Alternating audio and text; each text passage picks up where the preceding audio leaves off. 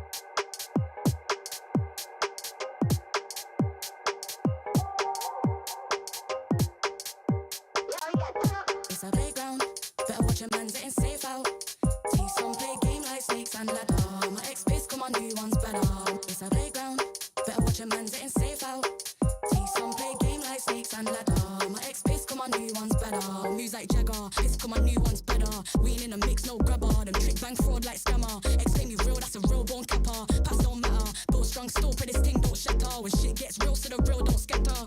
Got bread and batter, 4 hands on the bread like platter. Said it's cold out, they ain't back in beef, got the phones out.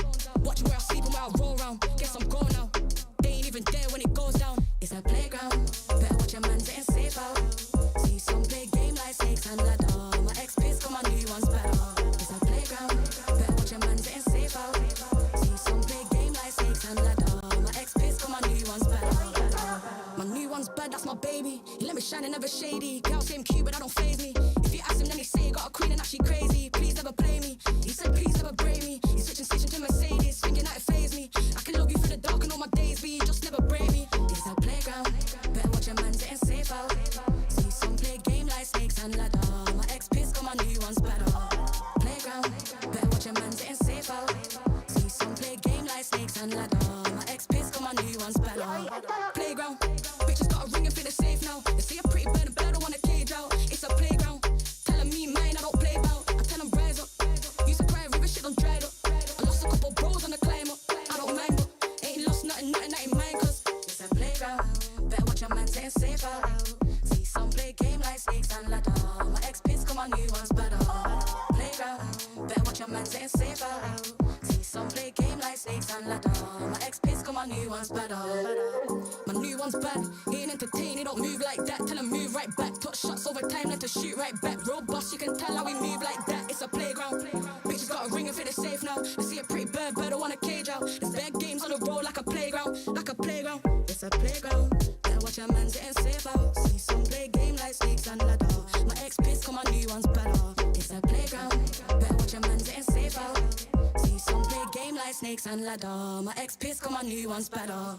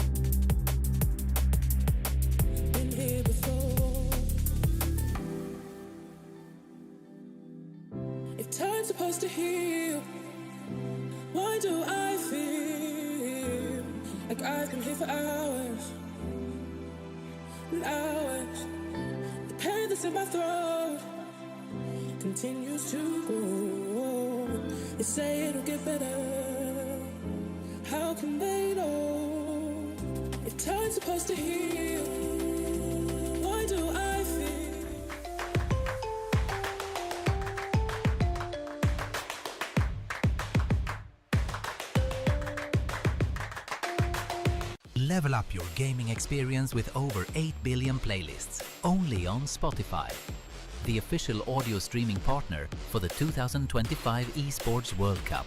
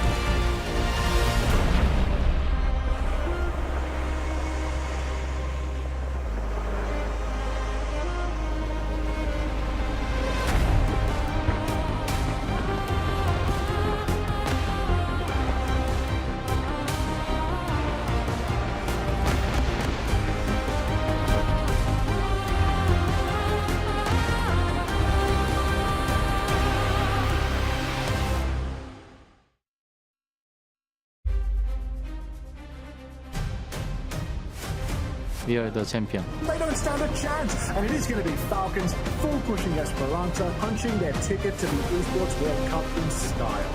We were undefeated in Stage 2 EMEA, and we are going to be undefeated here as well. And Alcancia are fighting back into this game. Shio's off the map now. Checkmate returns to the point as Alcancia will set up. There's nothing Proper can do against this. We always win. 터치가 됐어요. 터치가 공격! 리아기 치가 공격! We still hungry.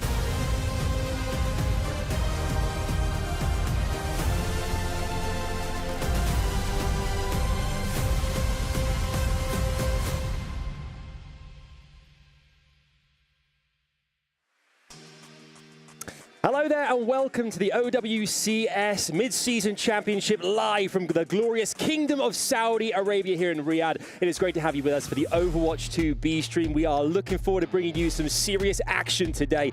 My name is Adam Savage. Great to be here as your host. I'm joined by the delectable, the almighty Wolf and ZP here as well, bringing you all the action and talking through each and every one of our matchups. Fellas, here we are. We made it. We're in Riyadh. That's right. We have Amazing. 16 teams here. We have teams from all over the world here. The best that Overwatch 2 has to offer. We have some clear favorites in this tournament, but with some shakeups, some changes to the meta that we're seeing right now, it's anyone's tournament to win. Sure is. Yeah, and most importantly, you got regional play that's been going on all the way in the lead up to this event, and now we get to see which region has really been on top of things, who has had the right read on the meta, and who is going to be on top at the end of it all. Indeed. You might be wondering who is actually competing here as well. Let's take a look at the teams taking part in this competition for you. Here they are. They're all ready and raring to go here. We've got the B stream and the A stream, of course, as well. But Wolf, lots of teams, regions all over the world here, but there are some favorites amongst them as well. We certainly do have some big favorites. I think Crazy Raccoon is the one that stands out to most, but you have teams like T1, AGAL. They're looking really good. Al-Qadiyah as well, also a team that a lot of people I think are sleeping on right now, but shouldn't be. And then also we have some Chinese representation here at this tournament as well. It's been a while since we've seen consistent representation from China, so teams like Weibo Gaming really looking to get into the thick of things. Yeah, and to me, the most interesting story to me is just Team Falcons and the fact that essentially they're Stage 2 not so good, but they decide, hey, we just got to show up for last chance qualifier, come on in, and a team in their situation would go, oh, they just barely got in. No, everyone is afraid of Team Falcons, and for good reason. Indeed. We're going to take a look now as well. Obviously, all the different teams here are competing in the Club Championship, the wider Club Championship as well. Let's find out a little bit more about that here as well. This is the Esports World Cup Club Championship, the ultimate cross-game competition that will crown the best esports club in the world. Let's break down how it works. Clubs will be able to compete at the Esports World Cup and as many titles as they can qualify for. The clubs will then earn points based on their placement in each title. To qualify for the Club Championship, a club will need a top 8 placement in at least 2 competitions. But to win the championship, a club must place first in at least 1 competition.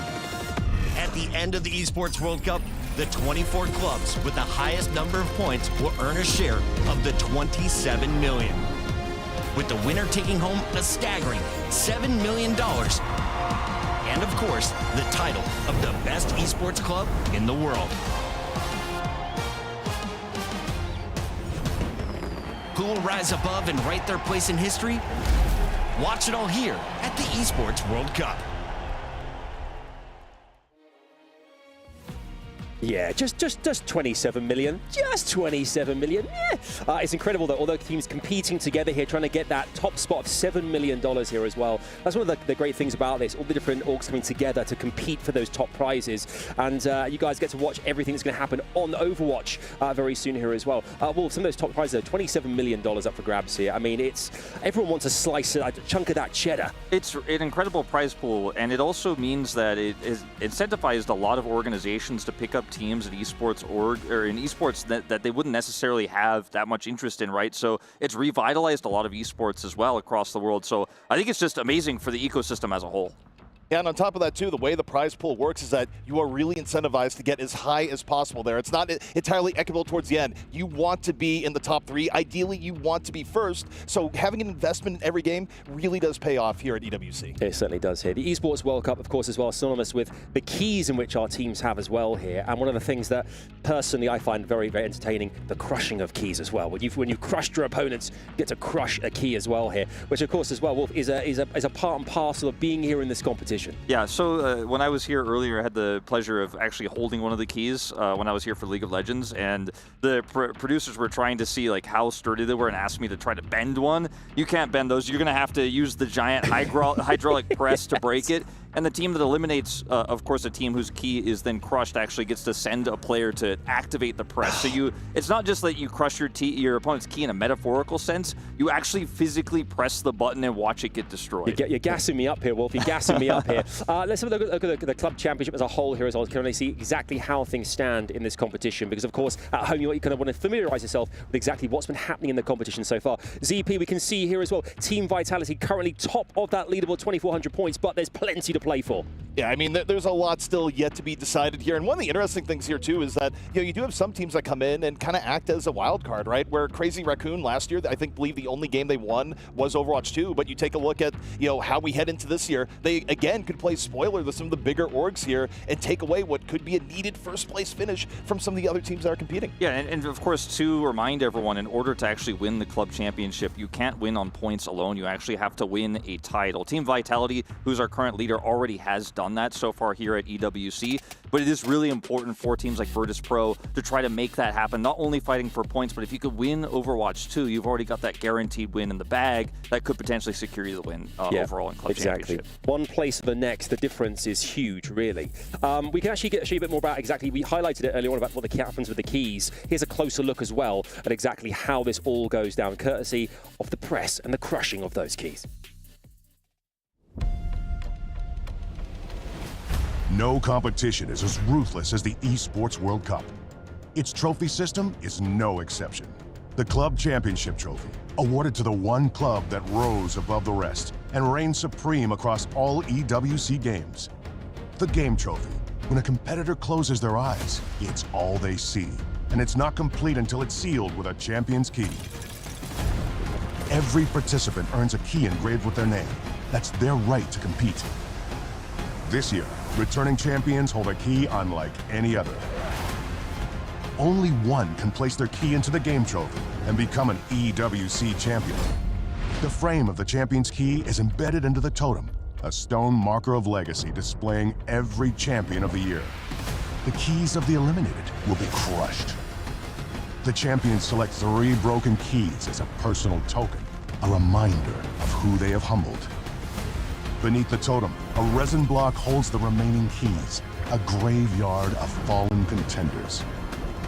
Will your dreams be broken or your name carved in gold and stone? At EWC, nothing is granted, everything is earned. And there it is, the trophy there as well, standing in the middle, the edge of the world in the desert there. Shout out to the voiceover guy as well. The epic nature of the tone there really set it for us here. As you can see, the key crushing is all part of this kind of bigger process here at the Esports World Cup, which is kind of makes it even more entertaining for the masses, you guys watching here at home. Yeah, I mean, it's pretty legendary that also if you are the champion, you get to choose 3 opponents that you may have faced. You don't necessarily have to pick the teams that you beat on the way through the bracket, but most teams do. But you could also pick a team from your region as well and kind of immortalize their story as well by grabbing the crushed keys. So there's so many layers to this. There's a ton of money on the line as well, but you get immortalized in that totem for Esports World Cup history. Also, the keys are kind of getting destroyed this year. Like in the video, they're a little bit bent, but they upgraded the key crusher to where we're just hearing stories like, oh yeah, they went to crush the key and it actually broke into like 4 different pieces. So it may be a little bit more scattered than what we saw in the video. This is true. This is true. Obviously, we're here for Overwatch 2. We've talked about it a little bit here. Let's go more kind of deep into exactly what is going to unfold very shortly here. Let's take a look at our tournament, I think, as well, exactly how this is going to go down and what this tournament looks like for you watching here at home as well here. We have our group stage first and foremost. Wolf, walk us through. So it's a GSL style format, which means that you have 4 teams in the group. Two teams will play against each other, then the other two teams will play against each other. Then after that, the winners will play against each other. The winner of that is the first person to get out of the group, the first team to get out of the group. And then, of course, the losers will play against each other. The first team to lose that match is the first eliminated, and then the loser of the winners match will play against the winner of the losers match in that final decider match. This will, of course, be played in first to 2 at first, so best of 3 essentially, and then later will be played in first to 3 for knockouts, so the best of 5 that you expect if you're an Overwatch fan.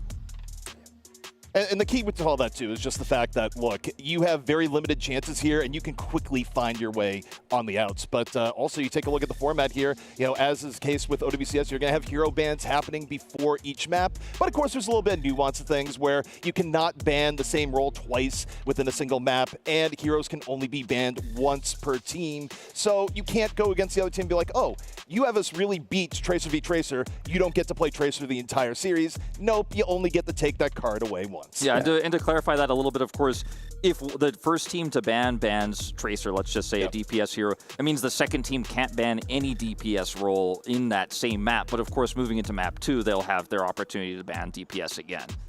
Gotcha. I mean, it's all going to unfold very shortly here, folks. You'll see exactly how the picking and banning goes. But what are they playing? We talked about the club championship. Now let's look at the pricing of Overwatch 2. And boy, oh boy, that's a lot. Big money. Cheese, baby. Big money, baby. $1 million here. I mean, Wolf, $1 million, $1 million bucks. This is incredible prize money. When you think about what the difference between, you know, making it to finals versus getting dropped out in the semifinals and having to play that third place match, you're looking at a bump of $80,000. But then winning the title itself, obviously club championship points aside, is a difference of $120,000. So winning the title is so much more important. You're not going to settle for making top 2. Yeah, that's right.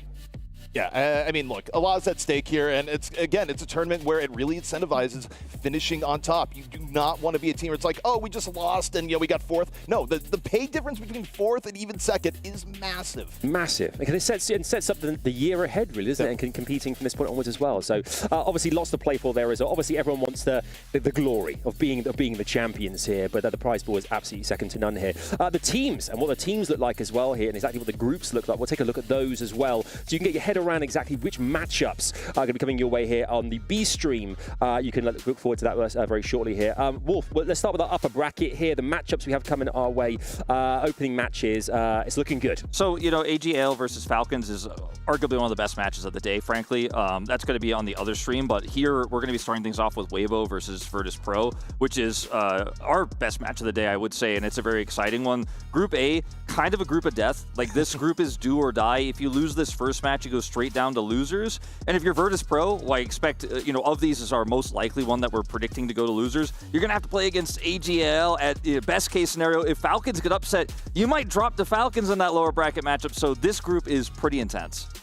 Yeah, I mean, the problem here is that you just have so little margin for error that you go, oh, we've lost a match that maybe was our most winnable match. And now the match that's coming up, it may be even more impossible. So really, everything matters. And the fact that's first to 2, I mean, look, we've never had control maps that quite matter this much. Yeah. Now, in Group B, Crazy Raccoon are the clear favorites, right? I mean, this is our defending champions, of course, of EWC. They have won so many titles since their rebrand. And, you know, this group has Vero in it, a team that's I'm very close with, very familiar with from Japan. I wouldn't say they're necessarily the favorites to beat Crazy Raccoon here. Maybe you're looking at Rock here or TL if they can upset there to actually challenge them. But this feels like a pretty set in stone group here for who's getting first place. I don't think CR is going to drop a game here. Yeah, I think you got a good point there. Absolutely. Looking forward to seeing that one. Group C as well here. ZP, we could have a bit of a cakewalk in our hands here. This could be over pretty quick. Yeah, I mean, this part of it does feel, as Wolf said for the last group we're looking at, kind of set in stone. I don't see QAD losing their match, nor do I see GK losing theirs. I mean, the GK-ZK match on paper may be one of the most lopsided matches of the entire group stage. I mean, we'll have to see. You know, players still have to play the game, and we've seen stranger upsets in Overwatch history, but on paper, this looks to be pretty straightforward. Okay.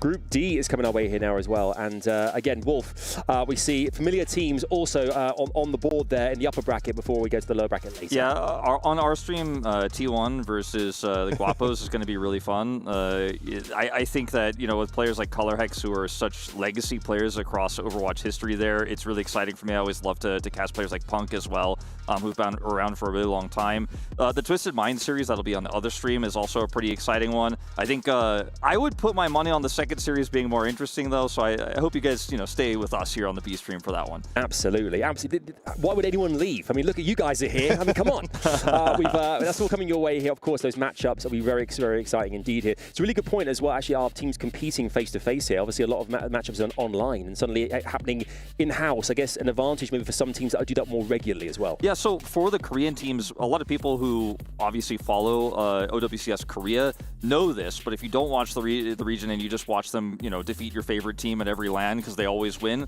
I mean, just straight up, they play on LAN every day. Like, their regular season matches that they play are in front of a live audience every single day. So a setup like this to them is incredibly familiar, whereas some teams may have played some LAN, but it's been a little while. Some players coming to this tournament have never played in a setting like this, where you actually have to bring your equipment, set it up here. There's a lot of camera people running around. You're used to just kind of playing in your house with your keyboard, maybe your cat's in your lap. It's not that kind of scenario here at EWC. I would also say, too, a lot of the Korean teams tend to be more of your veteran-heavy teams where you have players that have been in the Overwatch competitive ecosystem for some players as many as 7 years, right? So that goes all the way back to Overwatch League and having experience there with playing in live environments, whereas some of the other regions, as you know, mentioned, maybe players that don't have the same level of live experience because they just weren't playing Overwatch, you know, back in that time. So, you know, the difference in experience at live play, definitely pretty severe from team to team. Yeah, whatever happens, I mean, the Esports World Cup is an experience in itself here.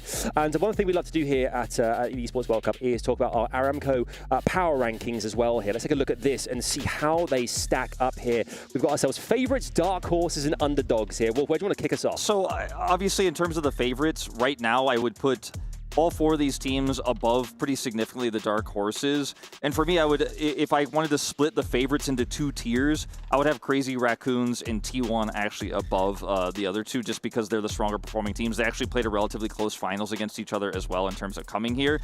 Dark horses, on the other hand, I think any of these teams with an overperformance could take a map off of the favorites, but the gap is pretty big, ZP.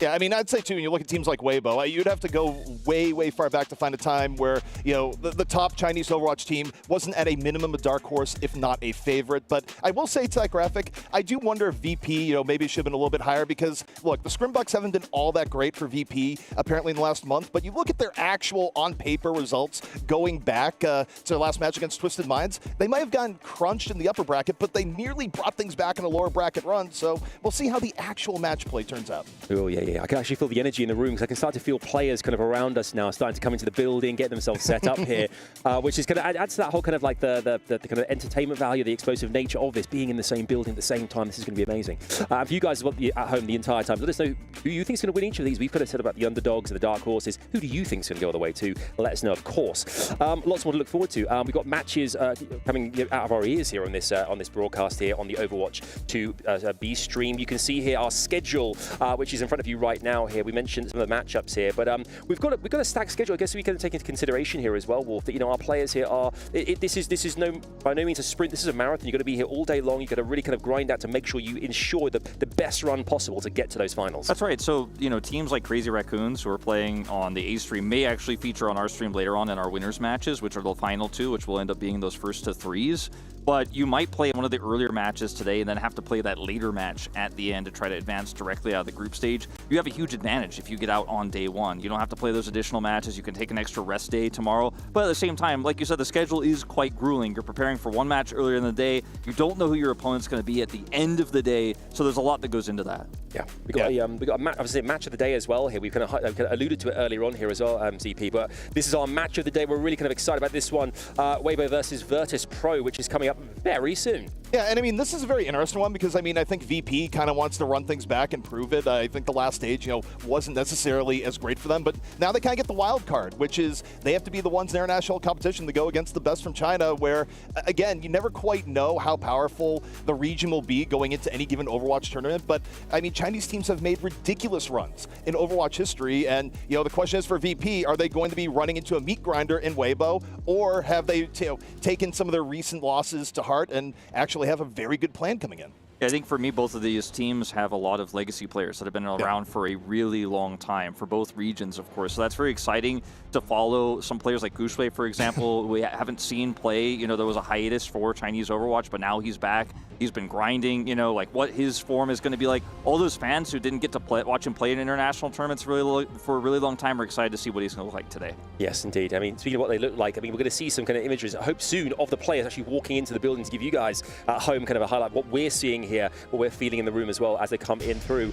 Here we go. You can see them right now arriving here, ZP, into the building. It's warm outside, hence the mouse mat going on their head. I think that makes a lot of sense. It's smart. Yeah, I mean, look, you do whatever you have to stay cool. Also, you threw me for a split second back in time where I thought you said we were about to see Soon walking into the building. I was like, whoa, whoa, whoa, whoa, whoa. what do you mean? He's back. We're not going that far back in Overwatch history, at least not for Soon today, ZP. But these players are looking pretty ready. Obviously, like you mentioned, it's very hot outside, but it's not a long walk from your transportation to actually get to the venue. But it is a hot one in that short distance that you do travel. You can see the fans that are blowing outside as well to try to keep everyone cool. Very air-conditioned in here, though. Very good player conditions. As you guys can see, they're going to be playing right behind us there on stage. I am hoping that we could see Virtus Pro actually go toe-to-toe with this team, because I think they have a roster that can compete with what we're going to see here from Weibo. These are legends, though. I mean, we're talking about Gushwei, Shy, Leave. You mentioned those three players. They're kind of the surviving all-stars, the remnants of the best that Chinese Overwatch had to offer. I mean, this is a stacked lineup. Yeah, I mean, first and foremost, I mean, you talk about players like Leave, where you think about moments of, okay, what is this player capable of? Anyone that's followed competitive Overwatch for any length of time knows that, look, especially in a live environment, Leave can hit periods where Leave just takes over the game. It's a meta where you're going to be able to play a lot of Tracer, and it's one of these cases where you could look and go, okay, Leave is just completely taken over, but also maybe not. I mean, there's a lot of variability and also veteran presence on their competition. I mean, Leave was an MVP candidate, right? In a Korean-dominated space. Gushwei, a candidate for top 5 in his position, right? In the tank role, in, again, a Korean-dominated space back in the Overwatch League. These players were always challenging for the top, and it's really exciting to see this roster. Also has some new blood in Mew and Monk as well from the Chinese scene. And, I mean, Weibo, this is a roster, again, that are more of a dark horse, I would say, than a favorite. But we're going to learn in this first series if maybe we should push them up in the tier list a little bit. Okay, can we do that? That'd be cool if we could. I think we can. Yeah.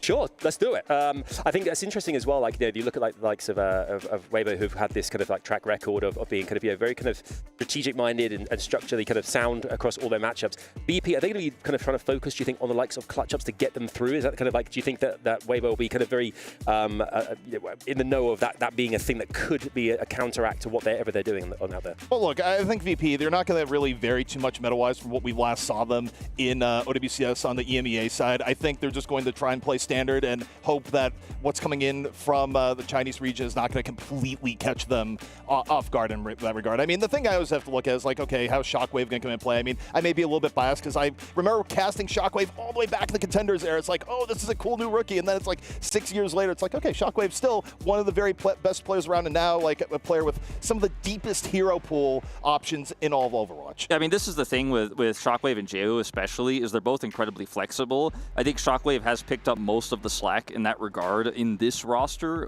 because he's just so incredibly flexible.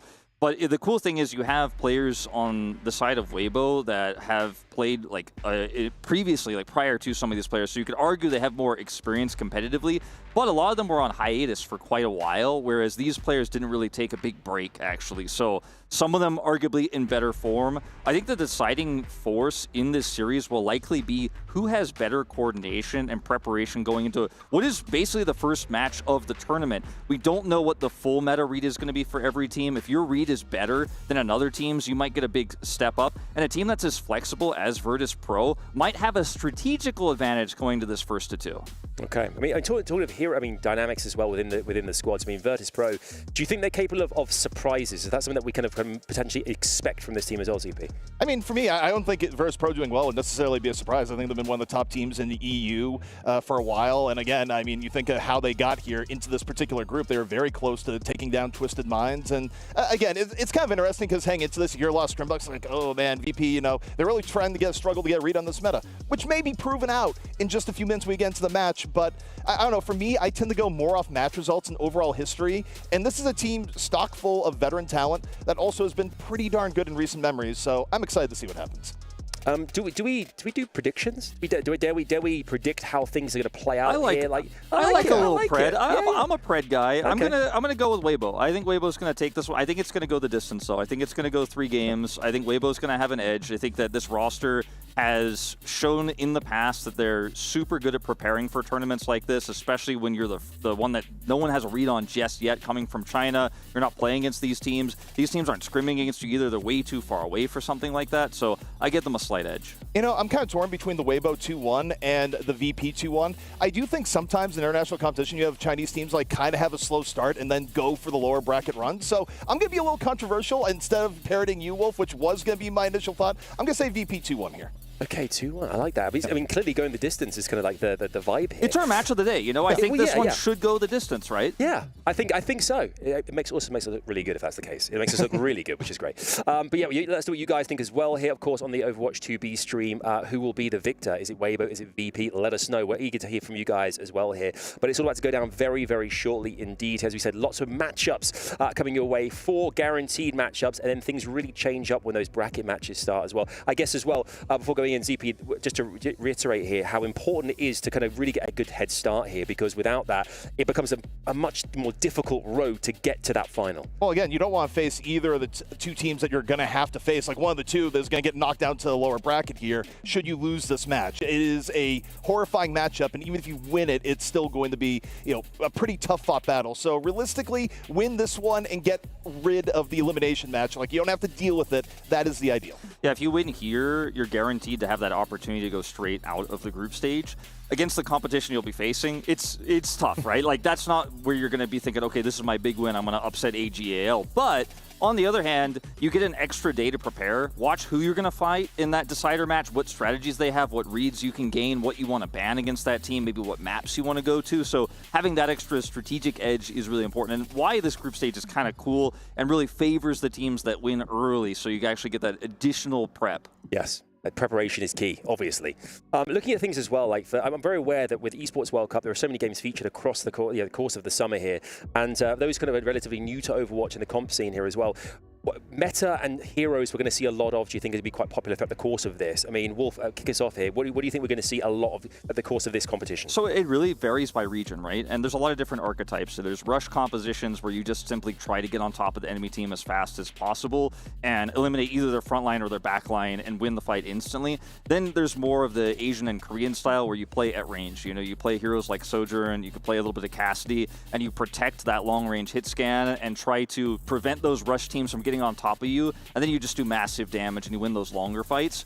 I'm expecting that maybe we see from Virtus Pro a little bit more of a mix-up. They're not going to play one style throughout this series. I think they're going to have a map-specific style on each and every game they play. Yeah, I mean, VP more so than, say, we're likely to expect from Weibo, right? It's more willing to go okay, Shockwave, you get to go play the Venture now. But on the same note, they're also very comfortable doing more bread and butter, which is running a lot of Freya, which basically every team does to an extent, running Tracer constantly. They have a lot of different looks, but yeah, I mean, if we go out into Control and it's a setup where we have Shockwave coming out on Venture, also not going to be too surprised. Yeah, and let me ask you guys as well, before we actually go into the match, experience here at Riyadh. We've talked about the Esports World Cup being here in Riyadh as well. What an amazing place. Actually looking at my eyeline right now, there's cosplayers outside, there's all sorts of stuff happening on the boulevard where we are right now as well. What's the experience been like? Have you kind of enjoyed having the players around us and the kind of the being here and the hype around Overwatch as well? For me, the most exciting part about being in Riyadh, it's my 3rd time here, is that for so many of the Saudis that are here to actually come and watch the games live,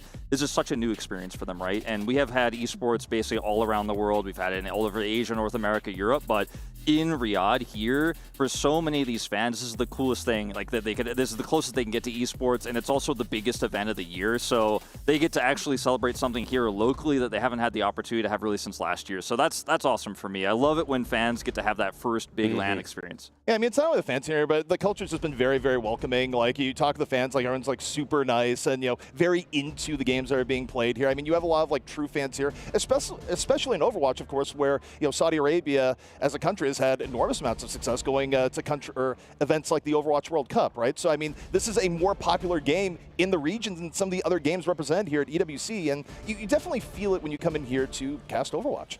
Yeah, indeed. And I think you see the players now kind of getting themselves ready. We're just a few minutes away, we think, as well, of that first matchup kicking off here. We've got Weibo versus VP, which is going to be, you know, we said a match of the day for us. We're excited about this as well here. Players as well, looking at like the player cams here, there is a calmness in the air. We can feel this as well here. Obviously, we're only a stone's throw away, as Wolf alluded to as well. There is a calmness about our players, and which is a good sign, Wolf. It's a good sign. Yeah. You know, right now, you know, for those who aren't that familiar with professional Overwatch or just professional esports in general, you can see that mouse movement there. This is the time where coaching staff getting final checks ready, the bans are being decided, a lot of map discussion is happening here. You know, the fist bumps, right? The big get ready for the match, the Jayo, which is basically the Chinese version of fighting, if you've heard that from the Korean scene. It's basically just like a let's go team moment.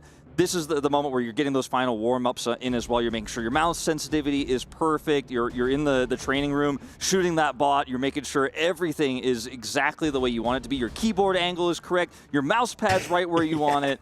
That's where these guys are at right now. You know, also, as I'm staring at the VP logo, I just realized on a personal level, I cannot escape Virtus Pro. Like, in all the games I've been involved with in recent memory, I'm just always looking at the Virtus Pro bear. It doesn't matter.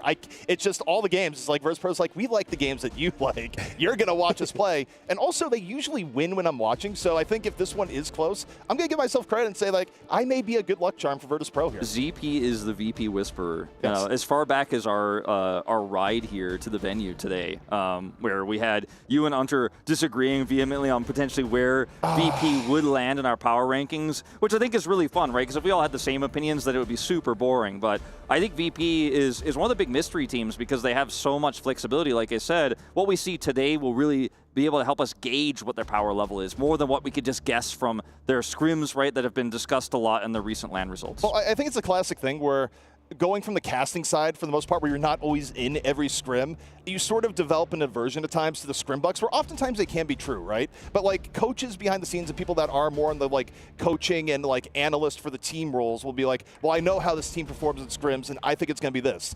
But then as a caster, you have all these moments where you go, but wait, this is not the actual real results. Like, your scrim bucks are one thing, but when the teams actually play the game live on stage, you get a different result. And for me, I look at VP and I go, okay, I respect like some of the intel that's been coming out here, but also I think that there's also room for a bounce back, especially in a live environment.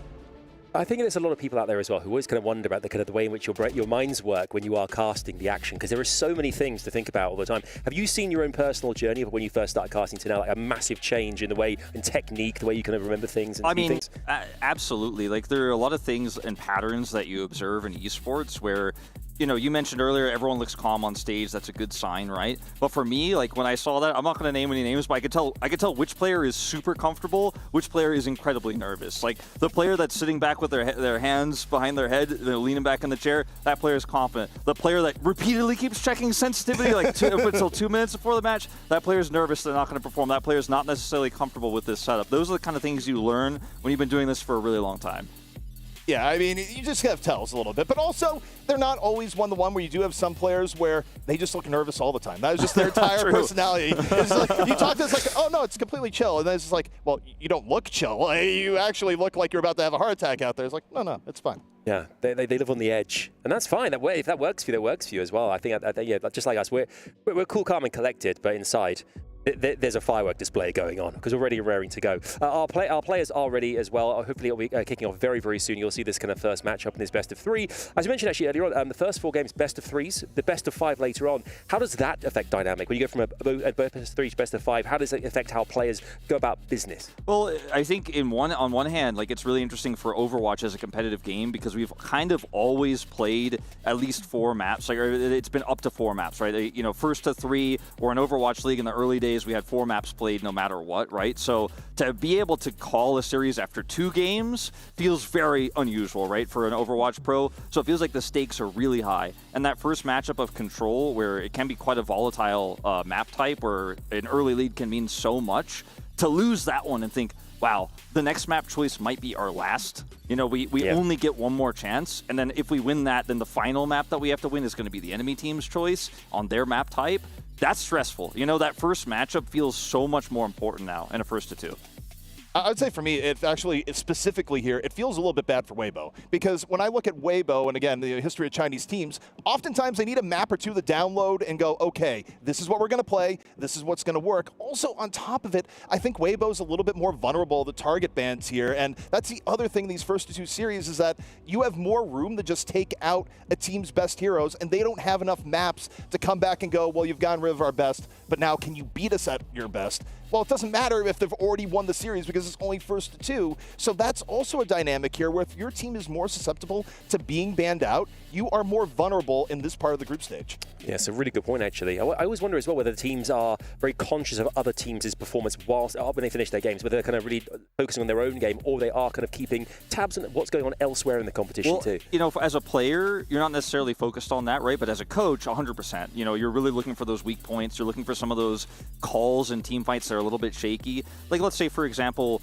Lucio player on your team seems to have an issue with timing his sound barriers or is extremely greedy. Like, he wants to time it perfectly. It goes at the very, you know, there's some Ajax situation happening. I was actually thinking of Ajax. Like, he brought me back from it. I was just like, yep. Of course, Ajax famous for being canceled while trying to cast his sound barrier. It's an ultimate that gives you a massive shield, right? It helps you win team fights. It's one of the most iconic ultimates in Overwatch, right?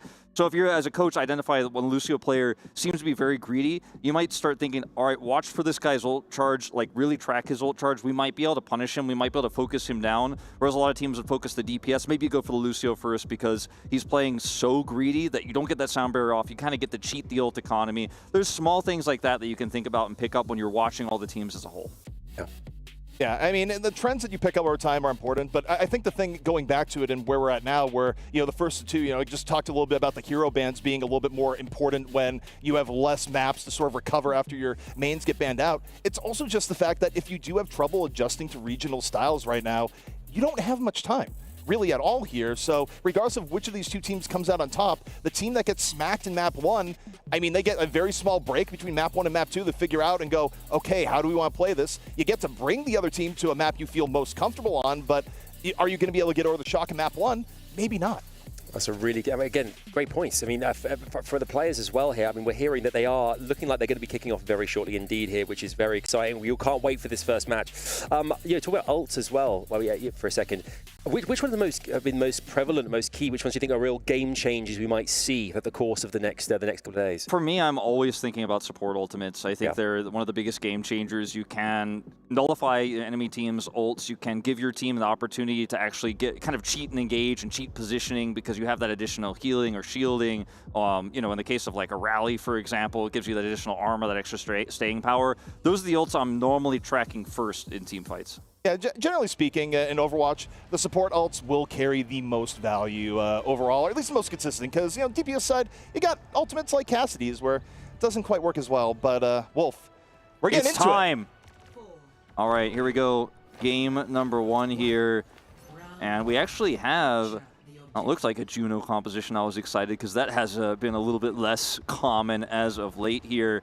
As we move into this one, is going to be actually a Sojourn Tracer composition here with the Hazard out of Weibo, and Virtus Pro actually opting for the Kiriko version of this here with the Orisa. You know, it's a little bit surprising. You know, we didn't get a chance to go over bans. We're seeing them here. You know, a lot of people thought maybe you ban the Hazard, and VP instead, they decide, actually, we're going to ban the Winston here. So, interesting setup here, but first fight, Wolf about to be underway. Well, VP, better positioning right now on the point. Weibo working around the outskirts. Yeah, with Pistola here on this Orisa, his composition is super sturdy here. You can see Shy struggling to actually get those headshots in and get that elimination. Fixa will escape, but this is looking really, really good here in terms of compositional matchups for Weibo. Well, it was looking good, and then Pistola went down, and suddenly the floodgates open. Weibo, 2 opening pickoffs here, and that's so tragic for VP, Wolf, because it was at 99% to cap. They don't even get the stall to get extra percentage on the point. And on control, when you're running a composition like with Vistola's Orisa here, having that Batiste gives you a lot of extra staying power and healing output, as well as the ability to use that immortality field to survive long enough to get that armor back. And with the Kiriko, you're just a little bit more limited in that regard. So very difficult to hold on to the point here. In terms of ult charge, relatively even. If Virtus Pro can get a fast retake here, they can get that momentum back very quickly as Vistola playing on the edge. Yeah, I mean, it's going to be the last opportunity to have more of a neutral fight. Vistola moving on in, looking for Gushue. Gushue is going to wall climb his way out of danger. His VP look to get their way in. Looking at Leave right now. Pulse Bomb soon to be ready. Poking on the outskirts. Pulse Bomb ready to go. Leave with options now. Tracer v Tracer. Meanwhile, Shockwave getting caught on the outskirts. VP down one. Wavo still looking relatively healthy here, Wolf, and it may be another reset. Yeah, it was a little bit of a frantic fight there for Leave after he lost his recall. Wasn't able to actually focus down a single target, but it's a heroic play from Mew, who actually gets into the backline there, assassinates Shockwave there with the dive. Some of that damage coming through from Shy that actually wins them the fight. It's a massive ult advantage here for Mew versus Fixa. They may even look for a fight off the point here using the sound barrier advantage that they have. They can even use the Kiriko Rush for the engage. Fixa has been poor this game in terms of ult. It has not been great on the other side, and now VP, they just need to drain some ults out of Weibo, if nothing else. We'll see how this goes. VP opening up here with the Kitsune Rush, looking for the opportunity. Weibo right now holding lead, Pulse Bomb over. Not gonna get much out of it at the beginning. Both teams go back for a Shy. Working on the outskirts. Monkey able to find Jwoo in the interlude. Both teams down here, one Wolf. We'll see if Weibo is able to hold on. All the while, percentage still going up. Big advantage Shockwave there. The fact that Shy dies first and he actually gets more value out of his overclock saves a team fight here for Virtus Pro that looked surely lost at the outset. Huge plays from Shockwave. He got an opportunity. He certainly did not miss.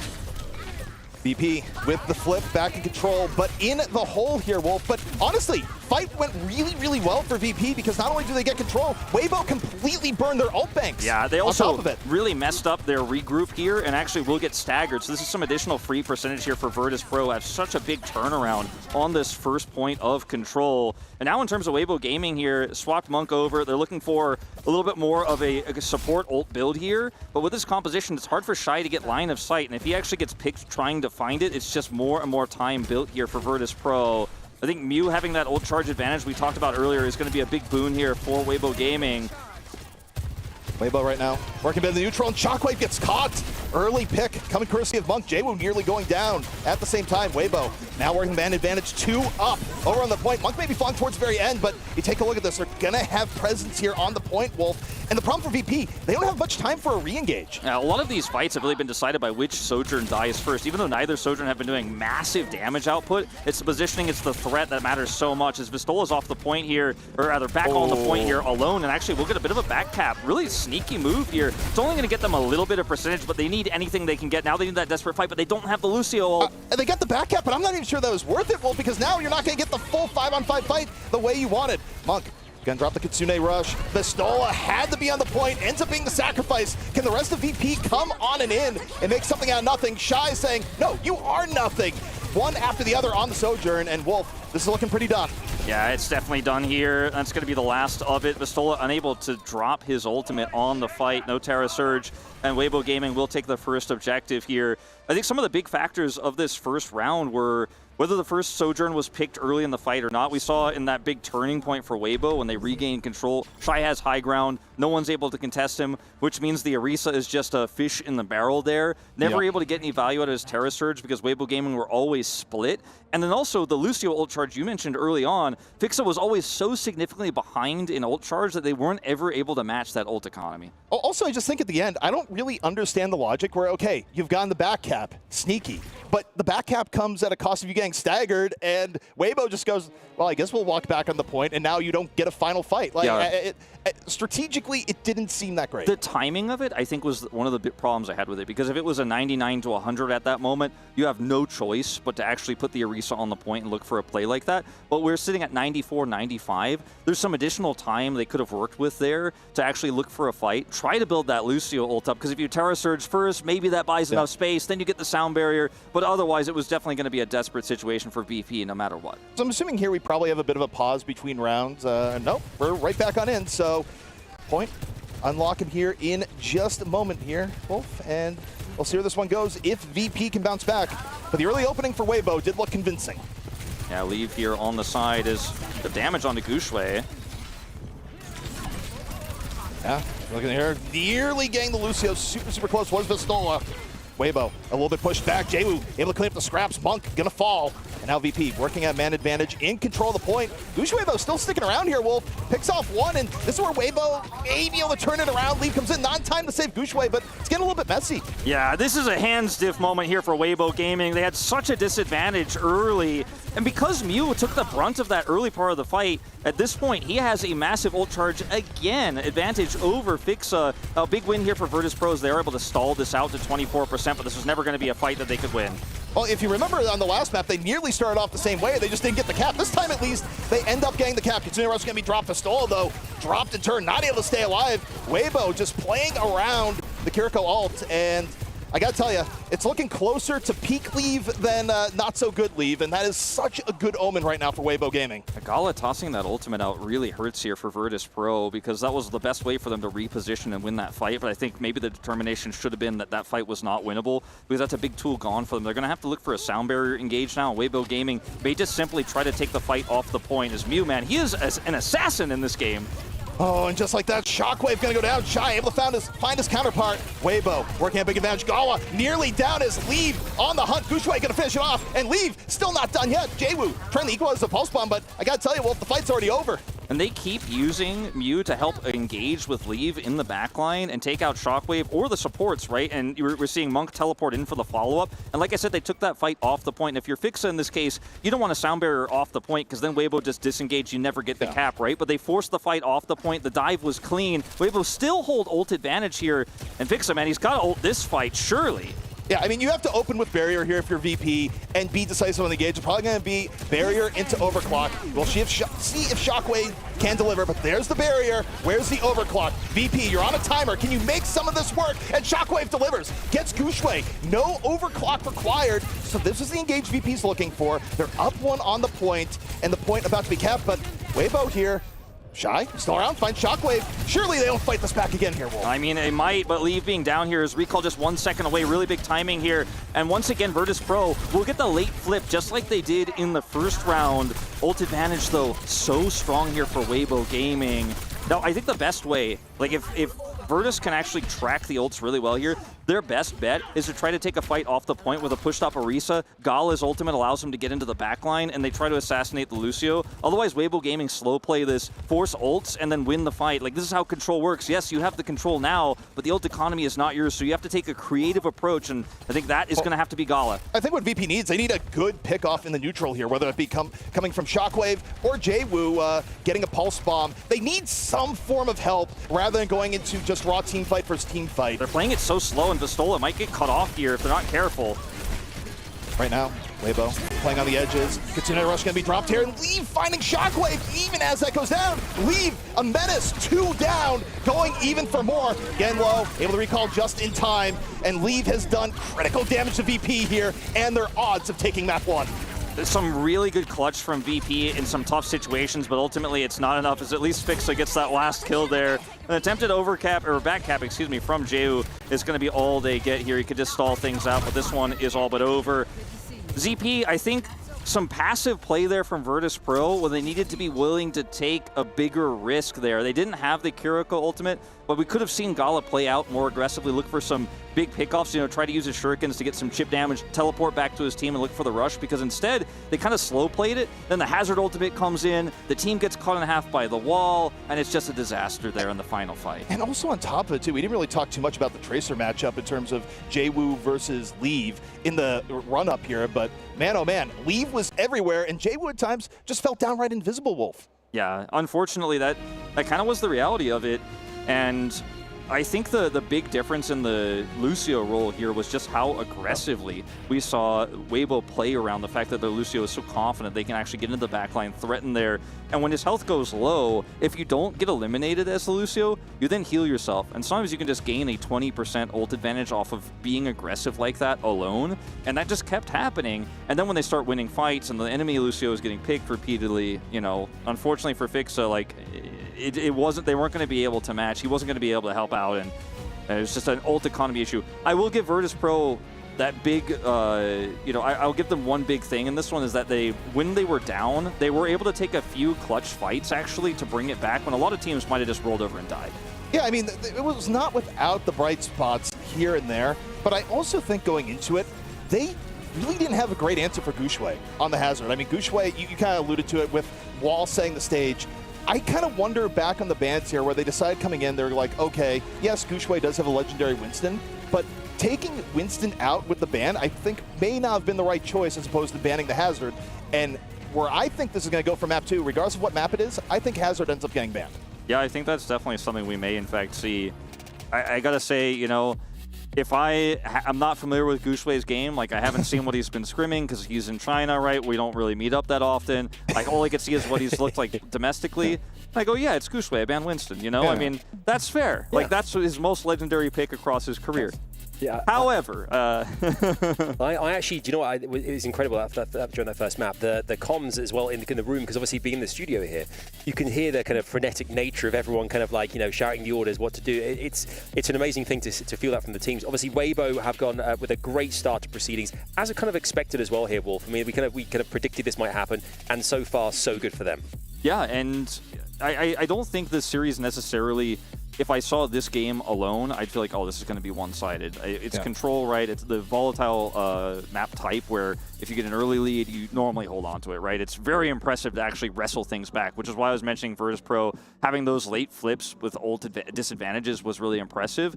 The problem is this is a first to 2, and momentum-wise now you're really in the gutter because you know that this is your last map pick. Yeah. I think the only saving grace here, I think if this were a first to 3, I would think VP is probably done here. I think the fact that it's first to 2, there's still opportunities that they can get to just off the power of banning the right things, and also in the next being able to go to a map of their choice. VP is still a pretty historically flexible team with pocket strategies, so the world where like VP comes back on map 2, especially with a combination of their own map plus a good target ban, and then they're able to go from map 2 into banning something relevant on map 3 and catching Weibo off guard, it's not impossible. But on the same note, from the eye test, Weibo just looked mechanically far superior, even in spite of whatever hero matchups, hero differences you wanted to bring up there. What is Virtus Pro's way in which they kind of counteract whatever Weibo might have up their sleeve in this next match as well? I mean, obviously, they need to do something.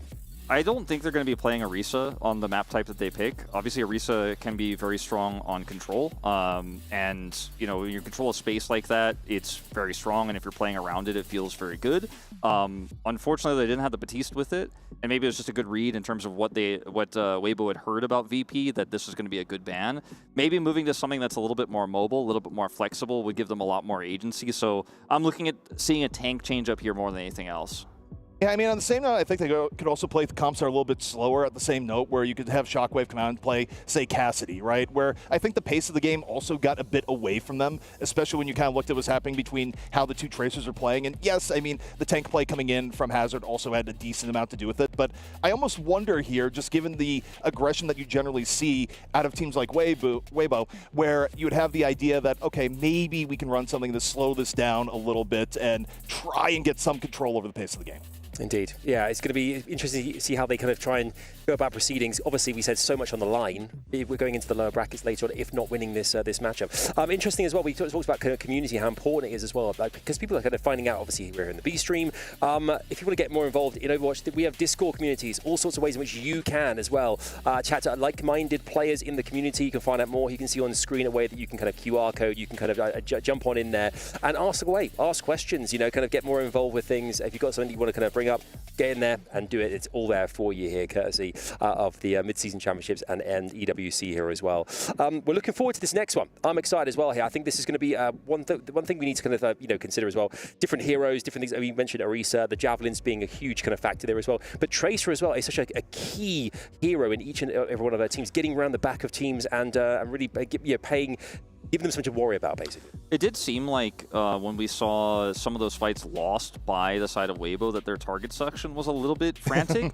We were watching some Tracer first-person view where we're shooting the tank a little bit. We're kind of moving over to the support a little bit. We're like, where's the Sojourn? Especially when Recall was down, they were playing incredibly safe. So maybe that's something that could be punished. It's, again, always hard to punish Tracer because she's so mobile. She has so much safety. And oftentimes saying, I know my strategy is to win the Tracer 1v1 is not something that's actually a strategy. Like, often it's just mechanically, is he better than you, or do you get a little bit lucky, or is your team better coordinated around that? I don't think Tracer is something that needs to be banned or anything like that for either of these teams. I think the focus is more about composition overall as a whole. Yeah, I mean, there's a whole supporting cast behind it, and also I think both teams are relatively confident in their Tracer play, and though it was a really, really good game for Leave, does it hit the criteria of the team comms after just being like, okay, guys, we actually can't deal with him. He's a monster. Like, we actually just have to ban this. Like, get rid of it. I think they're going to go to more of the supporting pieces that helped make it happen. In this case, I think the Hazard is going to be banned heading into the next map from VP. I think they were already on the wavelength of tank bans. I think maybe, again, you think about Gushue historically, go ban the Winston. No, in this case, I think you probably ban the Hazard and go from there. And, okay, maybe in the next map, if they still feel like there's a big Tracer difference going on, if that is actually the read, maybe they could come in with the third map, but I don't necessarily think we're going to go down that road. Something to consider is that because they ban Winston for control, they now can no longer ban Winston for the rest of the series. Yep. So you want to pick a map where Winston is less powerful, right? And a map that Gushue is less likely to pick it if you're really concerned about that. So that's another edge that you might consider. On the other side of things, the Batiste is now available, so depending on what kind of composition they're looking to run Virtus Pro, they might want to run something with the Orisa. Again, if they're given the opportunity to play a map where that's still strong, like they could take us to Shambhala Monastery, for example, if they wanted to run an Orisa comp there. Even like running Reaper. That's a bit fringe right now. I'm not trying to predict that, but like this is a team that is very flexible, and if they have a unique strategy, you're already down 0-1 in this series. And frankly, like we've talked about so much today, you don't want to drop down to that loser's matchup. Maybe you wanted to save a strategy for a little bit later in the tournament, but maybe the coaching staff right now considering this is the time to pull it out.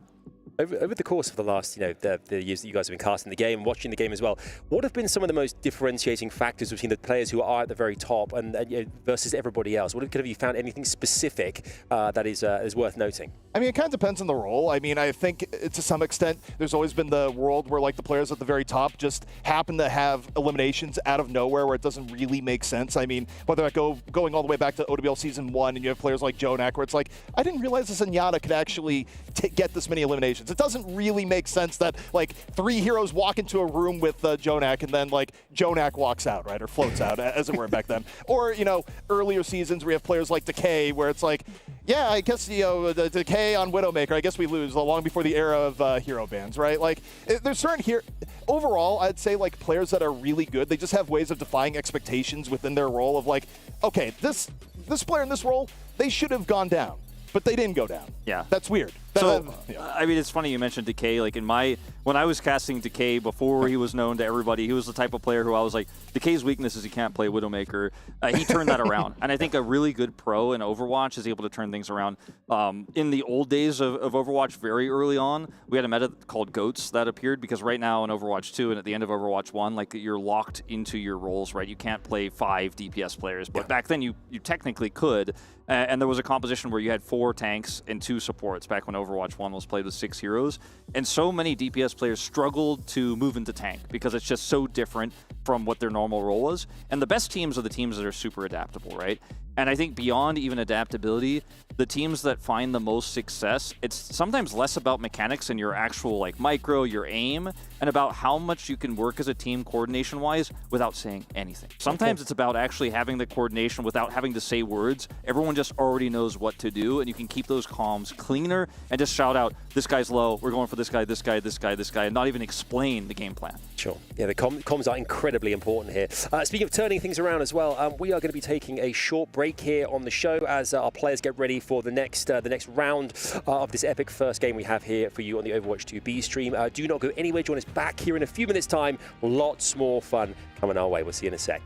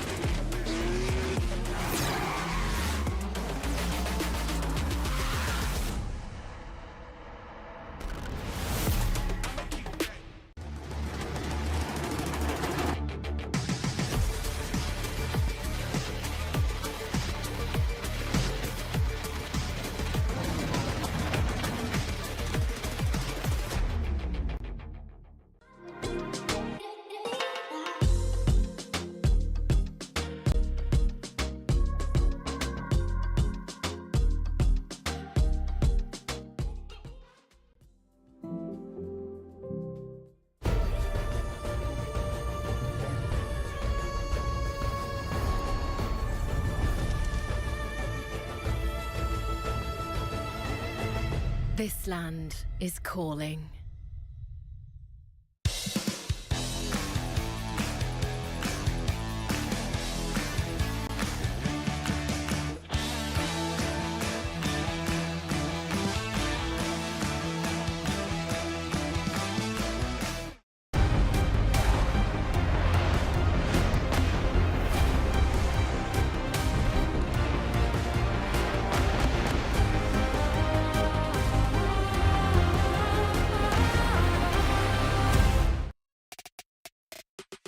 Hello there, and welcome back to the OWCS Midseason Championship live here from EWC in Riyadh, Saudi Arabia. Great to have you with us for the Overwatch 2 B stream. It's me, Adam, again, of course, joined by Wolf and ZP as we anticipate what's going to be a great next map, second map coming our way between Weibo and VP very, very soon. I guess a recap of what's happened thus far in our first map as we wait for our players to get themselves sorted for this next map. Weibo, a strong start to proceedings. It was kind of what we kind of assumed might happen, and they delivered on the promise of having a great start. Yeah, it was a 2-0 start on control. VP fighting back a little bit, but overall it felt like a pretty dominant performance, but not so dominant that it feels hopeless. You know, we have seen 100-0s, 100-0 control maps where it's like, oh man, they didn't win a single team fight. Like, they did fight back, and I am hoping that in terms of bans and map choice here, Virtus Pro have a good plan. Yeah, I mean, VP, this is where if there's any weakness, Weibo would come in the idea of like banning things out that they may be a little bit overly reliant on, or on the same note, you know, just going to a map that they feel comfortable on. They have, you know, unique pocket strategies. But what's kind of interesting here is that we believe they're doing a tank substitution, so they're taking Vistola out, and they're likely going to be moving then to playing a Hazard mirror, is how I'm kind of reading this maneuver, as opposed to anything else. So I thought that maybe they come in and they'd ban the Hazard. I think they might just be going, okay, we'll just play it too. If I'm not mistaken, bans happen after player subs in this tournament, so that would be a pretty risky move as well. Like, if you're able to read that, then Weibo can read that as well, right? Depending on what the ban priority is, because obviously if Virtus Pro are reading that and they have first ban, then they ban a tank and then you can't ban the Hazard. Like, there's some metagaming that can happen that goes into this, but I always get a little bit concerned when I see tank substitutions, because it means that the enemy team already is able to read very quickly you're going to change your style, and they're sitting there talking like, what are we going to play into this? It seems pretty obvious they're going to be trying to run the Hazard mirror, so what's our response to Hazard? Maybe we don't play the Hazard mirror, maybe we play something completely different and throw them off.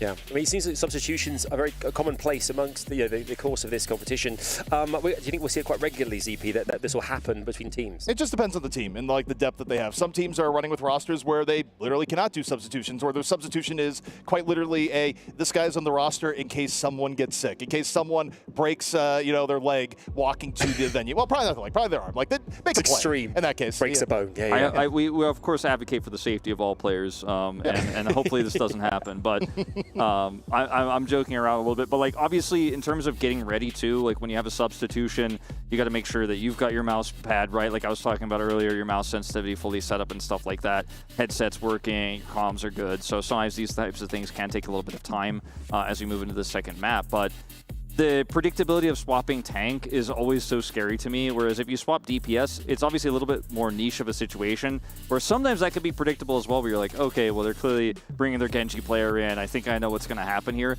But sometimes players prepare a specific strategy that's not meta, and you bring a DPS in, it's harder to read and know for sure what's going to happen. Whereas this one, if you're correct in terms of the tank sub and the Hazard to come through, like, that's a little bit worrying in terms of how easy it is for Weibo to kind of prep something through. Well, I guess they could prep on the same, though. It's like, I think they may be calling the bluff of going, it's like, well, we know you guys love playing Hazard, so we don't think that you're going to cut off your nose to spite your face and be like, you brought him in to play Hazard, therefore we will ban Hazard with our own ban. It's like, I think in this case, they're probably, the read is more, they will just play the mirror, we will play the mirror, it'll go from there. But you're not wrong, Wolf, and the idea is that if we can see it, they can see it, and in theory, you could game plan about it on your own time. And if we do talk about, like, let's just say no bans happen that ruin the mirror. Like, we're assuming both teams can play the same heroes that we saw on that control map. Maybe I'm worried that actually Weibo's just better at it than they are, and things could actually get worse. So I'm kind of like, I'm worried about your read, ZP. I don't think it's a bad read, but it makes me feel better about potentially a Weibo 2-0 here. Yeah. All right, here we go. All right, moving in, and okay, Vistola is still in on It's tank. Ice is coming in on DPS. Yes. So, okay, they're going to swap it around a bit, so it's not quite the substitution we may have thought was coming on in, and we'll see how this one goes on Circuit. But Circuit was kind of interesting. We were talking about Hunter in the car over. He's like, yeah, I think if VP gets in trouble, they may bring it over the Circuit. And Hunter was right. I'll give him the props here on cast. So it is going to be attack first here for Virtus Pro, so Ice will look for a pop-up shot. Likely will swap afterwards. You can run Widow Sojourn, but I don't think that will actually be the game plan here.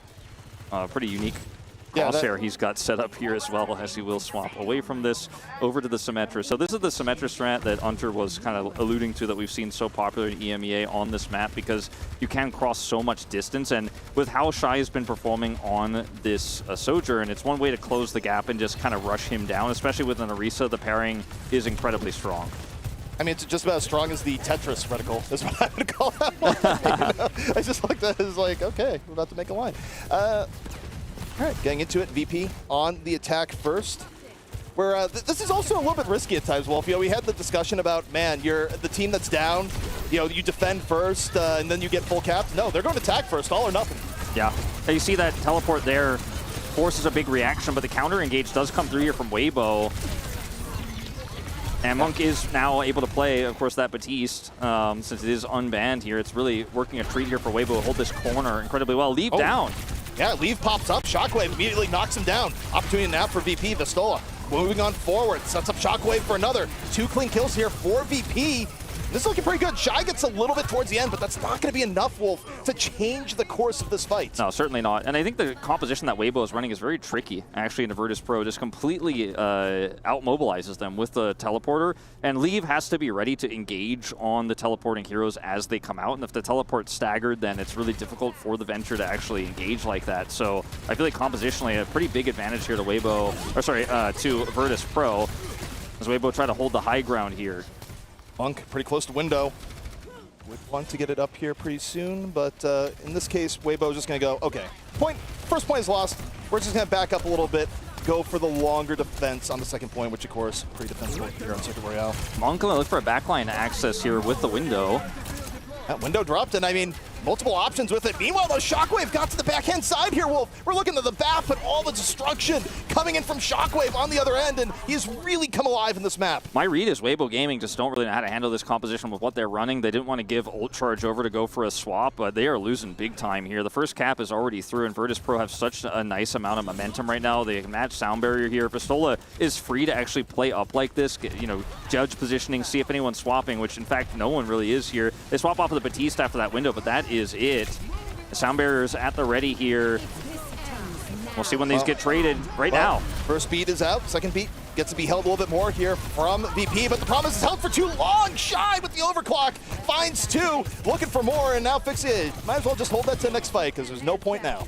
Yeah, it does give them the edge for the next fight, and I think this is an intentional choice here. Weibo Gaming actually had a bit of a split beat there. Mew played it so safely that, in fact, it didn't even necessarily hit the entire front line there for Weibo Gaming, but it still didn't matter. They still are able to win because they had their barrier, but now, Virtus Pro, with the time bank they have, feel pretty comfortable pushing up here and going for that second push. They also have the Symmetra ultimate, which can cut the fight in half. So this is a really big opportunity here for Virtus Pro to get the second cap.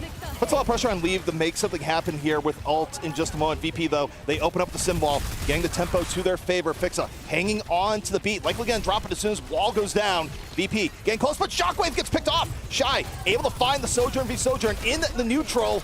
And just like that, you got Weibo Gaming a little bit ahead right now on the point. Well, he's looking back for and forth. Yeah, he's still going for it. Vistola over and in.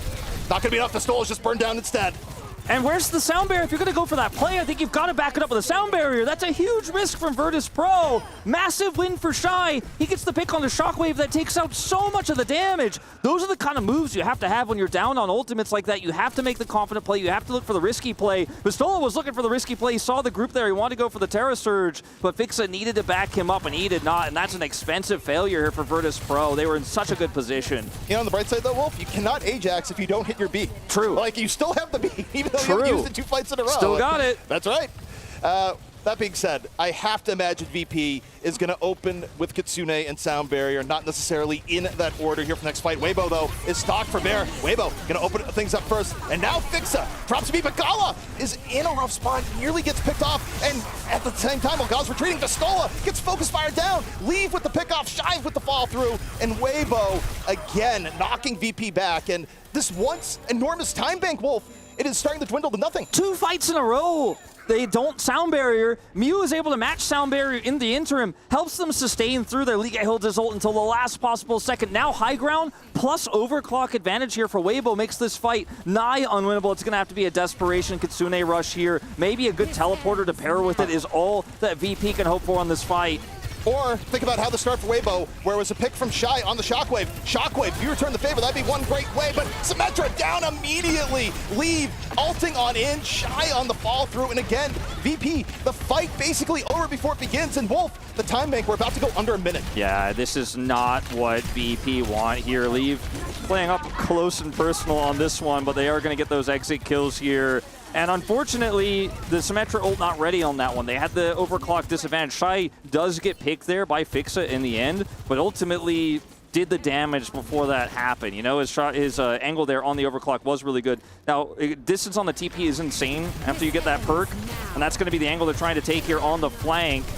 Shockwave trying to make something happen. Symmetra, though, going to fall immediately, and Shockwave gets one off the overclock, but is immediately punished. Still, trade-outs here from VP. Most promising fight they've had so far. A lot of it can have to be done in the neutral here. Vistola dropping the reset, a little bit more space created.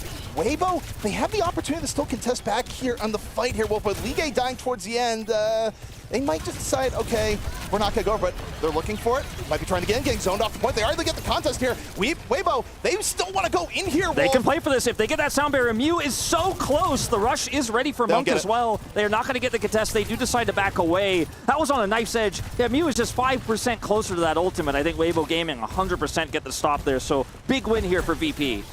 It's a win for VP, but on the same note, talk about a loss where they had such a good time bank going the second, and now they are playing from behind all the time off the clock. And Weibo, again, dumping ults into the fray. Shy with 2. And this is really just the Kitsune rush alone that Weibo Gaming win this fight on. They back away. This is why they make the call not to contest there, because it would have been a last-minute contest. They possibly could have trickled through and given so much distance over to VP. Instead, they take the fight they want. They play through distance. They have an ult-efficient fight. Now they have sound barrier to back this up, and the cart is completely in Weibo's control. VP right now getting pressured before even getting a chance for a clean fight. They have to pop the sim wall under pressure, trying to turn it into an advantage right now. Weibo, though, just able to disengage pretty cleanly here. Shockwave under pressure, in danger. Shy moving on in with the overclock. Vistola already down. More railgun shots coming out. Shy connects. Shockwave down, and down the 40 seconds for VP, and what could be ominously close to a lower bracket departure, Wolf. Yeah, unfortunately here for the side of Virtus Pro, it just feels like the Lucio difference in terms of impact here is quite high, but the coordination for Weibo is so good. Leave has Tectonic Shock. He's on that flank. He's getting focused by Ice on the Symmetra, but he's still able to survive there, knowing he can communicate with Mew, the positioning he's in, the situation he's in. Liga doesn't have to ult either. And Virtus Pro, I mean, they have the ults to win this fight here in the longer fight with the Kitsune Rush and the Terra Surge, but it's going to be so desperate. I mean, Sim getting picked off that early, I mean, it takes the wind out of your sails. VP now have to turn this round 4v5. Annihilation comes out for Ligue, is punished. Opportunity here for VP. Kitsune was used, Gawa is down. We are in overtime. Overtime spawns are a thing if VP can just chip away a little bit. Vistola staying alive here on the point. He has to be patient. Yes, and he's creating time right now, Wolf. Is Shockwave able to find Monk? There's a little bit of life in VP yet. Yeah, that armor he gets back there with Gala's help allows him to hold the cart there, absorb the pressure. They get that pick. He holds the Terra Surge for this corner play. There's still a chance here for VP to finish the map. Has to be clutch, and it has to be now. Oh, Shy's in danger. Shy nearly getting picked off, just barely able to get away. VP, more on their side right now. An overtime surge in progress. Shockwave dropping the overclock. Shockwave, do you have anything in your sights right now? He's looking, but right now, you just see Weibo Gaming taking cover, disengaging properly. Kitsune Rush was used in the interim. And now VP right now just keep moving forward in overtime, but both teams at 5v5. Everyone keep your eyes on those sound barriers. FACEIT has his first. He wants to use it second, though. I think that's going to be what determines it. And Shy may snipe him before he can use it. He has to use it early, and that's a barrier second from Mew. Yes, however, they got Ligue down at the same time. The barrier wasn't in time to take down Ligue, so there's no opportunity for VP with the tank advantage. Able to find Monk.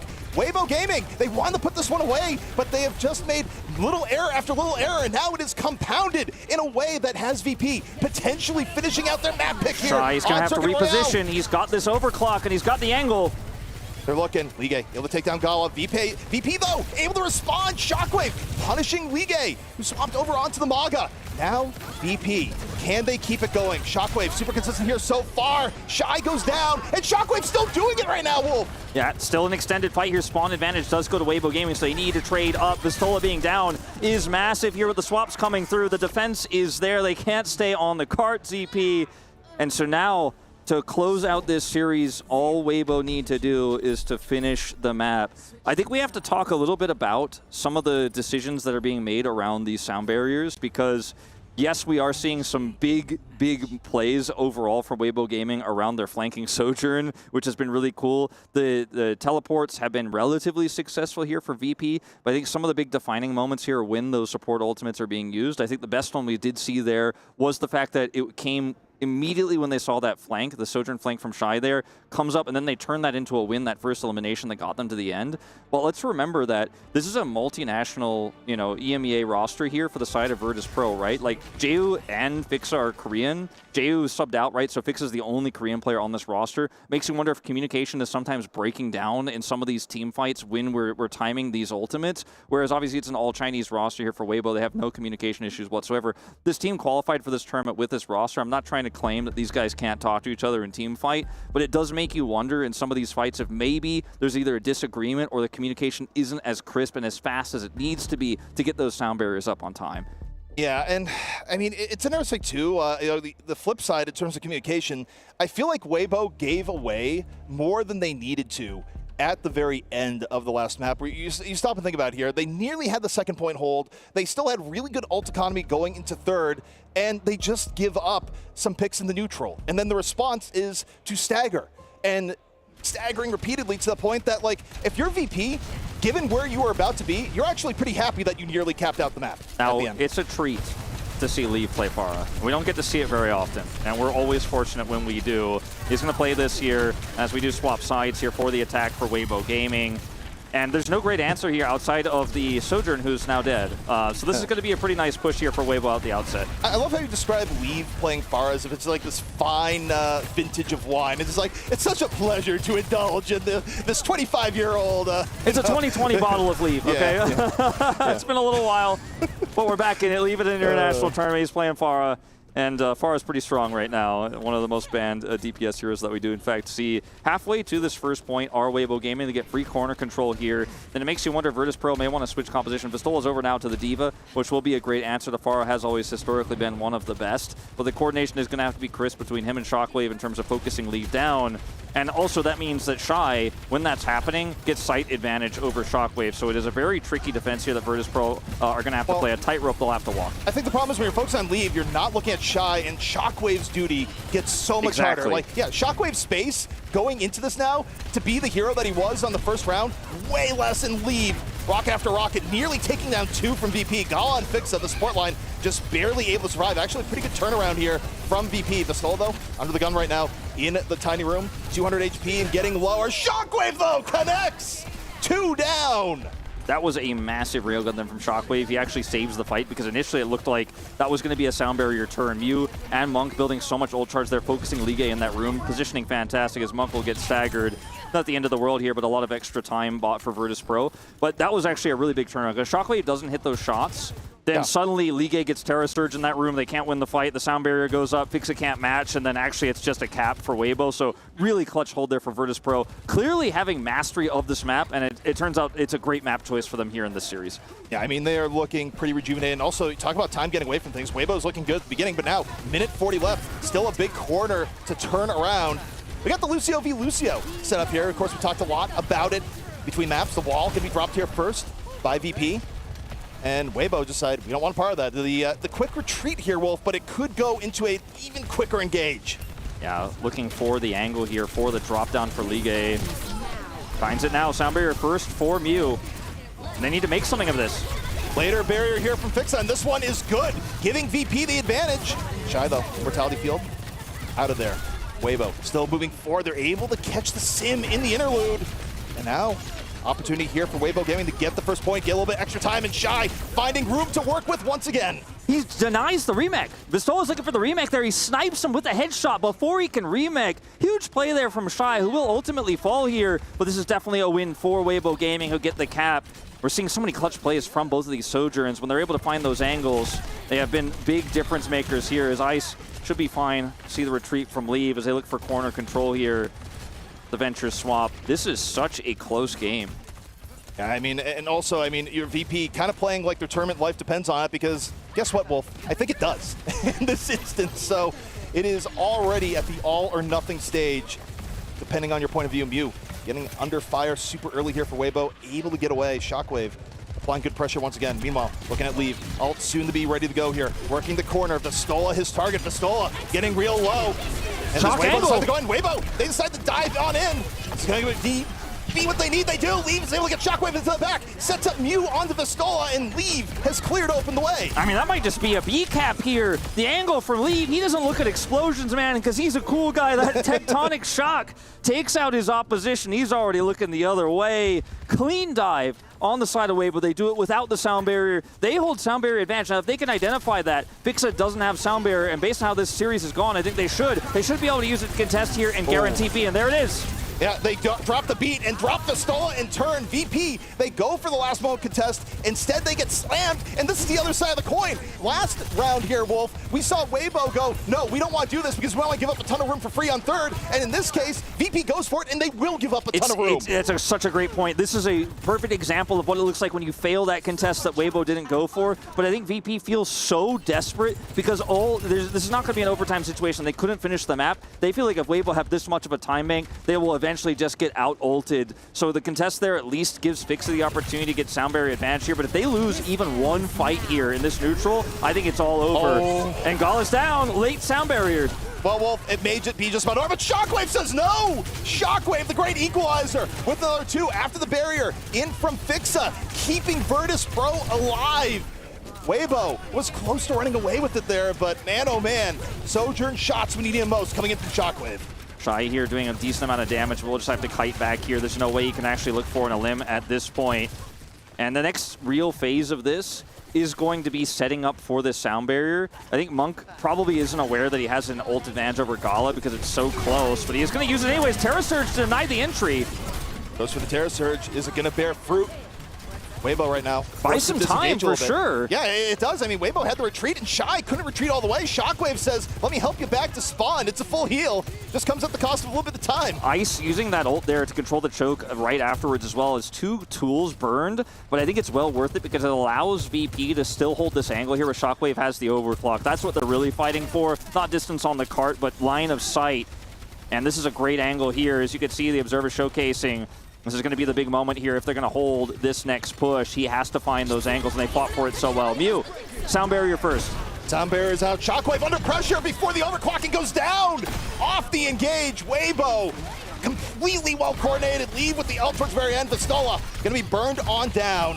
However, it's not over yet, Wolf. A minute 30 left to get to the goal. VP still time to work with, and the upside, at the very least, they did not use the overclock in the last fight. I mean, the reason they lost the fight is because they were killed before they could use it, but like you say, the upside is they still have it, and I think all eyes have to be on Shockwave here. What angle can he find? How much damage can he get done? And will he just be focused first again in the fight? Because one more fight win here for Weibo Gaming, and it should be lights out. So this angle here, they already have control of this high ground. Liga has his Terra Surge pushing into the choke.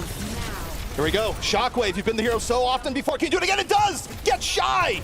VP up on a good run. Shockwave with 3 before it's all said and done. That's the overclock angle they needed. That is exactly how Virtus Pro can win this map now. FACEIT has sound barrier ultimate, and what looked like just moments ago looked like it was going to be Virtus Pro dropping down to lower bracket. Shockwave says, not today, not right now, not in this second game. They have such great tools to bring us to 3 maps here. We are heading into final fight. If VP plays this smart, if they don't give up any picks in the neutral, and FACEIT is able to time the barrier, they very well could bring us to a 3rd map. It's all about the positioning of Shockwave here. If it gets run over by this Kitsune rush, that could be the way that Weibo win this.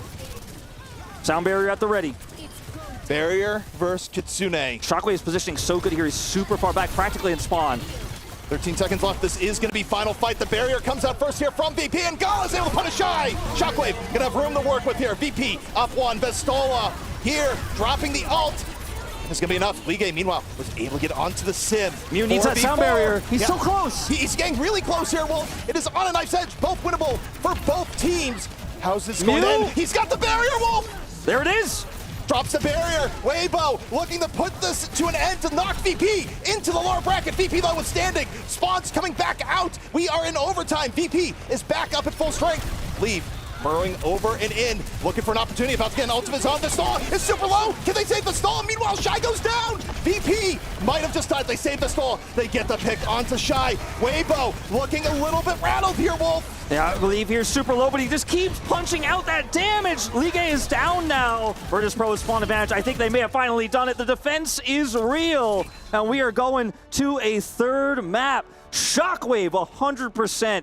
The MVP of this second game. In every critical moment when they were down on ultimates, every critical moment where if he dies, the fight is over, they lose the map, he positions back. His triple on the overclock saved the game for them, gave them a second lease on life, and now we have a series on our hands. You know, sometimes you wonder, it's like, how many times can you go to the same well? How many times can you withdraw from the same bank? And it turns out that the bank of Shockwave has incredibly deep coffers here, Wolf.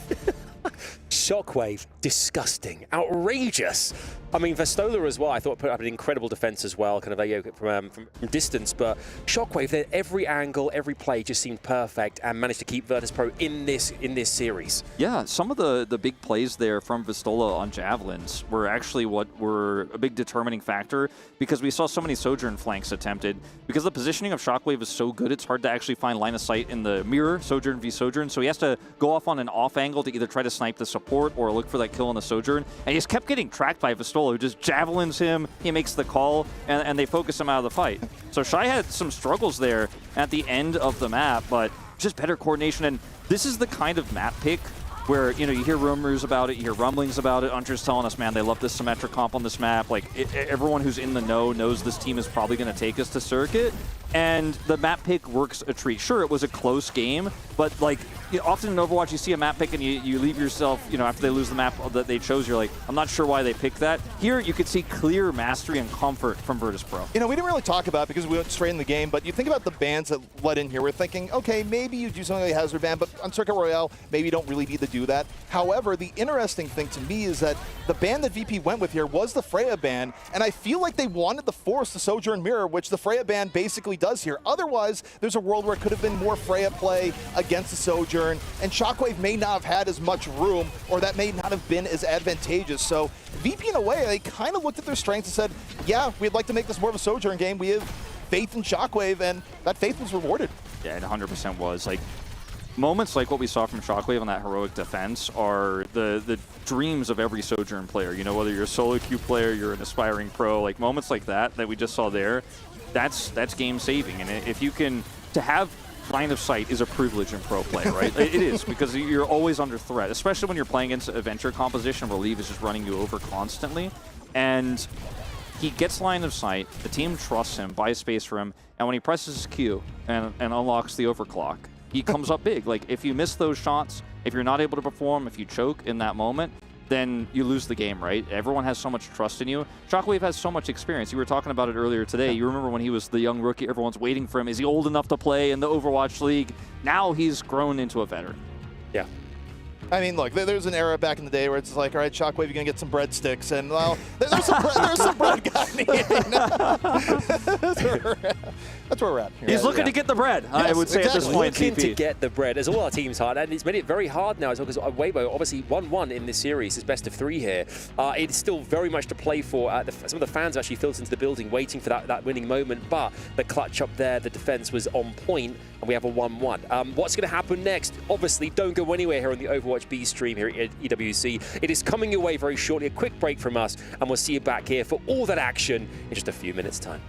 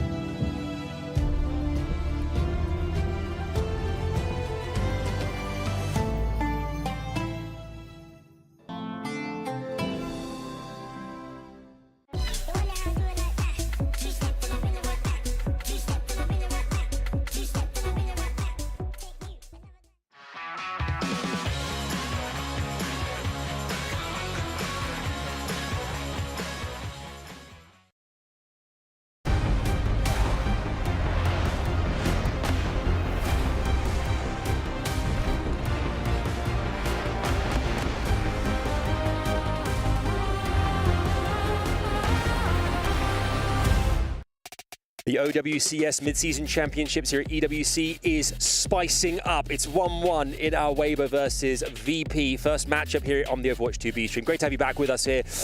Wolf, I mean, a great start to proceedings for us and for you guys at home as well, with an electric first or second round of this series. Yeah, the performance we saw from Virtus Pro on Circuit Royale was pretty insane. They obviously came very prepared for that map in particular.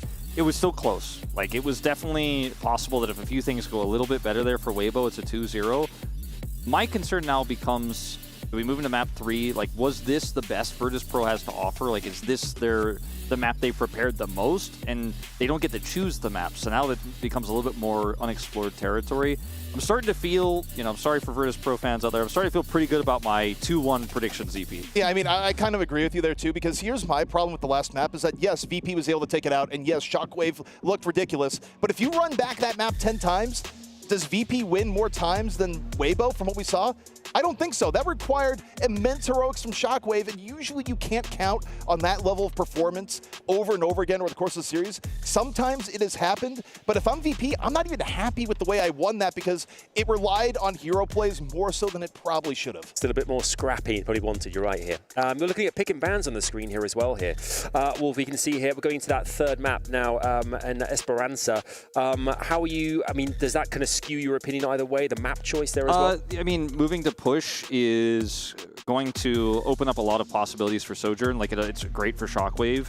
I think this is obviously a map that Weibo picked, but it's VP who will be able to play a similar style, I think, to what we saw. They won't be able to play the Orisa, of course, that's been banned here in this third map. We also see a Moira ban, which is quite interesting. You can often run Moira early to actually get a huge coalescence because you build that ult so fast to get a lot of tempo. Pretty unique ban, actually. A little bit surprised to see it. Yeah, I mean, I think when it comes there, I just don't think that they want to deal with anything that was like particularly tanky on the point and just making things particularly tough to push through. I mean, Moira at times can sort of stall things out on top of, as you mentioned, getting Cole super early. So it's just removing that factor from play. And yeah, I mean, this one is going to be interesting based on the bans. I mean, honestly, in terms of hero choice, I'd probably expect Vistola to come in here on either Ram or Maga based on what they've usually done. But the Orisa is out of it. And honestly, I think pretty good ban coming in from Weibo. Yeah, it's quite, it removes a lot of the volatility. Like, it's a hero that can kind of cheat ult economy and can be so team fight breaking oftentimes and very simple to execute. So it's, again, unusual, I would say, but it does seem smart. The Orisa on the other side ban here by VP means it does open up a little bit more positional play. I'm curious to see what tank we do see in return, because it's kind of what's going to define what these comps look like here as we move into Esperanza. I don't think that Winston is going to be the go-to. I'd rather see Hazard, I think, is more likely, especially on the first point. I tend to agree, but we'll see first what fight, out. I should say. We'll see what comes out as we go into this here.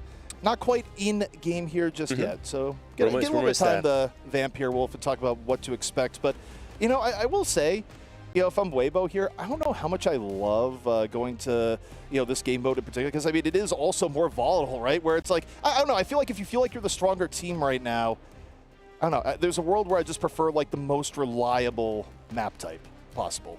I like push if I think I'm the better team, because you end up having, if you can get a slight lead, so many different ways you can manipulate the map, especially on Esperanza, playing around high ground, low ground, choke point control. And if you think you're the master of those types of things and your opponent's just kind of out clutching you, you can go, no, I know the rules of Overwatch better than you. Because I think push is the map type that tests you across multiple different archetypes, where you often see different compositions at different points of the map. High ground, low ground control, those types of contests can be really important, right? And for Virtus Pro, you won't necessarily be able to clutch this one out with just a triple kill from Shockwave. On the same note, though, my counterpoint is that, but could you clutch it out with 2 triple kill fights from Shockwave in a row, which was happening a lot towards the end of the last map? And if you have Shockwave playing that explosive and that volatile, and that happens here at the very beginning of Esperanza, you could be in a hole you're not going to dig yourselves out of, so... Yeah, no, this is quite interesting, by the way. Ice moving on to tank. So he's going to be playing the hazard here. Jeyu's back in on DPS. So you mentioned the tank substitution that you expected to see in Game 2. We're going to see it in Game 3 here. Gushue is actually playing the Winston with the Pharah. This makes sense. A lot of backline access. They're going to try to make Shockwave's life hell. He is going to be the target here for dives constantly. As you can see, he's already having to move away here and look for a reposition. But look at Gushue already tracking his position. Yeah, Shockwave has been rightly declared public enemy #1 here from Weibo. Both teams, though, feeling each other out at the moment. Not a full dive on either side here just yet. VP, a little bit lower in health here so far. His eyes getting real low, focus down. Mew with the killing blow. Weibo, better focus fire here, and with just the tank kill, well, okay, hold on. It's equalized. Both teams down to tank now, Wolf. Yeah, I do prefer the position here of Virtus Pro. In fact, Shockwave kind of untouched at the moment. Shy struggling to get that line of sight here. And it's their lead right now in terms of the push. Very small. Jeyu taken out here as neither of these teams are able to fully reset. Jeyu then taken out, punished for his aggression there by Leave, and they will actually regain control of the bot here. Now that means that with the respawn of Shy, he can come up here, take that high ground bridge control away. You know, Wolf, with the tank swap here, I don't know if they're comfortable going to something like a D.Va here, the deal with Leave. I think Leave is going to have tons of room on this Pharah by comparison to when we saw it here on Circuit, and there may not be a swap this time, so this is looking pretty darn good for Weibo here so far. VP on the back foot, Kitsune Rush soon to be head here, but Weibo double support ults in turn. Okay, there's the Kitsune Rush. They need to be able to close that gap, but the sound barrier here for Weibo should deny a lot of the damage. Gushue actually going to counter engage. This is a really smart angle.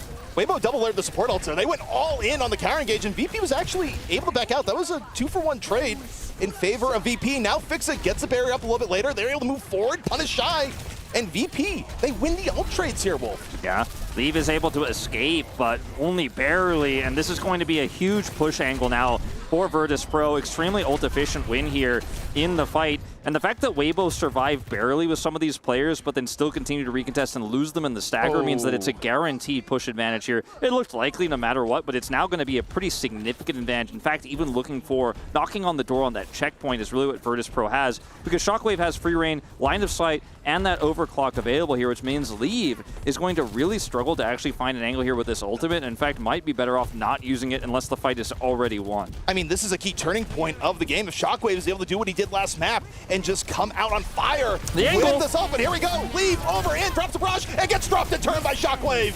Taken down, overclock in action. VP up 1, Shockwave with 2, 3, Wolf, he's doing it again at a key point in the map. And frankly, I think this fight was disrespectful by the side of Weibo Gaming. It's exactly like I said. You think you can ult this guy? He's got overclock, he's got line of sight. The second he channels it, yes, he has an angle there, finds the AoE spot, he's like, ah, perfect. Boom, instantly taken out by Shockwave's overclock. Like, not even able to channel it for really a full second there as he's just knocked out of the sky. Sure, you want to use your ultimate before swapping, but I think in some cases, you should just swap because they lost so much distance as a result. And now Weibo, they are deep in the hole. I mean, we are on push, Wolf, and yes, you got 6.5 minutes, but you don't want to be in this spot. This is a hard spot to actually get out of, and Gushue, under pressure, has to drop the primal just to stay alive. It is a survival primal more than anything else, but off the juggle.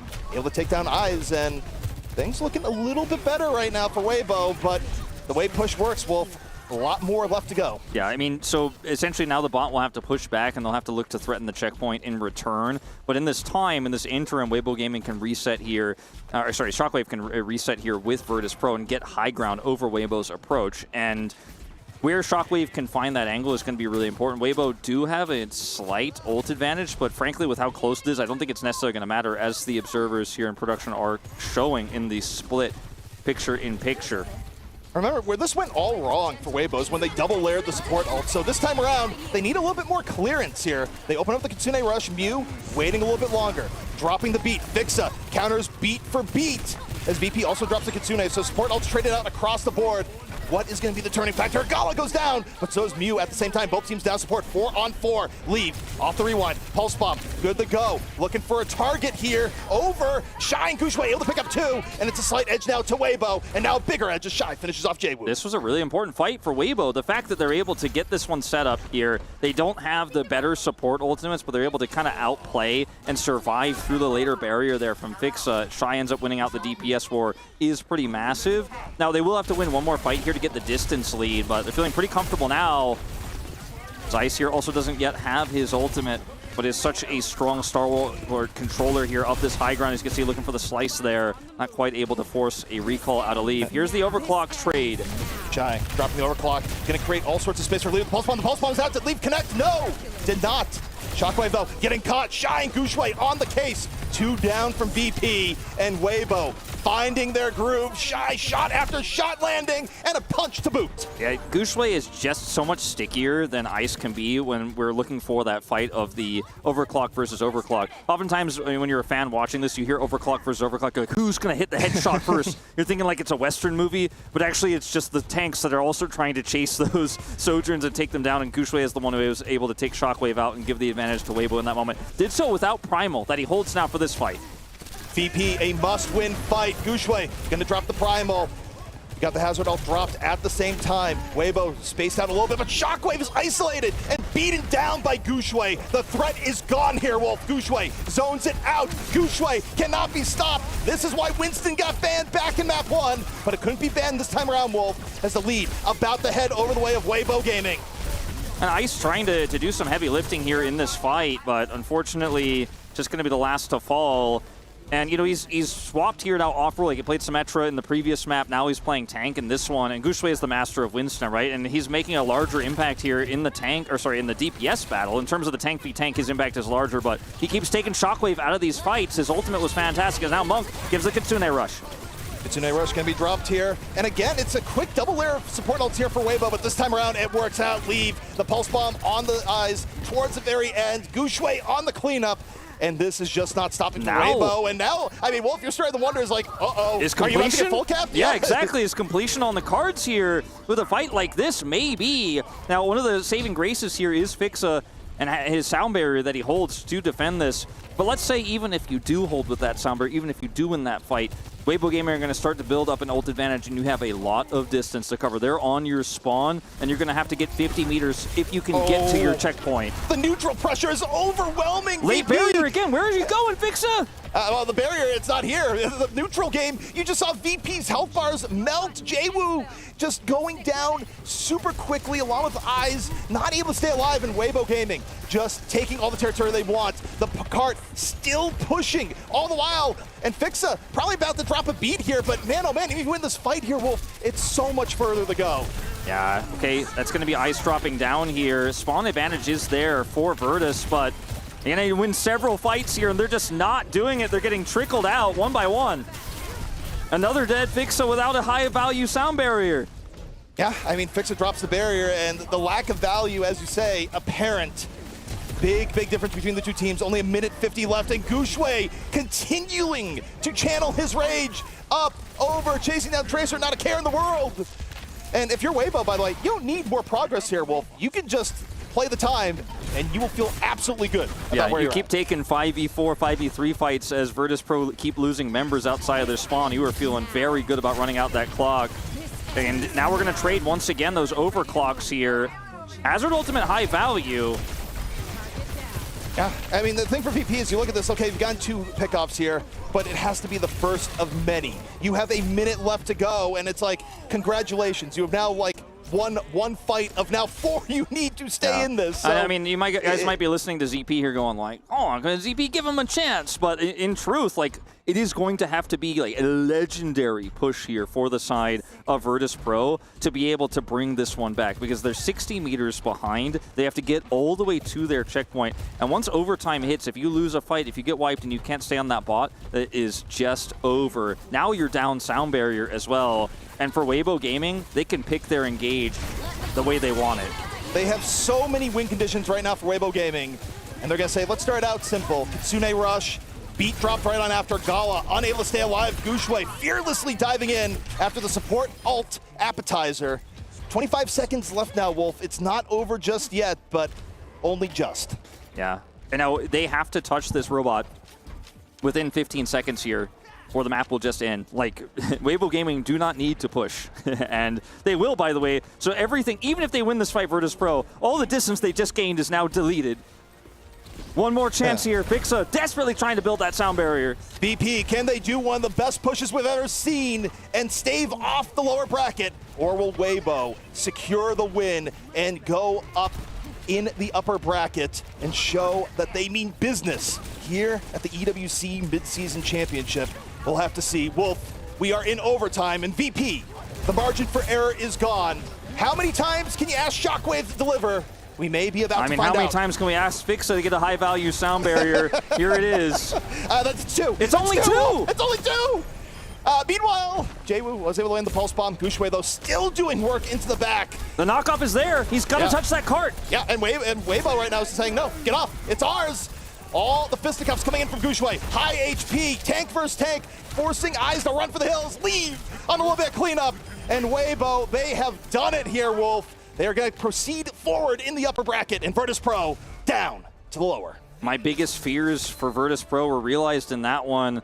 They had such a great Circuit Royale, but the depth fell apart. They had to sub one of their players onto tank to try to play the hazard, and they just did not look as comfortable with this composition. Gushue plays his iconic Winston, and the tank diff could not have been bigger. Also, Wolf, your Power of the Caster curse is unbelievable because about 2 seconds before the sound barrier, like, we'll fix it, get a high-value sound barrier, and, you know, kind of like, I don't think it's going to happen. Is it a caster curse, or is it me kind of worried about FACEIT being like, I'm not sure if it's going to happen because it really hasn't been happening in this series TP? Well, it didn't happen, so, you know, FACEIT made you look amazing at his own expense. Yeah, absolutely incredible there from Weibo Gaming, who are absolutely delighted, I'm sure, to make their way through to the next round. Let's have a look at these highlights here as well. I mean, I think it's a tale here of Gushue just popping off, having an unbelievable game, not to mention the fact that, you know, nullifying a Shockwave was a huge factor as well, Wolf. I mean, you saw Shockwave get high value in this early fight because they were sticking with the Pharah. And then the flexibility I talked about Virtus Pro, I really thought they have in terms of composition. We didn't see it here today, really. We saw their power on Circuit Royale, but in this game, sure, they shut down the Pharah, and then instantly Weibo's like, okay, we don't run that. It's fine. We'll just switch our composition up and actually play something better. And they had such a great closeout of this game. Yeah, I feel like someone could wake up from a coma about 4 years ago and be like, I can't wait to watch my favorite Winston player, Gushue, and you're just like, yep, absolutely, still good. Nothing's changed. Nothing's changed. Still dominating, still doing unbelievable things. But having a player like that in your team as well, that we talk about experience at the top of the show there as well, it's such a huge, important factor to consider as well here. Let's head over to to Unter right now, who is joined by one of our players. Let's head on over and see what they have to say. We are here with Gushue at the moment, coming off a win versus Virtus Pro. I have a question for you, Gushue. Teams have been saying that Winston is very difficult to play on this patch. Has the death of Winston been exaggerated? Can you make it work? 就想问你，因为很多人说 Winston 在这个版本，这个英雄可以说是已经凉了嘛。然后，但是你这毕竟是你的绝后英雄，就是想问你，你觉得这个英雄在这个版本当中，尤其是在竞技比赛当中，还有一席之位吗？ 我觉得温顺良是因为那些欧洲队伍和北美队伍不会玩这个英雄，但我觉得亚洲队伍对温顺良用得很好，所以因为他们不会玩，所以才觉得凉了。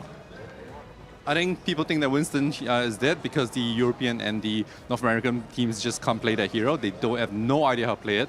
So I think, you know, in the Asian scene, we play that hero a lot more, and I think that hero is pretty strong right now. Respectable. Another question for you, Gushue. We've seen a lot of Symmetra in the bracket leading into this tournament and even now, even on Circuit Royale against your team. Are you concerned about Symmetra going forward? 就现在赤羽之光是一个版本很强势的英雄，包括第二把对面也是选了这个英雄，而且对你们来说也是一个非常棘手的一个来对付的一个英雄。就想问你，你们战队会对这个英雄有什么顾虑，有什么考虑？好像以后可能会要 ban 吗？我觉得新 meta 确实是这版本的 meta 对于我们来说也挺。 在有些队伍新 meta 确实有点过于强势了，但是我们有挺多办法是针对新 meta 这种的。I do agree that Symmetra is kind of is like a really strong hero and absolutely dominating the meta right now, especially in certain maps, certain compositions. She is the cornerstone of how strong those teams are. And I think that, you know, it is a hero that gives a lot of trouble and a lot of headaches, but we do have some strategies prepared and as to how to counter her and counter those lineups. So we'll see how it goes. Good looks. Also, Gushui, I'm wondering, are there any teams here at the tournament that you're hungry to play against again? Because you've been here many times before, you've been in top-tier tournaments time and time again. Is there anybody that you are really looking forward to eliminating from this tournament? 就是这次来到这个比赛呢，有没有哪一支战队你特别想对战、特别想淘汰的呢？因为毕竟就是国际比赛，你们也参加了好几次，然后也对战过很多这些战队，有时候有哪些战队，比方说有点恩怨的嘛？ 特别想淘汰的是下一场的 Team Falcon 吧，因为上一次我们国际比赛输给他们，所以我这次很想赢他们。I definitely hope to beat Team Falcons, which we are facing next, I believe, because Team Falcons was the team that eliminated us in the previous tournament, and we want to, you know, give it back to them. Very good. In the same breath, there's teams you want to play against, there's teams you want to knock out. Is there anybody you're hoping to avoid here in the bracket? 那同样问题，有什么战队你是不太想面对的呢？ 不太想面对的是 CR 吧。Probably Crazy Raccoons because, you know, we don't want to face it. We want to stay in a tournament. They do have a habit of winning again and again and again, so it seems a pretty reasonable response.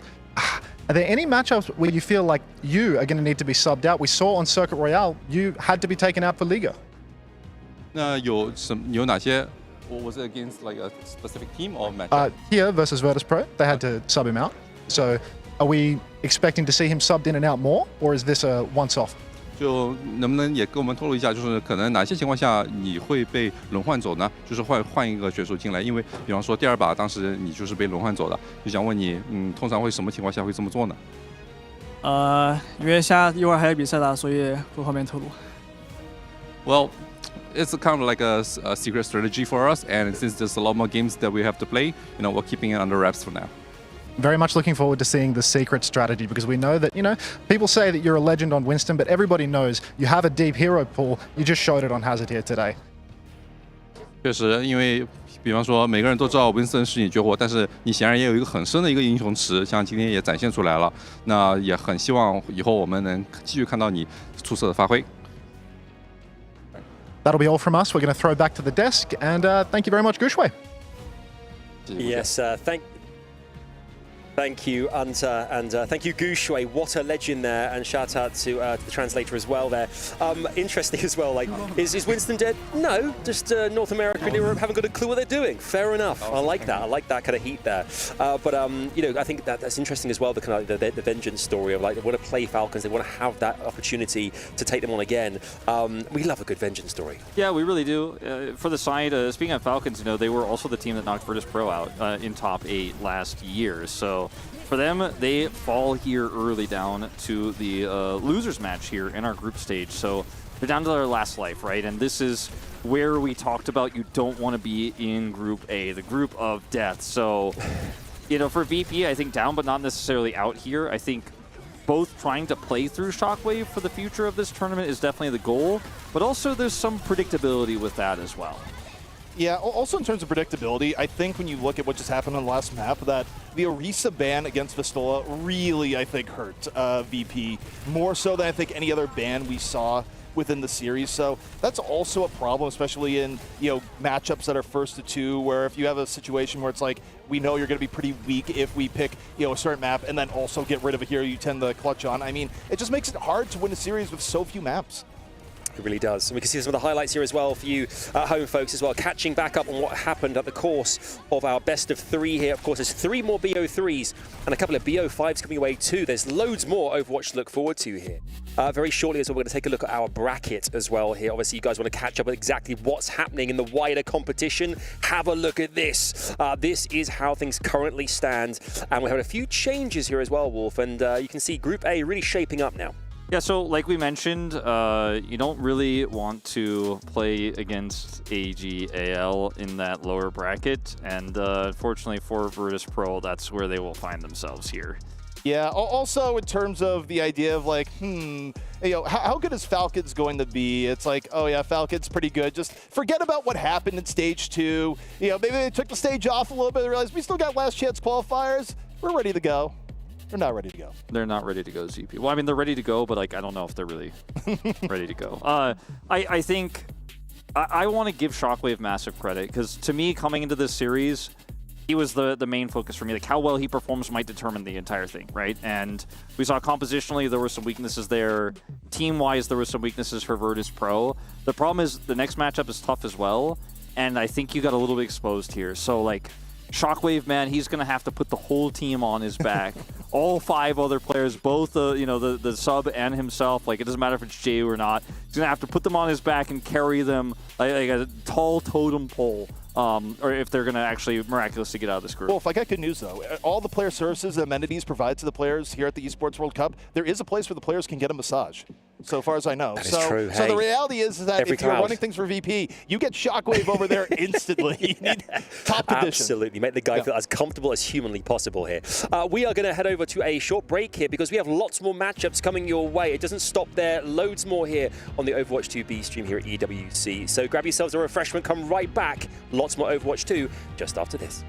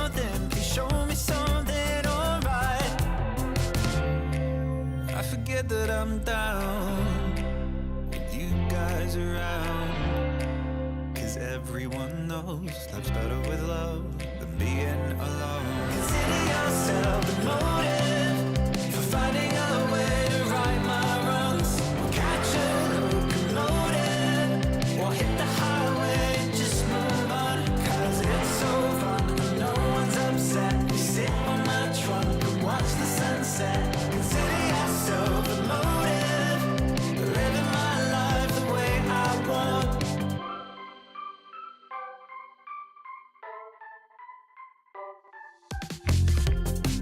We're creating memories and we drive our parents crazy.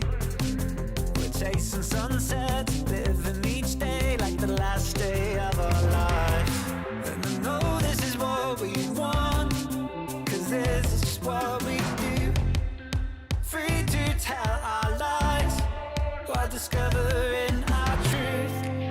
I forget that I'm down with you guys around, 'cause everyone knows life's better with love than being alone. Consider yourself the motive for finding a way to right my wrongs. We'll catch a locomotive or hit the highway and just move on, 'cause it's so fun and no one's upset. We sit on my trunk and watch the sunset. Consider yourself the motive, living my life the way I want.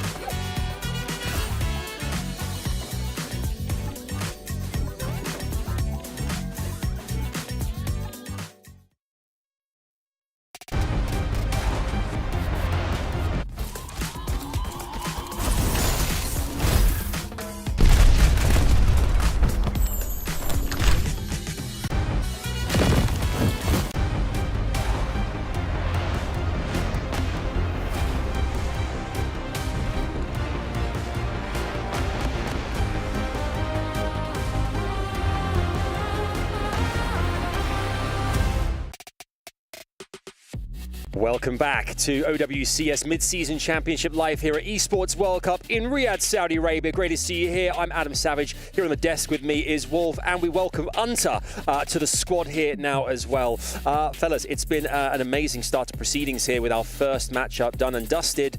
And we move on to the next match. We've got ourselves Liquid versus Rock, which I'm looking forward to a lot here.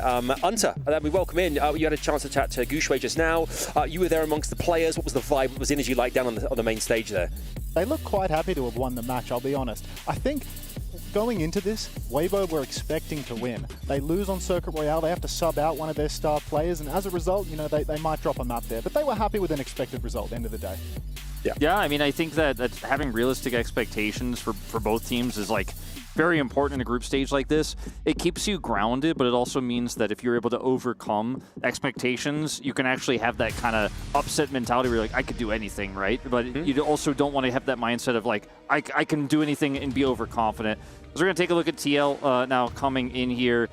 I kind of pin this to be one of the closer matchups of today, just simply because it's a second seed versus a third seed here. It was really close as well for Team Liquid in their domestic finals. Actually, just the final deciding map between them and Kike was where they ended up dropping the second. Yeah, ultimately I do think that Team Liquid, they look like a strong team, but time and time again, they've come a little bit short. In North America, 2 stages in a row, they were heralded as the favorites and they didn't come out on top either time. Rock, it's a similar story where it's not necessarily that they are a bottom team in the Chinese region, but again and again, a little bit of a disappointment in their results. 3rd seed twice in a row. Yeah. For me, I'm really excited for Velasria.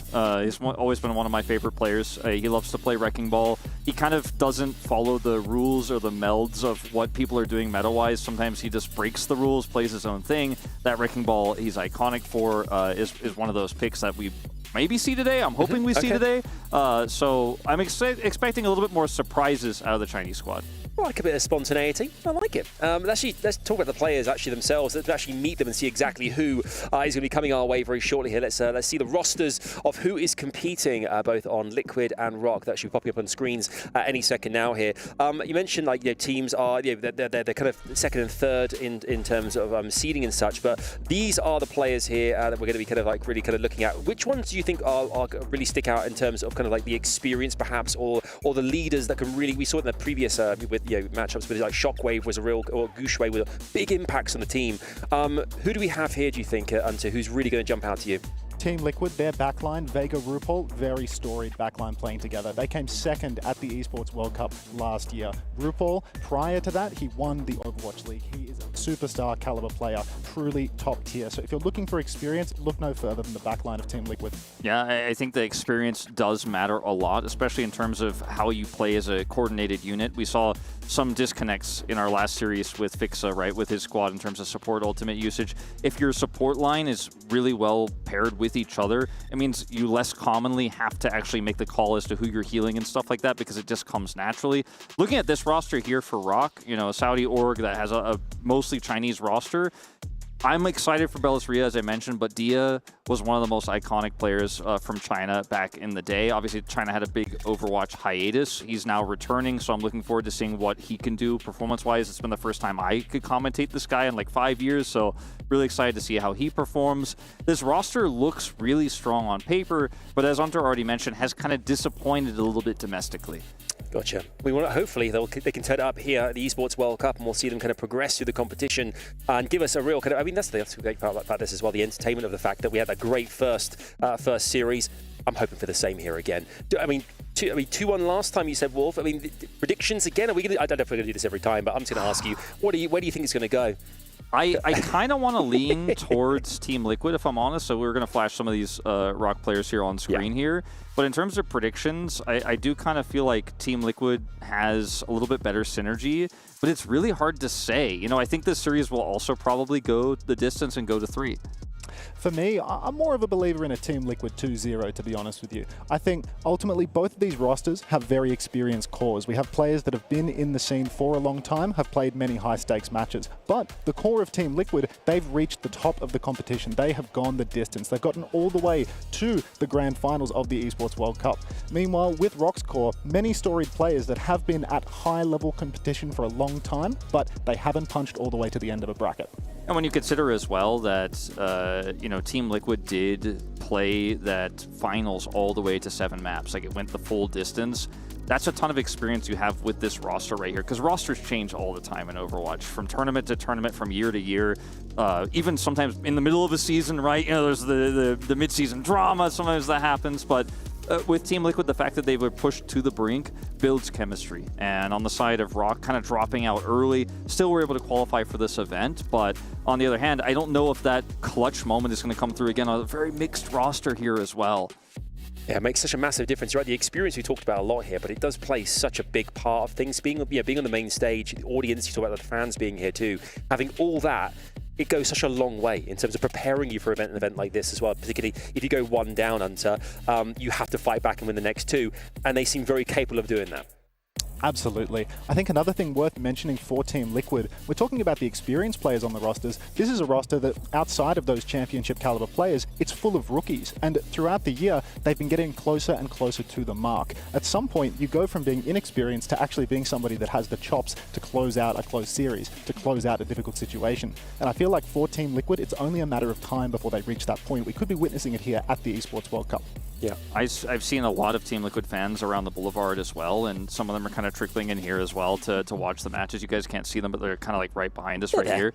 I also saw some Team Liquid fans that were traveling, you know, in the Riyadh airport as well, like wearing their Team Liquid jerseys, and they were traveling with like Overwatch merch and stuff like that. So I know they're here to watch this org compete. So it's exciting again because this is an organization, Team Liquid, that is really big in the club championship points, right? An org that has a ton of history across so many games, starting really with StarCraft, right? But here in Overwatch as well. When we talk about the grander scheme here, the bigger picture of the Esports World Cup, it means a lot for the organization here. And I think while very much an underdog in this tournament, a win here propels you forward, helps build that momentum, gets you a little bit more of that stage presence, and then maybe Team Liquid can go the distance in this tournament. I'm looking around now. After earlier on, you mentioned players who are kind of relaxed versus not relaxed. I'm looking for arms behind head. I'm looking for frantic mouse sensitivities and things. I'm looking for all those things now, Hunter. Which I guess when you look at the players here, I mean, a lot of their kind of the way they compose themselves. Also, as we can see on screen here, our 2 teams about to go head to head. It is important. It kind of gives us a bit of insight into kind of the inner workings of each of them ahead of this series. Yeah, I think we were looking over at the Rock side, and everybody looked cool, calm, and collected. You could see Team Liquid. They looked a little bit more serious, but then we do see Boston Fine, Infected, the tank player for Liquid, smiling and waving over at the other side. So I think neither team is really letting the nerves get to them at this point. Yeah, I think you can see as well, like players, we talk about the Esports World Cup because it is an incredible thing. We mentioned our own experiences being here. But for them as well, the players actually competing here and being part of this competition, it's a life experience too, not just in-game, but actually a life experience of being here for this, which I think also pays dividends kind of going forward too. Yeah, I mean, I traveled from Korea to come here, right? Like that's my region, but there were a ton of Western players boot camping in Korea because it's one of the best places to train. And so many younger players traveling who are on my plane, coming here and seeing them in the airport as well. It's such a different generation than the older times in Overwatch League where everyone was making the big money. It was the big league. And now it's a little bit more like, okay, some of these players haven't traveled. They haven't been to these big lands, right? They haven't been on planes. They haven't had to get used to jet lag, but they're so hungry. They're so excited to be here in Riyadh. And it's just a new generation of Overwatch, and I love it.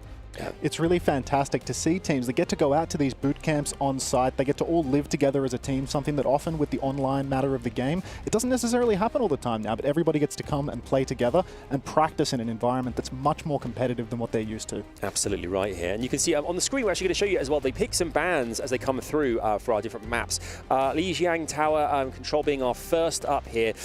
Wolf, I mean, how does this play out here, do you think? If we can see kind of the bans on screen too. I'm a little bit less, I mean, personally, I haven't really said it yet today, but I'm kind of tired of Freya. You know, it's a hero I haven't enjoyed that much watching so far leading into this event, and we haven't seen her yet, actually, so I'm winning there. That's banned. I'm more interested in the Kiriko ban, Because Kiriko on Lijiang Tower changes everything, because it's how you approach the point, especially on Control Tower, where it's a very big choke point, or a small choke point that opens into a wider area, and Kitsune Rush is sometimes the only way you can break in when you don't have control of the point. If that support is gone, then getting control of the point, capturing it first becomes so important. Sometimes retakes are just virtually impossible. Exactly right. And I mean, we know Belosria loves to play a little bit of Wrecking Ball. If you ban out Kiriko, a very survivable support that can flip around the map, be very active all over the place, you wind up stuck on characters like Baptiste, where you can no longer flip around the map. You're a little bit more of a liability in the server. So maybe this is telegraphing that they want to pull out a bit of the wheel. One thing I didn't talk about in the last series as well is kind of disengagement intelligence as well, knowing when to back off and when to kind of like regroup as a team as well. How important is that in a best of 3 as well? How knowing as and when to push, when to kind of hold back? It is very important, as we saw. Sometimes making the choice to contest at the wrong moment can cost you precious time. In Control, it's a little bit less common because it's usually, if you're losing the fight, you're losing the fight. Like there's no like element of I can turn this one around. I mean, it can happen for sure, but knowing when to back away is often the difference between you have 2 ultimates for the next fight, or you have nothing, or your enemy got so many extra ultimates, or in Control in those moments, like it could be the difference of 30% extra of the capture. Truly, I mean, knowing when not to push, it's probably the hardest skill in the game. Disengagement is much more difficult than simply walking in anytime something happens. It's easy to have a call and response. Somebody uses an ultimate, you use your own, you walk into them. But to actually disengage, to save your skills, and to get away from the fight, that's much more challenging, and these are real game-winning plays whenever you witness them. It's sometimes so hard to judge if you can turn a fight with your ultimate. And that takes like years of practice and training, and with coordination with your roster that sometimes you never get because your roster breaks up and you move to a new team. But knowing I have just enough tools to win this fight and actually let's commit versus this is an unwinnable fight, we need to save, get out. Those are some of the judgment skills that all of these pros have, but maybe at varying levels. As a coach as well, Hunter, you've been in that position many times. We've seen some of the coaches with their teams, kind of getting together, huddling together, and kind of motivating them as well. Do you have a particular way in which you motivate players? You can get the best out of them? Oh, absolutely. I mean, my entire style is not coaching the players at all. It is instead just completely having a laugh the entire time and trying to keep the spirits good and hope that they can figure it out for themselves. But you can see Kasaurus back there. He's got his book in hand. He's taking things a little bit more seriously, perhaps not going the full motivational route. Yeah, you didn't bring a playbook with you? I can't believe it. Oh, I actually do have a playbook in my backpack. I'll get it in the next break. I want to see it. I want to see it. I bet it's going to stickers all over it. I can imagine that. Our players are getting ready here, folks, as we'll very soon be diving into this very first match of our best of 3. Remember, there's 3 best of 3s coming your way, followed by 2 best of 5s. Obviously, we're 4 groups and brackets and such as well, lower and upper. So everything's going on. Obviously, this is the Overwatch 2 B stream. There's, of course, an A stream happening as well here, and things are all happening around us, courtesy of the fabulous thing that is Overwatch 2 and the Midseason Championships. On that note, I believe we are ready to dive on in here to the very first of our best of 3 here, Liquid versus Rock Esports. Let's take a gander at this and see how it plays out. All right, big question is it just a rematch from Mirror? And it is. This is often what happens on this part of Lijiang Tower. Belosria teasing the Wrecking Ball. Right now. I mean, sometimes you shouldn't talk about the hovers before we walk out of the gate, Hunter, as you're very well aware. I thought maybe he'd do it, but I was thinking, okay, no, here it's a Ramatra Mirror for sure, and it is. I'm interested to see, I mean, we're hovering Symmetra right now in spawn, but you do that to TP out. I want to see whether these teams actually stick it going forward. Yeah, what sort of crazy heroes do they swap to here as the swap comes through? Because no swap, because this is one of the best places for Symmetra because you can charge up that damage and you can win that fight so easily without ultimates. Belosria is already in there punching away. Earlier form timing from him, but Infected is forced to disengage. He's backing out of this one, and that's going to give a little bit of time to breathe for Team Liquid. Now Rock here, not able to cap the point just yet. It's not unlocked. As you see, Taejong, looking for some additional poke damage here on the side. It's not about ults, it's about this choke point control and how much damage these Symmetras can build up. They're looking for the flank. Through, and already we've got Zero TPing over to the side. Slide invested from Tree very early on. He's just going to survive that one. We've got Team Liquid point presence, and Lynx is going to go down first. In fact, it's going to punch him out. So that's already a huge lead for Team Liquid that they should be able to close out here. Belosria just trying to buy time here for Lynx to run back because it is a Lucio. He can get here very quickly, so I think this is one of those times where you can make that judgment call to stick around a little bit longer, deny some additional percentage. He's able to get out with no issue. So making the right judgment call in that moment. A good judgment there, but Rock, they're going to be right back into this one. They have reset. You can see Infected, he's pushing very deep. He's forced the lamp out of Chamomile. Already Bellisria on the point, threatening the cap. That's going to force a response from Team Liquid. Window comes out in main. Liquid, they're able to disengage it, though. You can see Infected hiding behind the pillar. RuPaul has his own window, and he's going to snap it out in main. He peeks, but he finds nothing in response. All he can shoot is a Symmetra turret. Team Liquid, they're looking for an angle to engage, but nobody is presenting themselves. Yeah, Rock not able to get the cap, though, so Team Liquid very well played there, avoiding the window from Chamomile and backing away. Now actually trying to fight for control of this choke point. There's a huge clash taking place inside right now, but Infected, he's going to pop the Annihilation. He's going to go deep with that one. He's got the hands up at the moment, blocking away, trying to take a little bit more space. There's more ultimates online for both sides. The beak comes out from Vega. Simwall in response from Taejong, but no kills converted as of yet. Bellisria is going to pop the Annihilation in all of this as well. Simwall's on either side. It looks like Team Liquid, they're backed into a corner. The better beat comes out from Lengsa. You can see Bellisria is swinging for the fences right now. Infected is going to go down, and Liquid, they've lost this massive ult trade inside. Yeah, now Dia did commit his overclock here, so that's an additional ultimate they didn't necessarily need, but they want to get this cap as fast as possible. Some additional percentages bought here by the support line here of Team Liquid, 66-0. But you mentioned the later support ultimate coming out, Lynx's barrier being much more effective. They waited it out. They actually had that immortality field that bought some additional time to get the second sound barrier up, so it's a win for Rock. But we do kind of reset here ult-wise. Tree has ult advantage, so Team Liquid down but not out, and they have the percentage lead as well. Yeah, it's going to be a big trade coming through. Tree, he's going to want to swing with this overclock, but Chamomile has a window to respond. Rock all balled up at the moment. Tree swinging wide with the overclock. Out comes the window, and you can see a disengagement attempt pinched from behind. Rock coming in from the back. The Sim TP was so good from Taejong, and Liquid, they've gotten absolutely nothing from this overclock. Yeah, that was such a clutch move from Taejong there. He sets up the flank, and Tree, even though he started with a great angle, they just completely circumvent him, and he gets nothing out of the overclock here. Oh, RuPaul with an early pick onto Dia through the window. Point control for Rock right now, but Liquid, they are pressing forward. They are going to pressure this cap as Lengsa goes down as well. That's now a two-player lead for Team Liquid, and they're going to clean up the scraps while Rock try to stagger it out. Yeah, that Rock need to regroup as fast as possible, and the problem is they don't really have an edge and any critical ultimate here. Sure, Taejong can actually drop his Symmetra ultimate down, but that's not often going to be a game changer on a map like this in a mirrored composition. And Dia is still so far away from his overclock, if he could even find an angle to use it, as this is very dire for Rock. Great position for Team Liquid. Early little engagement there from Liquid, trying to bait something out of Rock, and then they TP back. Nice little disengage there. They didn't actually get much for it, though, so Rock, they are going to be able to take this final fight on their own terms. They do have to contend with the overtime wick, though, and right now you can see the clash begins. Bellisria, he pops the form, he swings in. Infected is going deep as well, but Zera's the first man to get a kill. Lengsa trades beats with Vega, but still Team Liquid, they have an advantage. Bellisria does not have an ultimate to match Infected's Annihilation. Now, Rock, they're staggering onto the point. 3 players remain, but they need to touch, or the overtime wick will burn down to nothing. And Zera, he is fully torqued on the objective. He is going to close this out.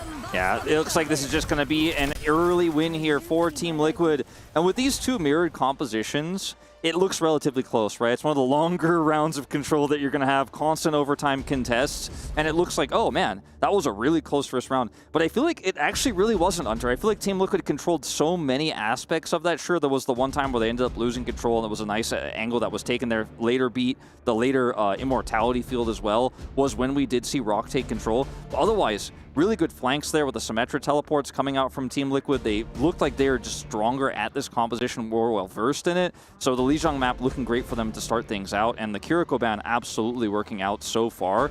And as close as that looked, I feel like it really wasn't, you know, like I said before. Yeah, I really do think that what we saw from Team Liquid that was so good, it's the disengagement. We were talking about it in the pre-show, and we saw it there. Big ult clash comes out, and straight away, Liquid, they're willing to just backstep a little bit, wait out, and then get a better value ult later on in the piece. But now we're here on Garden. Dia playing Cassidy here, looking for a little bit of a tank break onto the enemy Ramatra. This is quite unusual in a mirrored composition like this, but it is so much extra damage that Infected needs to respect it. Infected, he's pushing deep right now. A TP flip from Team Liquid already. You can see Bellisria getting huge damage with the punches, but Zera is getting full torque on the beam. He's pressing forward, and that means that Rock, they're now the team balled into a corner. Zera TPs into the back, starts spamming damage from behind. He's all over the place, but Rock, they flipped off the point. Yeah, Dia here with free reign now, looking for that damage onto the front line, onto Infected. Oh, Infected blocking on the objective right now. Fully torqued Taejong. spamming damage into main, but a trade. Down goes the Baptiste, down goes the Lucio as well. This is a favorable trade for Team Liquid, but Infected has gone down as well. It's very back and forth as RuPaul will also fall, and it looks like Rock, they might just be closing this one out on the objective. This almost felt like a turn-based round here. It's like Infected goes in with the block. Once his block's on cooldown, Dia has a lot more agency. He pushes back in, and it was this back and forth concept, but when those trades started to come through, even though it started off great for Team Liquid, Dia's damage output ends up winning out the day here. And now Rock in a fantastic position. It's hard to approach here. Xera's teleport is going to have to be clutch. In fact, it's on the point. Very quick TP from Xera gets them over to the objective early on. Rock, they have the ultimates to keep this contest going, though. Liquid, all of the pressure is on them to do something. And you can see, here they do it. They TP, they window, they find 2 kills through that. Beat comes out from Lengtha, but it's a day late and $1 short. Rock, they're going to collapse in this fight. An absolutely disastrous ult exchange for them. Yeah, this is really rough for Rock. This is not the trade they were looking for. It's a teleport for Xera to get Infected on the point. The second teleport even better, and Tree finds line of sight to railgun Dia out of the fight without using his overclock. Once that damage is gone, you can never compete with what Team Liquid has. The fact that Lengtha uses the barrier there as well really hurts Rock's longevity here on the second round. On Control Center, we did see Team Liquid struggle to capitalize on a beat drop advantage. We'll see if they can make better this time. Tree pops the overclock early on. He TPs in and out. Simwar comes up to block him. Dia's going to pop the high noon. Chamomile goes down with the window available. Dia's going to fall as well. And Liquid, they managed to win with the beat push this time around. Rock scrambling. Yeah, that was such a clean engage. Sometimes you want to hunker down on the point, but when you have that beat advantage, you could just take the fight to the enemy team, bowl over the enemy Cassidy. They baited out that immortality field early, and then Dia was just not able to fight right afterwards. So great usage of that ult advantage here. Now things are a little bit more even in terms of this next setup here and the windows available for Chamomile, who can try to take a flank angle here, but Team Liquid with positional advantage really kind of nullifies a lot of those angles. As you can see here, they could just control the choke. It's going to be a long flank teleport here to try to get Dia into position for line of sight. Oh, Rock, they've completely flipped the map on Team Liquid. No longer can they hold the bridge. Next TP, we've got to keep our eyes on Dia. He's going to swing inside a window. He's going to do some big damage. Stepping up in main right now. There's the window, and Dia, he finds the kill onto RuPaul immediately. Team Liquid, they've got no primary source of healing anymore, but Tree finds a trade. No heals for either, but Dia snaps back with another kill. Tree goes down, Infected on the point. He's going to preserve that annihilation, and they're not going to use any ults in this fight, Liquid. It's sometimes so tricky to actually teleport in, still set up that window, and maximize the damage like Dia did there, but it was like clockwork for Rock. They were able to get that pick onto RuPaul, and then Tree is taken out after he gets a kill, but it's a trade up for Rock, and now they're the ones in full control.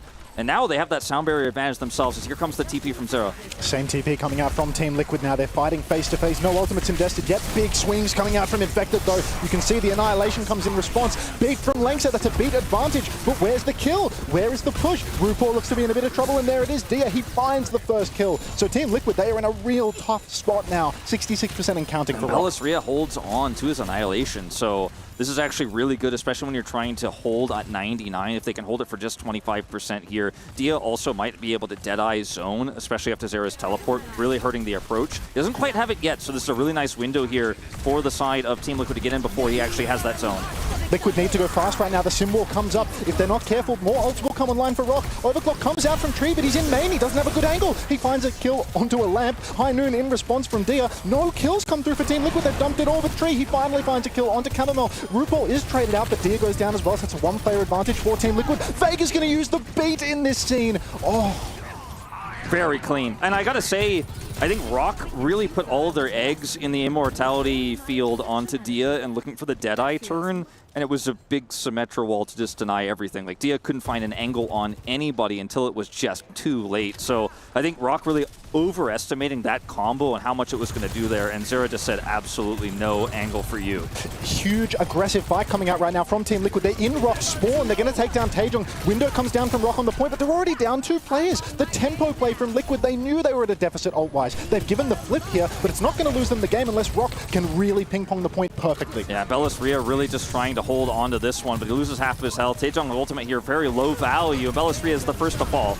Already Infected has been traded, though. There's a sign of life for Rock. The staggered touches are incredibly difficult, but they're not out of the game yet. And now they are apparently out of the game. Caster Curse Hunter on day 1. And that's going to be Team Liquid taking the first map here, 2-0. Second map, though, or second round, much closer than the first. But at the same time, it feels like you said, Team Liquid have such a good read on when to disengage, how to utilize the fact that they're down on ultimates. Like, how do you take that fight? What angle do you teleport on? You're looking for the Deadeye combo. We know that. We're going to play around it. We're going to avoid it. We're going to use our own photon barrier to deny that angle. And Team Liquid's reads here just looked cleaner. And again, it's like, I'm not saying Team Liquid were twice as good or anything like that, but it's those 10%, those 20% edges of how you position, where you fight, or it felt like Team Liquid did kind of run circles around Rock in some of those critical moments. Yeah, it is a game of inches, and when it comes down to the ult economy, when it comes down to this big push-pull, oh, it is.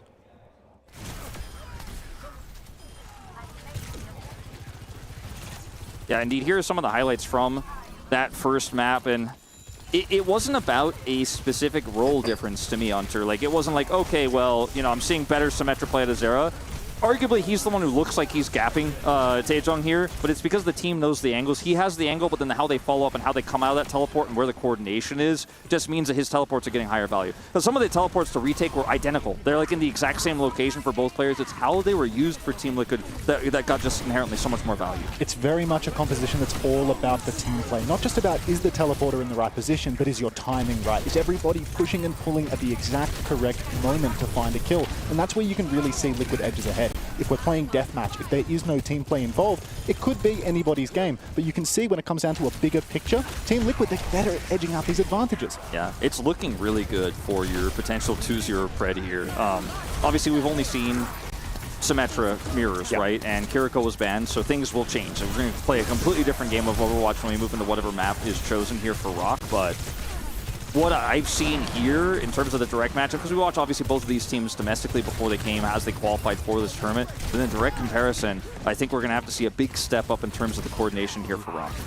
Very much so. I think I'd kind of like to see Symmetra taken out of play, if I'm honest, because we saw so many trades coming through. RuPaul and Chamomile both going back and forth, but now RuPaul, he's going to be on Kiriko. He's going to be very survivable, which means if we want to take him into a position where he's no longer being traded, maybe we need to target this team play comp that Liquid are playing so well on. Yeah, you talked about how clean a Team Liquid were as well, and how the cohesiveness as well is such an important factor in all of this too. That experience we talked about earlier on, being in finals and having worked together as a team for such a long time now, that naturally comes with time. The cleanliness of every time they kind of engage and such, is that something that comes from that experience, or is that something that kind of sometimes just some certain individuals have something over others? In my experience, you know, with these types of things, it really varies from team to team, because it might be like this roster you have just really gels communication-wise, and they know how to play cleanly together, like everyone's mentally clicked. Sometimes it's a really good coach. You have some Korean coaches that have been sent even into Western rosters who have just been able, like, okay, you guys hate each other, but I'm going to fix this, and we're actually going to have good coordination. You guys are going to listen to what I say. It really does vary overall, but this looks like experience. This looks like a lot of practice and work and preparation coming into this event to me. This is a team where, of course, you've got this backline that is so storied, that has, you know, Overwatch League winners, EWC runners-up, people that have lots and lots of experience. And high-quality, experienced players, they breed the same thing. If you play on a team with somebody that has this really cohesive high level of team play, you will learn from them, and you will pick up those skills as well. Yeah, absolutely true. For you guys as well at home, there's lots more coming through in this series we have, which is just begun, really. We got the best of 3, of course. Will it be an answer prediction where it's a 2-0 clean sweep day for Team Liquid? We'll find out very, very shortly. A quick break from us here on the broadcast, but stay where you are, because it's all about to go down, courtesy of the second map in this matchup in our Group B stage. Don't go anywhere. We'll see you in just a few minutes' time.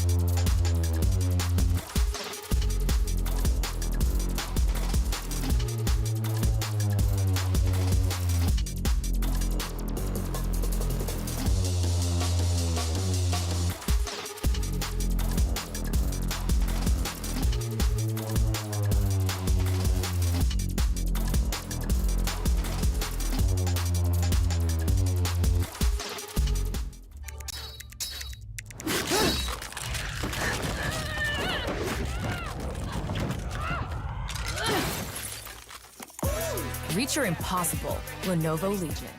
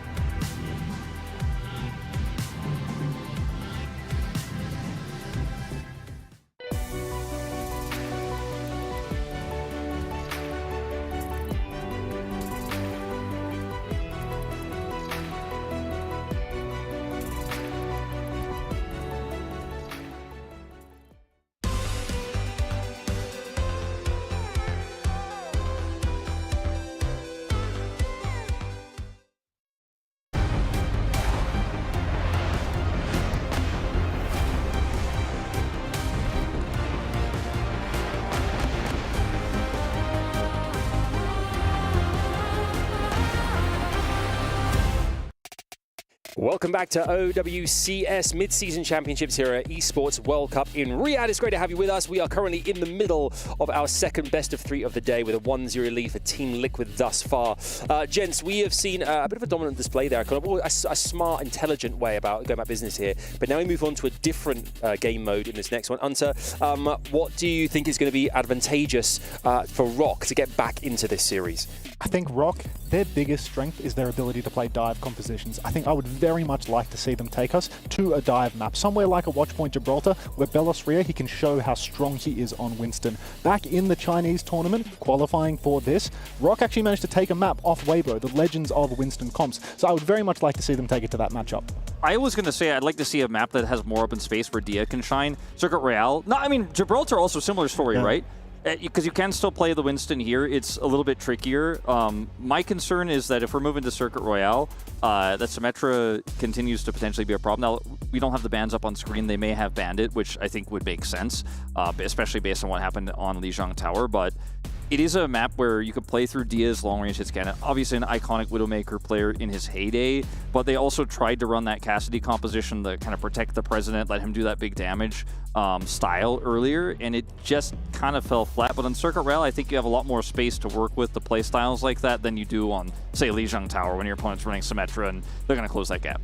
Yeah, I mean, I'd be a little bit concerned for ROC taking it to Circuit Royale, if I'm honest. We saw that they were struggling in these ground tank matchups, the push and pull. It's not only about the Symmetra that makes this difficult, it's about all of the heroes that are being played in the comp. And Circuit Royale, even if you ban out the Symmetra, ground tanks, Ramatra, Orisa, they are still very popular on this map, very viable. And if they cannot master the push and pull on Lijiang, what is going to change on Circuit? And it's not to say, obviously, for a lot of people, especially old hats like me, like I think of Dia as this almost like untouchable god when I think about his prime, and sometimes I think about Overwatch players only in their prime, right? But in terms of current form, like Tree could just match him straight up in long-range hit scan. Like maybe he ends up being the stronger player today, and that's scary if you're playing on this map, if it ends up being that hit scan battle. There's so many different compositions that are viable here. The Symmetra, however, is banned as we expect. Ramatra banned in return by Team Liquid. I quite like this ban from Team Liquid because Belosria very confident on the Ramatra. Even though the push and pull for their team wasn't ace, it was still quite solid. You could see he was carrying on that Ramatra, getting in deep, getting some big punches. Infected, he is famous for his Orisa. He is very strong on Orisa. And once Ramatra has been banned out, it's very common to see Orisa in this matchup. Yeah, I think it's probably going to be the Orisa mirror for sure as we move into this one. You know, it's been a while since I've commentated. I'm glad to be back. The last, times I was commentating, I know things have changed a lot here. It was a ton of Orisa. It was a ton of Mei on this map as well that we saw come out. This one, Juno was strong back then. Obviously, we're living in a very different world now. I don't think we're going to be seeing Juno, maybe even at all at this tournament. We'll see what happens with bans. Maybe some niche situations come up, but I am curious to see what the read is here for ROC, because we saw in our previous series, Virtus Pro brought us this map, looked super prepared on it, and were able to bring us to 3. Maybe a similar story here for ROC, depending on what they're running here. Yeah, ROC, they are playing Hero Roulette in the spawn right now, but Team Liquid, they are on defense. They're locked in on this comp. They're going to have Tree on the Freya. He's one of the better Freyas in North America. Very good on this map where you can play far back. You can play up in the skybox near the corners and be very difficult to kill. And Zera going to play the Mei, something that he's not necessarily known for. Yeah, it's the Mei I mentioned earlier, though. It's always been so strong on this map, especially early on in the map. Dia going to look for that pop-out shot here on the Widow, and will swap see what sort of dive setup they want to have here. They're going to match the Freya. So our first Freyas of the tournament now on our second map of our second series. And Taejong looking for a little bit more dive access with this Venture, looking to get into the backline here. But it's a very volatile composition here for Rock into what is being run for Team Liquid. It's so ult efficient. Vega goes low. Oh, Taejong very deep early on. He's on Vega's case and he will find that opening pick. It's so difficult to play the Venture if you play in the front, but if you go over the top and you wind up behind the enemy, it's a different story. Taejong, he will be traded out by Infected though, so it's a 4 versus 4 right now. Dia's rather low, Zera, no ice block, no lamp to keep him alive, but he walls himself off to safety, and it's still a 4v4. Trades favor the attackers though. Yeah, absolutely. He is able to get in there and operate on that Mega. He built a ton of ult charge here, but as you say, the trades definitely favoring Rock right now as Velasquez pushes the high ground. Already, Tree being down, Velasquez pressing on, RuPaul's going to be traded out, Infected, no more healing for him, it's do or die for him, he will spear Lengsa into the wall, but he can't secure the kill, and this is going to be the end for Team Liquid here on their first point hold, as they have to play the next corner. Yeah, it is going to be really tough to get it back off to that corner. They didn't actually finish Zera's ult charge here to the Blizzard. If he has it, I think there's a real contest angle for corner control here, but instead they're going to have to just sit back and defend. Now the challenge here for the composition of Rock is to get Taejong in position to actually threaten that corner, and this is where things are going to get really interesting. He had a great successful dive onto the enemy support, was able to get Vega on that first attack. We'll see if he can mimic that success here. As you can see there on the silhouette, he's already deep around that corner looking for the angle. You can see he's playing that Mega Room on the right. He is looking for the engagement. Window comes out from Chamomile in main. Taejong off-angling from the side, trying to shoot out Infected a little bit, but RuPaul, he matched the window, and he looks to be totally healthy as well. So Rock, they're going to need more to displace Liquid on this long stretch. Yeah, you're doing a ton of damage to Zera, but it's not enough to get the elimination there. It doesn't even have to ice block. Zera's ult has been cancelled. Zera's gone for the Blizzard on the payload, and Bella's speared him out. Tree will find a kill onto Taejong. Beat comes out from Lengsa now. It's a 4 versus 4. Infected goes down. Vegas still doesn't have the beat online. Rock have an enormous advantage right now. Spear comes out again onto Zera. He's catching every spear right now. Now he's being spun by Bella's, but Vega, he goes for the beat. He doesn't want to let it go. Dia, he's going to pop the bowler shot. No kills converted as of yet. Rock, they're scrapping it out, and Bella's is going to be the one to go down. Team Liquid, they're somehow staying alive in this fight. Yeah, they didn't get the Blizzard value, but they were able to absorb so much pressure. Still controlling corner here, and Infected, he is actually about to have his Terra Surge. They'll keep corner control, and when Tree is running away with a fight like this, he does end up building up that ult charge so incredibly fast. Sitting at 75 right now. He's got the bullet to try to stop any sort of push here from Taejong. Can actually sometimes even just solo ult the enemy Venture just to lock them down and take them out, as this is a really uncomfortable position here for Rock. Time bank incredibly low here, and I think that Tectonic Shock is going to have to be high value. Dire Straits right now for Rock. It's all on Taejong, but all he can do right now is burrow for position on the right. A slow neutral is all Rock can afford, but they need more. Window comes out in main from RuPaul. They're swinging aggressively with it. No kills converted as of yet. Taejong, he has an angle from behind. He might be able to pinch on this. They know where he is, though, and they're just going to chase him out. They knew he was at half health, so they couldn't engage yet. And Infected doing such a good job tracking him. Let's see if that Tectonic Shock gets the value he's looking for.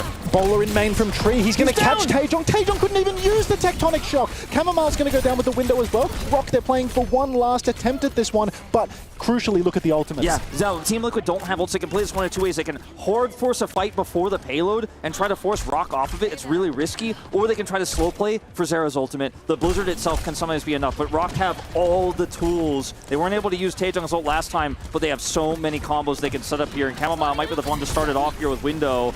Okay, Tectonic Shock blocked by the wall. Tectonic Shock getting absolutely no value early on. It looks to be just about expiring as Taejong has already burned one of their advantaged ultimates. They need to win fast or more will come online. There's a window on card for Chamomile. Already you can see Infected, he needs to touch the card. He spins on, there's a wall to keep him alive. Zera, he's closing on the Blizzard, but it might not be enough as Infected goes down first. Bowler Shot comes out from Dia as well. It will connect onto Vega. No kill confirmed. Blizzard's ready. They're advantaged. And it looks like he is just going to drop it down here.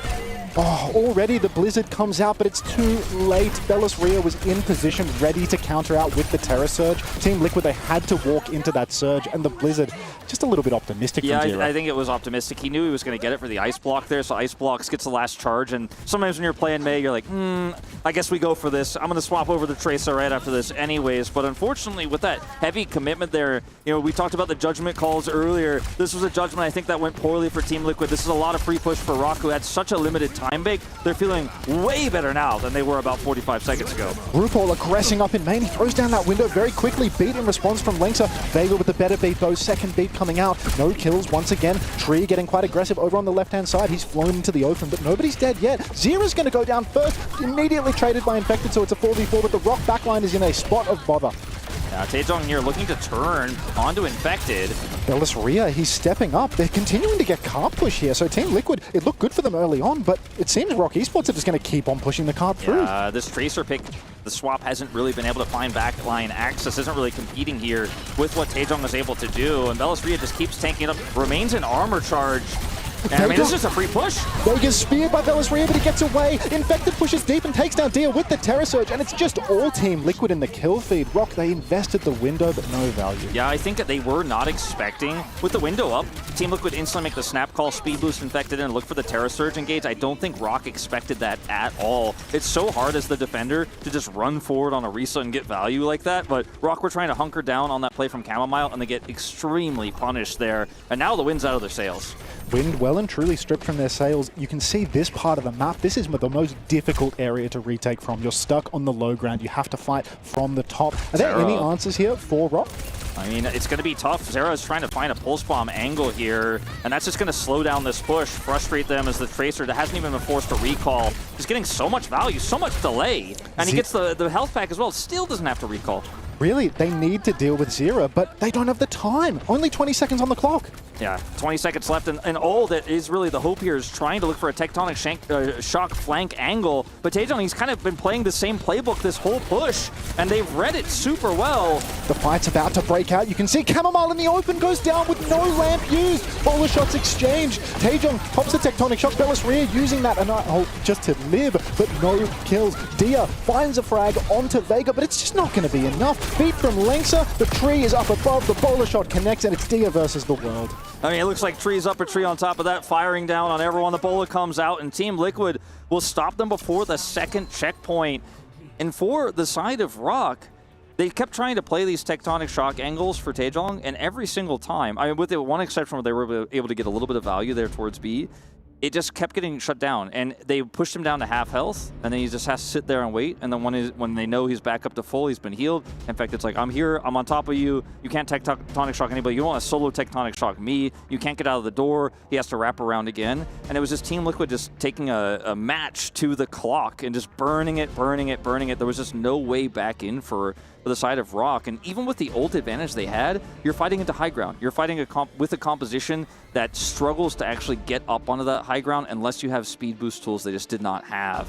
And it was a good try there with the attempted venture in the start, right, where they got the first pick on the Vega. It made you trust, like, maybe they can get this done, but Team Liquid were just too strong. And now with the push that Team Liquid need to get being so low, like it's so limited, it's very common to actually be able to push that distance, especially in a match as close as this. Rock have got to be feeling really bad about their chances here, because you're about to drop out 0-2. If you have even one bad ult fight, it's just done. Yeah, I mean, the margin is so slim for error, and Taejong, he's playing this feast or famine pick on the venture. It's really a case of, can you get a flank and get a game-winning pick every single fight? Otherwise, your value in the neutral is simply less than something like a Mei that can hold it down in main, throw down a wall, slow people down. Really interested to see whether Taejong actually sticks the venture on defense, where it's harder to flank. If you compare it to the value that we saw from Zera on the Tracer, where he's just getting into the back line, and he's constantly harassing, he has recall, like, there's just not much you can do to stop this Tracer's harass, and every time you have to turn around and try to chase the Tracer away, you know, you're losing time. So we're going to see Zera stick with this Tracer that was so successful last time. Taejong on this defensive venture, so high risk, and Dia already gone. Zera's done it again. He's snuck in the back on the Tracer, and he's such a presence. If they cannot contest him, he will pick you to pieces, and he's done it here. You can see now on the right, he's pressing further forward. The map has been flipped, mind you. Team Liquid, they're the attacking team, but Rock is stuck in Liquid spawn. This is really rough here for Rock. Belisria also super far up here and isolated, as Zera will be forced to recall, but he's back in the thick of things. Chamomile, no lamp being pushed inside. Very difficult situation right now for Rock, as they're all boxed indoors. They've got no healing in Tree. He's cleaning up all of the final blows. The Freya passive, that's going to net him a bowler shot for the next fight. Oh my god, look at his advantage over the side of Dia, for example, here. Taejong did a decent amount of damage there, but like you said, the triple limb passive here stacks him up to Bola, and that's going to be them on the attack, taking high ground control control away this early as they put one on the cart, and it's infected up here with Tree, trying to threaten that high ground control. They don't even have to push up all the way around because it's such a limited distance here that Rock got, so this corner control feels so good for them. The time bank they are already working with is very, very strong here, and Rock need a strong defense. Window swing comes out, RuPaul pops the window, Tree goes for a few shots through it, doesn't connect with anything, but already you can see Bellis Rhea taking so much damage. RuPaul's traded out, but the pulse onto Bellis Rhea for the trade. Lingsa, he doesn't want to let it go, he throws in the beat. Vega doesn't have anything to respond. Tree, he bowler shots, but connects no kills. It's even trades right now, but with Vega going down to Dia, they might have just done it. Yeah, I think this is actually the angle they needed. It was a good call from Lingsa to drop the sound barrier. In moments like this, you often, as a support player, are tracking the enemy. Lucio, how much he's done. If you think he doesn't have the barrier to match, you can make that risky call. If Vega matches there, it's a disaster for Rock, and they probably just simply lose the point, but instead, he ends up getting the value. That being said, Vega has his coming online now. That should be enough to push them over the line, but so much time was bought here, and Rock can even try to operate on corner here with the Terra Surge. Rock have solutions. They can keep playing far. Chamomile has the window, can pop that from the high ground or very far back in main. Bellis Rhea can ham up a beat push with a Terra Surge, but right now, nobody's looking for an engagement. Yeah, a little bit slow here for Team Liquid, but they're trying to look for that beat angle. Oh, window comes out in main though, and you can see the push is on. Infected, he pushes deep to the backline. He has caught Chamomile. There's no beat to save them. Bellis Rhea has the Terra Surge, but has no opportunity to use it. Taejong threw the tectonic shock into that one, but just couldn't find the kills. Yeah, that's a pretty expensive defense attempt here for Rock that just goes poorly. Chamomile drops down his lamp, but it's just instantly deleted. And, you know, at this point, Team Liquid have so much momentum, and Terra Surge is less powerful when you don't have the sound barrier. And once again, Vega Infected, they work together. Sound barrier, speed boost. Infected gets into position as Terra Surge is so high value. Now, Dia does have the overclock here. Oh! Zera in the back, he hits the pulse on Chamomile, but Chamomile finds the kill. So Zera's pulse bomb is for naught, and now Team Liquid, they're going to really struggle to keep on pushing the cart here as Rock. They're going to press forward. They're looking for a fight. You can see Taejong taking high ground, contesting, but Tree and RuPaul together, a 1-2 maneuver to take him down. Bowler shot from downtown, catches the backline of Rock, and Chamomile falls as well. Dia pushed back now as well, and Infected is in such a good position. This may be the beginning of the end here as Lingsa needs to desperately get back up and get that sound barrier, but I just don't know if there's enough time here. This is do or die for Rock Esports. They need to touch the cart. The overclock comes out from Dia, but he's taken all the damage in the world. He's so incredibly low. Team Liquid once again showing their chops as they disengage yet another ultimate. Yeah, okay. Bellis Rhea does survive here. Has that Terra Surge angle. He's going to drop it here with the beat. Dia's down. The surge over the corner from Bellis Rhea. Dia's still traded out though. Beat came out from Lingsa and all this. Zera goes down. It's an even fight. Infected is spinning on the objective. He's closing in on his own surge, and with Bellis Rhea falling as well. Now there's a tank hunkering down on the objective, threatening to pop a Terra Surge. Rock constantly needs to touch. Spear comes out from Infected. He's looking for the kills. Now he has that Terra Surge online. He's going to hold it on, and it's just Rock needing to touch. Yeah, Taejong here doesn't have the pulse. That is going to be the end of it. And really, really close fight there at the end. And Team Liquid were actually down on a lot of ultimates there, but the fight was so broken up. That pick onto Dia, I think, was really critical because so much damage was lost. It was traded, but the Terra Surge value constantly was better for Infected on this map, and used in conjunction with Vega so many times with the sound barriers. The speed boost position-wise there were really good. And we just saw the DPS coming through so much more consistently because Infected was able to buy that space. I think the choice to try to put Taejong on this venture suits the style of Rock, and it's obviously the kind of dive style that they got here with, basically through their tournament domestically. But it just fell flat. The answer was so good from Team Liquid every time, and it felt very predictable, the angles he was trying to take. How many tectonic shocks did we see that got high value? Really none in this second map. Truly. I mean, we just saw two of the same style, slightly different flavors, but ultimately you could see Team Liquid, they had the fundamentals down. Occasionally they would lose fights as a player falls over and the neutral gets picked, but when it comes down to those big ult exchanges and the ult game, more disengages came out from Team Liquid. I'm not sure that I saw any disengages from Rock throughout the series. Yeah, sometimes they were just overpriced into these fights, especially with a dive comp that is also running the Freya. You go in, you look for those picks, and if you get countered, if RuPaul has a really nice lamp and you don't get the kills you're looking for, there isn't really a way out. You kind of just have to fight your way through it, and if you do and lose, and you know you're losing a fight, you know you're giving over ult charge, which is why Vega had so many more of those important sound barriers. So yeah, Team Liquid masters of this, and this is, of course, on the map pick of Rock, and they still just got so completely shut down. That says a lot about them, I think, as well. It says a lot about them that they managed to dominate that so effectively, despite the fact that Rock's pick. I think at the Infected there as well, Orisa, the Javelins, like the kind of continuous power like coming from Infected as well, makes a huge difference. For now, though, I believe that we have ourselves ZP on standby with one of our victors waiting in the wings from Team Liquid. Let's head on over and see who we'll be chatting to.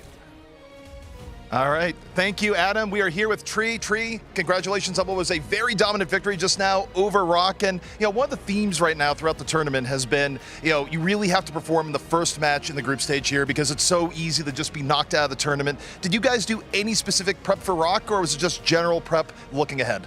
I think not really anything specific. Right now with the meta, it's kind of like Sim's really broken, and if you don't play it, you can make it work, but it's harder. So I think now there's just one style that a lot of teams are playing to, and it's really just about playing to your strengths, not punching down to your enemies. So I think we did that well.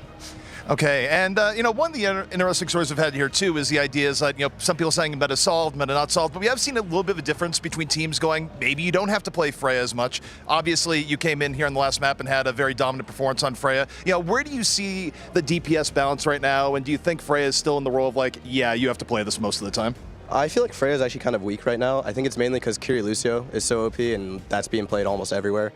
And I think she's really hard to play versus those fast comps on these close range maps. But I think maps like Circuit Royale, where you have the long sight lines, it's easier to get away from them. It's the one exception where you can make it work. But yeah, Freya is one of my favorite heroes. I wish I could play her more, but yeah, I don't think she's the best right now. All right, well, looking ahead here, you guys have gone through this first challenge, and obviously there's multiple teams ahead that you'd like to get revenge on, but let's bring it a little bit close to home here. If you guys are able to get a rematch against Geek, how, A, are you guys looking for that, and B, will it be different than what happened, of course, just a little bit ago? Yeah, I think if we play them again, that'd be great, and we definitely beat them, but honestly, I'm more set on the Korean teams more than anything. I really want to beat the Korean teams on LAN and prove that NA can compete. I think more than anything, honestly, we're in it with Geek right now because we're on the other side of the bracket. But hopefully later in the bracket, we'll meet them and we'll have a good match. All right, well, I got to follow up on that last question then. You're going for the Korean teams. What Korean team do you want to take down the most right now? CR and T1. There you have it. CR and T1 in the crosshairs. And we still got a little bit more time in the interview. Anything else you want to get out here before we wrap things up? Not much. Just shout out the rest of my team for playing normally in matches. I think that's the big strength to have when you come to an event like this. And I think we handled it really well. All right, well, there you have it. That was Tree and Team Liquid. They are moving on after a very dominant performance. We'll see what they have in store for us later on in the tournament. Yeah, thanks, ZP, and thank you to Tree as well there. Interesting to hear, T1, Crazy Raccoon, they'll take either of them. I think a great opportunity here as well, an international affair to play against other regions, and Team Liquid clearly relishing this opportunity here, Anta. Nothing but confidence coming out from Tree right there. This is their first international event of the year. They fell short in stage 1, but here in stage 2, they've come in swinging, looking confident, looking very comfortable on the stage as well. So very good looks early on for Team Liquid, but we're going to have to see, are they all talk? Is it all bark, no bite? Or can they actually punch up against these top-tier Korean teams? Yeah, I mean, I think if you had an interview like that, back in 2018, 2019, maybe even in 2020, people would scoff at that claim. But I think now, in 2025, we're seeing a big improvement. I think a lot of teams have learned and mastered so many elements of Overwatch outside of Korea that it was kind of exclusive to Korean teams and some of the Chinese teams. I think the gap has definitely closed in that regard. So to have ambitions like that feels really good. He's already calling out the top 2 favorites, right, or first and second seeds from Korea. So confidence like that, I think, is warranted when you have a performance like what we just saw in their first series. Yeah, I seen their kind of demeanor when they finished that. You wrapped up with a 2-0 there as well. You could see it was almost like an element of they're just going through the motions of they knew that was going to happen. That was the outcome they predicted, and they just went through, right, next thing, what's the next challenge? So it's good to see that from them, having that kind of confidence in the air as well. I think we're seeing a team that is looking forward to what's going to happen next in the competition, aiming for that high spot, trying to get to the final again, and this time turn things around and become the victors of the Esports World Cup, perhaps. We have a bracket update as well. You should check out our bracket and see exactly how things currently stand in this competition to give you guys a bit of a kind of an update at home as well here. And we look at this in Group B here, Wolf, and as always, spicing up. We've got another 2-0 in the other match across the way. Now, Veryl is a team that I've commentated a ton. I've watched this org, and I think that it was no surprise that they would get 2-0 by Crazy Raccoon, but I still think they're a very strong team, and Rock shouldn't underestimate them going to that lower bracket. Absolutely. I think that watching the match of Varel versus Rock. That's probably going to be one of the closer matches that we get to see, because Varel, they've reinforced their roster. They've imported a couple of Korean players that were, you know, closing in on retirement, but decided to give it one last ride over in Japanese OWCS. And now, I mean, really, they have been punching up. Yeah, they really have. I mean, I'm already thinking about, we've got ourselves 2 more BO3s, 2 more BO5s. We're looking ahead to that kind of GK Zocorp kind of matchup coming our way very, very soon here. But for you guys, of course, watching at home, we'll take a quick break here, give you guys a chance to kind of refresh yourselves for a second here before that all kicks off, because it's going to be very fun to watch indeed. Join us back here for loads more Overwatch 2 here on our B stream from Esports World Cup very shortly. We'll see you then in just a few.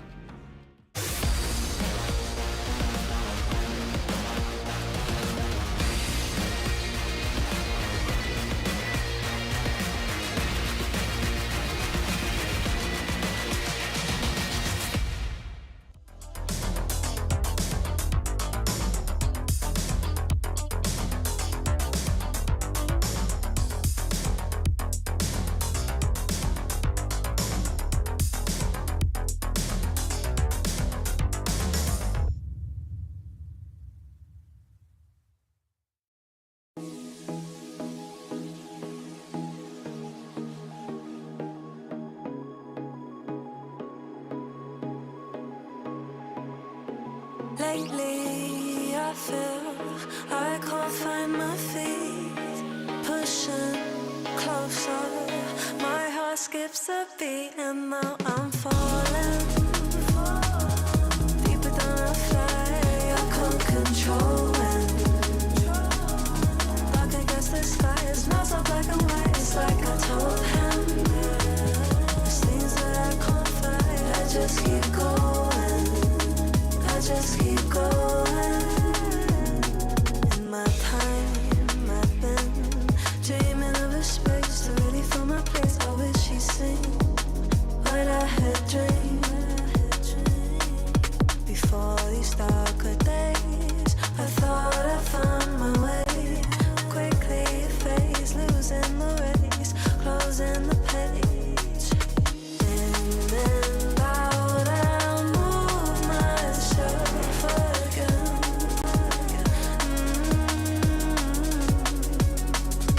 Time moves fast, I feel my heart beating.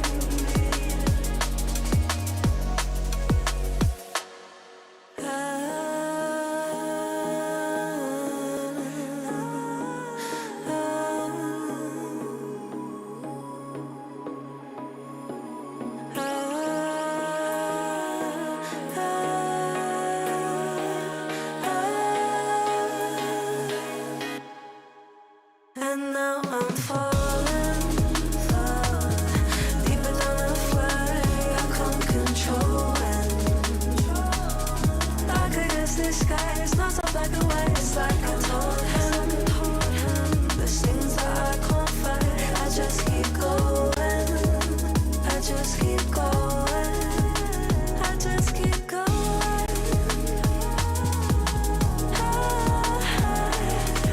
I just keep going. Dark against the sky. There's things that I can't fight. I just keep going. I just keep going.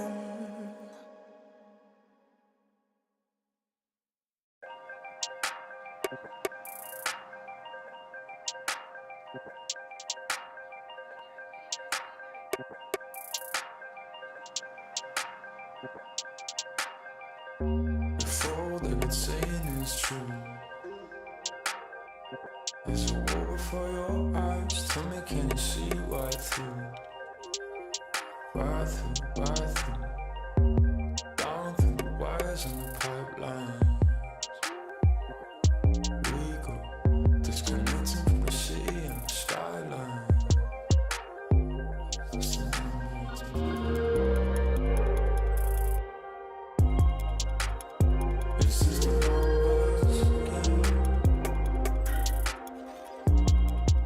The fire's still through the flame.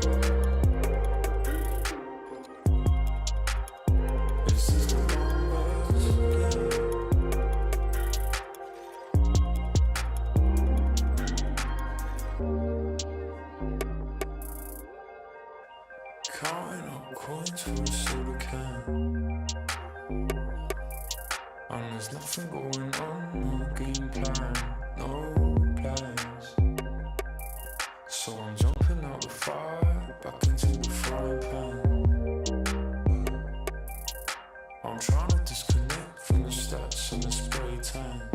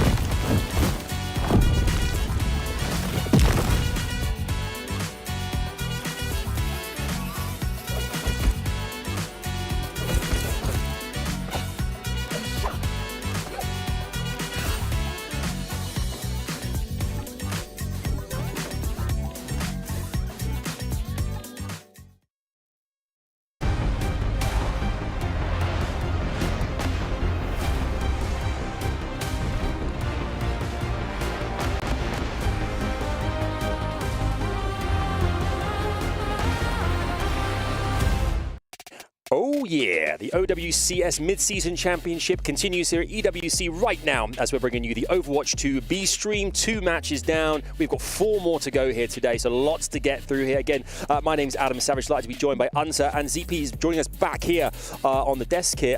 Great interview. Enjoyed that a lot with Tree. That was fun. How was it being down there on the main floor?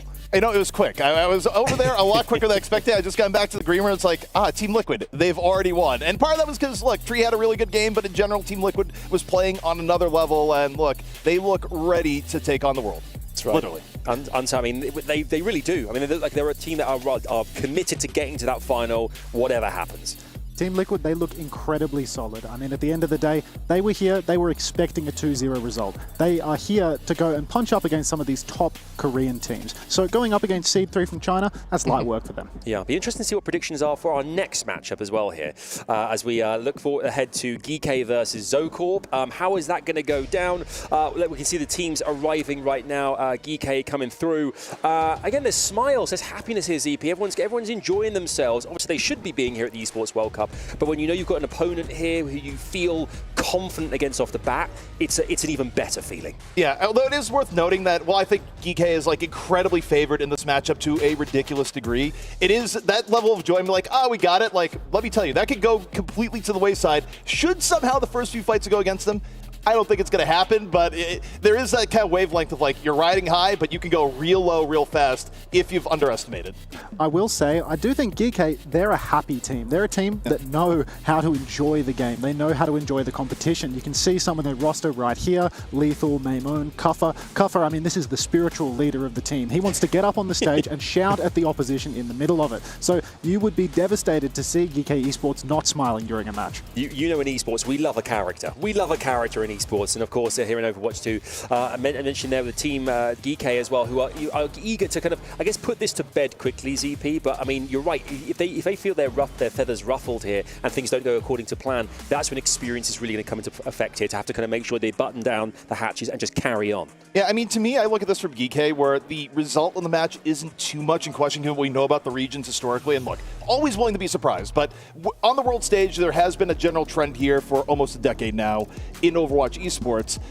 I think for GK, though, if they come out and they don't look good, like if it's a struggle to win this one, then you have some questions going. It's like, look, if you have trouble wrapping up business here, are you actually going to do well against Team Liquid in a rematch later in the tournament? So for me, I'm kind of benchmarking GK's strength here based on sort of margin of victory.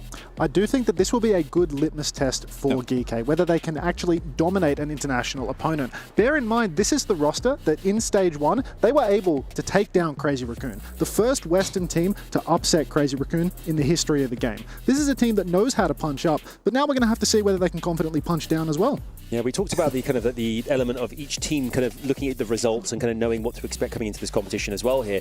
But when you have got that kind of thing, you know, every team I think we've spoken to has mentioned Crazy Raccoon, obviously being one of our favourites, if not the favourite. When you've got a team that you know has actually delivered on that promise of beating them in some capacity, people are going to start to turn heads and kind of want kind of expectation perhaps comes into effect here for GK. So that kind of also could play on things and weigh them down also perhaps potentially as well. Yeah, I mean, I think realistically, GK came in, and I'll tell you this, the only thing that'll be going like kind of in Zorcorp's favor here is that there's not a lot of pressure on them coming on in because of where the expectations lie. And also, I don't think GK did like particular, team-specific prep here. I mean, from the interview with Tree, maybe not a whole lot of teams did because teams are kind of trending towards, one true meta, as it were. But, there's a case where if you have interesting, secret strategies, maybe Zorcorp can surprise.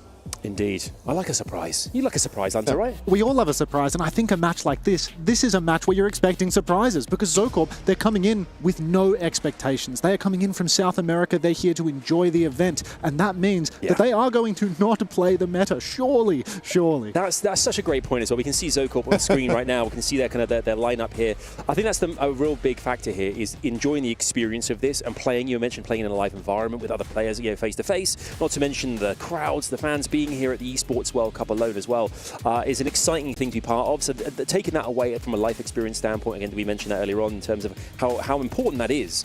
But you're right, it's to learn of other players who are competing at such a top level here, ZP. Yeah, and I mean, it is a disadvantage too because you think about regional support, obviously like North America, EMEA, and Asia all have like pretty robust support overall. In South America, there's support enough to like get in the EWC, but you don't have quite the level of investment that you do in the other regions. So in a way, when you talk about infrastructure, money and everything else, these players are playing on hard mode, which means, even just getting here is a bit of an accomplishment. It is. I think you see Love here and Kiwi as well, kind of almost massive fans of Hunter, trying to copy you on the moustache game, but nowhere near close, dude. I mean, you're just on different levels. Give them a few years, give them a bit more of that puberty, and they might be able to catch up, actually. Okay, but Abs is actually clearing Hunter completely on the beard game. It's not even close.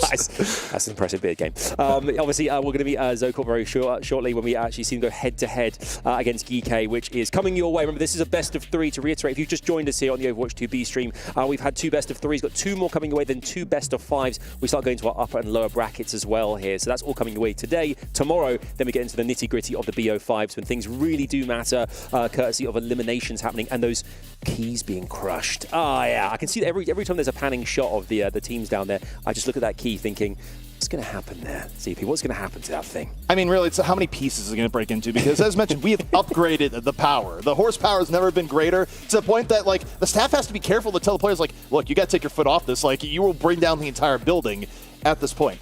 Hunter, though, I do have a question heading towards you here, which is that, obviously, in the time that you were doing coaching, you were on all ends of the spectrum where you'd go into some games and be like, we're going to win. And then you'd go into other games and be like, yeah, we're going to lose. We're going to lose badly.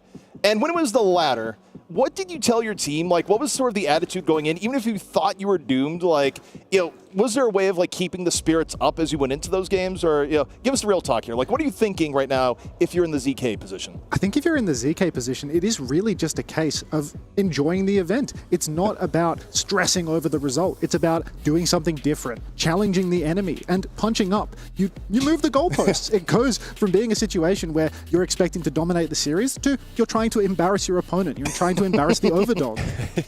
I've got this kind of, as an optimist, I'm always thinking, but this is also an opportunity, if it's possible, to put yourselves on the map. And everyone, as surprises we talked about here, it would be great for a story here if it did actually happen, that we saw it at least go to the distance to a best of 3 the whole way. And I'm really put up a challenge that we're kind of maybe not expecting so much. Yeah, and it's interesting, too, because the fandom and how they react to it. Like, the fandom also basically has one expectation for this match, but then you have fans of GK out there, if they go, wait a second, this isn't going the way they want. Like, what do you mean they just lost the first point? Wait, they're speed running through. Even if they get stopped, you have the fans just sitting here is like, okay, that kind of gave me a heart attack. Like, what's going on here, guys? What do you think? Do you think there's an element as well here of, I mean, that kind of pessimism of if it doesn't go their way for ZK, it could be a very quick. I mean, what do they have to do ultimately to ensure that they at least put up that fight that we're kind of maybe not necessarily giving them credit for going to happen? I think what's really crucial is that they don't stick to the standards. If they play what everybody else is playing at the tournament, if they do what is so well practiced over these last few weeks of all these teams boot camping in Korea, they will not stand a chance. It will be a very swift match. What's important is that they keep trying different things. They keep experimenting throughout the series and trying to produce a new challenge for GK. Because ZoCorp, they're the underdogs here. They need to do something different. Otherwise, it'll just come down to a game of skill. And I mean, GK, they're probably a little bit favored in that regard. Hunter, you know what I just realized? Because we were talking about old casting moments, catching up with Wolf here. You just made the Monte Cristo Houston Outlaws argument, where Monty got like deep on the Outlaws being like, you shouldn't play the meta. You're going to lose if you play the meta. You should play off meta, and you'll have a chance. It's just like went back. It's like, the times are a little bit different. You look a little bit different. You got a little bit more hair. You don't really sound like Monty, but that was the old Monty argument. Well, apparently I'm going to die on the same hill as Monte Cristo at the end of the day now. But, fingers crossed for GK, for my sake. Yep. Okay, we'll see what happens very shortly here. We're just waiting for our players, and we're hopefully going to get that under your way very, very shortly here. I believe we might be going to a break in a second here, just to give you guys a bit more time to... Okay, we're not going to a break at all. I'm jumping in there. I'm testing production, and gotcha!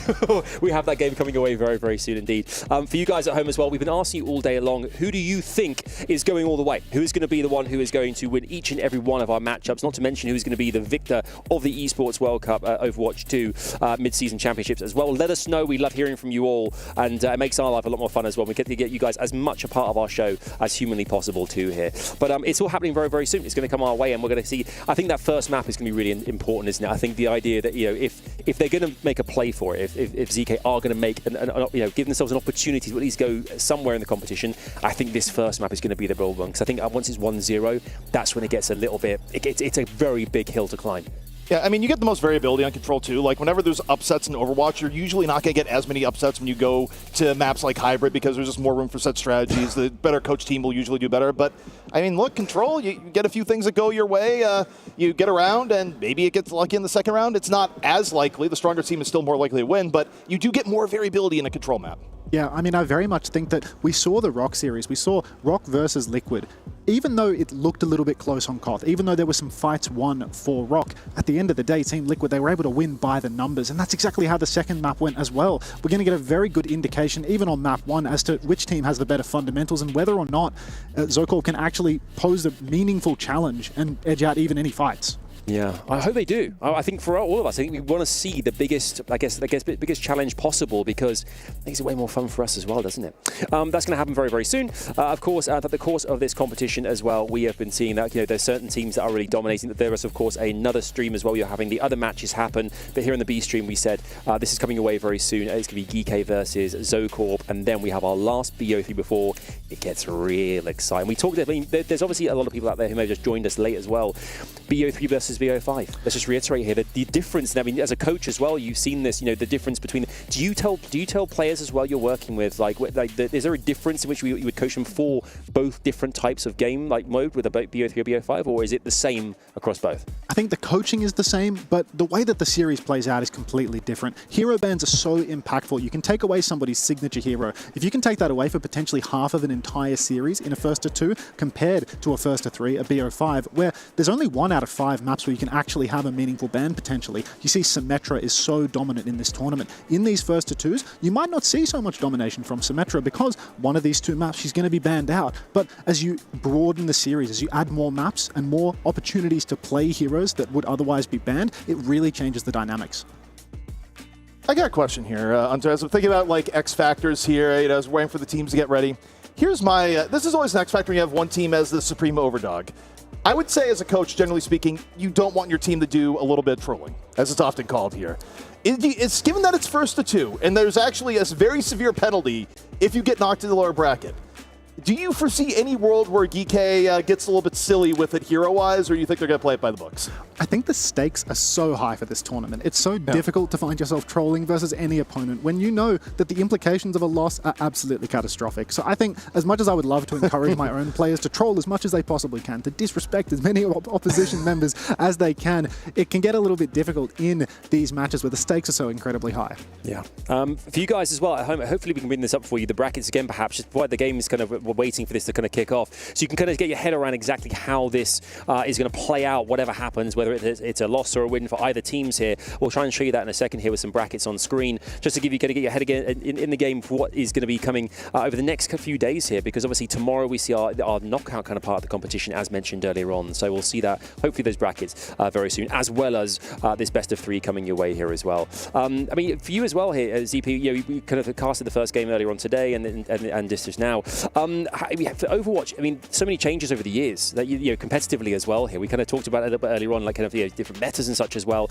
Any hot takes from yourself here ahead of this going into the next matchup? You know, no hot takes per se. I mean, it's sort of interesting watching Overwatch in a way because, you know, being intimate with the game for a very long time, it's sort of one of these deals where, on one hand, a lot has tangibly changed in terms of, like, specifics of meta, what you're seeing is powerful, what's being played, and then a lot of the fundamentals of the game just kind of stays timeless at the same point. Like, things like ult economy and, like, fundamentals of ult economy really haven't changed a whole lot over the years, where you look at this, like, you could look at this and be like, okay, this is a bad fight. You've just overinvested, and your next fight isn't going to go well for you. So OW is an interesting game where a lot changes, and then also at times nothing changes. Any hot takes yourself? I mean, I very much agree with ZP. The more things change, the more they stay the same in this game. The push and pull, being able to cheat out ultimates from the enemy team, disengage, these have been crucial, fundamental factors of the game for so many years now. Ultimately, the heroes being played, the style shifts, but always these fundamental tenets around the ult game is so crucial, defining how people play. Yeah, makes a lot of sense there. The ults being a massive factor in all of this as well.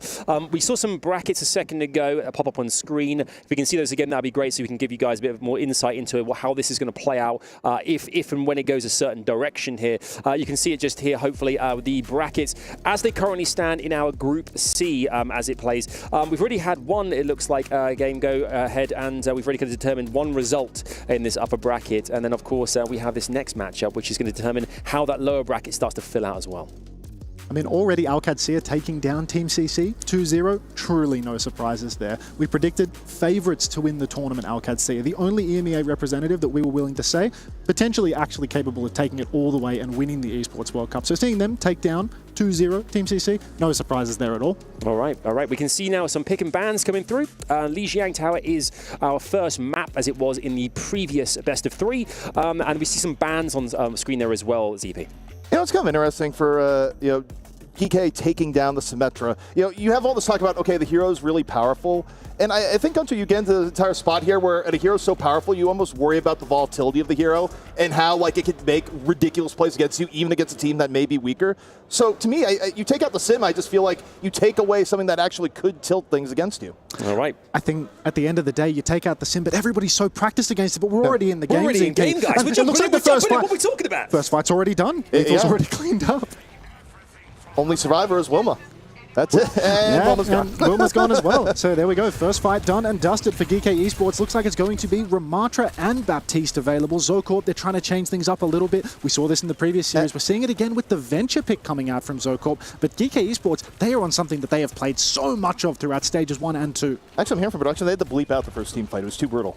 Like, that's actually it was a bloodbath. Yeah, it's just like, whoa, this is gonna change our rating on the broadcast. We can't do that, guys. Like, what's going on? Swing into main right now. We've got Carney stepping up very aggressively, and Kuffa's going to go down. Yeah, Kuffa a little bit overextended. Wilma taking the initiative here. Zocorp potentially going to get GK on the back foot. Love able to file on through. And just like that, Hunter, it's going to be a retake here from Zocorp. Not going to be absolutely run over. a fight win on the board for Zocorp already. Apparently, GK Esports, they got a little bit too aggressive. You could see they were pushing towards the spawn a second time in that fight, and a little bit too much. Zocorp, they fake back, they rotate, and they catch out backliners with this venture pick. Love now has a high noon, can play far away with that one. Support ultimates online. Abs has the Kitsune Rush to match Ultraviolet's window. A lot to play for as the scrap starts to break down on the point. Right now, Kuffa under pressure. Ultraviolet gonna drop the window. Meanwhile, Kuffa backing out. Has to get saved by the Immortality Field. Lethal, though, coming on over with the overclock. Kuffa off the ledge. And 1-for-1 right now. Lethal looking for a little bit more. Ultraviolet able to add one, and looking like GK may be able to start turning this aura. Still up one, but it's not super decisive. They need that flip, and you can see it looks like Lethal. He's going to be spun right off the map. Carney holding on to it, and somehow, some way, GK Esports, they're still scrapping it out, but it's not done. Yeah, I mean, GK, even though it's going in their favor, this is not particularly clean. Connie moving on his, but booping people off. Dropping the ult in the middle. Looking for a little more. Maimo, meanwhile, in the meanwhile, able to get to the back, taking down Wilma. Now we've got Maimone. He's in control up in main, swinging for more. Zocorp, they're on the backstep because Wilma has gone down. Kuffa, he's got that Annihilation online as well, but he has to contend with still Kiwi's beat. That could completely shut him out of this fight if Kuffa goes deep. Already, though, ult's coming out. Yeah, Zocorp not wasting any time. Going to venture ult early, and Love connects! Maimone going down immediately here, and Love making the Cassidy work. And, you know, what do you think about the Cassidy here in this comp versus what GK is running? I feel as if the Cassidy, it is good playing into GK's comp. You can catch these fast picks onto the Tracer, onto the Sojourn. If you are allowed to flank, if you are allowed to get over to the side of the fight, you can really carry. And you can see that's how Zocorp's making it work right now. They didn't even need to use their beat to get that retake. This is a dicey look for GK Esports. Yeah, I mean, you know, you talk about the, joyous, happy faces. Well, let me tell you, if that hits 100%, no more joy, no more happiness. Like, wait, we're about to go down a map. And it could be revolutionary. Maimone sitting here with the Pulse Bomb in the back. It takes down Love, gets rid of the threat early, sets up the 5v4, and Zocor, I mean, they're going to add in the beat, even down one, and they're able to make it work. They get Ultraviolet and Lethal off to the side by the White Room. Crucial trades coming through for Zocorp, and they have not capped the point, though. You can see GK got the flip, and now still Kiwi coming back into the fight will be traded out. So GK, they get to swing back with a huge ult bank now, and they have the cap ZP. Here comes Love, back on in, quick little tap, finds Admiral, Deadeye comes up, Kuffa, no cover, and the Cassidy continuing to do work right now for ZK. Lethal finally puts an end to it, but the damage had been done. Wilma, meanwhile, a little bit burrow in over here to the side. Connie, by the way, was able to find Lethal while that was going on. GK Esports right now, they have so many ultimates, but they're staggering onto the point, and that's going to be that they might not be able to find value already. Maimone goes down. Right now, Zocorp is looking real good. GK is looking sloppy. Still Kiwi down. Overtime in progress. Lethal able to take down Wilma. Round may not be over yet. Kuffa already taking down Abs. Everybody from GK getting back into this one, and somehow, some way, they haven't had to spend their ult bank to use it, ZP. Look up to the top. Lethal still has the overclock. Kuffa still has the Annihilation. Admiral's threatening to have a beat drop for this next turn as well, and it's definitely the last fight. If you look, Carney is the only player with an ultimate right now for Zocorp. Bastion swap the spawn fight. Yeah, Bastion swap is out. Lethal goes down. Lethal gets caught. 5-on-4 opportunity now for Zocorp, but Maimone comes on in, equalizes with the Pulse Bomb. Actually huge to equalize here. Sets up the 4v4. Kuffa, though, going to be able to drop Annihilation as soon as Zocorp comes onto the point. There's the beat. That's going to come out first. And ZK have a lot to burn through here, and not much time, sir. No time at all. Already 2 kills for GK Esports. Carney off the map as well. And that is going to be 100-99 for GK Esports, though. I was expecting a more dominant showing. Zocorp having some real signs of life here.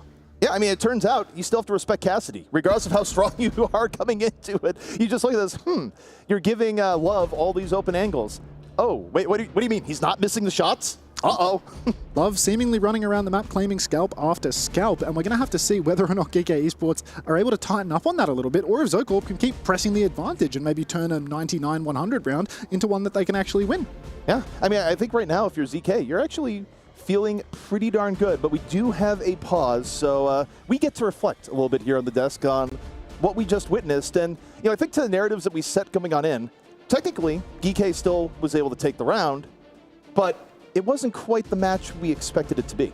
Definitely not. I feel like there are shades of the Liquid series here where you can see that GK have such strong fundamentals. You can see whether they're winning or losing fights, they always have ults in reserve. They're always building more. Whereas for Zocorp, often, you come down to that final fight, they spend the entire bank and then they've got nothing for the last turn. We're here over to Night Market though now, and it looks like more of the same for both sides. Sojourn for lethal, Cassidy for love, Wilma flanking with the Lucio on the Venture right now, but Maimone already marking that out quite a lot.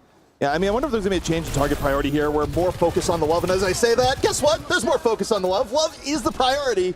But, it's a tough love that sends you back to spawn. A little bit of tough love for Zocorp Esports right now as GK, they're going to clean house, no trades in this first fight. They're going to get a nice quick cap. No ultimates online as of yet. First ult to come on will be Maimone's Pulse Bomb. Quite difficult to hit that at times. Maybe a little bit harder to hit now that Love has made the move over to the Sojourn, a more mobile character that can get up on the high grounds and escape the Tracer a little bit more. But I don't know how to feel about this swap because Love was doing so much heavy lifting on the Cassidy. I feel like Love saw the pain heading towards him. There's like, I see how the rest of this round is going to work out if I don't swap. So, well, okay, even if you swap, it's still going there. Like, congratulations. You hit 5-star wanted. Like, what has actually occurred here? Yeah, so much for the gift of foresight for Love as they will be traded early on once again. GK Esports looking much more confident on this round, really just denying all of the space on the map. Wilma trying to sneak in on the side with the Lucio, not able to do it. Now being marked coming in from the top. Unburrowing over on the side, potentially an opportunity for Zocorp to flip towards the objective. But GK, they're going to be able to hard choke out Zocorp in main. In theory here, with all the focus on the love, it's kind of on Wilma to make things happen. Like, Wilma is the DPS right now that has all the space in the world, but not much is happening with that space on her. Nothing at all. It really does feel like GK are swallowing the entire map whole. If Zocorp try and send one player over to the objective like they just did there in that fight, they sent Wilma down to the point to try and peel members of GK back. In the time it took for that touch to occur, GK had already found kills in main, and now they have a huge ultimate bank to just keep this ball rolling. Not only do they have a huge ultimate bank, but swapping the Mei for the retake, you just go down. You don't even get your ice block off. You just get deleted off the map. DK waking up in the neutral here because, as you mentioned here, Hunter, the ults aren't really being taxed. This is just see player, shoot player, repeat, and do it way better than the other team. I mean, it's such a good fight from GK there. You do not expect a spawn fight at 60%, and all they had to do was use the window to achieve it. Wilma not finding any value, not even able to get the wall or the ice block off. Kitsune Rush comes out from Abs. Yeah, Kitsune Rush is out. Last opportunity here for ZK to make things happen. They get Maimone down early. Maybe the start of something. Connie holding on to the reset ult. GK, lethal popped overclock in the middle of that. Overclock is now faded. Didn't find anything from it. We are now in overtime, 99-0. We'll see where this one goes. Kuffa right now on the point, hanging on to the Annihilation. Lethal able to take down his counterpart. Love down once more. Beat dropped here by ZK. They desperately need to get something here before the beat is gone. The beat is gone, but GK, they are still there. Maimone comes on in. And that's going to be the end of the round and the end of the map. Such discipline from GK Esports. They don't even concede the flip there. Even though Maimone was first picked, GK, they didn't throw a bunch of ultimates into it. They didn't throw their bodies onto the objective. They masterfully ping-ponged back and forth. They kept the cap. They waited for Maimone to get back in the fight, and then they won a big ult trade 5 versus 5. I just know internet speeds have gone really fast because the download was complete.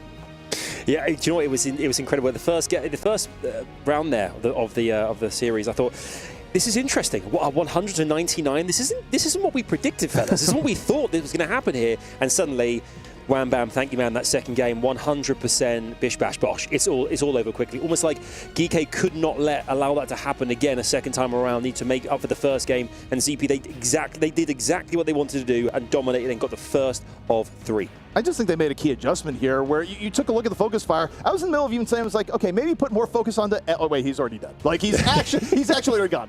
They figured out the mission objective, and suddenly, from Love's perspective, there's just kind of like, wait, what am I seeing on... Like, why am I having a UI in real life? It says objective survive. What is this?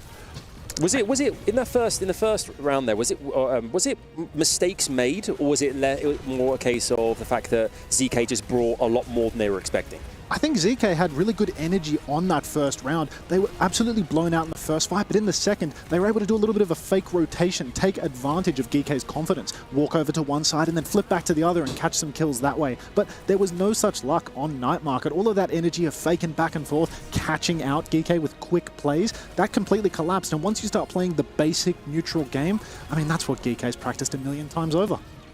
Yeah, I mean, on top of that too, I just think that there's certain things in Overwatch regardless of how good you are relative to the other team. There's just mistakes you can't make. I think one of those things is probably giving a Cassidy too much room because effectively you're making the bet of saying you won't hit your shots. And as it turns out, regardless of the level of play, aim has gone up pretty radically over time, and if you give something like a Cassidy free space to do what they want and hit shots, well, guess what? Sometimes they're going to hit those shots. It's going to end pretty poorly for you. Yeah, I mean the next round here we have our best of three, the second matchup.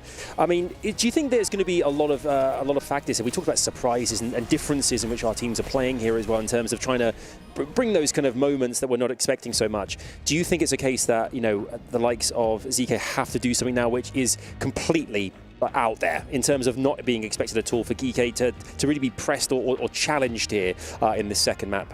I very much think that they are going to have to completely reinvent the wheel to take this next map. Yes. They used their most powerful ban on map 1. They banned out the Symmetra, which is the character that has everybody struggling right now. Now, they have to go into the next map without the most powerful ban available. So that if they don't do something completely non-standard, completely surprising, I think it's going to be an absolute bloodbath. Yeah, I think it's going to be difficult too because you can't go to a control map next. I think control was their best chance to take a map here, as evidenced by round 1. Round 1 was very close, and you chain 2 of those together. There you go. All the other maps in Overwatch are a little bit more biased towards a team with more experience because there's more ways to just sort of show your skill gap between the two teams. So it only gets harder from here. As Hunter mentions, the ban situation has gotten worse for them. The map situation has gotten worse for them. And also, they've kind of given away a little bit of what they're good at here because I have to imagine for GK, they made the adjustment in the second round of, we're going to blow up Love. I don't think they're going to go into a next map and be like, actually, we're going to give Love some space here. No, Love's going to continue to get focused. Yeah, exactly right. Why would they let him breathe? Just constrict harder. That's what they're going to do, I think.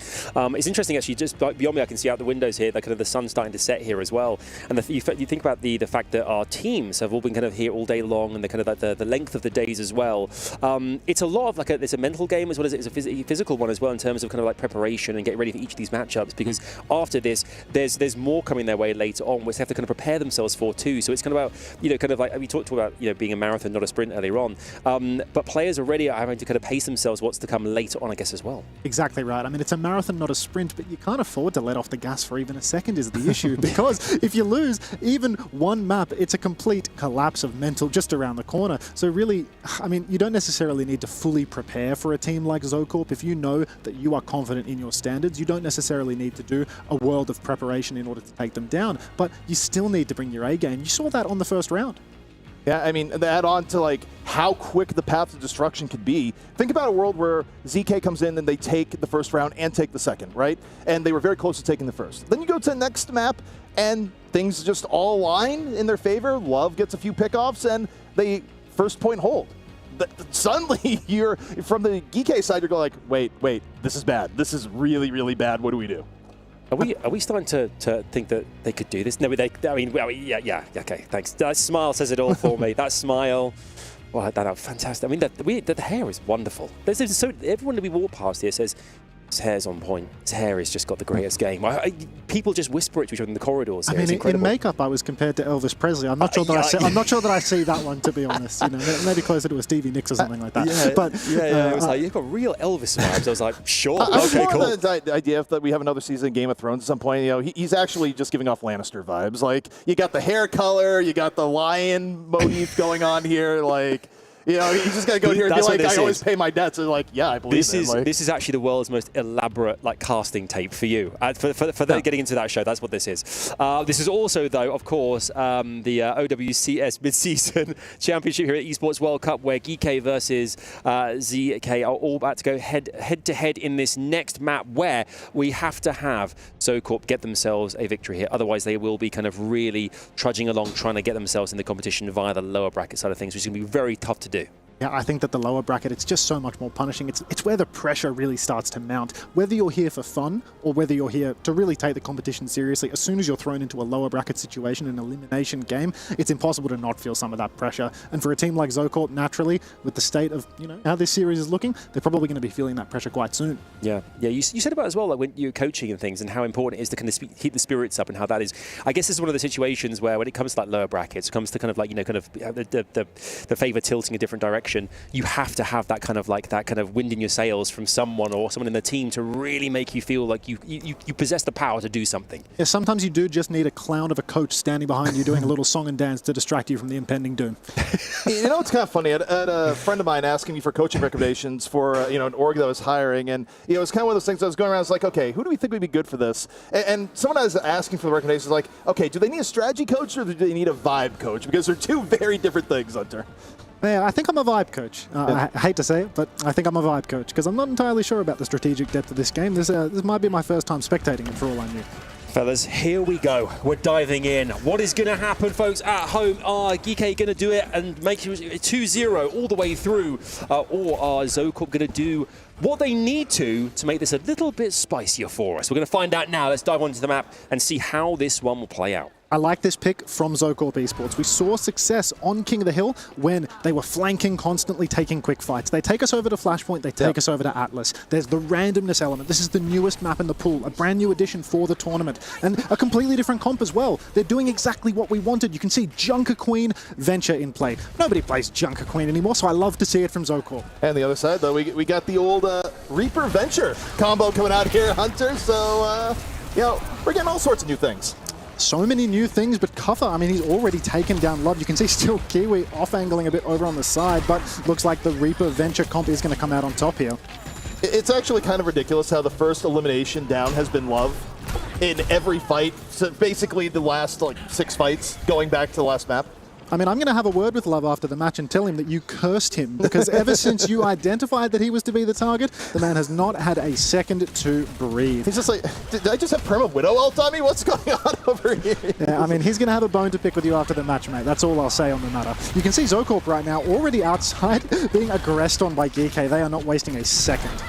Yeah, I mean, Lethal immediately just able to catch abs around the corner. And, I mean, Zocorp, when you lose a support that early in the fight, what choice do you have but to be like, well, I guess I'm going to back out right now and go for a reset, but already, first point, 50% the way of GK.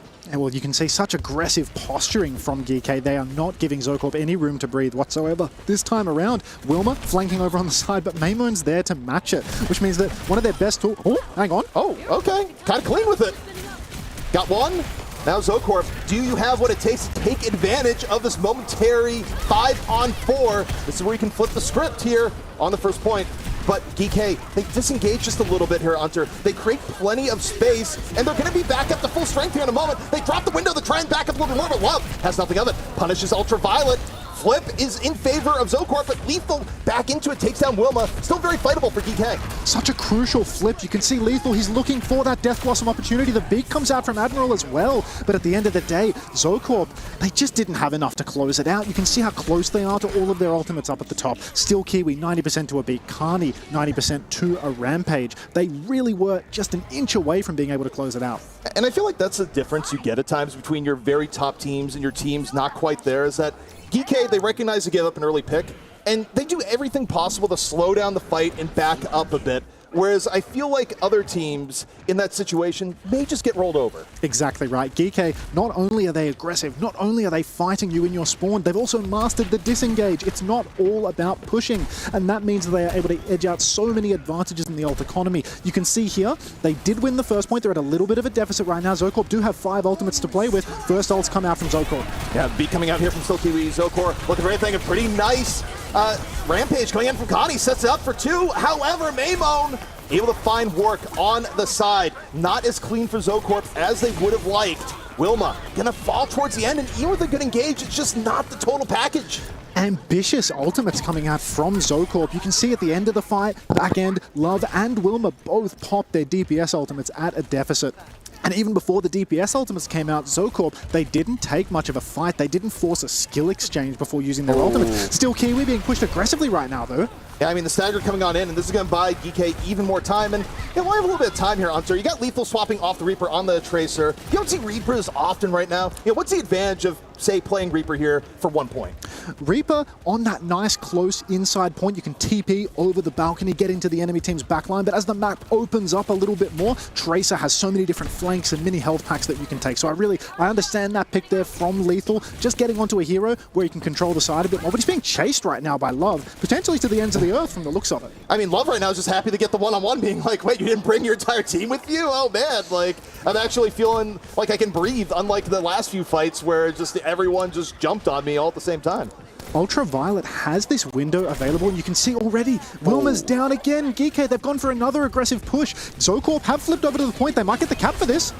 They get the cap, but they don't have any real way of sustaining on the cap. You look at their health being drained. Geekay with the 5-on-4, now 5-on-3 advantage, so the advantage there, it's ephemeral. It doesn't last. It's such good play from Geekay. They know how to find a pick, trade the flip when it's unimportant, and then win the fight by the numbers. They're so good at these fundamentals, and you can see they just keep on cleaning up kills. And now, Zocorp, it's only a matter of time before they lose the flip. Ultraviolet, Admiral, they've managed to hold on to their ultimates. Lethal and Cuffer also have them for next. Also, the support play has been really, really good from GK, where I feel like it has to be so frustrating for ZK, where you just look at the health bars a little bit, and you're like, everyone's getting pretty low. There's an immortality field. There's a disengage. Admiral comes in with a boop. And it's not like Zocorp isn't having points where they're nearly taking people down, but the backline play from GK, the peel, it's been very good in these fights.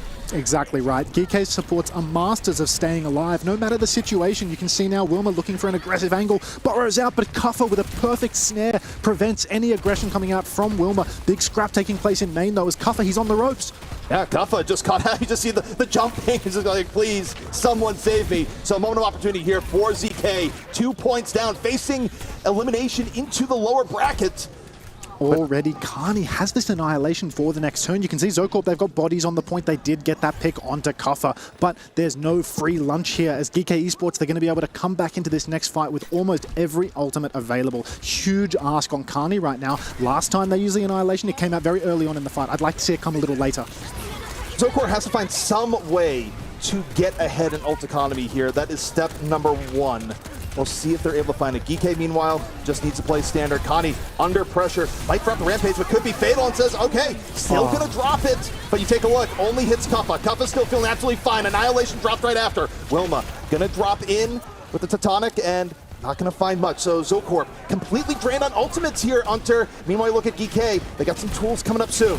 Maimone is about to have that tectonic shock. Everything in the kitchen sink has already been thrown into this fight, but now it's do or die for GK. They need this fight win. It will be the end. A massive tectonic shock comes out, ZP. Yeah, the shot comes out and Lethal there in the fall through. Abs down right away. Maimone still not done, finds Connie.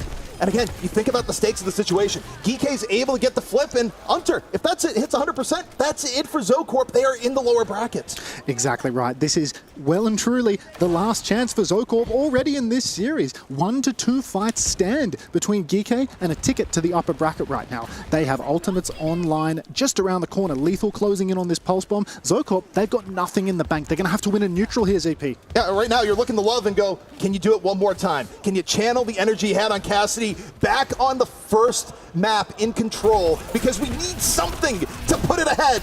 However, the engagement isn't here. Connie, inside the building, a little bit of back and forth. Time being burned off the clock. This is such a long engage, Hunter. They're just taking all of the time in the world. Zocorp seemingly trying to charge up some ultimates, jockey for some position over on the side, but they haven't had any success as of yet. Still both pulse bombs available. Could be the decider here, ZP. Kiwi, super low. Really good poke coming in from GK. Zocorp, down across the board. Able to get away a little bit, but Lethal, the style! The pulse bomb, Tracer v Tracer. The ultimate just power move in Overwatch. And Hunter, this may be heading to the end. Connie is out of it, and Zocorp on the final point as GK is taking him out. 2 players remain for Zocorp, but it's nothing but a formality. Maximum style points coming out from Lethal at the end there. We're harping on the fact that Love has this pulse bomb to carry the game, and Lethal, he sticks his opposition on Tracer to close it out. Yeah, it doesn't get much better than that. You can see Cuffer standing up with a smile on his face. We'll see who we are able to secure for the interview a little bit later. I'm hoping it's Cuffer, me personally, but we'll have to wait and see. Yeah, I think you mentioned earlier on what a character Cuffer is, so I want to make sure that we kind of can capture that if possible here. We'll get that in the interview very shortly, but yeah, I mean, dominant display in that second one. I think they was toying with their opposition there, ZP. Yeah, I mean, I think it was one of those things where they kind of collectively said, we're going to forget about the first round control. That never happened. Now we begin anew. And a lot of that, I mean, look, they made very good adjustments. I think the support play kicked in the high gear for GK. And then, again, the target selection was ridiculous, where it felt like, okay, we're starting a new fight. Set the timer on when Love is going to go down. And it's easy to be like, Love, what are you doing? I don't think that was on Love so much as the fact I think GK made a very conscious choice on their target priority. Was there you think that Zocorp would have taken away from that, other than obviously the loss, but like any kind of, you were talking about learning earlier on, this experience being here, would they have learned anything from that kind of that kind of matchup that they could take away with them and hopefully benefit from later on? Yeah, I very much think that the lesson to be learned, it's about disengages and it's about tempo. So many of the fights that GK were winning, it was by catching Zocorp off guard, fighting aggressively in their spawn, fighting where you're not expecting it. But it seems like we've got enough about improvement because we're going to throw over to the stage for the interview. Yes, we certainly are. Yeah, we're going to join Wolf right now, who's with one of the players from GK, tell us all about that fine victory. Thank you guys very much. I'm here with Kaffa from GK Esports. So at this point, you guys just took a very convincing 2-0 victory. You were the massive favorites coming into this series. Even still, though, the first round of Lijiang ended up being pretty close, and you ended up running into some pretty wonky compositions. There was a lot of Junker Queen being played. What are your takes on this series overall? Did it go to expectations? I mean, I was doing low-key a little bit of trolling map 1 of Lijiang, so I think that's on me for that being remotely close. But I mean, we're just a lot better as a team. Like, I don't think there's any denying that. I think it was just me playing a little sloppy at the start, and yeah, a little bit of warm-up, and after that it was pretty easy. So when you prepare for a series like this, knowing that you are such massive favorites, do you feel like, okay, we're kind of focused on what comes next? We're looking at the winner's bracket, or do you really still double down on an opponent like this? I think we're just focused on the next game, really. Like, I don't want to lie, we weren't really, expecting much from that team. I think that's kind of valid. They're a decent team, but if we want to do better in this tournament, we need to be able to run through that team pretty easily. And yeah, the next game is our focus, our Kedsia. Sounds good. I mean, that is going to be your likely matchup, right, of course, in the bracket. So I want to get your thoughts on the meta a little bit, because we've been hearing from all of our Western teams right now that Symmetra is basically incredibly broken, super powerful right now. Do you agree with this take? Yeah, I think she's pretty broken. I mean, I think it's like their bread and butter, the European teams. So if they buckle this tournament, I don't know what they're going to do, but yeah. Okay, we did hear earlier, of course, from Tree, from Team Liquid. He says that North American teams can actually go toe-to-toe with the Asian teams, Korean teams in particular, and that's kind of one of his goals as another North American team, and a team that was just very close against them in the finals. Do you also agree? Do you think that your team and North America can go toe-to-toe with the Korean squads at this tournament? I think we can. I don't want to jinx anything. I don't want to like hype up too much. I just want to play our game, really. Like, obviously, people are underestimating us, and the odds are in Europe's favor, so it seems, for Symmetra comp. But I mean, we're just gonna rock up and play our game, I like the confidence. Rock up and play your game. Thank you so much, Kaffa, for joining me for this interview. Now back to the desk.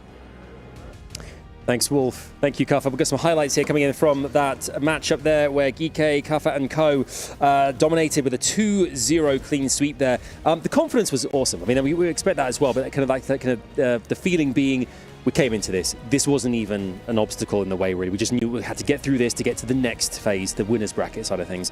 And I respect that confidence. Bit of hesitation, versus kind of Tree early on about facing those Korean teams. However, still clearly very confident going into the next round. Yeah, I very much think that Kaffa and the GK Esports squad as a whole, they know where they sit versus the international competition. They know they're capable of punching up. They've done it before. They did it in China. And this time around, here at the Esports World Cup, the playoffs bracket, top 8 and beyond, it's single elimination. So if you want to see an upset, if you want to punch up versus these Korean teams, there's no better time than right now.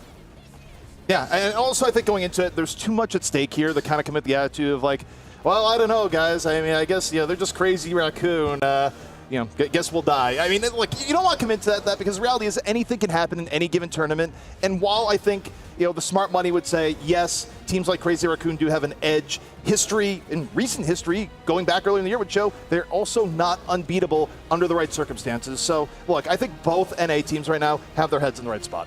That's right. Yeah, NA seem confident going into the next phase of this competition. And for you guys at home, you might be wondering exactly how things have panned out because there is one BO3 left before we move into those BO5s. can't wait. I'm excited for that, to see how that pans out. Let's show you the brackets and how they currently kind of stand, and where our teams currently are on them. We can see Group C now concludes that first round of BO3s. We can see we have our lower bracket matchup there, and Hunter, it's all coming our way. I mean, we look at that. Do we have a preferred favorite? I presume that we do. I mean, I'm a big believer in the EMEA teams being top tier at these Symmetra comps. I think Symmetra is going to be tournament defining this time around at the Esports World Cup. So I really do think, as much as I love GK, I hold this team close to my heart. I do feel as if OWCS are the favorites. I think OWCS, they're the dark horse to come out and upset these Korean teams this time around, because they are so good at Symmetra. OWCS, do you agree there as well, ZP? I think it's interesting because I think in a way you're almost running out the clock a little bit, because if you have this idea that EU has been ahead of the meta, which seems to be the consensus, right?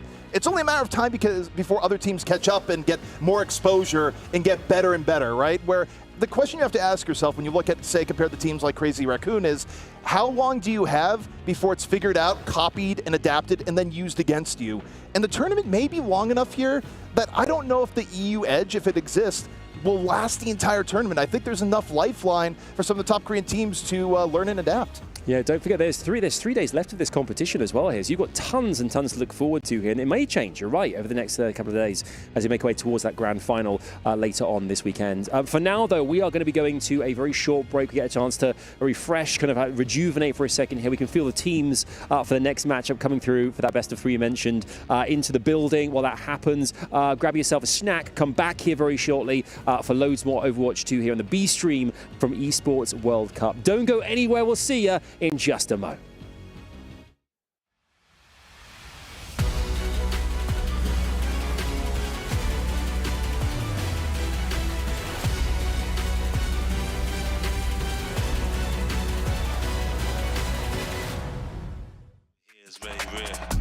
We don't do no talking round here.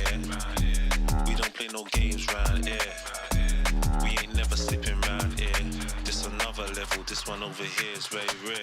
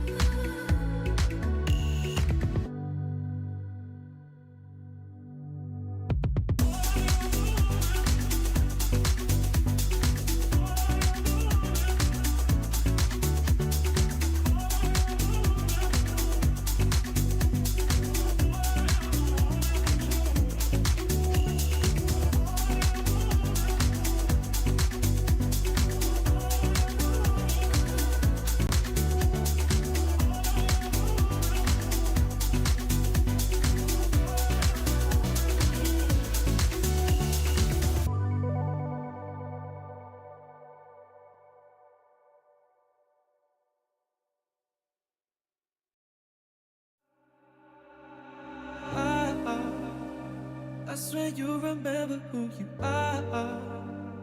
I swear you remember who you are. I swear you remember who you are. Remember who you are. I swear you remember who you are. I swear you remember who you are. I swear you remember who you are. Remember who you are.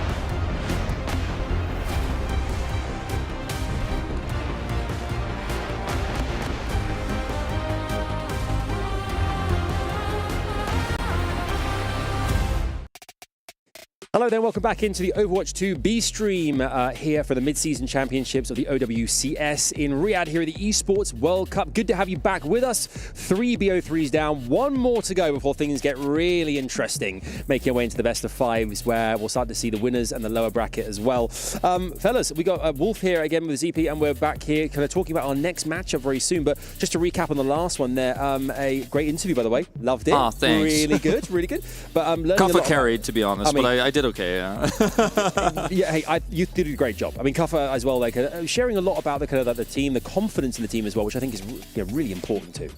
Yeah, I liked hearing from him. I like the honesty. You know, a lot of times when you have an interview like that where you have a team that's a favorite and you're like, all right, was this even really on your radar? And somebody's will be like, yeah, of course, I really respect him. But he did say he respects the team. They're very good, but they're really thinking about that winter bracket matchup. And you know, it's going to be a tough one. That's really the goal. So I appreciate the honesty. Yeah, they are laser focused on what's coming next here. So we're going to see our teams, I think, very soon coming out to the next matchup is upon us almost as well. And we've got a big one coming our way. Yeah, I mean, it's going to be interesting. I would say overall favorites, T1 coming in is like definitely favorited based on overall performance. But, you know, it's also a case where you look at their opposition, right? Still plenty of names we've known for a long period of time where it's just, you know, look, Overwatch Esports, who knows where the future will be in 10 years, but I'm pretty sure at this point, Color Hex is going to be one of those players that's still playing at that point. But seeing the walk-in here, Wolf. I mean, there are so many legendary players across both of these rosters. You know, between older legends, but also newer contemporary Overwatch top pros. I mean, we're talking about players like Proud and Color Hex going up against each other, you know? And that's what's so exciting about this series to me. I wouldn't call it the match of the day in terms of which match will be close, which match will be the most competitive. I don't think this is quite going to be as one-sided as our last series, but it could end up being. But for me, when you look at the star power that both of these teams have, it feels really cool that we actually get to have this matchup. That's what international tournaments to me are all about. Yeah, having that international element is a really interesting thing because it kind of we talked about kind of the different strategies regionally as well sometimes, and it plays into this and the narrative that anything could possibly happen really. Yeah, I mean, anything can happen, and like, while I don't think an upset is super likely coming in here, I would say the upset odds are significantly higher than the last match we just had. Because again, you look at T1, yes, they're veterans and everything else, but on the other side, you still have players that are veterans to Overwatch. They have been part of really good teams, but you talk about really good teams. Well, T1, it's hard to find much weakness. Yeah, it really is. You know them very well, fellas. I mean, here they are, T1 on your screens right now, and they. I mean, again, like you mentioned, like the kind of the experience that you have a team like that. I mean, you're very familiar with the Korean kind of teams as well. When you think about this roster, this team, T1 entered the Overwatch scene pretty late compared to a lot of other big orgs, and they entered with a big, flashy roster, right? Like this roster is incredibly talented, but they took some risks with this roster as well. Like for example, Proud, ex-Poker Face player from Korea, somebody who was always really well respected, but never was on a roster that could go international, that could actually prove himself overseas. This is his first big tournament. This is his first big LAN. I'm really looking forward to seeing what he can bring to the table. You have old favorites in Donghak who have been around forever. Vigilante as well. I think T1, a team that people could look at and go, oh, well, they got second place. They're not as good as Crazy Raccoon. But when you look back at Crazy Raccoon and that series that they played in that grand finals, not only was it a 4-2, so it was really close in that regard, each individual map was incredibly close. So T1, I feel like when people put them a tier below Crazy Raccoon, I think you really have to think they're just barely below in terms of where they stand power-wise. Yeah, I mean, you have this thing in Overwatch where it's like you have the results, but then what were the results? Like, was it a 3-0 or was it a 3-0, so to speak? Because sometimes the actual numbers at the very end may not be reflective of how close the series was, how oftentimes it came down to just one or two plays, and what was the eye test when you were watching. And if you went back and watched that Crazy Raccoon versus T1 series, by the eye test, it was any team's game, and it looked very, very close. Yeah, well, they are taking on the Guacos, the Gapos Guacos as well, which is going to be very interesting to see. A Freudian slip, I'm slipping there. The Gapos Guapos, there we are. They're going to go up against T1 here. Yeah, handsome cats. They are indeed, and they're here that you can see, and having fun as well, which I like to see too, which I think is a really important thing here. They're kind of embracing the fact they're here at the Esports World Cup as well here, Wolf. Yeah, I mean, the thing I love about this team is they're a roster that just loves to have fun. Like, they're so high energy. There's a lot of, pre-built synergy with some of these players. Like, Color Hex and Punk have been Australian representatives and New Zealand representatives, just OCE, I should say, in general, the region reps for Overwatch for so long. Color Hex, the man, has just accomplished so much. He's still incredibly talented, even though he's one of the oldest players playing in this tournament, as well as one of the longest standing ones. Even though they're the underdogs, I look at this series thinking, I think it's going to be legendary, right? It's new blood against some of this older OCE blood as well. Wolf, if you could survive some of those Boston Uprising years, let me tell you, you could survive anything. Like Absolutely. They proved their merit quite a long while ago. I love to see Color Hex's smoldering looks there to the camera. That's great. I love to see that. I think personality is a real big factor here as well. And the Gatos Guapos have it by the barrel load you can see here. I mean, particular players that are going to be, I think, a big difference maker here as well. I mean, Wolf, which player do you think is going to be in those clutch moments who can really stand up for the team and deliver something? A lot of people know Color Hex and Punk because of their massive experience, right? And they've been playing for a really long time. I think people are probably less familiar with Yang, who's actually been kind of one of those traveling mercenary players that jumps between team and team and team, but has always been very consistent within the Pacific region. I think he's an X factor here, might be able to even outperform Color Hex in terms of how the matches are going to be played. And I think he's a player that most people who are fans of older Overwatch or mostly watch North America or EMEA don't know, but he's actually quite good. This team, don't forget, also were not the favorites to win their finals. They upset 99 Divine, who have always been one of those top teams in Pacific. They're always kind of the top dog. But this time around, Gatos Guapo said, no, it's us. It's our time. We're going to EWC. I would also say, I think a player that was always impressed me, even going back to the day when it was 2 tanks rather than 1, is that I think it's rare when you look at his historical scorecard that Punk actually has a bad game. Like, even when Punk, who has been on some very bad teams, by the way, over the course of Overwatch history, it's rare that you actually be like, Punk was the problem. Punk is just very, very consistent as a tank player overall. And, as we've made the move, of course, over to, 1 tank in ages past, it's even more important to have stability in the tank role because, look, if your tank is inconsistent, the entire team is basically going to fall after it. But, Punk, you don't usually have to worry about that.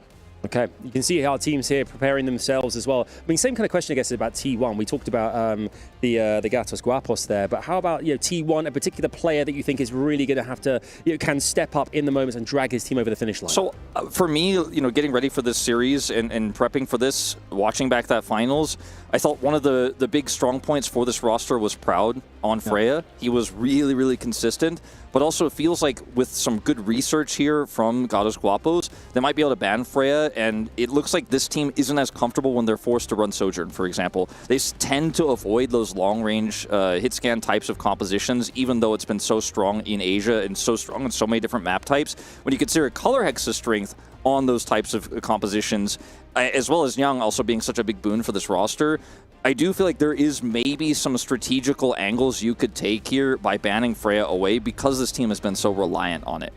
On the other hand, I'm thinking about here, I feel like Freya has not been as favored overall today, so I almost wonder, do you ban Freya when I feel like it may almost be in the realm of why interrupt an enemy if they're about to make a mistake, because I feel like the Freya stocks have gone significantly lower of just one day of play. Yeah, we saw Tree, who crushed on Freya earlier, say, he feels like it's kind of map specific right now. It's not a hero that is as meta as she once was, so not necessarily a mainstay. Take a look at the bans we actually have here for our first map, and it's Oasis, of course, but we did have the Diva ban actually coming out from T1, so kind of hinting that on Oasis here there's going to be a little bit of Pharah at play, I would imagine, versus the Kiriko ban, which also kind of shows you that maybe they want to run some of these tanks on the ground where you actually don't, circumvent them with the speed that Kiriko can provide with her ultimate. So I feel like it's a perfect storm for trying to say, we're running Pharah because we know you ban the Kiriko, we know you're trying to run something a little bit slower.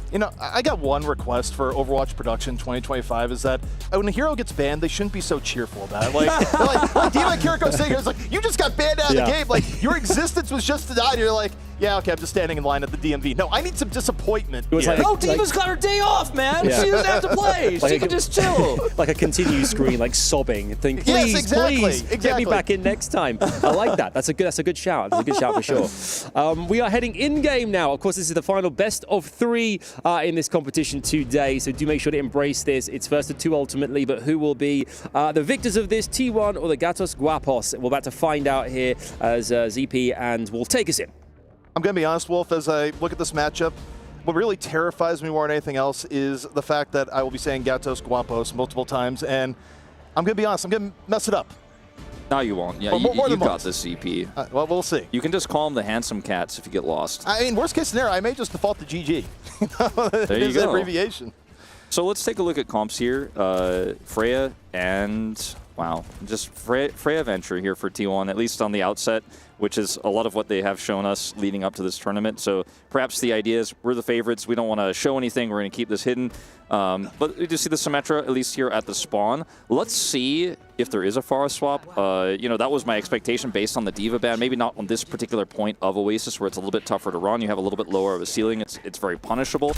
ColorX actually running the Reaper on the other side here, the Ramaja. So very different identities with the Moira to come out here for Gatos Guapos as well. Looking for an early team fight win, early control in that fast Coalescence build. I mean, I don't hate it with ColorX generally having really, really good game knowledge and positional play. I mean, the standard on Reaper in terms of, flick plays and everything else a little bit lower. I mean, your consistency can go up. That being said, you look at the poke between the two teams here, and it is going against Gatos Guapos a bit. Yang getting really, really low. ColorX and Punk are getting poked on back. T1 taking the initiative, moving forward, and just continuing to try and force something here. Looking for Punk at the crosshairs. Proud, though, getting pretty low in turn. Gatos Guapos hanging on here, Wolf, but for how long? That Moira healing getting so much value, but it's still not enough to keep Punk alive. Look at how much charge Aki was able to build there. It was really, really close, but unfortunately Zest actually utilizing his passive, getting those shields up incredibly well there to just kind of continue to force the issue. Proud then gets on top of them, and like you mentioned, there's a range issue there, and once the tank is broken, it becomes so much easier for T1 to clean up these fights. And for Gatos Guapos composition, you're really trying to win the first fight more than anything else, and they lose it, so now they have to kind of sit back and slowly build the last 20% of Coalescence. This is worst case scenario. Well, for basically my mother, because I was just saying, I don't love Reaper on the retake here. I really do. I love it on the defense, but going back in on the retake, it is so much harder to get an advantageous position, as we see right now, Color Hex under the gun, super high poke damage coming from Proud, enough to take down Niang, and the health bars are just not looking good for GG, as again, T1 smothering from all angles. I mean, this Coalescence here is basically a surrender button with this comp. I think they are definitely going to look to swap after this, you have to imagine. Even with the Reaper sitting at 70%, I mean, if you really want to hard force this, you're going to have a bad time. I mean, Skewed has Sound Barrier already, they have Terra Surge, they have the answers already in the war chest here, and without that Coalescence, I just can't imagine that Color X is going to be able to get in and set this up. He still needs 25% more ult charge to build, and he just doesn't have time. Yeah, and the problem is, too, when you run the Reaper comp, you're not likely to get miracle pickoffs the way you are on other heroes. It's basically all on your Freya to get the pickoff in the neutral, and if that doesn't happen, you're not going to get anything done here. It's a very tough situation to be in. Spear! Oh boy. That's your Bola gone. You wanted to Bola into the ult there from Color X, but now you don't even have the ult from Color X, and at 86%, they're going to have to Sound Barrier just to get into touch, and it's matched by Skewed. The beat also doesn't hit Punk. Punk goes down, not saved by Rack Attack in the moment. Percentage ticking on up as Proud easily cleans up his plate in front of him, and Wolf, that's dominant. Yeah, that was quite dominant indeed. Proud utilizing the slow that you can get in midair there to just kind of make it a little bit cinematic with his Bola finish there. You guys are trying to get on top of me. I'll just eliminate you myself. Very, very dominant showing here for T1 on this first round. But again, we have to really contextualize further, like we did before, that when you lose that first fight with GoddessQuapa's comp, it's kind of unplayable. Yes. You either have to kind of get lucky, your opponent messes up, or you got to instantly swap and just accept that you're going to be down on ultimate. So I feel like some people are going to be watching this going, man, that was horrible there by the side of GoddessQuapa's. But with the situation they were in, they kind of made the best of the bad situation, but it was kind of like, you know, it's that type of unwinnable checkmate situation. Yeah, I mean, I just kind of looked at it. I was looking at, really my view is laser focused on Color Hex. I'm just going, swap? Like, I don't know, like, you should be coming back out on this. Punk on the ball, you know, so a bit of a different look here on our second round. Donghak will match it. This is quite strong on Oasis, but Punk has taken quite a bit of damage, CP. A little bit of ball v ball, and yeah, I mean, the focus fire on the Punk has been quite good from T1. I mean, just on the fundamentals, they're not wasting any opportunities for solid damage in the neutral. And you look at the health bars right now, GoddessQuapa's, they're stuck running. And in this case, speaking of running, Donghak is also running the other way. Calls for a little bit of support, gonna get it, just ruining the otherwise noble ball v ball duel. I mean, getting a ball low is not enough. You got to get the elim, and he just is able to hookshot his way out there, get back on the point, help for the contest. And Punk had health advantage, but it didn't matter. They didn't get the elim. Bit of a trade here on the outset, but it is the cap to T1, advantage T1 in terms of positioning here. Now Proud also has Bola to stop any approach. And GoddessQuapa's, I mean, they only have a Coalescence. This situation is so rough for them. And look at how aggressively Zest is happy to play basically 1v3 here, knowing he has the escape. That's the amount of control T1 have at this moment in time, and I just don't think they're going to let it go. Yeah, I mean, also retaking on this stage in particular has always been a little bit cursed, Wolf, where even if you win a fight, you have to win the fight after, and the fight after that, while the stall continues to come on in. Yeah, I mean, let's be real. Aki was just sitting there trying to build Coalescence, and that was their game plan. And then T1 were like, you're not allowed to be here. You don't have the ults, you don't have the tools, your comp is broken up. And then even entering, not mind you the point, the entries to the edge of the point, they can't even get to it. Proud's like, try to take this angle, I've got that covered. Donghak's got the other end covered, he's got a minefield. And Rack Attack before he even has his ult CP, it's just murder here. That was dirty. Had the angle, put him down, and yeah, I mean, this level of hold from T1, I'm not sure they'd be going this aggressive if they didn't feel like they had a huge mechanical advantage. You don't usually see teams hold that far out, or at the very least, live while holding that far Color out. Hex takes a bit of a gamble here. Unfortunately, his pulse bomb's going to go wide. He takes a bit of a gamble there to try to look for the back cap to pull T1 back to the point, but the fight was already lost by the time he got there, so it just doesn't work out. Young gets taken out by the Lucio as he tries to mag grenade back. And I mean, this is starting to look like some Harlem Globetrotters here. we just continue to get close to the Washington General door is what is going on at the moment, Wolf. And all right, Color Hex on Widowmaker. I'll take it. If that's what we're going to get out of this, I'll take it. It's the instinctual fear response from Color Hex, like deeply born into him by multiple seasons with the Boston Uprising. Like, I must go Widow. Well, We set up the narrative, right, ZP? We talked about the new generation. We talked about T1. We talked about Punk and ColorHex. These guys are veterans. They are legends of Overwatch. But, man, it didn't live up to it, did it? It was a one-sided affair. I nipped off to make a sandwich. By the time I got back here, it was done. It was that quick. I mean, it was incredible, really. I mean, the Harlem Globetrotters is actually brilliant. It's such a dominant display there as well, again. I mean, you mentioned Proud being a big factor there as well, but, I mean, cohesively as a team, they were just wonderful to watch. You know, Punk got kind of split off from his team a few times because he's without the tools in a normal composition when you're behind on a comp like this. You know, Punk looks bad if you're actually like kind of unaware of how this is fighting out, like how the situation is in terms of the positional advantage T1 have and how you're this clunky, slow Ramatra trying to get in position to get ColorHex and ult. But in truth, like, you know, the situation they were in on that first round, there's not much Punk can do, right? I don't think he played badly at all. It's just they got completely outclassed. So the second round was when T1 really, their coordination just in the neutral was so much better. Well, it was two things. I would say T1's coordination neutral was better, and then for Gatos Guapos, the coordination disappeared. It just kind of turned into, I don't know, man, just walk out the spawn door, see what happens. It's like, well, I just died. That's what happened. To what? Everything. Yeah. Looking ahead to like this next game, I mean, T1, a display like that, I mean, GG, what is in their locker? What do they bring to this party to ensure that they kind of continue it going for as long as possible? Well, I mean, they banned the Diva and then just didn't even play Pharah. They're continuing to run the Freya with the Venture, which we saw a ton domestically from this team. So they didn't show any strategies.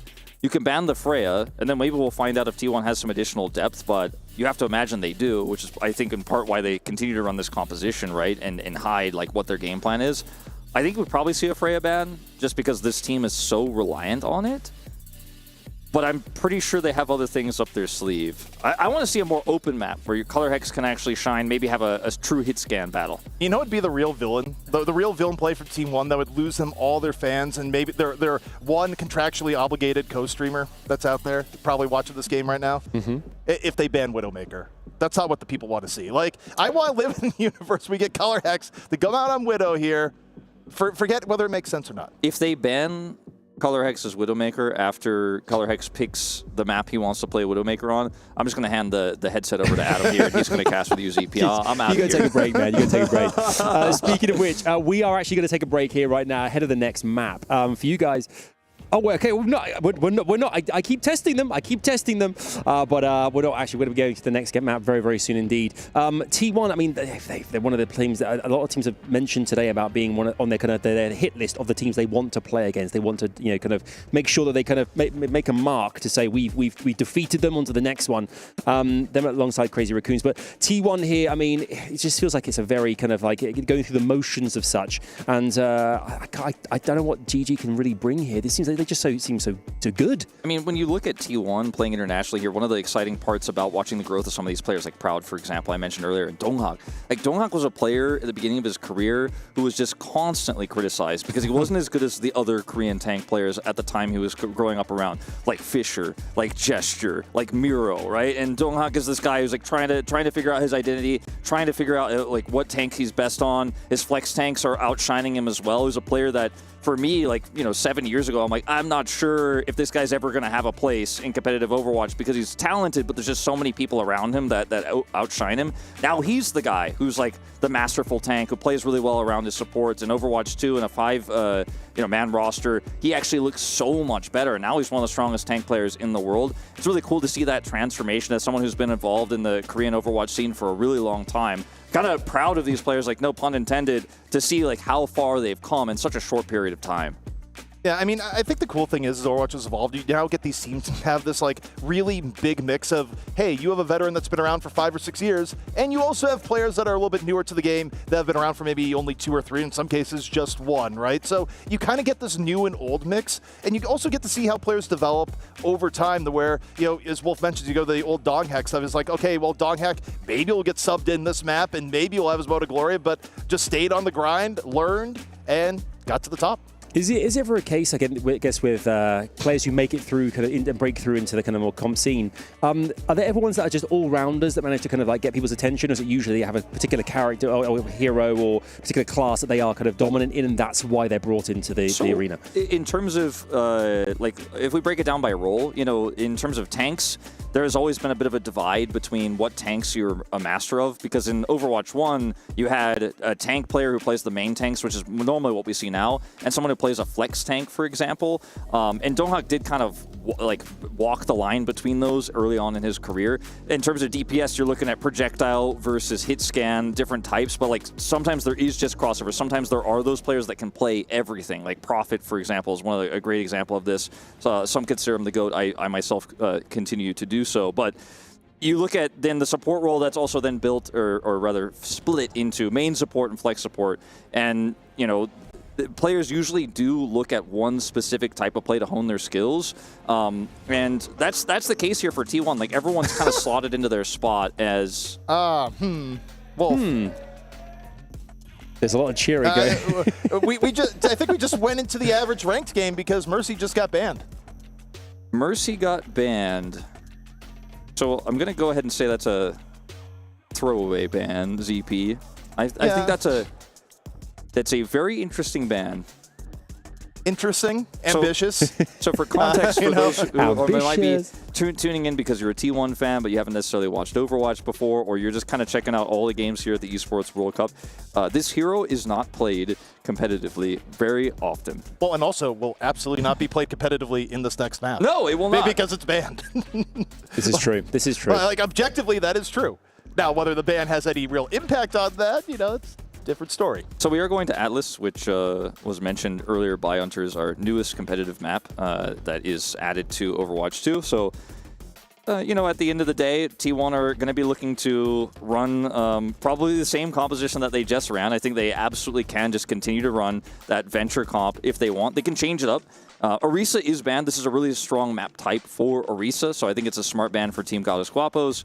And maybe it'll allow, you know, a Sojourn comp or maybe a Widowmaker if Color Hex is feeling so inclined. Like, you know, please, we'll see what they got. You wanted those graphics of like the heroes looking sadder. I think Orisa looked a little bit upset there. I think it's kind of semi-happening, I guess. Well, also the same note, Mercy may have looked a little bit angry, just being, what do you mean I have to get on screen? Like, what are you talking about? I was on call, but that was just ceremonial. I wasn't actually expecting to get up here. Well, there was like a groan in our crowd as well when the Mercy ban came. But there was some laughing. You know, I think everyone kind of universally understands what it means. You know, when you see that ban, you think, all right, well, that's a little disrespectful. Yeah. But you're right. I guess. I mean, again, we talked about confidence. Maybe that's just an element of that and a way of kind of like projecting that against their opponents prior to going into the game. I think it is also kind of it's a signal of, hey, look, we are so strong, so much stronger than you that like we will ban this hero you had no intention of playing and we will still crush you. You know, that can get into your head mentally. Yeah. It didn't look like it got into Goddess Guapo's head, as I saw some giggles there from them on stage. They were cheering. It was more of an eyes like, oh, it's going to be that way, huh? Like, okay, you know.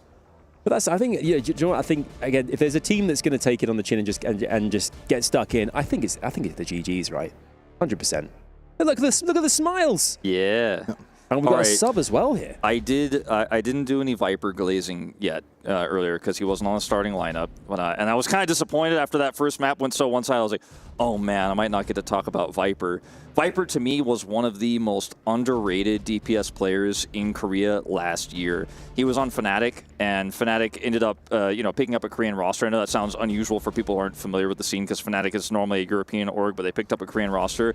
And then Viper didn't really play it and was dropped. And for me, I was crushed. I was heartbroken. I was like, how do you guys pass up on this guy? He's so incredibly talented. And then this year he comes back in to T1, and you're like, oh man, now I think people are starting to realize how talented this guy is. On the side of Light coming in, this guy is the ultimate flex player.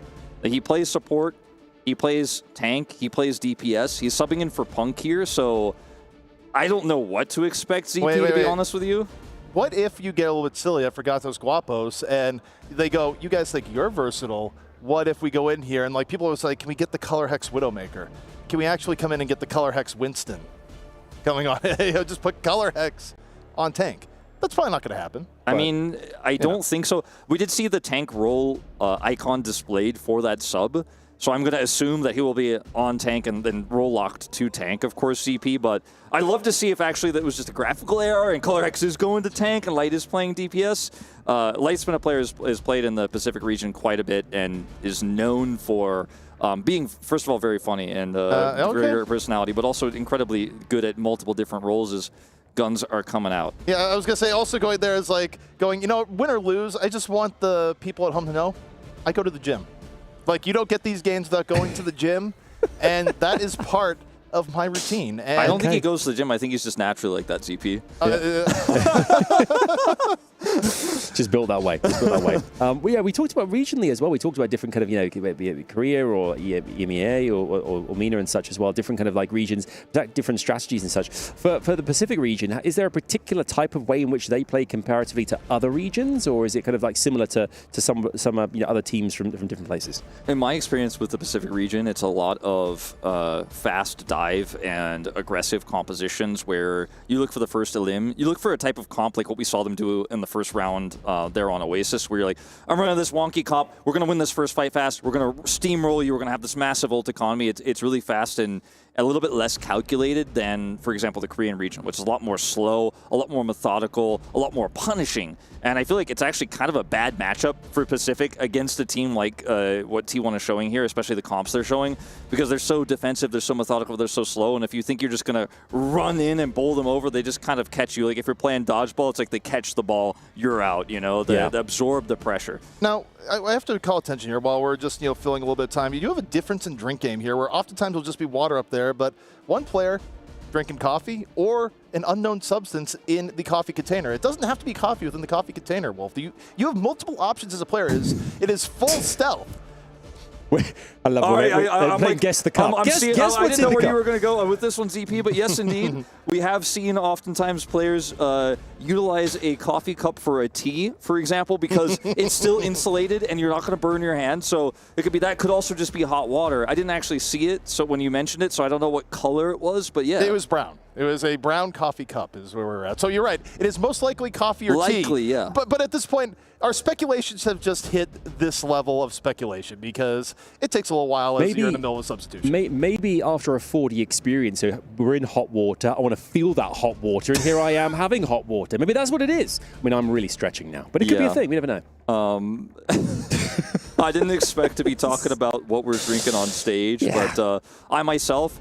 I'm not a pro. I was like a semi-pro in StarCraft 2 a really long time ago. But I'd have coffee up there for sure, not water. I'm always drinking water when I'm just in the backstage when I'm chilling. But if I gotta lock in, it's gonna be coffee for me. I got an empty coffee cup on this desk right here. You guys can't see. You should have seen Wolf's eyes light up when we were heading to the green room. He was kind of looking at what was available, and we have this coffee machine over there. And apparently, like the good option to hit is like there's a button called American Cafe. Yeah, and it's an Americano, but it says American Cafe. I press it every time.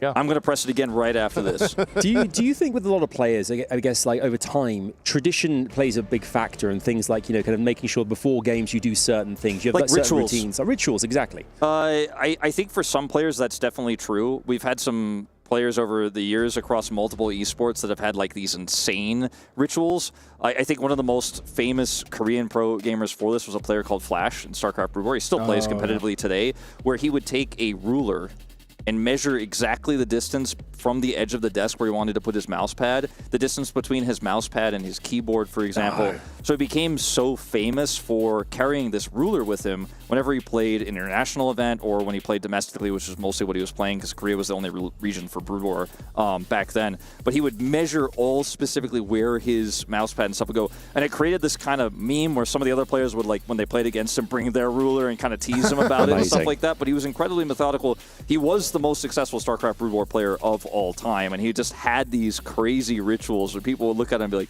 that's strange, but I'm not going to doubt you because you keep winning. well, that's just triggering old like StarCraft memories where, well, I'm trying to remember what the backstory was because wasn't Firebat Hero that like grabbed a cup of rice and like ran out into the beach and like threw the cup of rice into the ocean? That did happen. Yeah, I don't even remember the context. I'm just like, I don't know why he did this, but there was a lot of prop unintentional comedy in the old Korean esports scene back in the Brew I War do days. think that like we miss that, you know, like in the old days. So in this case, of the one that we told an old StarCraft Brew War story, this guy basically had this insane ceremony. He had this bowl of rice, was like, "You're nothing to me, basically. You're my food." Tossed it to the crowd. Then ran into the ocean, took his shirt off and ran into the ocean. Okay, now we have mercy bans. I mean, I don't know. It's like pretty good ceremony, but I'm kind of going to have to go with Firebat Hero. Well, finally, after all the chat that you guys, I'm sure, have enjoyed at home, we are ready for our second map of this best of 3. We're going to dive on in. It's T1 against Gatos Guapos, but how will it fare? Let's find out. Well, Wolf, we're back on. I'm just going to say last thing, Google Firebat Hero if you guys don't believe me. All right, so let's talk about comps here because obviously Mercy will not be played. I'd love to see Donghak play one of his old OG heroes in the Zarya, but he's just teasing us with that. Looks like we're going to see Lucio Kiriko for the mobility that is so powerful on this map to get between point to point. Donghak showcasing the Wrecking Ball at the same time.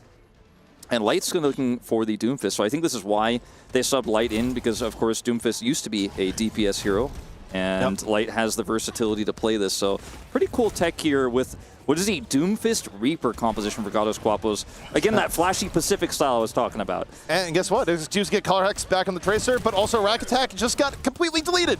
I'm just looking at the health bars, be like, okay, we're on the setup, and it's like Rack Attack, dying. Oh, no, actually just completely dead. Yeah, that fight didn't last very long. Donghak is going to go over here and cap the point and wave to the fans, as this is just going to be another rough start for Gatos Guapos. Wait, how'd Light die? It looked like drilled off the map, or actually not even off the map. That wasn't even an environmental limb. He just got caught by Viper. So now they're really broken up. So the problem is in that last fight, Light looks for the engage, and then they leave their support line completely open, right? Rack Attack goes down. Now they're kind of caught trying to regroup. Viper gets that kill into Light, and Gatos Guapos like, oh, now Nyang has to like teleport away. He barely survives, and they never get the group up. Meanwhile, T1 have already hit 40% of the first cap. Yeah, I mean, it's about as one-sided as it gets, and I mean, you think about win conditions for the comp that Gatos Guapos is playing. I mean, they have to get positional edge. Nyang has to be right place, right time as a Reaper, and right now is just getting pummeled in the poke game. Like, you're not really getting an ambush Reaper if you are getting ambushed as the Reaper. So remember my Viper glazing? Yeah. It's you know, he's kind of doing it, ZP. He's kind of killing the enemy heroes. He's kind of killing the Gatos Guapos right now. He did go down, but he is doing a lot of work. There we go. From Kadia, the first team wipe. Favor of Team 1. But needless to say, 95% to 0%. Blink and you've missed this round. It has been quick, decisive, most importantly here, deadly. Nyang just getting pooped off and taken down by Proud. This is kind of one of those bewildering rounds where I kind of go back to, my mother once told me, if you don't have anything nice to say, don't say anything at all. This one is so broken up. Like, Donghak creating so much disruption. The backline is always split here for Gatos Guapos. Proud and Viper are the ones who get in there and get those kills, but they're also kind of crushing the tank. Like, Light gets caught by them, gets deleted. Color Hex interacts with them, deleted, right? So you never get that grouped up fight. Now, finally, Gatos Guapos almost have their ults, only to be outclassed here in this first fight in terms of the ult economy. Viper's down, though. Yeah, I mean, you cursed them. You talked about all that glazing and turned them run at the very end. However, even with the early pick, Light gets in the rough spot, gets picked off. T1, I think, is fully capable of winning the 4v5, as it was. Color Hex here, maybe with a Pulse Bomb opportunity on a Donghak, but wants to wait out the shield and doesn't take the opportunity, and Proud takes him out, ZP, and once this wears off, that's a dead Reaper, and looking like a 2-0 start here potentially for T1 if things don't change. Now, we have the full war chest. We used to call this a big 6. We can call it the big 5 now, ZP. 5 ultimates online. Sound Barrier to get Nyang into position to drop that Death Blossom. That's your best bet here. You've got the setup. Let's see what the execution looks like. Or Skewed can just have no fear at the Doom coming at him. Drops the boop. Meanwhile, Aki gets caught by Proud in the backline. A little bit of Meteor Strike action, and away we go as Proud is just mowing down everyone. Now you don't get to have your fight. Young dies while ulting, ZP. He was trying to get an ult off, but like Light getting picked there and having to... Is that a standard now? He was trying to get an ult off, guys. He was trying to get an ult off. He was trying to press Q. He pressed it for only 1 second. Now, like in this situation when Light has to defensively ult, the rest of the team falls apart, right? Like, your front line actually can't engage. Your Reaper can't get to where he needs to be. Skew's just going to drop this one almost like a party favor here, as this is just such a split-up fight for Gatos Guapos. Nyang's caught alone on this Cassidy, and ZP, this one is looking all but over. I have a hard-hitting analytical question for you. Probably the hardest you've ever gotten of your career, but, you know, how much different is this if Mercy isn't banned? Where are we at, Wolf? I don't want to answer that question, CP. All right, well, it's a 2-0 start here. Unfortunately for Gatos Guapos, they also burned a few ultimates in that last exchange, which ended up being, frankly, a kind of pitiful attempt there. Young's dead again. His comp doesn't have any stability because it's a Doomfist comp that's running Cassidy, so there's no peel for Nyang. So they just keep finding him and killing him. And they kind of do the same thing to Rack Attack as well. Aki at least has some safety because he could teleport to safety, but I mean, maybe? Light, maybe an angle? Okay, they overextend? There's a chance. There is a chance, at least on this point. 5-on-3, now 5-on-2. Opportunity for the Guapos as they move on in. But guess what? Donghak. Reinhardt. Wolf. Oh, well, I mean, it was short-lived. Ah. Junker Queen, we saw this earlier. Big cheer in the crowd when the cap does come through, as Gatos Guapos did have point priority. Spawned closer to them, so they were able to get over there as the swaps came through. So big opportunity now to try to hold on to this one. They also have some pretty good ults here in terms of the economy they are leading in. It's light. We'll see if Colorheart, we'll see if Colorheart can make a move here. Pulse Bomb is up already. Aki, though, already caught in the neutral. Time waning for a big Pulse Bomb opportunity. Niang is going to go down, and the time is over. It's not going to happen. And T1 again, a vicious fight, largely in the neutral. Yeah, Light missing his punch there, actually, allowing Donghak to just circumvent him entirely and take Aki out of the fight. And it looked like, I believe, Proud hit the Pulse Bomb there on the Nyang. It wasn't able to actually secure the elimination, but they were able to follow up with all that extra damage coming through. So all your damage is gone. You have no tank. ColorX is holding on to this Pulse. They need to buy time for the sound barriers. Viper's not going to wait. And the dive is just too much. Yeah, he's just immediately erased off the Teutonic. And T1 is just being ruthless. I mean, this has been a dissection, Wolf. You look at the health bars, it doesn't get any better. T1 just completely comfortable and in control. And, you know, the worst part about it is that somewhere out there, Vast is cashing the easiest payday of his life because this may be the shortest game of the day. Yeah, it is going to be pretty fast. Now, we do have, once again, Big Five. 5 ultimates coming online here for Gatos Guapos. One last stand. Or maybe they won't get it as Vigilante actually does die here. Sound barrier committed. Not sure if they needed to do that. As Nyang says, they absolutely did. Oh boy, CP, this one's a roughie. It's a roughie. Flip comes in, but let's see if they can hold on to this. ColorX gets a kill. And by the way, if they don't hold on, if they lose one more fight, T1 is moving on, and the Guapos move down to the lower bracket. One of their mulligans out. All right, Light got purpled there, but he is able to escape there. They're able to heal him up now. And still, with 4 ultimates, even the Rack Attack used his last one, Skewed gonna have that sound barrier advantage. This is a vulnerable moment for Gatos Guapos. Kitsune Russian defense. This one goes.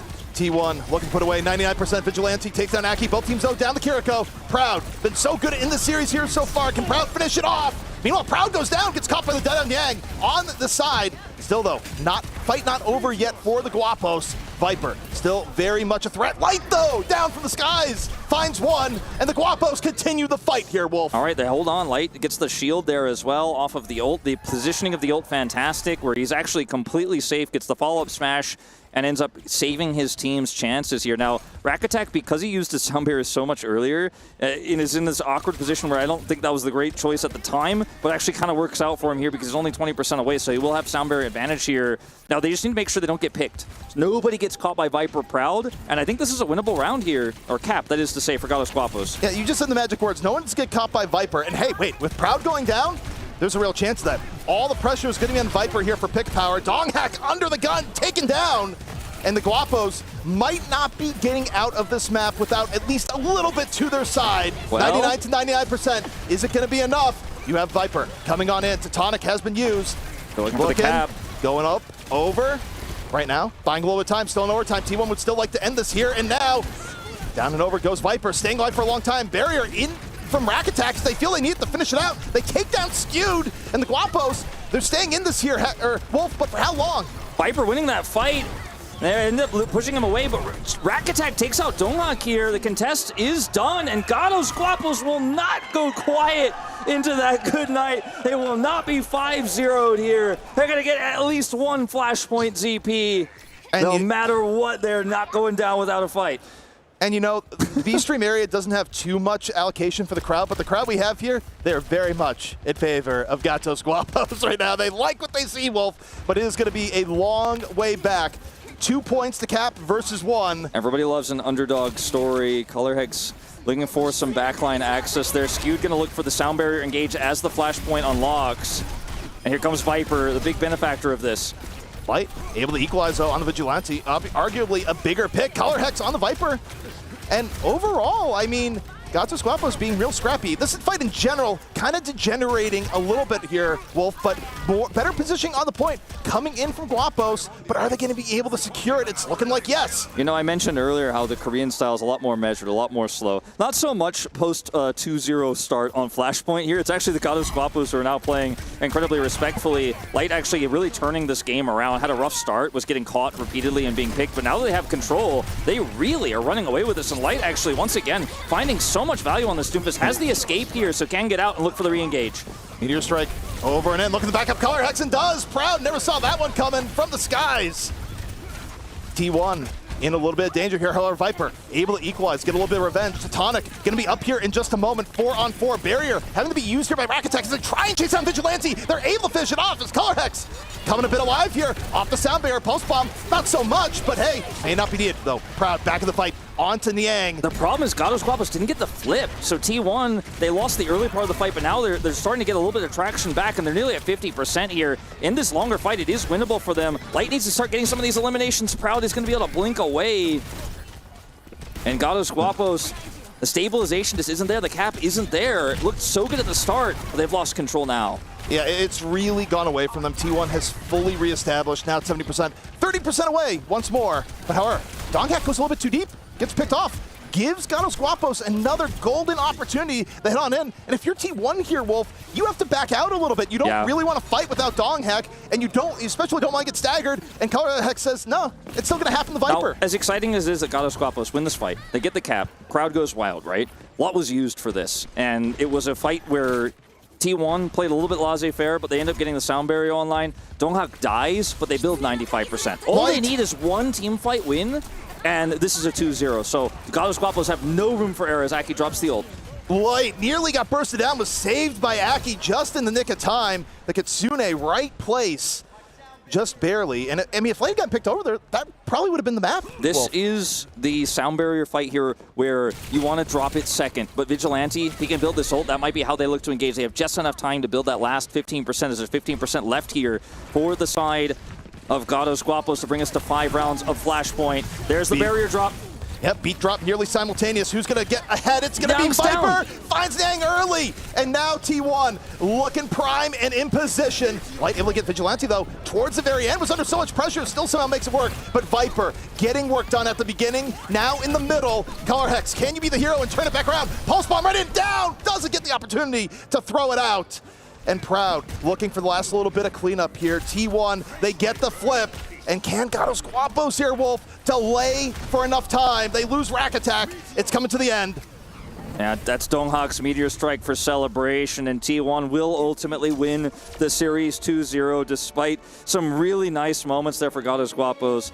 And man, what a turnaround for Light. The beginning of that one looked pretty doomed. He was getting caught. He wasn't able to rejoin his team. They lost momentum. But once they regrouped, it looked like they had some pretty good setup with this composition. It didn't feel like this was a for funsies moment. This was definitely something that was prepared. And I gotta say, you know, T1 won. They were the expected victors, but I did finally see some of that fire I expected to see from the Gatos in that second map.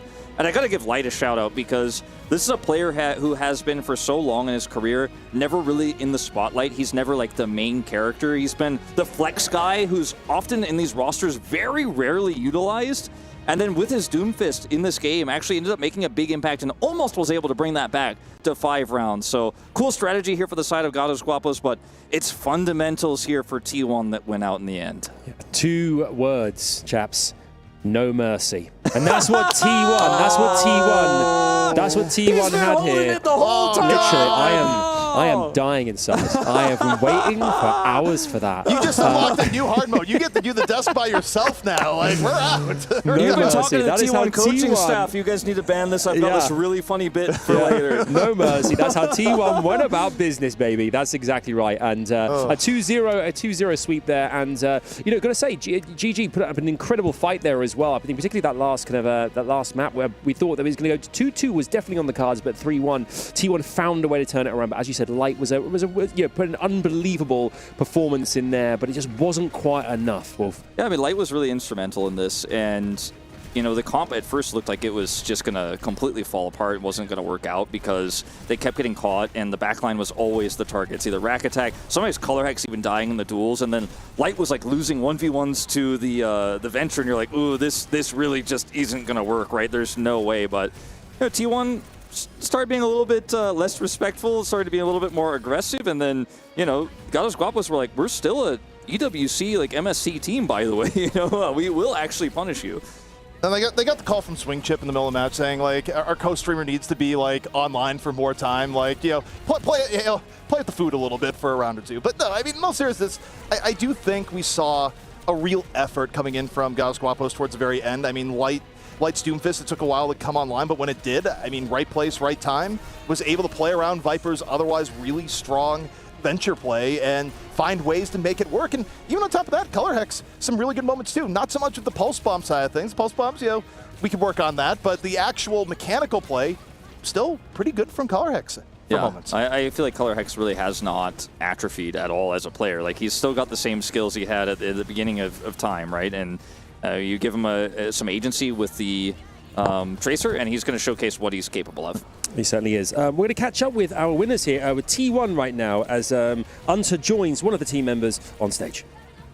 We're down here with Skewed right now, coming off a very confident victory versus the Gatos Guapos. I've only got one question for you right now, Skewed.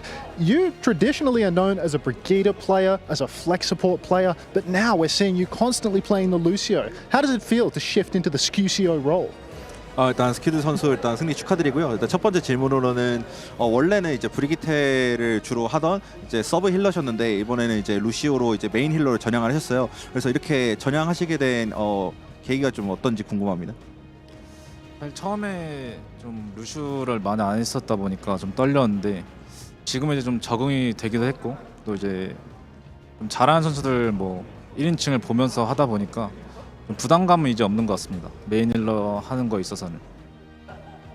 Yeah, first of all, I wasn't experienced with Lucio, so I was very nervous when I first played. But I also viewed a lot of players who are very good at Lucio, so I think that has been very much lifted. Yeah, I think it very much shows, because now I watch a Scucio VOD and I feel like you look like a top tier player on it. So really, it doesn't look like a reroll whatsoever anymore. Next question though. Further on in the bracket, we've seen so many EMEA teams playing lots of Symmetra. Are you afraid of the Symmetra? Do you think that this is actually a tournament where EMEA has a chance, or will you classically be able to solve it? 이제 많은 이제 유럽 팀들이 시메트라를 기용하면서 이제 시메트라가 되게 좋은 픽이다라고 일단 얘기를 하고 있는데 좀 본인 생각은 어떠신지, 정말 시메트라가 좀 상대하기 좀 까다로운 편인지 좀 궁금합니다. 일단 뭐 유럽 팀이 시메트라를 많이 쓰길래 하는 걸 봤는데 잘하긴 하지만 무섭다 정도까지는 아닌 것 같고 충분히 저희 스타일로 뭐 깰 수 있을 것 같아요. 뭐 시메트라 무섭진 않은 것 같아요. Yeah, I've seen them playing Symmetra a lot of times, and yeah, they're playing really good. But that being said, I don't think they're kind of quite like formidable or invincible, because I think there's a way then we can counter it with our own plays. So I think in that sense, Symmetra is good, but I don't think that's like strongest pick. Okay, I think that leads nicely into my final question. What's it like to play with Dongak? Because you said there's a way to win, and I feel like maybe Dongak is a big part of how that could come through for you. 이제 마지막 질문으로 동학 선수와 좀 플레이하시는 거는 좀 경험은 어떠셨는지, 확실히 좀 그 카운터 치는 데 있어서 동학 선수의 비중이 좀 많이 커 보이는데 좀 어떠신지 궁금합니다. 동학 선수 뭐 영웅폭이 좀 넓어서 카운터 치기 쉽다 생각하고, 뭐 무엇보다도 제 영웅폭이 좀 다른 팀 선수들보다 훨씬 넓어가지고 조합 뭐 카운터 치는 거에 대해서는 전혀 문제 없다고 생각합니다. Yeah, I think overall hero pool of him and both me actually quite quite wider than everyone else. So I think in that sense, we can easily counter whatever the comp they bring. Thank you very much for your time, Minsok. Kamsahamnida. Thanks very much, fellas. Thank you to Unta there, to Skewed, and to his translator as well there. Do you know what? I thought that was really interesting to point out that there's always that thought of like, what will other teams bring, what strats from those different regions, which might change things up. Are you thinking about those things in advance or just focusing on the next matchup ahead? ZP, it seems that there's a lot for our players here to consider, because obviously now we move to that best of 5 bracket-based game. It's going to be quite interesting to see how that kind of develops. I mean, look, here's the actual way you go about this, is that you don't want to show any strats you'd want to use against stronger teams at the stage of the tournament, and you generally want to use most of your prep time on the teams that you think will be a threat. However, the fine line there is that you don't want to focus so much on the future that you lose in the present. And in this case, T1, I think, pretty readily read exactly what they had to do, and they hit the fine line precisely. I really like what Skewed had to say about Donghak, how wide his champion, or his hero pool is rather, because he has such a history of playing both main tank and flex tank, and even the Doomfist, actually, when we had a little bit of Doomfist meta early on last year, he was like the best Doomfist player in Korea, and you could see that eventually he's like tired of light shenanigans. He's like, I'm going to match this, and I think it was a really good question there from Unter as well. Like, Donghak's probably a big part of how he matches some of these different compositions with Symmetra, because a lot of teams have to sub their tank player out to be like, oh, okay, this is our answer. We have to make sure we're going to follow this, whereas Donghak can kind of play anything, and that gives T1 so much extra flexibility. Yeah. And I want to say a big shout out as well to the Gatos Guapos kind of like fan club here as well. We've been hearing them cheering and chanting the whole time. They've got signs. I mean, there's loads of family, friends. That's been the great thing about this as well. We're kind of seeing kind of the wider community of supporters as well here for each of our teams. For now, though, fellas, we kind of move into that next kind of like chapter of this competition where the best of 5s do kick off. What we're going to do here is we're going to get ourselves ready for that. Have a quick break here on the broadcast, but we're back here with 2 more matchups coming your way today. We'll have more here on the Overwatch 2 B stream at EWC for the OWCS Midseason Champs coming right up. Don't go anywhere. Don't be silly. Stay where you are. We'll see you back here in just a few minutes' time.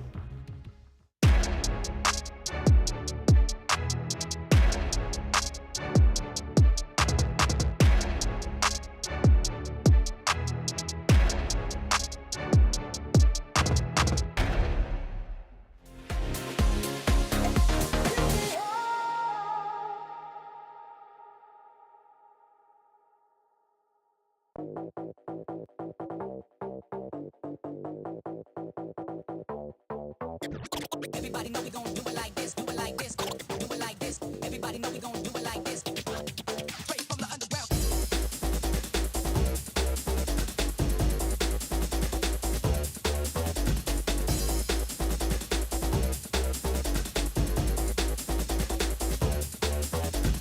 Everybody know we gon' do it like this, do it like this, do it like this. Everybody know we gon' do it like this, do it like this. Straight from the underground. Everybody know we gon' do it like this, do it like this, do it like this. Everybody know we gon' do it like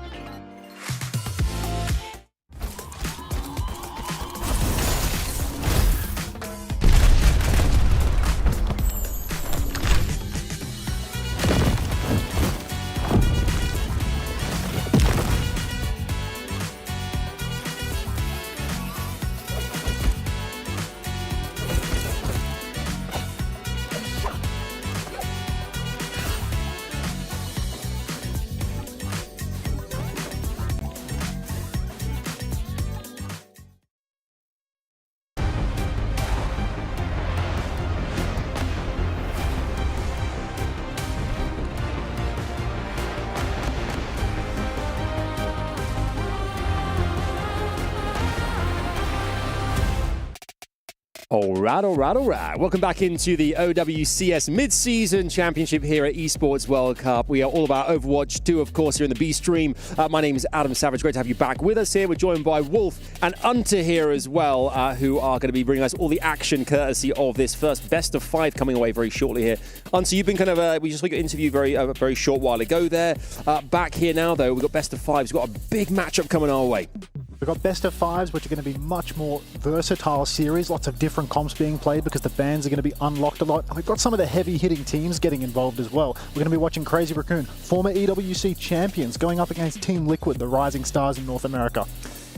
Crazy Raccoons, definitely the tournament favorites, right? Yep, I mean, I mentioned earlier that I think T1 is a lot closer than a lot of people expect, but this team's got a star on their jersey for a reason. This team is incredibly strong, incredibly powerful.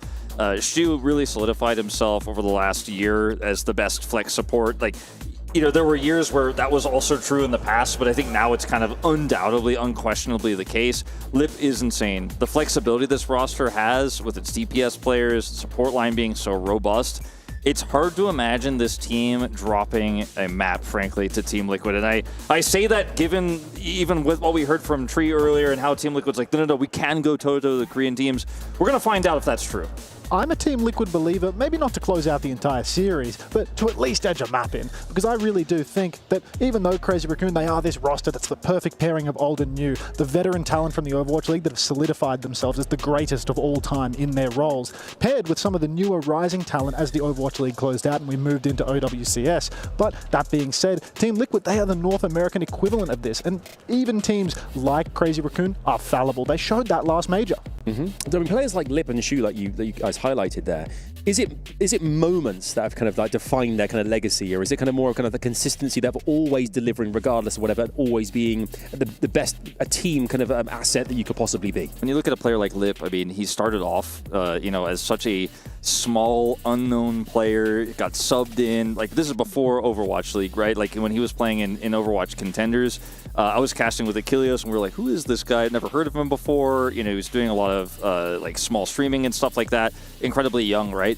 Now, the guy has grown massively, and I'm not just talking about his height, because he's extremely tall. The guy has accomplished so much over his career, and, you know, he's got the trophy chest to back it up. So, like, For me, there were a few moments defining-wise for Lip, especially across his time on Shanghai Dragons, where you're like, okay, this guy's really good. People are starting to know he's good. He's starting to become one of the best. And now, if you follow competitive Overwatch, you can't not know who this guy is. Like, he has such a storied history as well as so much success. Like, his trophy chest is massive. It's not just a game of moments, it's consistency of those moments. The fact that Lip, year after year after year, puts on superstar performances and wins world championships. He won the Esports World Cup last year. He has won the Overwatch League. It is a huge career and all the way wins non-stop. Yeah, well, a team that is eager to also win here at the Esports World Cup is, of course, their opponents, which is Team Liquid. Let's take a look and see how they fare as we look at the Tree. We talked to Tree earlier on in the show here, and saw the confidence there to kind of go into these matchups, and I probably relishing the opportunity here as well, Hunter, to go up against Crazy Raccoons here and prove that they are the real deal. I think they are absolutely chomping at the bit to get a chance to punch up against some of these teams that, you know, people often count them out against. And I'd like to highlight some of the rookie talent on Team Liquid this time around. Last time we chatted about Liquid, we were talking about the veterans, about Vega, RuPaul and their story. But Tree, he is a new up-and-coming player. Zira, these are such young players that have just entered the scene and continually improving their results. They were present in Stockholm, they went deep at Stockholm, and now they've joined a super team, and look at them now. History aside, you know, new players aside, and, you know, talking about even the interview we had with Tree earlier where it's that confidence, right? We're finally going to see them tested against their first Korean opponent here at this tournament. I also want to see how the Symmetra angle that we've talked so much about actually plays into this, because it's kind of been touted as this weakness of the Asian teams. Like, maybe they won't be able to respond to it. Maybe this is the magic from EMEA. Maybe North America is able to catch up and run this as well. We already saw Team Liquid run Symmetra really well earlier today. I think Crazy Raccoon are going to have the answer. I think they're definitely aware of this, but they may just, frankly, choose to ban it as well on one of these maps where they feel like it's going to be quite strong, especially if Circuit Royale, for example, comes out. They're going to be like, yeah, I'm just not going to deal with that. But perhaps in the other maps where it can't be banned because it can only be banned once, that's where maybe we could see the edge. I'm not ready to trust just yet that this is this like black magic that is just going to automatically win for you. It's not going to be like the Symmetra you pull out of a hat and then you could beat any Korean team. But I do think it is something that could give these teams an edge, depending on the preparation that's come through here for Crazy Raccoon. Yeah, well, I mean, Crazy Raccoon, I mean, earlier on today as well, it hasn't been a completely smooth ride, has it? There's also been like matchups earlier on today, and Hunter, they had their moments. Exactly right. Crazy Raccoon, just leading into this match, they had a little bit of a hiccup versus Varel. They dropped a control round versus Varel, going 99 to 99, able to play their signature Wrecking Ball, but losing out to Varel on the Alari on control, which is, I would say, unprecedented for a team of Crazy Raccoon's caliber. You really expect, we saw the T1 Gatos Guapos match, pure domination across the board. You would expect that level of consistency from Crazy Raccoon, if not more. They're the top dogs. Yeah. And, you know, we did see T1 play with their food a little bit there at the end of that, and I think that's very different than what we saw with Varel. Like, exactly, I actually think Varel legitimately did push Crazy Raccoon to the brink. It was not Crazy Raccoon trying to have fun. You know, I've been kind of the Varel champion on this desk. I'm like, yeah, Varel's actually pretty good. Like, trust me, guys. But the last time those teams matched up against each other, it was not even close. So the fact that Varel's improved that much, but also Crazy Raccoon not necessarily looking as unbreakable, you know, infallible as they have in the past, could be a big boon here for the side of Team Liquid. I'm curious about maps because we're moving into a longer series now in this best of 5. What Team Liquid thinks their best chances are going to be. Because when I look at Crazy Raccoon, it's really hard to pinpoint weaknesses.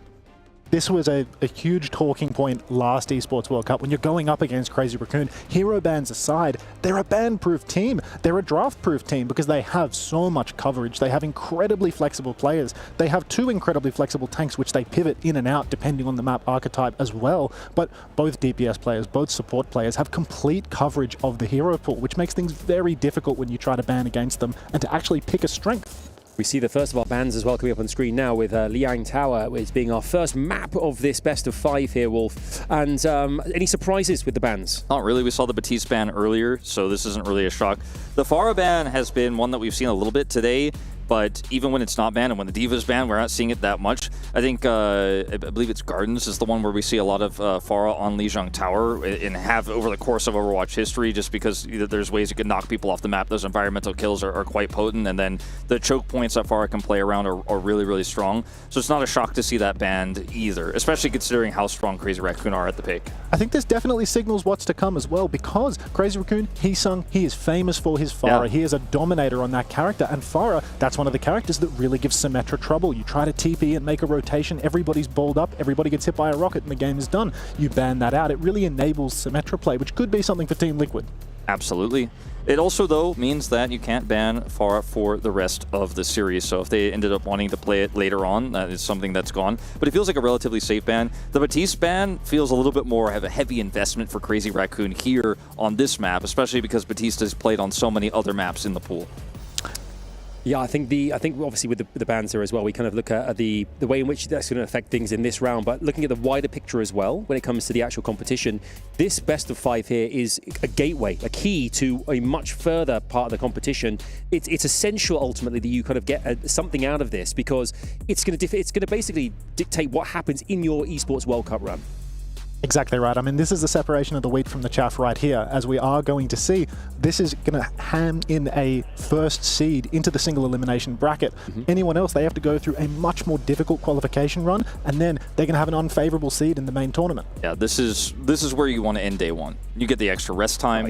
You're not playing tomorrow. It's ideal. And for Crazy Raccoon, they're the team we expected to come in with the least resistance, right? With a group that they were by far the most dominant team coming into, and we'll see if they can live up to those expectations. Yeah, let's see who has the best start in this this first matchup here, and who goes into the second map with an advantage. Let's jump on in. We've all been anticipating it, and here it is. It's Crazy Raccoon versus Team Liquid. Let's go, boys. Already here. I mean, we're just waiting to see the heroes revealed. We are on Lijiang Tower, no Pharah available, which will enable the Symmetra for Team Liquid, and we see some heroes being hovered in spawn, but I wouldn't read into them too deeply as of yet. I saw a Baptiste ban on the user interface up above. Looks like we are going to have to restart because Zero was able to pick Baptiste in the game. Infected is just testing it out right now as well, trying to make sure that it's working this time around. As you guys can see, we are going to be remaking the lobby, so this is a very simple, quick, and painless process. So don't panic. I mean, if you're like, maybe this is my chance to go fill up my coffee cup, yeah, but go quick because we're going to be in the game in just a second. Yeah, we like that. We like when it's fast. When it's fast and gets done quickly, we love that. We love that. Absolutely right. But this is, I mean, as you said, like it's a slog. It's a best of 5, so it's very different. Like we talked about earlier on, about the way in which players approach this. But getting off to a best start here, I think. I know Team Liquid. I mean, we were talking to them earlier on today. They had a certain air of confidence. Obviously that's a big factor here. But also having gone the distance and gone a long way in this competition last year, if there's anyone that's going to put up a challenge against Crazy Raccoon, it's this team. We need to see how they're capable of actually standing up to adversity versus a team like Crazy Raccoon. When they play an easy matchup, you can see it's easy to just keep the momentum. You start rolling the ball, it rolls all the way down the hill until you collect your win at the end of the series. Versus Crazy Raccoon, they're going to have to fight tooth and nail every second of the series to get even the slightest of an advantage. Yeah, the worst case scenario, I think, for North American fans watching Team Liquid wanted to cheer for them here is that this is a reality check, and it's a rough one, right? I don't think that's necessarily what we're going to see here, and I'm hoping we have a close one on our hands here. I'd love to see this go the full distance. I mean, defending champions in Crazy Raccoon here up against Team Liquid. You mentioned don't talk about the hovers just yet, although we do see that Symmetra is now locked in. I'm a little bit more invested in it, as we do, of course, have the Lucio and Kiriko, and all these players just had to remake the lobby, so they're probably a little bit less interested in faffing about with the hovers. Now, we're going to see if this is the mirror, because right now it's looking like it will be here. Yeah, it does look like Junman is going to be sticking the Wrecking Ball. This is very much par the course for how Crazy Raccoon like to approach Lijiang Tower. They like to play these very fast compositions, allow Junman to get as many environmentals as he can. And Liquid, they're sticking to their strengths. They've got Infected on the Orisa. Yeah, we'll see what this rollout is going to look like here for Junman. He's actually just rolling through into the back line here, and is going to go relatively unpunished despite the stun there. As neutral advantage does go to Raccoon. even though he's stunned, it's so difficult to find the kill. You can see Juman going for the slam in the back there. No kills converted off that. Lip juicing damage in main, but Infected, he's taken such a beating. He's going to have to back right off, and he can't even get out. Yeah, Infected taken out here first. That's the backbone gone. Now, Vega actually getting a trade kill here onto Heesung is going to feel nice, but unfortunately it's not enough. That's not the character you're going to kill, the hero that you're going to kill. It's actually going to turn the tides of things here. So Crazy Raccoon will get the first cap, and because it's Heesung's Tracer that falls, he can actually just blink his way back super quickly. Lip dying here, on the other hand, bit of a different story. That's a crucial pick for Team Liquid. Massive snare from Infected as well. It's going to prevent Juman from slamming over the wall. Really allows the entirety of Team Liquid to step up into the space that they've created from picking Lip. That's a huge punish. Zero scrapping it out on the point right now, pressuring the flip, but Crazy Raccoon, they can keep ping-ponging on this. Yeah, that punish is pretty massive, like you mentioned. See if they can make something of this, as they are on the point right now. Lip has really good line of sight, though, on the back line. Zero's on his case. He comes and contests it, but not before Heesung finds a kill onto RuPaul. And now you're pinched between everything. Crazy Raccoon, they have all of the angles on the map. Jumbin is everywhere all at once. Shu can teleport all around. And Team Liquid, they're just trying to survive on the point here, trying to get a few extra percentage points. And you see Lip and Tree dueling there in midair when they actually go slow motion in midair, as Freya can do. And then it's Heesung who's like, well, this is not a 1v1. I'm getting involved there. I'm going to take Tree out of the fight. We're actually going to crush you when you're actually trying to look for this setup, because our setup in our defensive position there is much more robust. Now we're looking at basically a dead even ult economy here outside of Infected. So this fight is a really big opportunity for Team Liquid. If they blow it, the war chest is going to be gone, and it looks like it's going to be Crazy Raccoon taking the first round. So this is a huge moment for them. They cannot mess up this fight. Team Liquid, they've made the cross. They're now on the objective, which means that they can start pulling the enemy team in. Kitsune rushes mirrored on either side. Chorong has the beat available, hasn't had to use it yet. Bowler shots exchanged as well, beat for beat as well. Everybody's mirroring their ultimates and nobody's going down. Pulse Bomb goes completely wide for Heesung. He's now being chased to the ends of the earth. He has a recall in the back pocket to keep him alive, but Zera's the Tracer to fall. Vega as well. Yeah, Lip getting so much damage done here. Look at how much of the second Bola he's actually built with the passive here. So many limbs stacked up for this player. And this is the disaster, the worst case scenario for Team Liquid. Ults were traded evenly. The position was pretty even as well, frankly. And like you said, Infected going to be a little bit of a late stagger here. And with already 76 to 21 here, that stagger means so much. They really only get one more fight here. Now, they do have the Ramatra ultimate, but that's not necessarily a game-changing ultimate without anything to pair with it. I like this swap here from Tree actually onto the Cassidy. With low ult economy, this can be a tricky way to actually blow up that Wrecking Ball and win a free fight. Liquid being pushed into the spawn. Tree will find a trade onto Chorong, but RuPaul, he needs help getting out of spawn. He needs a taxi back or he's going to completely miss the turn. Infected, he's popped the Annihilation, he's holding up his hands, and they actually do manage to secure the flip in all of this. So Crazy Raccoon, maybe a little bit overzealous. Yeah, backcap was actually insane, and Infected lived for so long there, actually survives with the Annihilation, but the flip still comes through here. Liv's about to have that Bola. Team Liquid need to actually fight this out without ultimates, but RuPaul's down. RuPaul's down again. Infected, he's got the hands up on the point, but he's about to lose his form timing. Tree finds another miracle pick, but Infected, he's running low on health. He needs to hide behind his shield. He needs to hold on to the point. Juman comes rolling through and takes him down. Tree pops the High Noon in main. No skulls presented as of yet, and Zera's fallen in the mix. So Team Liquid, they're falling over by the wayside right now. RuPaul has one last chance to get back onto the objective, but they can't even touch. No, they can't even touch. And man, Hunter, like, how much of that game did Infected spend on like sub 20 health? It was so low. They did such a good job of playing around him, but ultimately did end up falling. And even if you survive and you're that low on health, you lose so much position because you're off on the side, you're not peeling for your backline, which means that the enemy Freya is just going to rip the rest of your team to shreds, and that's a lot of what this game was about. But I do feel like the way those fights went and how close they were for Team Liquid gives you hope if you're a TL fan that, hey, actually this feels winnable. This feels playable. This is not the dominant series, unfortunately, for the Gatos Guapos that we saw just moments ago. Well, I mean, we look over to the eliminations now, and it does seem like even though Team Liquid were able to edge out a few caps, it's only Tree finding any kills. Most everyone for the side of Team Liquid not having much success. But here on Control Center, this is where the Ramatra comes into its own. This is where you can close that gap on ramp and catch some squishy targets. Yeah, it's Symmetra time now. Getting into that backline, getting onto the supports as well could be the main target here, with Jinbin still opting for this Wrecking Ball. And as you can see, the wraparound coming through here. Lip also just not finding any targets just yet. As Tree, though, gets found. As I say it, Caster Curse for Tree. Tree going to be caught out by that fast rotation. Vega trying to get into the Mega Room, but he's going to be slammed up into the sky. Infected Snare keeping him safe. The shield is up, but it's just not enough. And another kill comes through for And Crazy the Wrecking Ball, you know, it's not really considered one anymore, but it was kind of one of those old counters to Symmetra, because you can get on top of the teleporter, you can deny entry to the teleporter, you create so much disruption, and you can see it there in that room for Team Liquid, trying to get out, trying to cut their losses, and Junbin says no. Tree has found a crucial pick in all of this, though. He did pick Heesung, so you can see Team Liquid, they're already posturing up onto the objective, pressuring the flip, forcing Crazy Raccoon to make a move. You can see, though, Infected, he's being off-angled from the side. Lip has the angle. He's got the bowler shot in the back pocket as well in Team Liquid. They've actually TP'd onto Shu. They found another kill. Yeah, trying to deal, though, with Lip is going to be a challenge as he drops the bola here. Bowler comes out, no kills converted for Crazy Raccoon. Team Liquid, they want this flip so desperately, but somehow, some way, Crazy Raccoon just keep ping-ponging on the objective. Liquid need more kills, otherwise they're just going to be back into the fight. Kitsune Rush invested by RuPaul, but they're scrambling for a target. Heesung is already back.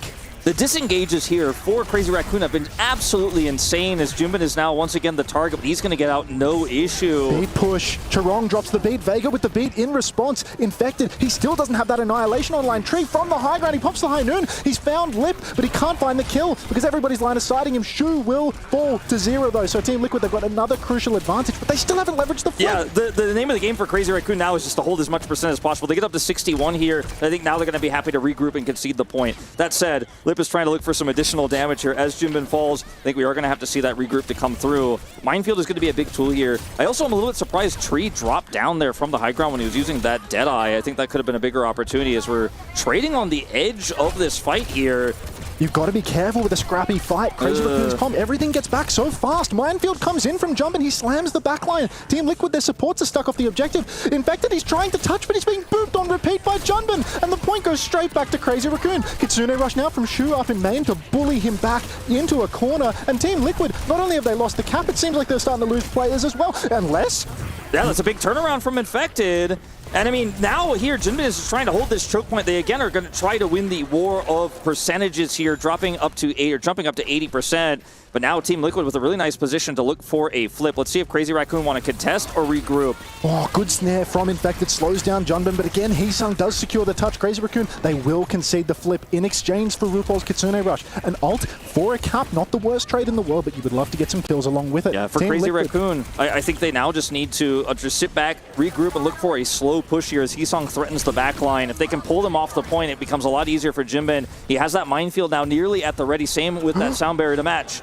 Charong has booped 0 off the map, but Vega will wall ride back in. He does have that beat available, and Charong was traded, so Vega might be able to leverage that. Infected pushing deep, trying to find a kill, but he cannot close the gap. Tree now goes down to a pulse bomb. Beat from Vega comes out. Charong will be back in a moment, and Lip up on the high ground is juicing damage. Yeah, they get the flip here, and that's without the sound barrier because Charong sacrificed himself essentially there to get that pick on the side. Now his beat is dropped. They're sitting at 95%. It looks like this map may be all but over here as Infected doesn't have ult and doesn't have support. Tree scrapping it out with Shu, but Vega and Tree both fall. RuPaul soon to follow, and Team Liquid, they're just running out of steam. Zero, he will find a crucial kill onto Lip, but all the members of Team Liquid are gone. That's the team kill, and that is going to be the first map going over to Crazy Raccoon 2-0. Pretty good fight from the side of Team Liquid. Their composition, well practiced there, well versed in it.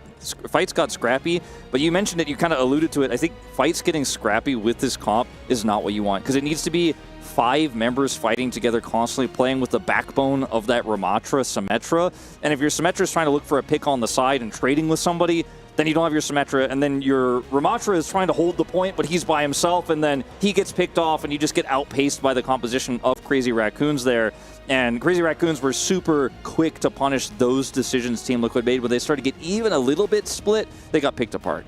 Crazy Raccoon, they are the kings of the juggle. They will get the cap in one fight, and then they will just constantly waste your time. Have you go to the objective. You try to pull them in, but always Heesung is good for one touch, then Junbin is good for another. Chorong comes in from the side, touches a little more, and suddenly 40% of the fight is over. You trade, but everyone from Crazy Raccoon's comp comes back so fast. You never edge out a fight win. Yeah, it's all about the mind games, boys. All about the mind games. And they've done an amazing job there. 1-0. You mentioned Team Liquid put up an amazing fight in that first matchup. But Raccoons will be happy, obviously, with the 1-0 lead going into the next map. I mean, for Raccoons as well, like, you know, for their assumption of how Team Liquid would go about proceedings when they came up to it. I think both teams probably imagined they would be in this position at some point today. They probably would have prepped for this. Raccoons, according to plan, is that what you imagine until they would have gone, or Wolves, even how you would imagine they would have gone about business in that first game? I very much think this is Crazy Raccoon's signature comp. They love to pick Lijiang anytime they have the opportunity. They'll pick a Lijiang, pick an Ilios, and they try to play the Wrecking Ball comps as much as they possibly can. Jumbin, so famous for his Wrecking Ball play, and these control maps are just a playground for Jumbin. He is booping everybody all over the place. You could see when Infected is trying to touch the point on Ramatra, it's a 4 versus 4. Jumbin, he's got the perfect angle to just prevent Infected from doing anything at all. Yeah, I mean, I don't have much to add there. I mean, it's true. Like, Lijiang Tower has always been a Korean favorite, but this team in particular loves it. The Wrecking Ball is incredibly strong. And the strategy here, when you know how the Team Liquid composition works, the Ramatra, Symmetra, if your goal isn't to fight it 5v5 directly, because you will always lose that, especially if you're trying to run a Tracer, she's just going to get beamed down. Your goal is to harass the backline with Tracer, disrupt their positioning, pull the tank out if you can with the Wrecking Ball, try to knock them off of the environment if you can, as we saw in the first round. Basically constantly not 5v5, but 5v2, 5v2 over here as well, 5v3 where you can, and just win that war by picking them into pieces. And that's what we saw them find success with there on that first map. Yeah, it seems so. So much of the responsibility for Team Liquid does wind up falling on the Symmetra player. Certainly not an indictment to Zero by any means, but so much of your ability to carry. You could see Infected, there's actually nothing for him to push. He gets up on the point, he starts pressuring the cap, he starts blocking with his hands, but at the end of the day, it's not actually possible for Infected to do anything. There's nothing to push. He squeezed all of the value you could get out of the Ramatra in those situations. We talked about it in the first round. He's like down at 20 health, like, I played this perfectly, I got behind this wall, I've got my block up, you can't finish me off, you can't kill me, there's no angle for you. But eventually, like, the cooldowns run out and you die because there's just nothing else you could do. And that's when it becomes the responsibility of Zera and of Tree to find the angle. TP your Cassidy into the backline, find that pick and then TP back. Draw aggro away from Infected so that your team actually has some space to do something and you can leverage a flip. When you're going up against a team like Crazy Raccoon, as Team Liquid are you? We talked about learning earlier on. Are you, as you go, are you learning from the best and kind of adapting to that in the moment, or is it something that you kind of have planned for in advance? I think it's very difficult to adapt to teams like Crazy Raccoon in the moment. Obviously, you will have done a lot of prep leading into this match. You know their signature comps, you know what everybody is comfortable with, but at the end of the day, it's so hard to adapt to their tempo and to their style. It's something that is very unique to Crazy Raccoon. There are so few teams in the world that can play what Crazy Raccoon do. Nobody in North America does what Crazy Raccoon does, which means that even though it's difficult, you must adapt in the moment. Yeah, I think that's well said. Like, in terms of adapting in Overwatch in general, sometimes you can swap your composition. Sometimes you can ban a hero that you think one team is reliant on, but that's just one comp that this team can run. Like, that's just one strategy for one map. You can't go, oh man, Wrecking Ball's a problem, better ban that in map 2. Because yeah, I mean, he'd love to play on a lot of maps, but he probably has something else planned. He has something else prepared. They have a completely different composition prepared. We haven't seen Lip play his hit scan yet. We haven't even seen him pull out some of the other picks that we rarely see from him, but he does play sometimes, like the Sombra. You just don't know what you're going to get with this team, and it makes it so difficult to just say, I've got the plan. Instead, you kind of just have to play your own game and try to maximize what you're good at and hope that the preparation you had coming into this series is enough. And honestly, for a team like this, you have to be hopeful that maybe they're going to make some mistakes. Maybe you can get in there with the punish. Yeah, I mean, looking at best of 5 as well here, this second map where Liquid will have a chance to pick here. How imperative is this to make this a 1-1? Because 2-0 down, 2 Crazy Raccoons feels like a bit of an unwinnable battle, perhaps.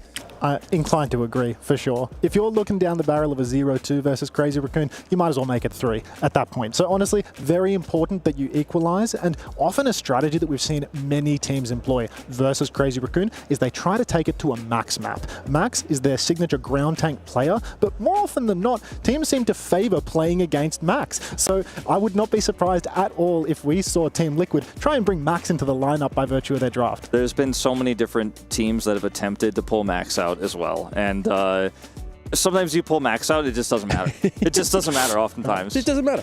For you guys at home, I believe there's a sub going on with one of our teams. What we'll do is take a quick break here on the broadcast, but don't go anywhere. That second map is coming thick and fast right back here on the Overwatch 2B stream at EWC. Don't go anywhere. We'll see you in a few minutes' time.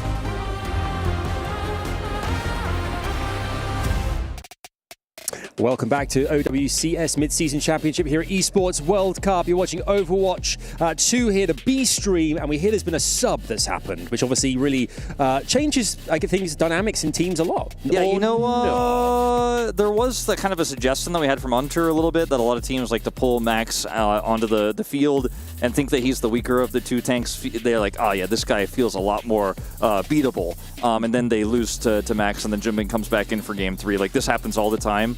When Midtown was like the main hybrid map that we had in OWCS Korea, every single team against Crazy Raccoon was like, okay, we're going to Midtown. Max is coming out. And then Max just crushes them as well. But it was a common strategy to pull Max out, and it looks like Team Liquid have the same idea. It very much feels like this bring Max in theory has almost no legs whatsoever. Max spent the majority of the stage qualifying to this event playing, and still, people want to bring out Max time and time again. Max has been subbed in. Yeah, it's Shambali Monastery as well. I didn't expect to see Max here. We've not seen this today here on the B stream, the Shambali Monastery. The favor, we see the bans here as well here. I mean, who has the more favorable side of things here? Obviously, Liquid potentially here? I think this is pretty sensible from Team Liquid to bring it to Shambali if we are in the whole boat of get Max in the game theory. This is a map where you have to play ground tanks. It's too difficult to play your Winstons or your Wrecking Balls. It's too narrow. So often you will see Orisa, Ramatra come out on this map.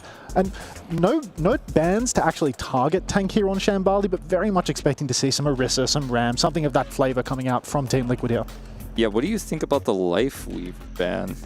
Okay, so I'm not sold, to be honest, but like I want to see if you know something. You're a little bit plugged into scrims and stuff more than I am. What's going on with this? Okay, I don't think that we're really expecting to see Crazy Raccoon playing Life Weaver, but by virtue of the bans, this is a protect ban. They're banning a support that they don't think is particularly important, but it prevents Crazy Raccoon from taking away a support from Team Liquid. So Team Liquid, clearly they have an idea of what 2 exact supports they want to play, and they don't want Crazy Raccoon to have the ability to touch that. Yeah, it's actually a really smart theory when you put it that way. Just saying, like, I want to have all access to all of my supports, and now you can protect, make sure you have the Kiriko to speed up. If you want to run Batiste, you have that banned already, of course, so that would have been already protected, but you get my meaning. Lucio, of course, really required for a lot of the comps you want to run here. We've seen a lot of different schools of thought on Shambali Monastery since its release. We've seen, as you mentioned, the map is so narrow. There's so many choke points that you have to funnel through and fight through. We've seen Reaper on this map. We've seen Mei on this map. But a lot of the time, we've just seen Ramatra plus high glass cannon, damage hero, like whether it's, I'm not talking about Reaper, I'm talking about like Freya, it's sometimes who's looked to tank bust, and the Bolus quite high value in those choke points. Sometimes it's Cassidy, where you just kind of push the Cassidy down these choke points, and that damage is insane. You protect him, and I'm curious to see what the read here is going to be for Team Liquid, since this is their pick, because Symmetra also fits that same bill. You're pushing down that choke point, you charge up your beam, you do massive damage. Great on the defense as well. I think I saw a Venture ban coming out as well from the side of Crazy Raccoon, and that might signal that we're going to see Sim versus Sim, because Venture is a classical counter to Symmetra. Taking Venture out of the game, that shows that Crazy Raccoon might actually want to play the Sim as well. Right, it's very much on the side of Team Liquid here to get themselves back into this and tie up the series at 1-1. We'll see how things will unfold here at Shambali Monastery as we dive back into the action. Yeah, just to clarify for everyone, the bans are flipped on the top of the screen. It was actually Team Liquid who banned the Life Weaver and Crazy Raccoon who banned the Venture. We are going to see the Tree Cassidy to start things off here with the Diva, at least from the initial outpost here from the push to protect the approach to the cart. Oh my. So it's the Cassidy plus the Symmetra. I didn't expect, however, under the Diva to stay here, but they're expecting Hisung on this Pharah, and they're right. Oh, I was holding my breath there for a moment. I did not want to see Infected walking out of spawn on the Diva, but he has gone back to spawn. He's come to his senses, and he's gotten over to the Orisa. But the Pharah still exists, and even though it's not a lot of space for the Pharah to work with, choke points and AoE work well with her. And so far, Hisung's done a lot of damage. Yep, Charong's already been picked though, so Hisung, he's got a nice choke to spam it out. Zero will be traded out, but still an opportunity for Team Liquid to close this. Tree finds another kill onto Lip, but the trades are coming through so well for Crazy Raccoon. Infected and Vega will fall. Tree root ball too. So Team Liquid, that's a wipe. And people forget that Orisa does massive amounts of damage, so sure, you end up getting those picks there. The Cassidy does a lot of damage, but Hisung is just layering that AoE, and Max is there to help clean up. And once the backbone of the comp is gone, once Diva's lost her D-Matrix, you can't really peel for Tree, right? He does so much damage in until they close the gap on him, and then down he goes. It's that glass cannon I was talking about. In this case, it's shattered. This is a rocky strategy right now for Team Liquid. Infected is classically a main tank player. He's somebody that is not necessarily too comfortable on the D.Va, but he's trying to counter out Heesung on the Pharah. You can see him flying up into the sky, but he hasn't done all too much damage. And now, everybody from Team Liquid, they're bleeding up a tree once again with a kill onto Heesung. Traded on Zero, though, and Infected, he's lost his suit. Oh, and yeah, down is the mech, as you say, and this means that this is going to be a relatively vulnerable tree. Actually getting healed up, though, and Infected is almost able to remech. This could be a huge moment here for Team Liquid, but in fact, it goes down before he can get the mech. It's a slow bleed now for Team Liquid, but Tree, he can't keep getting away with this. He finds Shu and Lip, a trade onto Max as well. Heesung doesn't want to let it go. He pops the barrage. There's only 2 members remaining for Crazy Raccoon, though. Yeah, this is a really solid hold here on the side of Team Liquid, as Tree does a massive amount of damage. They get to maintain cart control and push around this corner here. This is one of the tougher parts of the map, and we're even going to see a swap here for Max now over to the Ramatra. That's not where you want to be. You can't have that. Now Team Liquid, they're back to the drawing board. Yeah, and unfortunately, they're going to have to deal with this Ramatra with sound barrier here when the corner actually does get directly contested. And I think Infected definitely desperately wants to swap off of this D.Va, but isn't going to have the opportunity to do so unless the fight is won or lost by them. You know, in that case as well, he will have the opportunity, but still, a really awkward angle here as this D.Va isn't going to do too much. You can see Infected is so hungry to mark out Heesung. He's flying across the map for him. Swing in main with the High Noon Tree. He's looking for a target. All he can see is Max, and he's got the hands up. Beat comes out from Vega as well. High Noon shot goes directly into the block. No kill converted. Every ult being thrown in by Liquid now. The window comes out for RuPaul. The sim wall for Zera. The cart is being flipped around the corner. But Crazy Raccoon, they've got ultimates to answer back. Shu pops the Kitsune Rush, pushes in. Tree TPs onto Lip. He cannot find the final shot. He will find the final shot. But still, 2 trades come through from Crazy Raccoon on the other side. Vega being chased. This is a really nice position now for Crazy Raccoon because they have this control. It's a long run back. Some of these staggers are really going to hurt Team Liquid. And in fact, it does finally do that swap. Because yeah, Heesung's still on the Pharah, but his positioning how far back he is with this Ramatra comp. He chased too far. Like, he keeps losing his mech trying to get on top of this Pharah, and then Tree is vulnerable, right? Your backline is vulnerable. Your supports don't have any appeal. Swapping to the Orisa makes way more sense, but it might be too late here. Only 35 seconds to go to try to get that first cap. An ult advantage goes to Crazy Raccoon. Nothing on the cards for Team Liquid right now. They need a flank. They need a carry performance. You can see Tree, he pushes in on the flank, but Lip is there with the bowler shot, takes him down. Already a 4 versus 5 situation. Infected will fall as well. And Team Liquid, I'm not sure they're even going to be able to secure a trade. Lip goes down. There's the caster's curse. Oh man, this is really rough for Team Liquid. Max gets that Annihilation Elim. And that's the backbone of this comp, and when you swap to Orisa and you have to have those long runbacks, it's just so hard to actually compete with this. Far here with the ult, Heesung is just going to clean it up. Last staggered touch here for Team Liquid. Zero goes deep. He gets Heesung dangerously low, but can't convert the kill. Now there's no recall for the Tracer. RuPaul's had to use his lamp. You can see everybody from Team Liquid, they're still in the fight, but they're losing health by the second. Infected falls first. Tree and Vega soon to follow, and it's the curtains closing here on Team Liquid. Yeah, and I don't think this was a bad comp here from Team Liquid, but part of what I think really hurt them, Hunter, is the fact that they were so hell-bent on saying the answer with this map pick is they're going to play far and we have the answer. And sometimes those types of counters can work, and D.Va is considered the best counter to Pharah, right? Because you can chase her down, you can matrix her ultimate, you can matrix her damage, and if you push the Pharah away, then the D.Va can quickly rejoin your team comp, peel for your backline. But they ran the Cassidy as well, which is a strong counter to Pharah in itself as well, because it burst her down. But a team like Crazy Raccoon knows how to punish your cooldowns so much, and every time we did see Infected try to go over and catch Heesung, especially in the later part of that first push, there was an instant collapse from Crazy Raccoon, and even though Heesung got pushed out, he often didn't die. In fact, most of the time didn't die. Escapes, and now your D.Va is out of position, and the rest of Team Liquid just got crushed. So I like the map strategy. I like the bait of, like, we're pulling Max out, we're pulling out Heesung's Pharah, we have the answer, but Crazy Raccoon just still outplay them. I think it's such a difficult position for Infected to be in. He knows that there's a hero he should be picking to counter out the enemy Pharah, but he also knows it's not his strength. This is a role, tank, where you need to be incredibly flexible. Even the most flexible team in the world has 2 tank players to accommodate for this. But Infected, he's forced to do it all, which means that he has to play D.Va into the Pharah, and you can see why he struggled. See what the game plan is going to be here on the defense. Sarah playing his own Pharah here with the Orisa setup, so sticking with the Cassidy. And Max, you know, I'd love to see the Zarya. It's actually really strong on Shambali compared to other maps, but don't know if it's meta enough. They got the Mercy and the Zenyatta here. and they're just trolling us. I got really excited we were going to see Zenyatta and Zarya in 2025, but it was just a troll. There's a little bit of a difference here for Crazy Raccoon though, because Max, he is very comfortable on the D.Va compared to Infected. So he sees a fire in the sky, he locks the D.Va, you've got to watch out. Yeah, Zero that's a might be comfort entering pick world for of Max. Exactly. Too bad we won't see the Zarya, but it doesn't make any sense into what Team Liquid are running. Let's see how much damage Zarya can get done here, and if those similar types of punishes can come through here for Team Liquid. Aggressive push from Team Liquid. You could see Zero went all the way to spawn. Tree once again delivering a kill. He has been so good for it all series long. But Crazy Raccoon, 1-for-1 trades, and they've stolen the cart. Yeah, this is a really big problem now. If Infected can hold on to this, as we see Tree continue to do that damage, there is a world where you can recover here, but Heesung is just completely uncontested on this Pharah now. Heesung falls to the ground, actually mismanages his fuel a little bit and will go down to Zero and Infected together. You can see Tree up on the high ground as well. There's a big juicy angle and he's doing lots of damage. Lip appears to have marked him out, hit him with a bolt. But Liquid, they've closed this out. I think Crazy Raccoon kind of saw blood in the water. They're like, oh, we're getting really close to the cap point. We're only 20 meters away. Let's actually hard force this and maybe we could just win the map right here instantly. And they got punished by Team Liquid. So a bit of a mismanagement, like you said, from Heesung there on the fuel. He gets punished and now Crazy Raccoon kind of need to regroup here and set up once again. Support ult economy actually favors Team Liquid right now. One good fight here, and it suddenly feels like, you know, this is a playable map for TL. This could very much snowball for Team Liquid. RuPaul's got that Kitsune rush right now. You can see Infected spinning in towards the objective, blocking the cart. Liquid, they need to go fast, otherwise Crazy Raccoon are going to have the advantage once again. Zero blinks into the back, contesting Heesung a little bit, but no exchange yet. And they're not able to actually capitalize on that Kitsune rush advantage. Shu's now going to have his own, and Chorong will be able to get his sound barrier. There's that Heesung. Kitsune.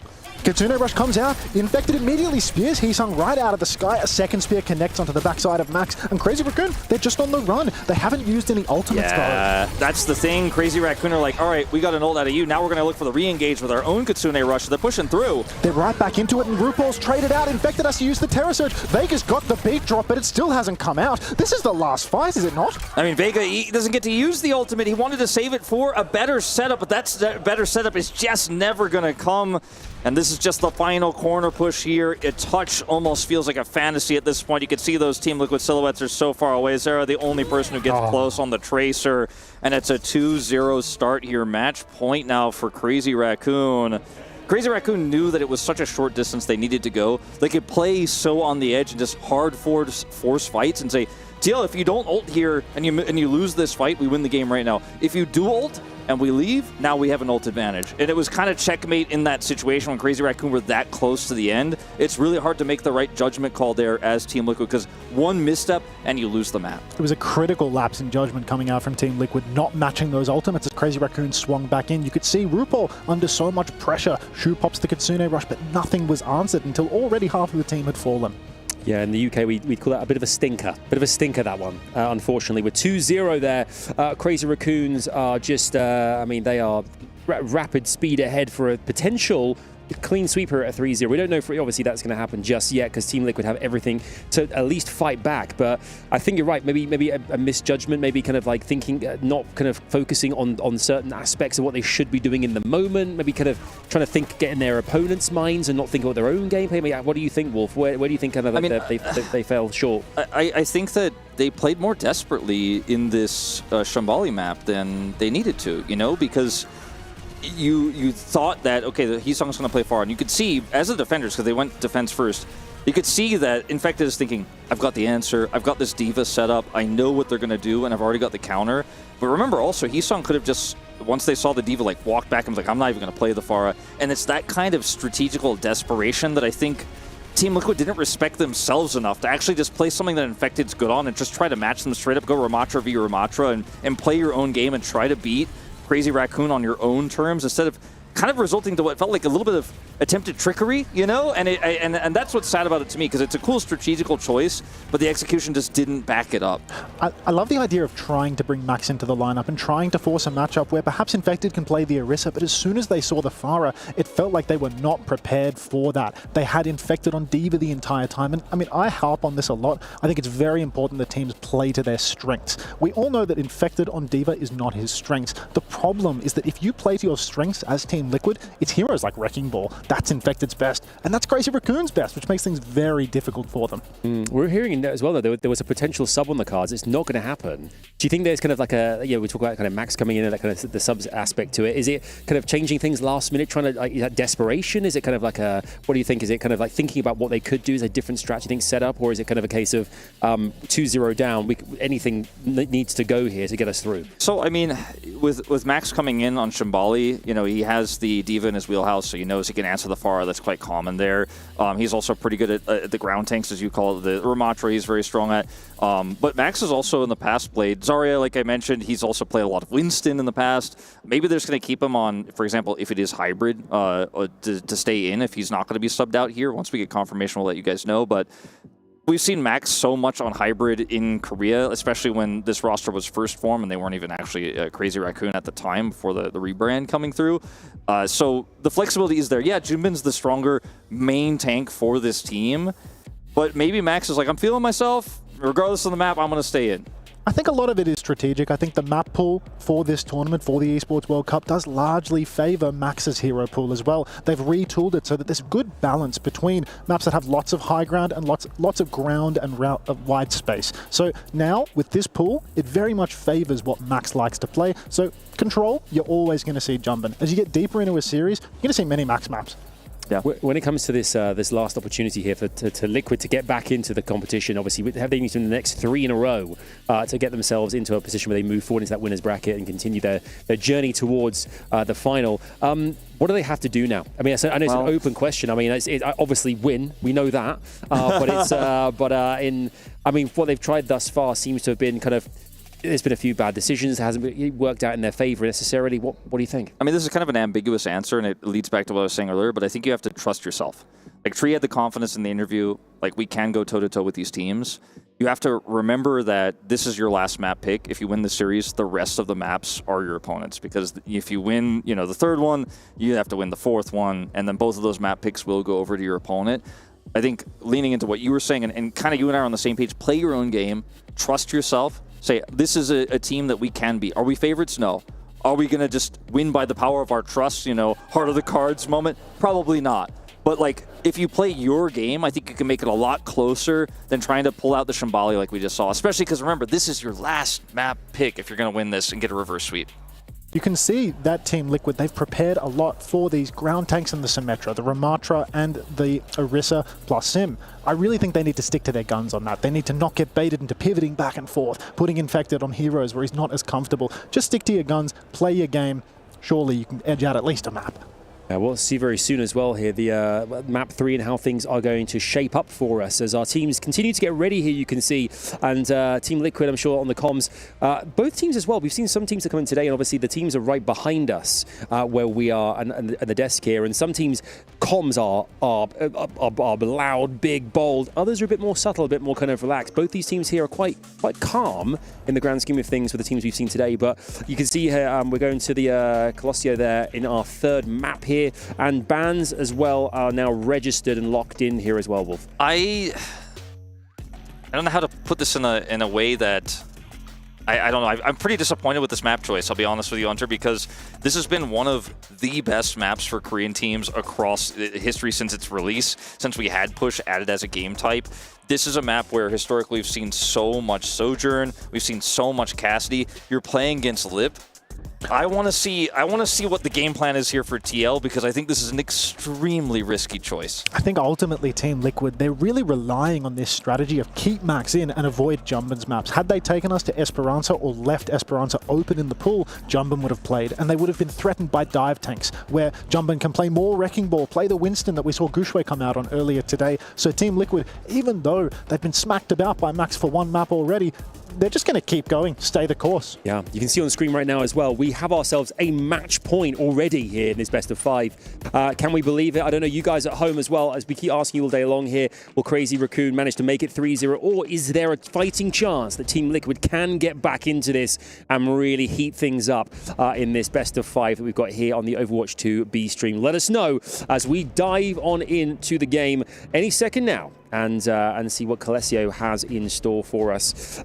Here we go. Let's go and check this all out here. So, Wolf, kick us off. I know it's just hovers. We got 20 seconds before the gates really open here, but the scary thing about this map type, and it always has been for the side of Crazy Raccoon, it's been this way for Falcons, it's been this way for Yeti, you know, back in the day, ultimately became Fnatic, right? This is where every Korean team will take you on push. You can play the Cassidy, you can play the Sojourn. This is a map type where you look at Crazy Raccoons and you're like, man, we got to kill Lip. But that's one of the hardest things any pro player could ever do in Overwatch in 2025. And we'll see if they could do it. Either way, Crazy Raccoon, they do seem to be on something different, at least, to Team Liquid. Max playing the D.Va, even on a more flat map, even on a map with long sidelines, and Infected getting to play something that he's very comfortable with the Orisa. Yeah, no, Tree can outrange Lip. That is one of the powers of playing the Sojourn into the Cassidy, but you need to hit those headshots, you need to have follow-ups, and he's going to take out Heesung first, so that's a great start. Tree, massive opening pick onto Heesung. They need to press the advantage, though. We need to see Team Liquid keep on walking forward and find more kills. Otherwise, Crazy Raccoon, they'll do their signature move. They'll play their life for a couple of seconds and be right back on you. Like, Lip is just going to have to kite back as we wait for the regroup here. Heesung is back up, can blink back so quickly, and the cross is there. As you can see, Max getting pushed out of his mech. We'll have to regroup and get those armor health bars back. As you see, Tree is just trying to punish Heesung. He's like, you're looking for the wraparound, you're looking for the flank. I've got my railgun ready for you, charged up. You got him last time, this time he gets away. Lip flanks, but RuPaul, he marks it right away. And Tree, he slid into a very aggressive angle. You can see he's being chased down now by Max. But Max, he can't finish the kill. So Crazy Raccoon, they've pushed 30 meters already, and they've found another trade. And Max is going to get demeched here. Tree survives with very little health and is back in the fray. This is a huge win here for the side of Team Liquid. Team Liquid right now, they're already threatening a checkpoint. This is a fantastic situation for them to be in. Their ultimates are about to come online as well. Double support ultimate just around the corner, and they're going aggressively. RuPaul, he pops the Kitsune Rush. Chirongi very nearly Ajaxes, but he gets that beat off. Window comes out from Shu now, forcing everybody from Team Liquid to kite a little bit, but they've got more meters on the board as a result of this trade. Vega actually survives here. He has his sound barrier he can drop now in return, and this is an extremely favorable position for the side of Team Liquid.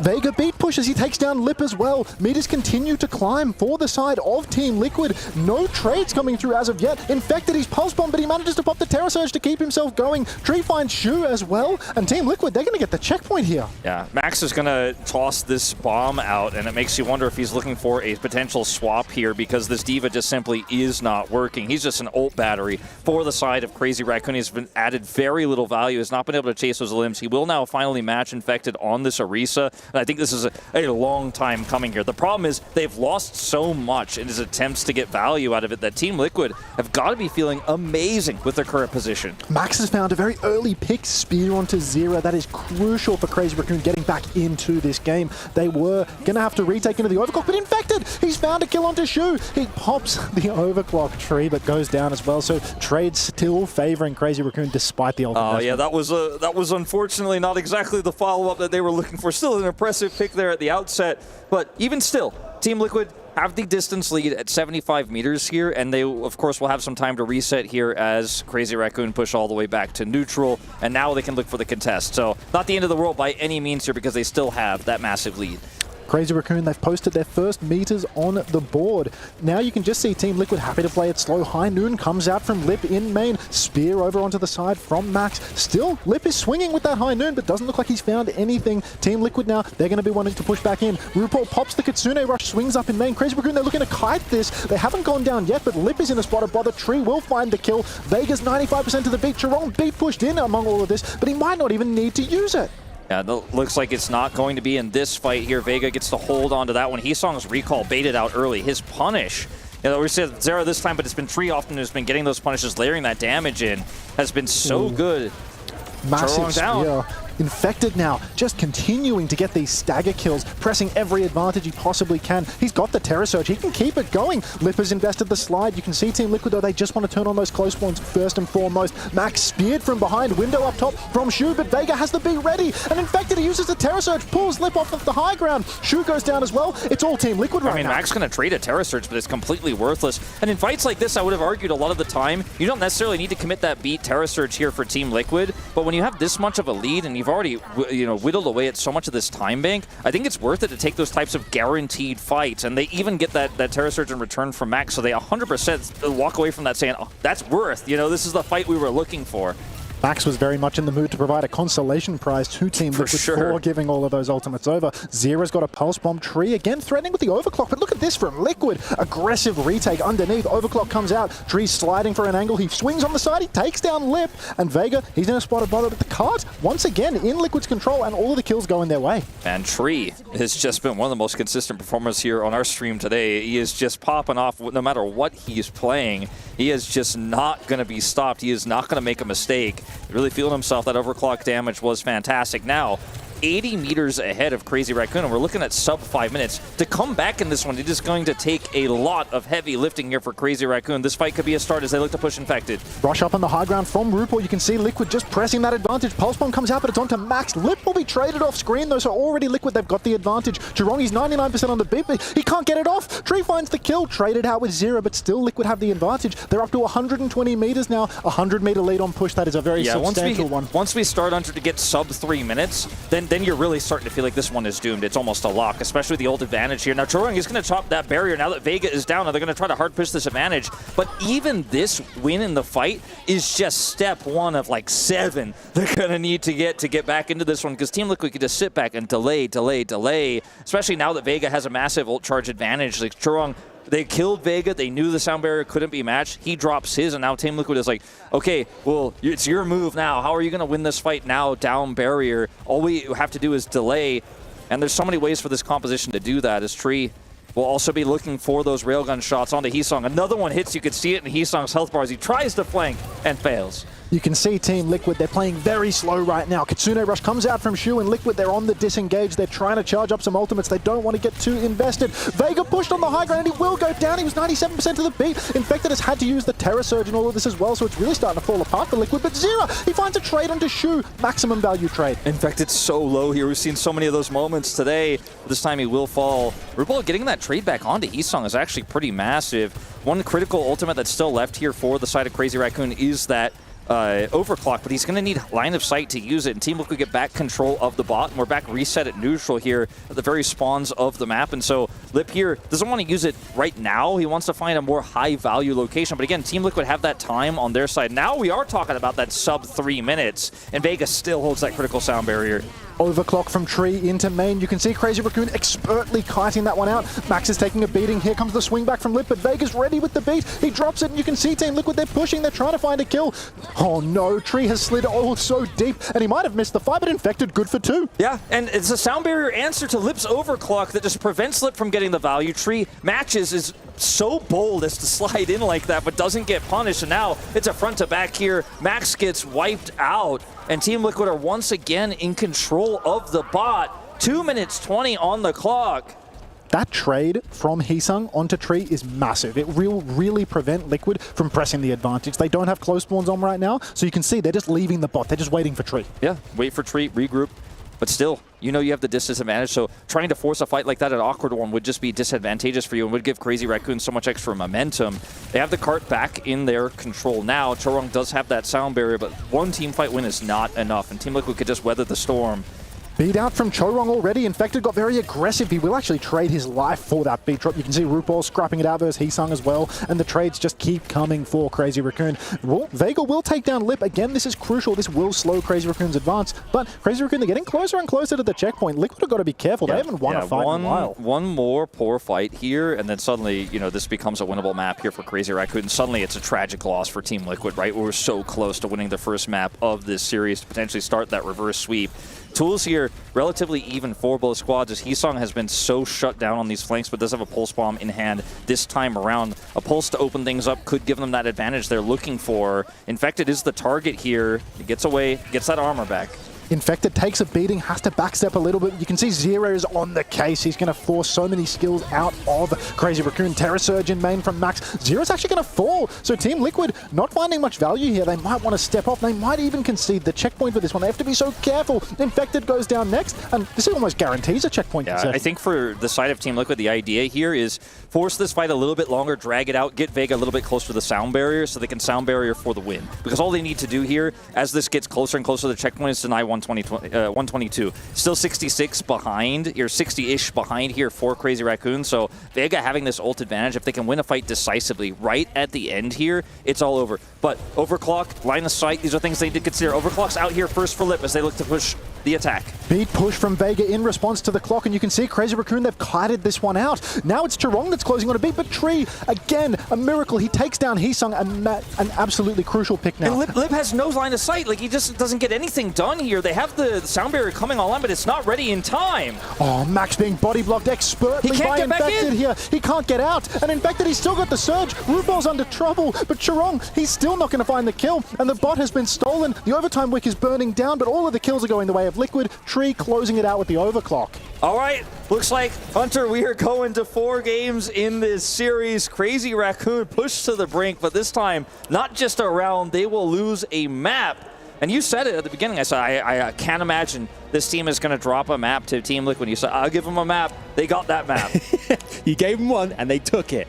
Incredible scenes. I mean, I think the initial push there to get to the 122 just gave them such an advantage, and then they held on to it and did not let them break through and really kept them at bay there, frustrating Crazy Raccoons massively. That body block on the Max was so fight-defining because they had already used their sound barrier, right? And with the sound barrier coming up for Chorong, if he's able to get that onto Max, then it's just a health advantage, and it becomes a playable fight. I don't want to say it would have been doomed for Team Liquid if Max gets out there, but it just prevented them from grouping. And then you see Chorong was like, well, I've got to be the one to touch. He has to like basically self-sound barrier to try to get onto the point. It was just going to be a lost fight from there. So a really good read from Infected, locking Max up there. Team Liquid incredibly confident and playing their own game. This is what I wanted to see from this team, and we were rewarded. I really want to sing the praises of Tree because he has just been getting pick after pick after pick. It feels like every ult fight he's delivering with the overclock. In the neutral, he's finding picks onto the Tracer, onto the Sojourn, really doing it all for his team. And then overall for the team, their fundamentals have been rock solid. It's crazy too because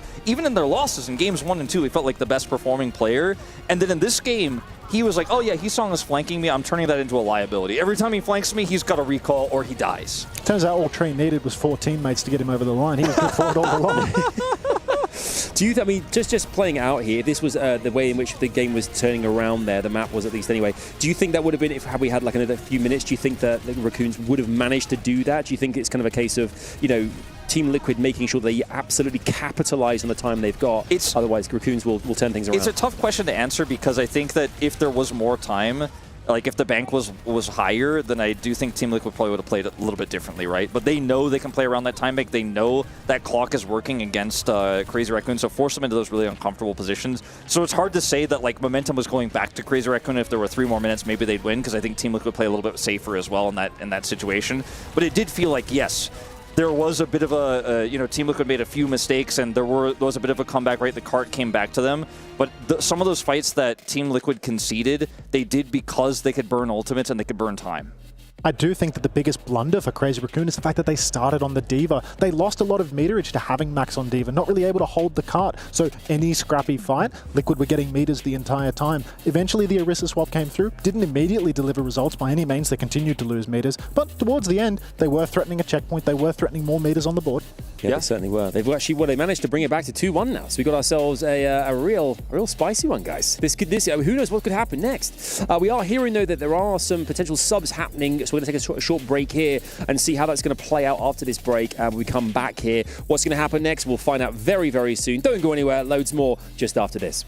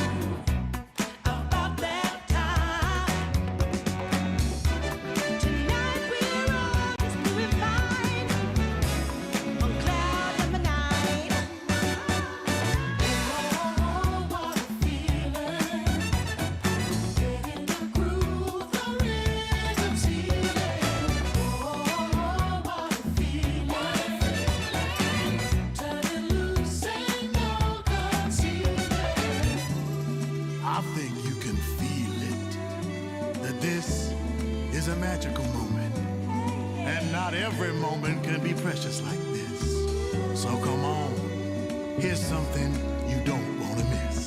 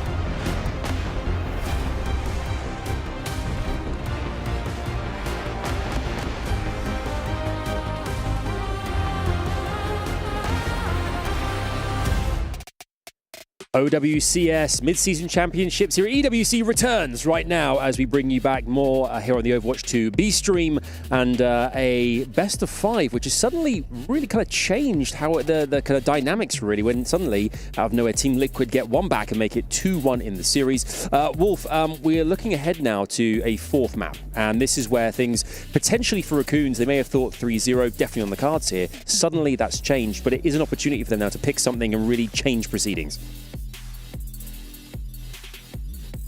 I cannot, but can the world here Okay, here we go. Now it's working. There we are. I was going to say, like, otherwise Hunter could just carry and I'll do hand gestures. Anyway, so we're looking at Flashpoint right now, right? And Hybrid. Those are the map types that are left. So, you know, it's Crazy Raccoon's choice for the rest of the series. We mentioned this was like the last chance for Team Liquid to have a map pick. But frankly, with the maps that are left, especially with Flashpoint, like, it doesn't change all too much. We have a very new map, but it still plays very similarly to how all the other Flashpoint maps are played. The question becomes, what type of comp does Crazy Raccoon want to play? Are they going to hard force Max to play D.Va for seemingly no reason, or are they going to play something a little bit more standard? These are the questions we don't have the answers to just yet, but I think that while Team Liquid played Map 3 very impressively, there was some choices made and some weird decisions that gave Team Liquid an extra edge, and Team Liquid proved that with a small edge, they can actually push to a big advantage. We'll see if that happens again, or if Crazy Raccoon are going to kind of tighten up in Map 4. I do think it's very much a case where Crazy Raccoon, they don't make the same mistake twice. They roll out and they play D.Va for half of a map and give away 100 meters in the process. They're not going to do that a second time. They're not going to give you that opportunity once again. So I really do think going forward onto the next map, it's going to be a situation where Crazy Raccoon, they're going to see Infected. He's competent on the Orisa. He can carry on that hero. They're going to want to take him away from that, put Max on something where he's more comfortable instead. Yeah, speaking of Max, we thought there'd be some subs. I don't think there has been, so Max still in proceedings here. How does that change things? Max being kept in, what is the decision behind that, you think? I think the reality of the map pool is that it's really difficult to draft for Jumbin, and you can see we're heading over to Midtown. We've got an Orisa ban coming out from Crazy Raccoon. I kind of thought an Orisa ban might be the case because Infected has just looked so good on this pick. And it's also Midtown. I mentioned earlier kind of jokingly that Midtown was often the Max pull-out map. And like now they get to play the map that Max is good on. They don't even need to swap a setup. He's happy to play on this one.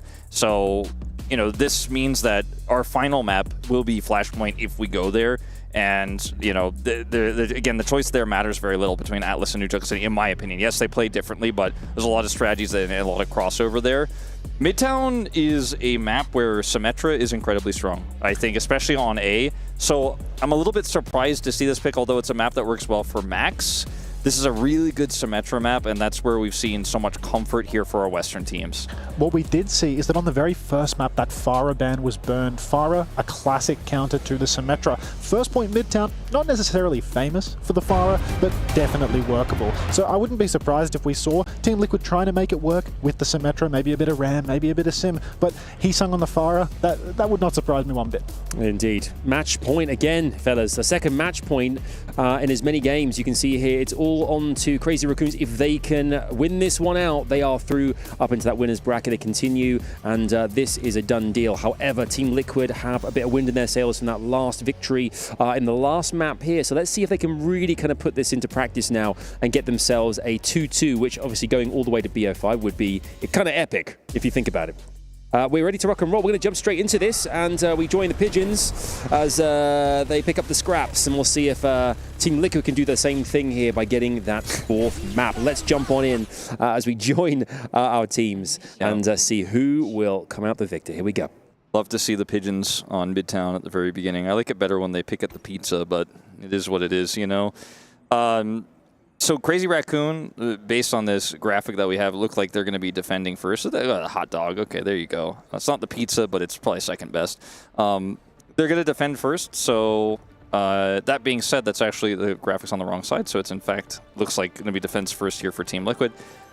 Whoever defends first, that's the composition I want to look at, is really what I'm getting at here, because you're the one who gets to set the pace of what the time bank is going to look like. It's Crazy Raccoon on the left side, but it's in fact the Team Liquid. There we go.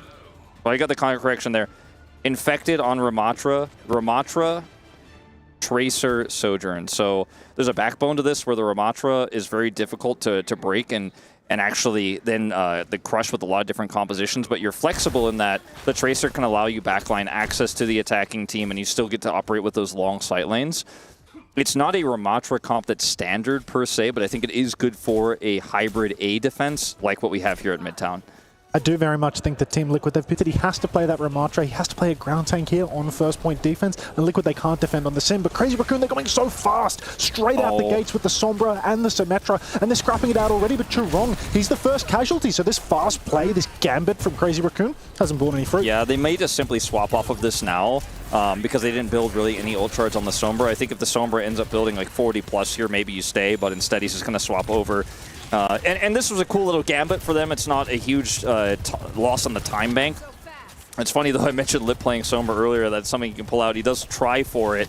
Sometimes you can just cheat ult economy with that EMP. But either way, going to be a new setup here is look at Zera on the flank. That's what I'm talking about with the Tracer. You can afford a lot of backline access to a team that has to kind of hard force their way towards A. You have a ton of agency as the defending Tracer. You can see Heesung is working his way in behind. He's already pressured Tree to slide up onto the high ground. Infected, he's trying to trade out, get into the backline. He's pushing deep, but Zera gets the better of Heesung, clips him in the middle of the fight. So Crazy Raccoon, once again, they're down a man, and this time around, the clock is really being bled away from them. Yeah, this is a really good start here for Team Liquid. Like you said, the clock is bleeding. And Lip, I mean, there's nothing that she can do here. He doesn't have great line of sight. Zera's just running through this team right now. Like it belongs to him as Churong is desperately trying to operate on that health pack.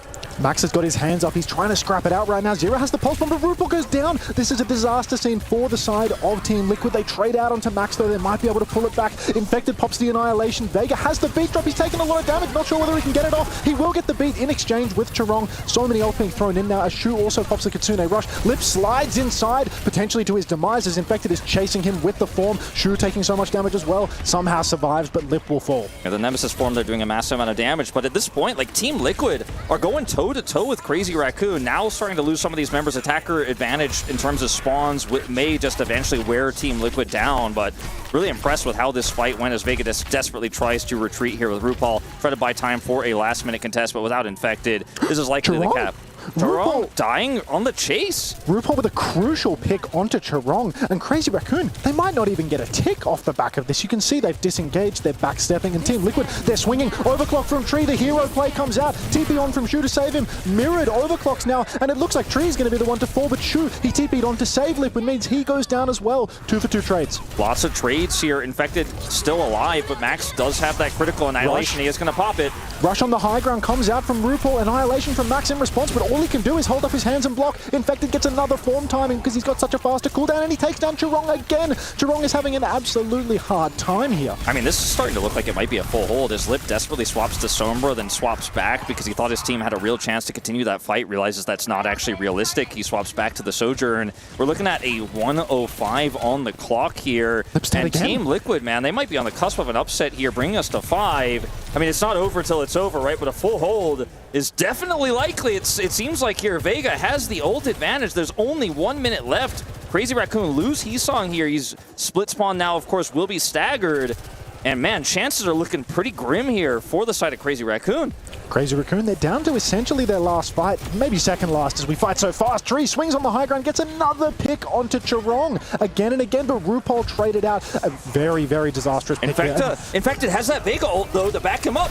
They've stacked ultimates, the beat and the Annihilation coming through. They will take down Max. Only 25 seconds remain, but crucially now Churong, he's got that advantage. Now, if there's a character that Zera is looking to pick here, it's definitely going to be that Lucio. If he could somehow get into the backline, force him to beat at an awkward angle, or just pick him before he could use it, that would be ideal. But with double support ultimates here for Crazy Raccoon, they absolutely have the tools. But Heesung loses his recall, is down! Heesung stuck behind. Crazy Raccoon, they're pressuring the point. They will get ticks off the back of this, and they still have double support ultimate available, but it's going to be scrappy. Kitsune Rush comes out from Shu, but he's boxed inside a corner. Max forced to hold his hands up and block yet again. Team Liquid, they have the player advantage, but Max is looking for value. He can't find anything. Churong still has the beat in the back pocket. Slow onto Vega. A slide out into the open. He picks Churong with the beat, and Tree, he delivers time and time again. It's a 5 versus 3, make it 2, and Crazy Raccoon have been full held by Team Liquid. A full hold here, 69.6 is all Crazy Raccoon will get.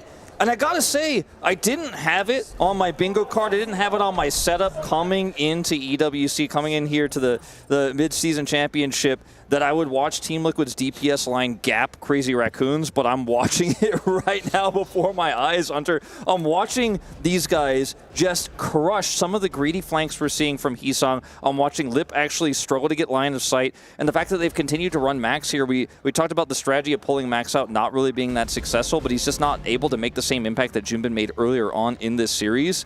And so far, with the tools that you know we saw there for the side of TL, it looked like, okay, Crazy Raccoon, they got double support ultimate. They should be able to cap this point, but you see the picks coming through. Heesung is picked. They get the kill onto Chorong. You know, he's not able to set up his sound barrier. They're finding the right targets, and to call it a miracle, I feel like would be an insult to Team Liquid, because they're just playing it right. They know the right targets. They're playing out of their minds right now. They're playing their best Overwatch, and now all they need is 69.7% here of this first cap, and we go to that final map of Flashpoint. What an insane story.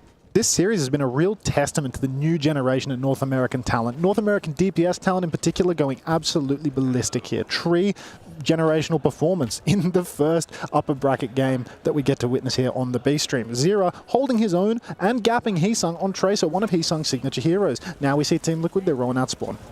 Here we go. One mistake from Crazy Raccoon, one failed defense.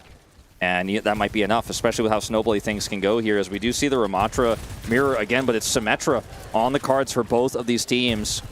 A little bit of a change of pace here as both teams opt to play the sim. Already a railgun shot from Tree. Gets somebody from Crazy Raccoon nice and low. Max forced to hold up his hands and block. Lip sliding away. You can see Liquid, they're vying for so much positioning right now. And they are going to get it. This teleporter is kind of awkward too. Doesn't really give them a positional advantage to Heesung at all here, whereas Team Liquid now have teleporter advantage. And I mean, Infected's already pushing towards this point. The cap is coming through. Now Crazy Raccoon have to collapse back, and Chorong is down! Chorong goes down yet again. You can see Zera now TPing up onto the high ground. He's looking to catch Heesung. Heesung looks to be stuck away from his teleporter. Max, his form is soon expiring, but Crazy Raccoon, they're down a man. They have to touch the point. Already one tick has been conceded, and Liquid, they're crashing out onto the objective. They're up to a second tick now. A boop from Vega, and Max is going to C9.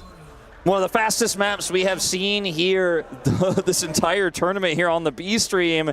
And Team Liquid bring us to 5 games, Hunter.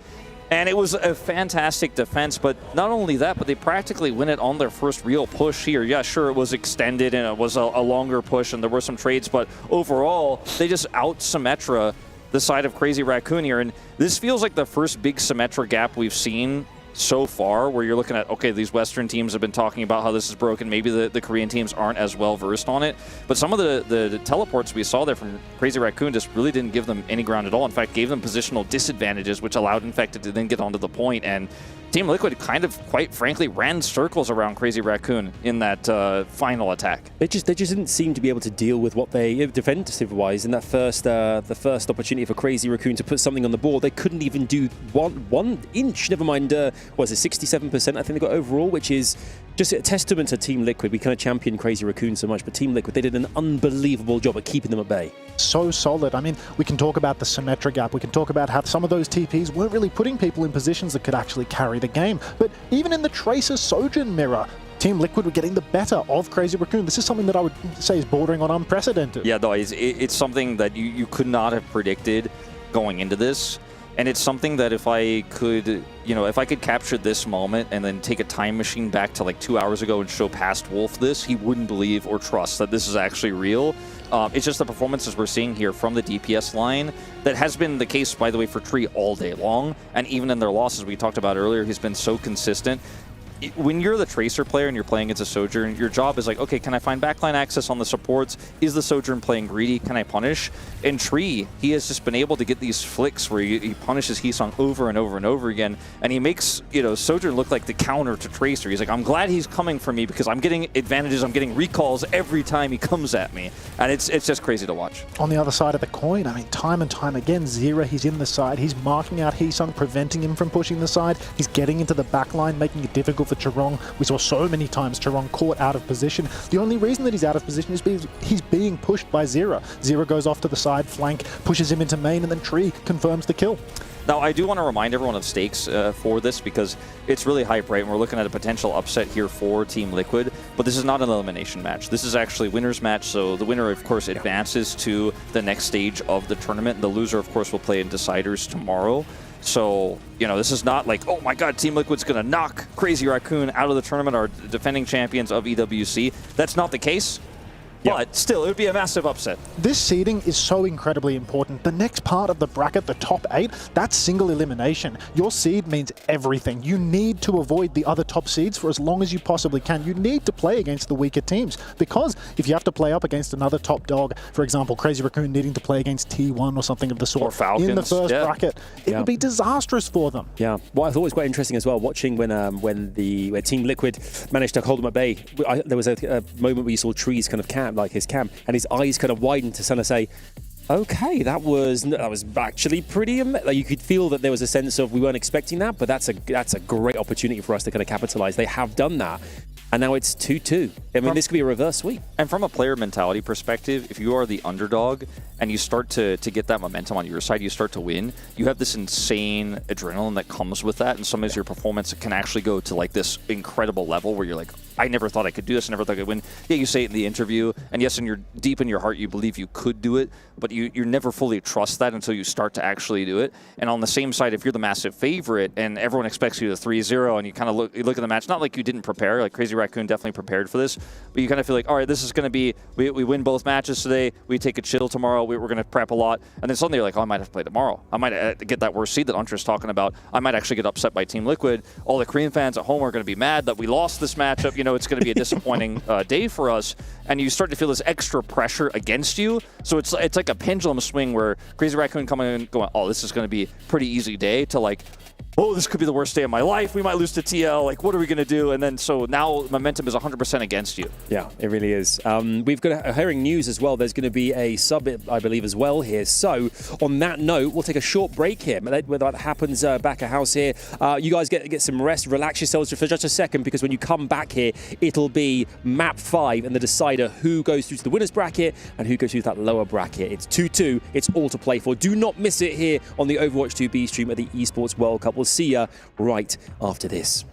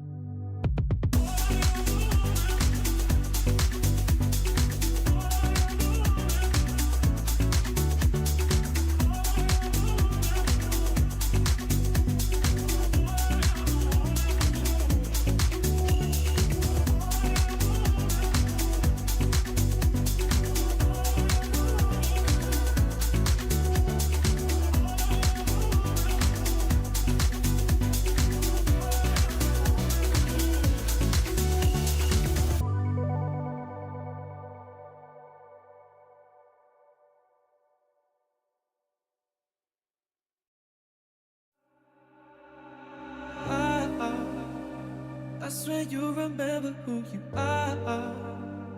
I swear you remember who you are. I swear you remember who you are. Remember who you are. I swear you remember who you are. I swear you remember who you are. I swear you remember who you are. Remember who you are.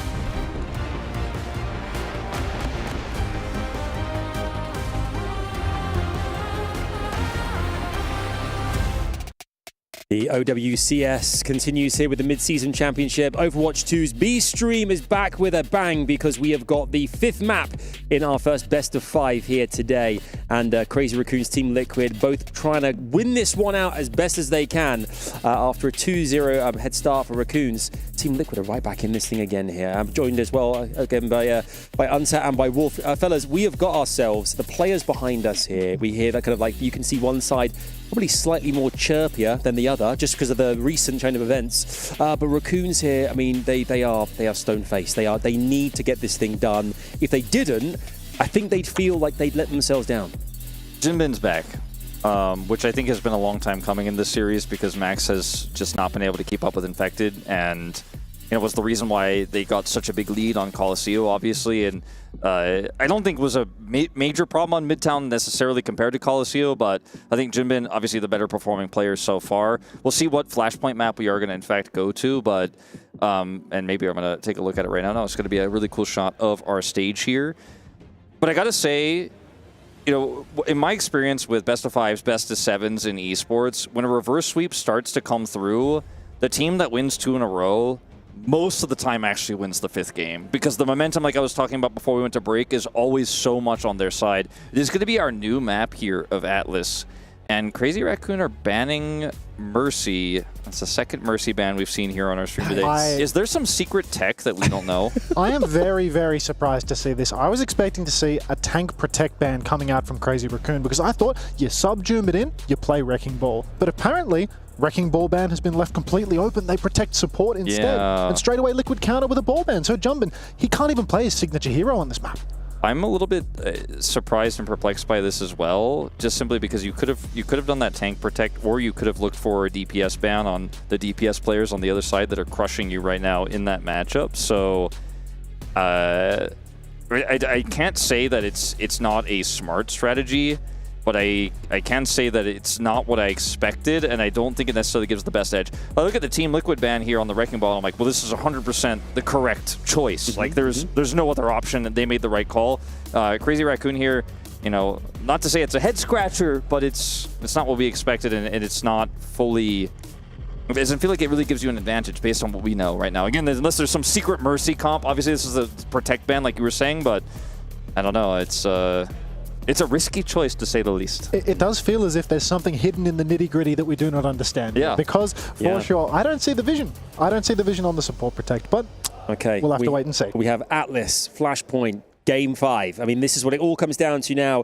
Who will be the champions of this particular best of 5? We're going to find out as they assemble their heroes and we dive back on in to see who will win the series. Here we go. Coming out already. We just see the hover, just a little bit of bait, but Jumbin on Winston. Oh man, this is a throwback. This is not beyond the realm of possibility. Lip on Farah, a little bit harder to believe, but Jumbin playing the Winston here, there's a possibility. Maybe finally Crazy Raccoon, when they're down to the wire, they pull out the dive once again. I mean, well, the Tracer flanks certainly aren't working to kill Tree. Maybe you add the Winston on top of it and you can have a better chance, as we are going to have Symmetrus here out of the spawn to get the teleporters out. And Tracer swap expected for Heesong as well, but he will in fact not do so. So looking for teleport access here to the back line, circumventing the front line here of this Orisa, and trying to kill Tree. That's the main objective here. See if they can pull it off. Very creative comp here. Jumbin gets a big jump onto the back line, and already he's taken down RuPaul with the help of Heesong. So right away, Crazy Raccoon, they're going for this Symmetra Winston dive. A little bit unorthodox, but it works. Yeah, surprising too to Team Liquid, no doubt, when they see this come through. They see the teleport and they're like, okay, Winston, Symmetra. We know Jimmy can play this pick with his composition. Unorthodox, unusual, never really seen before. And that's the kind of surprise tactic you can do on Flashpoint to get that free first cap and start building up the percentage. Try to then turn that into an ult economy lead. As Infected will swap over to Mauga here on the return. This is common. Getting Mauga into the Winston Lucio Kiri, making it very difficult for Jumbin to do anything. He loses another valuable target. He loses lots of health at mid-range. Zera scrapping it out underneath right now, trying to pressure the cap. He's taken the mini health pack. He has dragged Jumbin away from the fight, but the question is, where's Infected? Yeah, he's not here yet. There's this charge and stomp in, but it's not going to really gain a lot of point control here. They're going to look for a slow cap as the teleporter now allows repositioning. As Lips on the cross here, the angle super good for Crazy Raccoon. Stomp comes in from Infected, but doesn't find any kills. Kitsune Rush comes out from Shu, and it's much earlier. Zera's going to go down. RuPaul as well. Liquid, crucially, they've flipped the cap, which means that this is not the last fight. It's not the last fight, for sure, but it is a big win here for the side of Crazy Raccoon in the team fight itself. But I believe when you look at the ult charge here for Vega, you're like, okay, well, there's one more fight. Ult charges are close enough here. Maybe even in a really extended fight, you can get that chain out here for Infected, lock them up, but it's all about what Lip's going to be able to do and what this teleporter is going to look like here. Heesong has had some really good ones on this final map so far. Infected pinning in on the high ground, trying to find a backliner. Simwar comes up straight away from Heesong. Infected's on the ground. He's taking so much damage. Vega's got the beat, but he cannot save his life. The beat comes out. It catches everybody but the dead Infected. Beat exchange from Chirong. Looking for another kill. Crazy Raccoon, they've pushed aggressively. Lip is in so much trouble, but the Suzu saves his life. And it's just all Crazy Raccoon in the feed. Yeah, that was a really nice wall there to come up from Heesong. And unfortunately for Infected, he was just completely cut off and focused down. He lived for a really long time, but ultimately was going to die there. Lip gets the Suzu you mentioned. He survives. Now, in fact, is going to swap back over to the Ramatra here. It's going to be overclocks that can match each other. I think Team Liquid have a tough call to make. Do they want to use this Kitsune Rush to take a fight off the point to get control, or they want to do it to recontest here? Because Junbin has Primal, and that can disrupt a lot of the fight synergy here that Team Liquid have. So see what approach they're going to take here is all up to RuPaul. We've got to keep our eyes on Tree because he's in so much danger if Jumbin pulls out that Primal Rage. It's so easy to take a kill onto the Sojin when you're a Winston like Jumbin. You can see Jumbin's already jumped in deep, gone backline. He pulls the Primal. Tree actually overclocks in response, and Jumbin not having much luck with the juggle, but Vega's fallen away off screen. Lip will clean up Tree, who was juggled into the air. That's another fight for Crazy Raccoon. I mean, Tree, I think that was a pretty greedy call there to try to overclock. I think his game plan is, I've got enough support here, I can actually overclock and we can burst Jumbin down through the Primal, but unfortunately that was just not going to be the case. And that's a really expensive loss on the fight. Infected going to get staggered here as well. Remember, they're down a flashpoint already. Now down that critical overclock. Lip has the advantage, and they have point control. Lucio ult advantage. A big swing of momentum here for CR. This Winston feels like a real unresolved issue here for the side of Team Liquid. They don't know how to respond. Infected, he's already on his 3rd tank hero of the round. RuPaul, he's going to step up. He's got that Kitsune rush in the back pocket. Jumbin, you can see they've isolated him a little bit. Snare comes out, but Jumbin, he's going to backstep. Oh, Choron caught in the snare, but still escapes. Overclock on the high ground. Lip finds a kill onto Zera. Kitsune rush from RuPaul comes out now in response to Shu. Tree will knockback. The boop! But Vega goes down, and Liquid, they just don't have the legs on It's him. the double there from Chorong on the boop to guarantee the win. He doesn't have to sound barrier. RuPaul is going to be staggered here as well at the end. It was a beautiful fight there for Crazy Raccoon. The Kitsune rush paired with the overclock is such an insanely strong combo when you have line of sight like that. And yes, Lip did die, but the damage was 100% done, and Chorong, and he is living his best life right now as a back cap is going to force the recall here. Zera is not going to be able to get that cap, and this is the beginning of the end of the second round. Wall comes up from Heesung on the objective. Infected, he needs to touch, he needs to pop the Annihilation just for that boost of armor. Team Liquid, they really have no aggressive opportunity right now. Infected, his form is over. Beat comes out from Chorong, and Vega is first to fall. RuPaul soon to follow. No healing remains for Team Liquid, and Crazy Raccoon, it's an easy one now. The silver lining is at least they got Chorong's ultimate out of that last part of the fight. They were able to get that one small win, and that means that this next fight, if it goes extended, Vega will have the sound barrier advantage. Maybe they can get the first cap. It's the 4th tank hero now for Infected. Moving over to the Hazard here. That may be able to help them cut off Junbin, but he's got to realize that Junbin actually has most of this primal. It's going to give him so much extra mobility. This fight is going to be tricky here for Team Liquid. A loss on this first cap could just mean certain doom, as it means it's basically guaranteed Crazy Raccoon will have ult economy for the rest of ult economy advantage for the rest of this final map. So crucial that we see a carry performance from Tree right now. Infected, he's not going to be able to take down Jumbin. He's going to have that primal rage in time. Clock comes out from Tree. He swings on the wide angle. The Suzu is good to keep Lip alive, but not good enough as he will fall. Tree good for a 2nd and a 3rd as he cleans house, and Crazy Raccoon, finally they've lost a fight. Look at him stone cold on the player cam as well with these flicks. Love to see that movement there. He takes his hand off for a minute to adjust his headset as he completely hard carries the fight with that massive overclock. Goes straight back to the choke point. He's got his hand back on the mouse. He's ready to do more, as this guy has just been 100% the MVP for Team Liquid here, keeping them in this series. It's not over yet though, as they're still down 2 flashpoints and they need to secure Vega. Sound barrier advantage. Zera scrapping it out with Heesung on the side, and Tree again! He never stops. He delivers yet another pick in the neutral. And Team Liquid, this gives them so much space to breathe. Look at the ults they're able to build up as a result of this pick. Yeah, you familiar with the Tree of Life? This is the Tree of Death. This guy just is unstoppable right now on the Sojourn. Okay, here we go. Sound barrier up here first for Vega. RuPaul with the Kitsune rush as well. You can see a huge wealth of ultimates being thrown in by Team Liquid. Zero with the pulse bomb does not connect, and Liquid, the bank is dry. Infected is so incredibly low. Jumbin still has that primal rage in the back pocket, but Heesung has already cleaned up a kill onto Infected. Tree with yet another one, of course he provides with a headshot kill. Jumbin now forced to use the primal rage by Tree. And Liquid, even if they can't close out this fight, they've already bled every ult out from Crazy Raccoon. They bled the ults out and they got nearly 99%, so this is a huge win for them as they reset the ult economy, as Jimbin's actually going to get staggered here. And that might actually just be the straw that breaks the camel's back on this final flashpoint here. Zera's on the point. They're denying entry. Infected is in deep. The backswing is good. Suzu cannot save Tree. Heesung with a clutch kill, but Vega with a clutch trade. 4 versus 4 situation right now. Infected, he needs this downpour. Lip slides in. Recall forced from Zero, but the flip goes the way of Team Liquid. Crazy Raccoon, they now need to touch the point. Infected, he has a window of opportunity to hit this downpour. He throws it out. He catches Chorong. Chorong will go down to Zero, and Team Liquid, they cap the point. Yeah, looks like that's going to be the end of that, as we will have a little bit of exit kills here for Crazy Raccoon as they stop some of Team Liquid from regrouping, and they may be able to actually get the priority on this next flashpoint. But a huge win here for Team Liquid, keeping their chances alive in this 5th and final game. In terms of ults, relatively even until Vega was able to build so much of that sound barrier in that extended fight. That's one of the costs of trying to contest like that, is you give so much ult charge. RuPaul as well ahead and has the Kitsune rush for this first fight.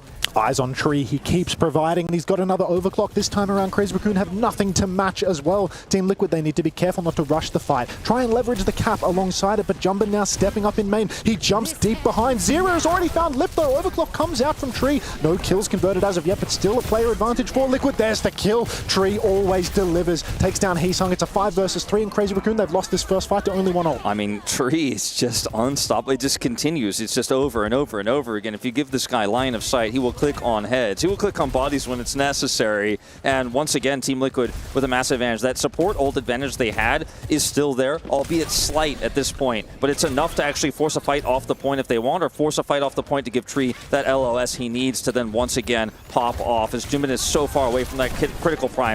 Kitsune rush available for There it RuPaul, and is. he will pop a Tree. Takes down Chirong, but Vega's dead with beat. Absolute disaster here for Liquid. They could have used that in the mid-fight, but still Liquid, they're in control. Tree doesn't want to let it go. Lip goes down. Tree's on his case, but Lip gets the better of both RuPaul and Tree. This is the backswing for Crazy Raccoon, and they've done it without using an ult. This is so massive for them, and now it's going to be a huge ult lead. In fact, all 5 coming online here for Crazy Raccoon. They get a late flip here as Team Liquid do a great job of buying some additional percentage here, but the same issue remains in that Crazy Raccoon, their goal here is not to press Q on every single character here in their lineup, is to actually try to do each defense with one key ultimate. Sound Barrier first, Primal the next. Lip gets line of sight, he can drop down that overclock. If they can stagger these ultimates and continue to hold that advantage, they're in a great spot. The first step is to trade with Vega.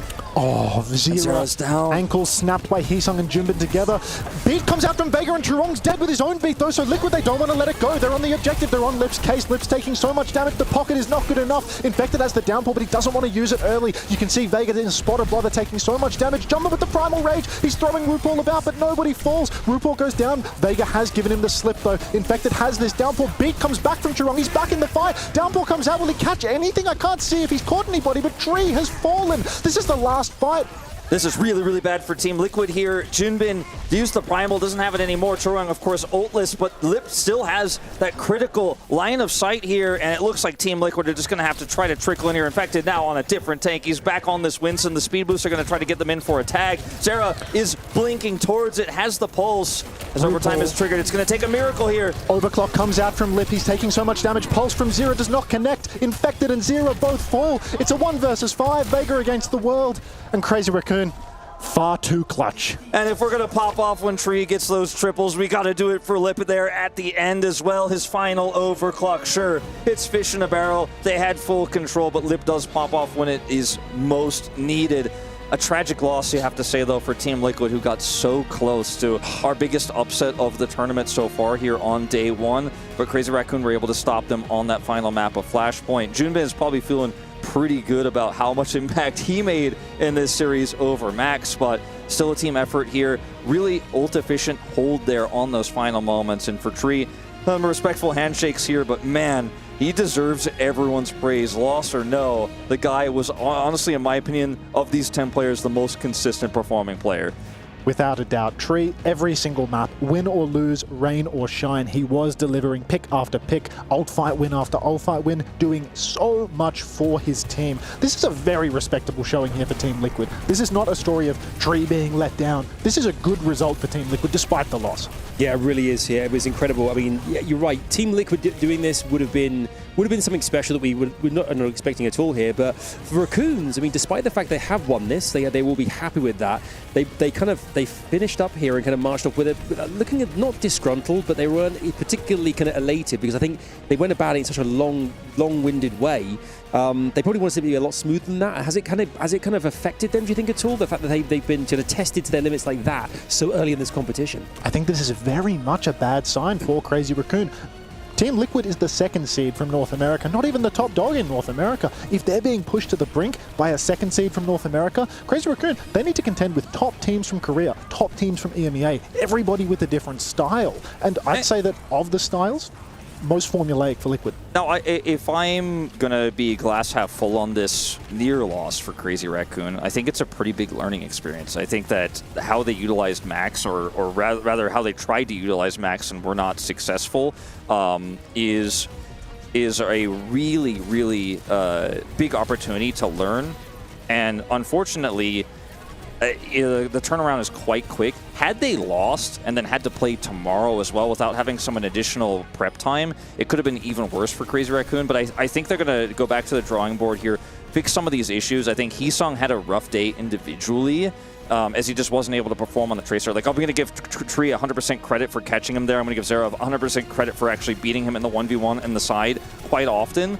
But I think you reset, you talk about what tanks you want to play, what maps you want to go to, and Crazy Raccoon should be able to bounce back. Maybe this loss is the experience that leads to another championship, right? Is finding these issues right here and not in the semifinals, not in the grand finals. It's true. I say that this is an indictment for Crazy Raccoon, but at the same time, Crazy Raccoon are famous for adjusting throughout a tournament, for beginning a tournament a little bit rocky and then closing it out by the final day. We've got 4 days of tournament play here at the Esports World Cup. Very reasonable to imagine that Crazy Raccoon will just keep building on this more and more until eventually, grand final, it's yet again. Yes, it could indeed be that way. For you at home as well, you've been with us the course of the day. You're probably wondering exactly how things stand, where we are, how is things stacked going into the last best of 5 coming away very soon here. This is our bracket. You can take a look here and see exactly how it panned out there in Group B with Crazy Raccoons into those finals. They'll be playing in the next couple of days, but we look at the lower bracket now as well here. We see Rock there and such, but we've got another best of 5 coming our way, which is going to be an interesting one as well here, Wolf. Yeah, we do have the final best of 5 of the day. GK also looking very confident. A pretty one-sided match that they played earlier today. Again, against a different caliber opponent than what they're going to be playing in our final series of the night. But compared to expectations for what this series looked like, this ended up being a banger. Like, best series of the day probably, I think, across both streams. The expectation for a final series is that it will look something like this. Exactly right. I mean, personally, I was expecting more of a blowout from the series that we just witnessed, quietly expecting a blowout at least. But for Alcadcia versus Kike, I'd expect a much more competitive one. But apparently this was as competitive as it gets. And surprisingly, well, perhaps maybe unsurprisingly, one of our kind of dark horse teams in Weibo actually brought Falcons to 5 as well. So now 2 of our 3 Korean teams in our upper bracket here are pushed to the brink. So looking a little bit less immortal here on day 1. Which it makes the competition a lot more exciting, doesn't it? I mean, it means that anything is possible in this. We didn't expect that to be a 3-2, but it was that way, even despite the 2-0 kind of lead there as well. So it's exciting and lots more to look forward to. We are now going to be going to a break ahead of what's coming your way in the form of a best of 5 to wrap up our day here on the Overwatch 2B stream here at the Esports World Cup. So pull your chairs up, grab yourself a few minutes just to kind of breathe after that epic last best of 5, because you've got another one coming your way very, very shortly. We'll see you there in just a few.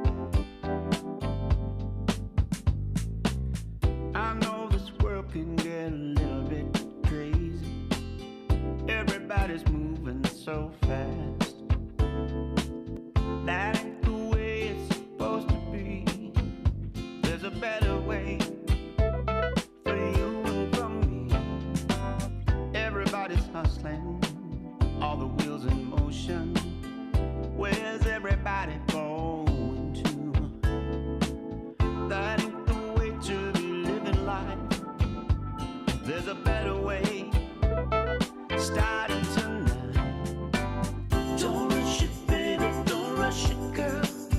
You got to slow down, baby. Slow down.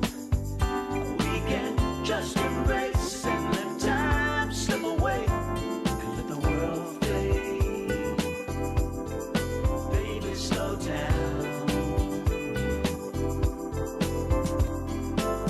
I know the boss man got you watching the clock. Gotta keep working for the man. There's so many better things we could do, like you kissing me and me kissing you. Don't rush it, baby, don't rush it, girl. You got to slow down, baby, slow down. We can just embrace and let time slip away and let the world fade. Baby, slow down.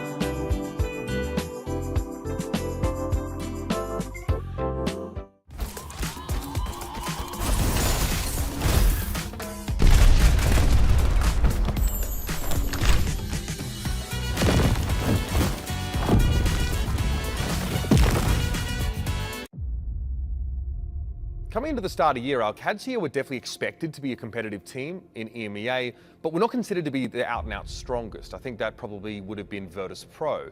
And the Champions Clash wasn't the best showing for them because they didn't have Ziad there. They were still playing with Tread and were kind of locked.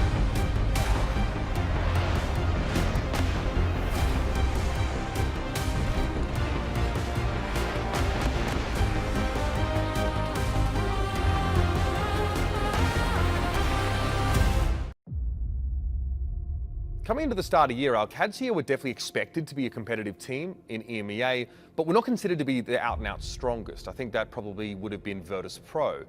And the Champions Clash wasn't the best showing for them because they didn't have Ziad there. They were still playing with Tread and were kind of locked into a style that at the time didn't make a ton of sense in the metagame for Overwatch then.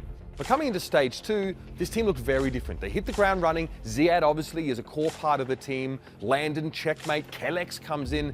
And these players are highly impactful playing a Symmetra-based style. And Kellex is a very solid, very dependable caller, someone who has a great view of the game, very good at ult tracking, and basically took this team straight to the top. I think Kellex has been an amazing addition to this team. I mean, just throughout his history, he comes into teams, he wins tournaments, and then disappears. He knows his limits, he's always contributing to victory, not really the reason for a loss ever, and this is the support that you want on your team. I mean, this year, GK are unrecognizable from maybe the team that you knew back in 2023. That was a team that showed great performances in the Saudi E-League, falling to Twisted Minds in what was then a pretty competitive game. But in NA, they pick up that ex-Nightmare squad, who'd already shown that they didn't need to be picked up by a big org to get results. And then GK came in and said, we're taking you guys to the top.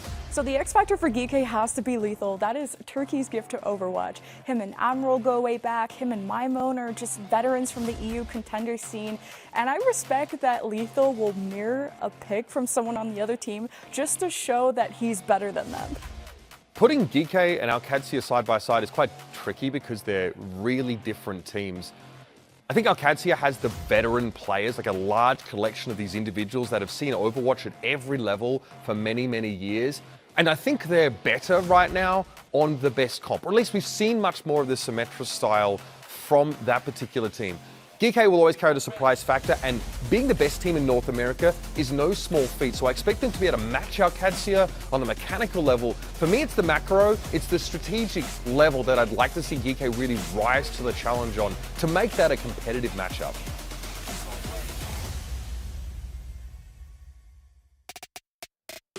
Welcome back, you lovely lot, to the OWCS Mid-Season Championships here at EWC, as we are here on the Overwatch 2 B stream and have a best of 5 coming your way to round out our first day here of the show. We have ZP and we have Unta back on the desk, and you know what? We've got a good matchup here. This could be a very solid. I mean, we had a brilliant one the last matchup with Liquid competing, really pushing Raccoons to the limits here. But we've got a great matchup coming our way now. Is there a favorite? Where do you see this going, ZP? I gotta tell you, over the course of the day, I've never seen the EU stocks crash harder just by transitive property and how this has been going on. Because if we were to do this match a little bit earlier, it'd be like, okay, OWCS, they have to be the favorites right now, even though GK has looked good.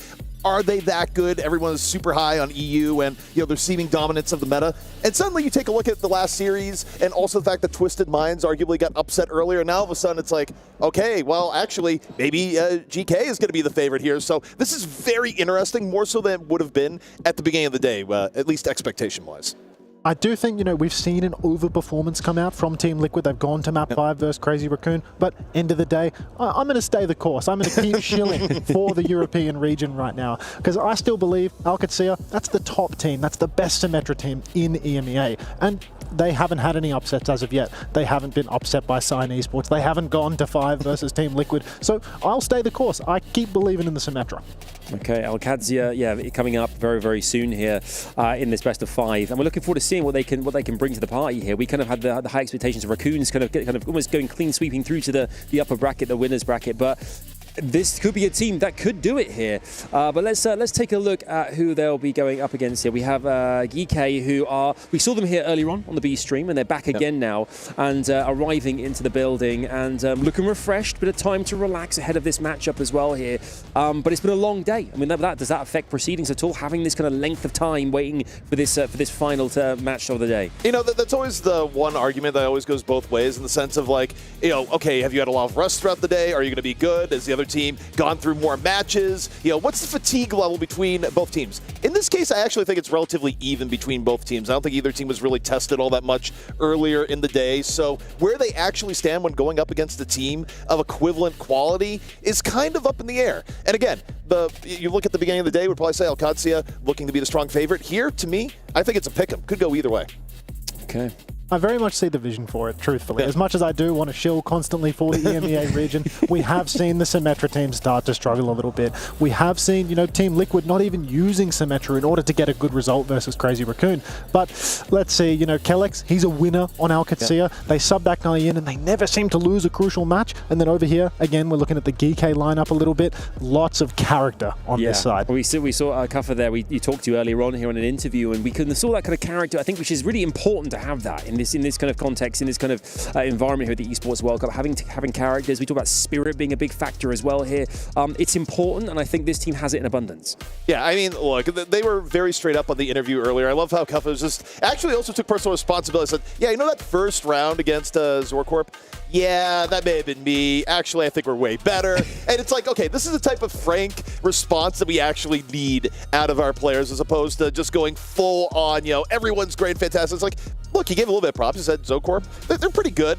But, we're a lot better. Yeah, a little bit of salt never hurt anybody. Isn't that right, Hunter? Kuffa, he is no stranger to salting the wound. And honestly, this is the series where you're really going to get to see a little bit of that. Kuffa, he's going to get to play many of the heroes that are his signature. He's famous for his Ramatra in North America, a little bit of Hazard as well. And he gets to scrap it out against opponents where there's a real rivalry. There's this real presence. And everybody's saying internationally that EMEA is going to come out on top. He can hear me up on stage saying that they're going to lose. So he's got everything to prove right now. And it's not his first time as an underdog. Yeah, I mean, OWCS as well do pose a threat. We mentioned they've had a good run thus far, and they've got a team who I think others are very aware are very competent here. On the team, we're going to see the roster in a second here. Who's the difference maker? Who's the big player that you think is really going to kind of step up and change things up if they get into a sticky situation? I'd say Ziad, star player for OWCS. He has come out of nowhere. Saudi E-League player, here and there in the scene, but he has exploded out into the OWCS scene as he's come of age here in 2025.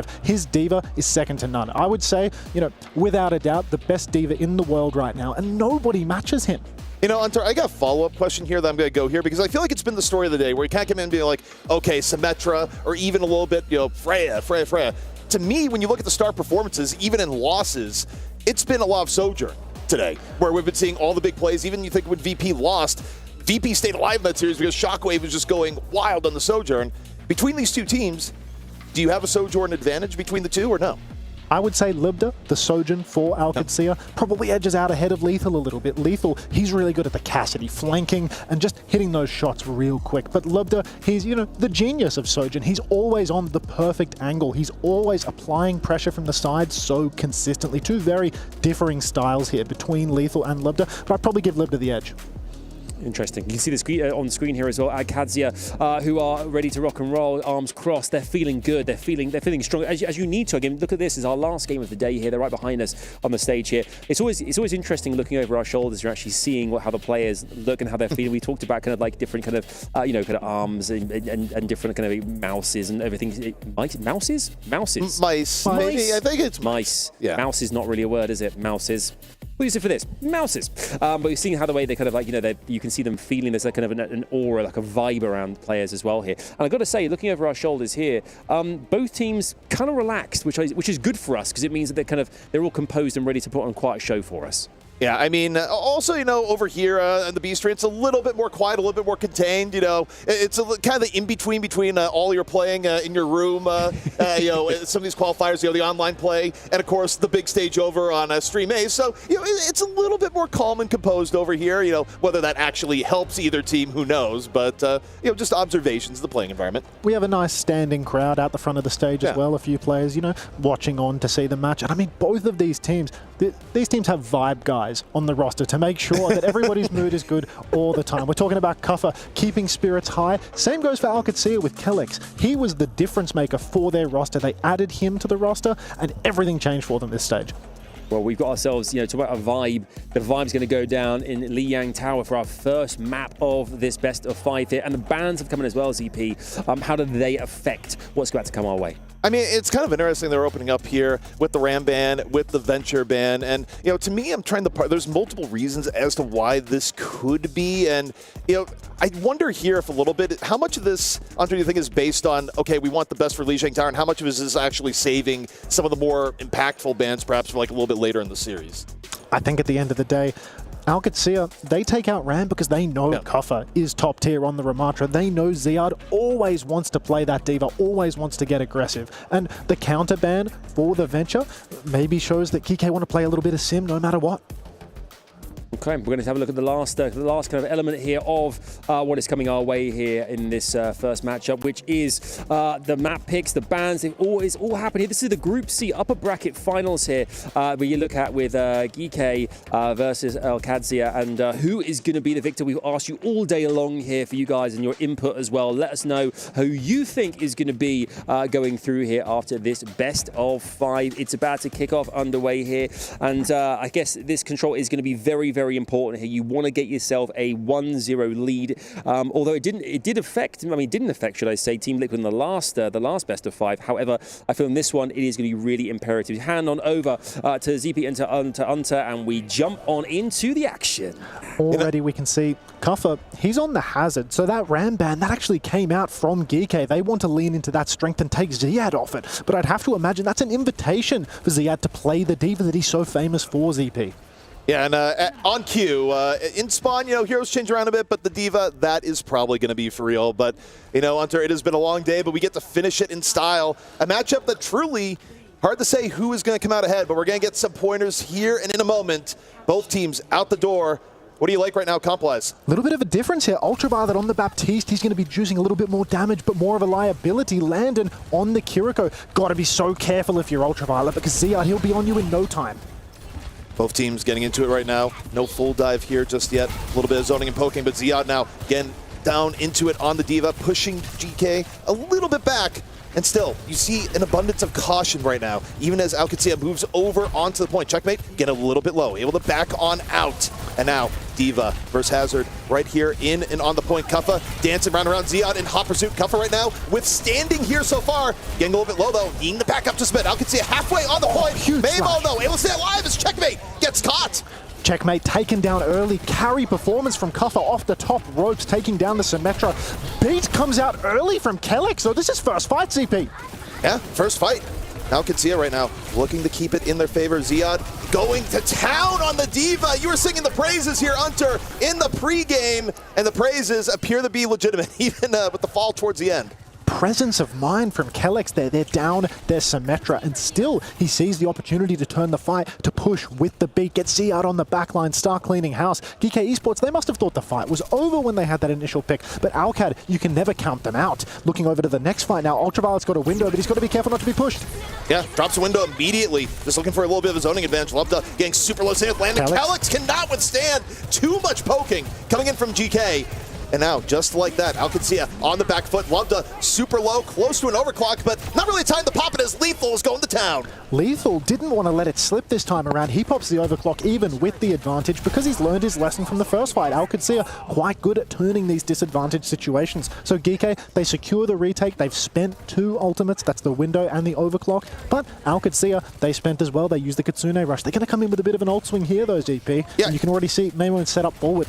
Yeah, I mean, Lubda's going to have so much room to work with. You're going to have the wall coming up here, Hunter, and the overclock. I mean, it's basically overclock shots without a whole lot of pressure if you play around the wall. Kellex has gone down very early. Lubda, he is overclocking right now, but he's stuck inside the mini room and Admiral's cleaning house.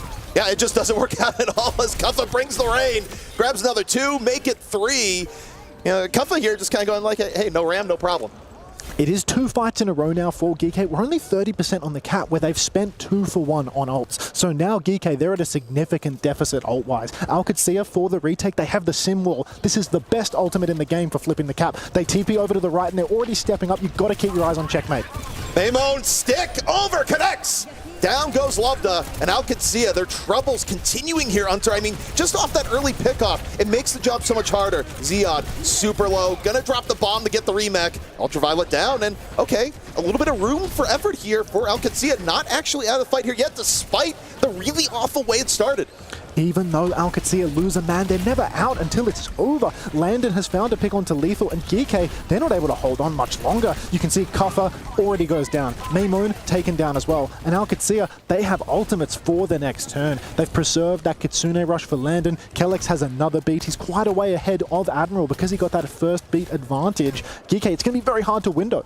Yeah, I mean, for GK, it's basically Ultraviolet has to set up a good window, and you have to have the fall through there. And by the way, your entire momentum there just gets delayed because Maymon just gets picked off in the neutral. Exactly right. The other thing about this window, it's an invitation for Ziad to throw up the Matrix, shift over the window, and Kellex reinforces you with the beat. So it's so hard to pop a window with a very safe position. Well, here we go. Dueling support ultimate to see them both on your screen right now. The Kitsune ready to go, and the window ready to be seen through. Closing on the last fight now. Double support ultimate available for GK as well, but here's the window swing, ZP. Yep, Ultraviolet drops the window right now, looking for the opportunity. Meanwhile, OWCS, they're just able to disengage here, maintain, but Lethal gets Kellex. He's not going to be able to be in this fight. Now the Kitsune is trying to come from behind. What an absolute disaster of a pickoff against OWCS.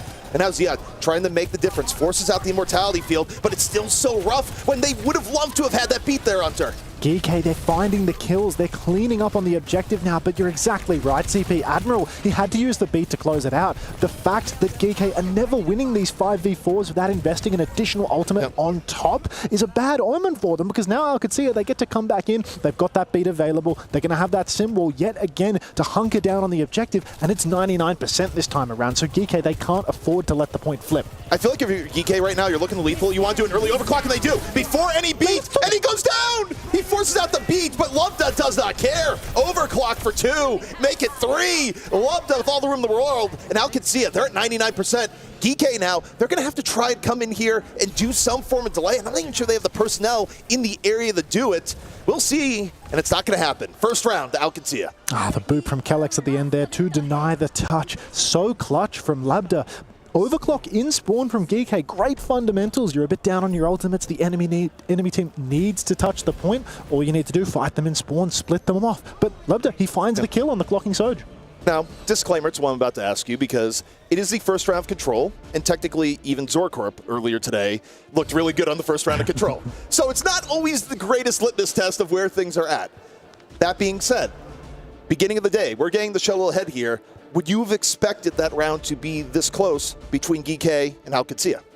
I do think it's reasonable to expect GK to put up a fight. This is not a team of chumps. This is a team that has some serious aura about them. They came 3rd place at the last major. They caused a generational first-time upset. But now we're here on Control Center, where it's going to be a bit more awkward for Alcad to play that diva. And Lethal nearly getting picked off early on. Both teams feeling each other out here. Point not open for another 15 seconds here just yet, but this is where you can get a bit of advantage. And, you know, GK, they're keeping it old school style. Bring out the Mei here at Control Center. Nothing more Overwatch than that as Lubda nearly falls onto.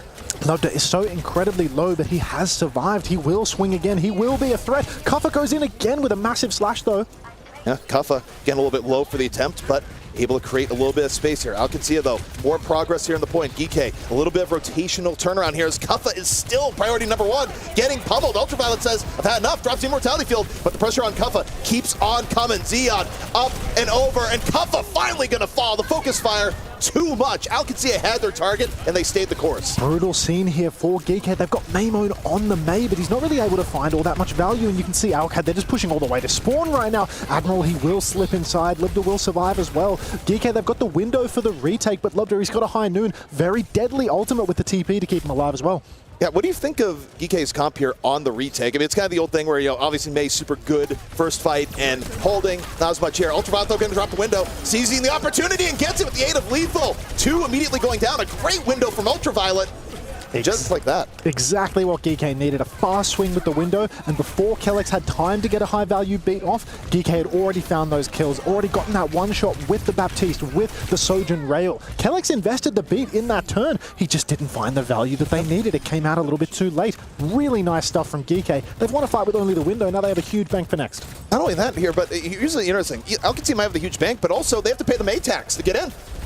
It's going to be very difficult for Maymone to actually find a valuable Blizzard because so many members of Alcacia, they're mobile, but they're taking a beating on the way in. Ultraviolet just beaming down main. Yeah, and Lubda got caught out a little bit. I mean, the wall came in and split the team, and it's like, yeah, we're going to shoot the Cassidy. Why not? So this is the advantage of the comp GK is running when they're in control of the point here, Hunter. Alcad, they've got all of these ultimates to play with, the Sim Wall, the High Noon, the Kitsune Rush, but they really don't want to use them here in this choke. Such awkward angles to do so. Maymone playing forward, forced to use Ice Block. Admiral's got the beat in the back pocket, though, ZP. Yeah, I mean, probably going to drop Blizzard under pressure here, but no, beat comes out from Admiral instead. Now the Blizzard comes out, a little bit of better timing. The wall out here from Alcancia, Lubda able to play around it, take down Maymone. Are they going to get a little bit more right now? Lethal able to take down Lubda. However, Alcancia still looking a little bit more healthy here on the whole. Kuffa nearly dead. Lethal running for his life, can't get away.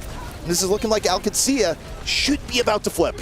Looked like such a good scene early on for GK. The fact that they were able to get that good downpour from Kuffa, you could see players of Alcacia hand up around the corner. However, GK, they couldn't actually finish the kills. So now Alcacia, they're back in control. They've got another beat to play with. Kellex has absolutely farmed this second beat way ahead. And Ultraviolet, I mean, he's got a window, but can history repeat itself? Can we get a second window swing opening picked? Well, we'll see. Drops a window, likes what he sees. Kellex immediately goes down. Just high fives Lethal across the board saying, yeah, I love these windows. It's working out great. I mean, that was an assassination where, by the way, Kellex was about to get beat.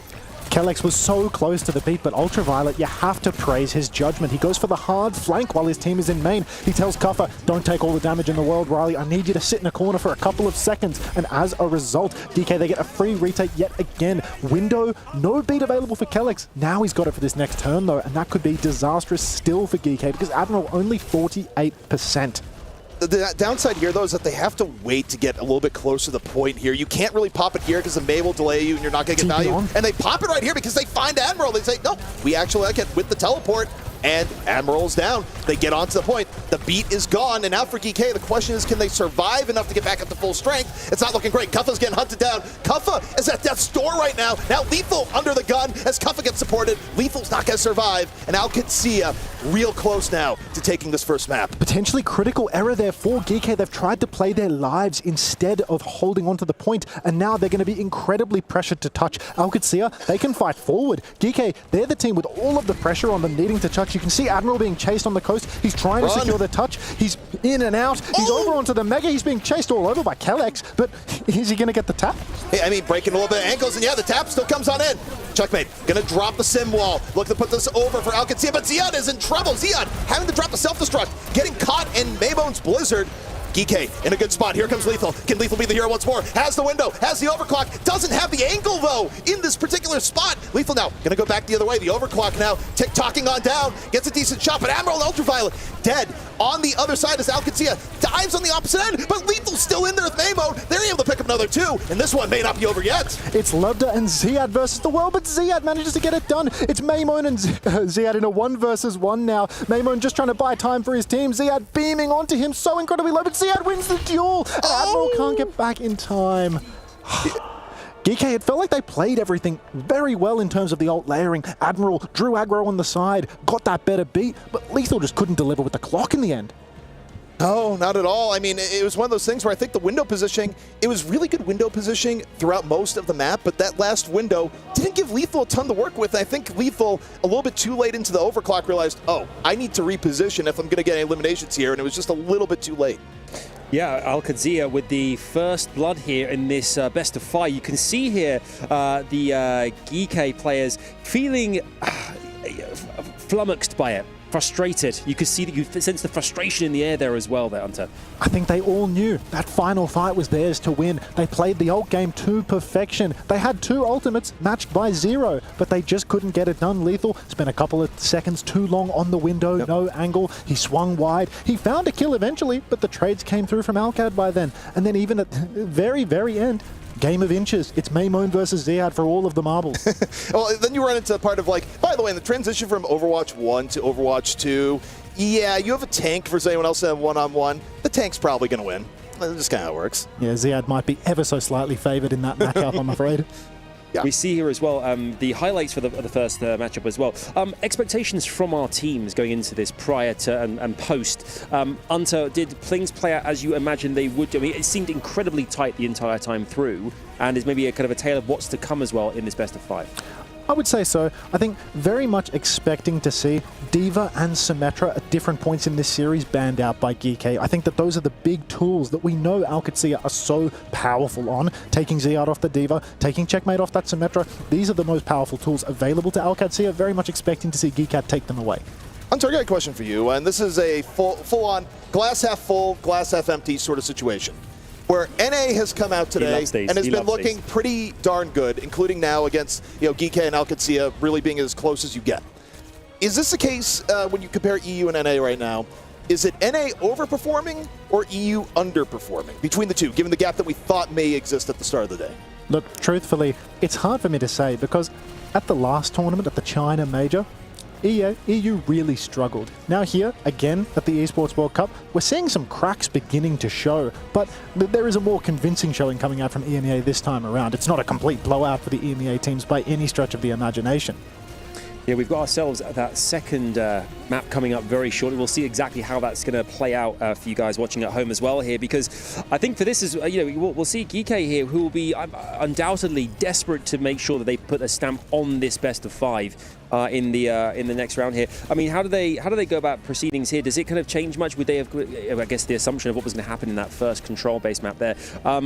How do they counteract to ensure this doesn't happen again, that they kind of do get one over on their opponents here, ZP? Well, look, I think it's just been close enough between the two teams that just having the simple advantage of being able to go to your own map pick may easily be enough to get a map the way of GK. It has been very, very close, and having your own map pick, that is a big advantage. To be honest, I mean, there's actually a lot of options for GK because they can target different roles and because GK is a very flexible team. They're very good on Winston dive. They're very good on Hazard. They like to play the Ramatra as well. They have a full wheelhouse to deal with. I wouldn't be surprised if we saw something like a Watchpoint Gibraltar, ban out the D.Va, potentially targeting the fact that Ziad loves to play the D.Va, allows Kuffer to play something like Winston or Hazard where he can, play with the high ground a little bit. Reasonable chance for them, but I wouldn't put all of my eggs in that basket. Looking at before we go into our next map here as well, just a generalized kind of like view over today and general hero selection from all of our teams. Just any things you've been surprised by, things coming into this that you thought didn't quite pan out as you thought they would do, things different strategies in which our players have kind of like chosen who they're going to take into each of the matchups. I mean, I think the biggest story to me going into it, and I mean, there were some rumblings about this before, but you compare it to the finals and where we were at, is that the Sojourn stocks have gone up and the Freya stocks have gone down. has been my story of the day. Yeah, Freya has very much seemed to have just hit rock bottom. We heard Tree talking earlier in his interview about how when everything is happening so quickly, Freya gets caught out a little bit too much. Freya's been the victim of many a nerf over the past couple of patches, and now she's at the point where if an enemy team can play a very fast composition, you become a liability rather than an asset to your team. All right, let's take a look over at what's coming your way next on map 2, which is Gibraltar is coming up here.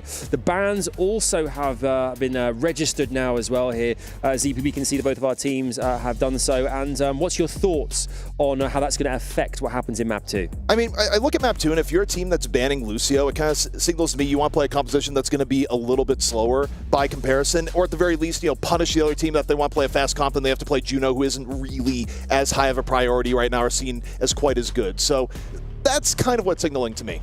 I don't want to try and divine the bans too much, but I am pretty sure that the Lucio ban would have come out from GK here, and then the Hazard ban would have come out in response from Alcatia, because Kuffer, famous for the Hazard, and the Lucio ban makes a lot of sense because you can protect Ana Brig, these safer backlines, which means that no longer can Ziad freely play the D.Va.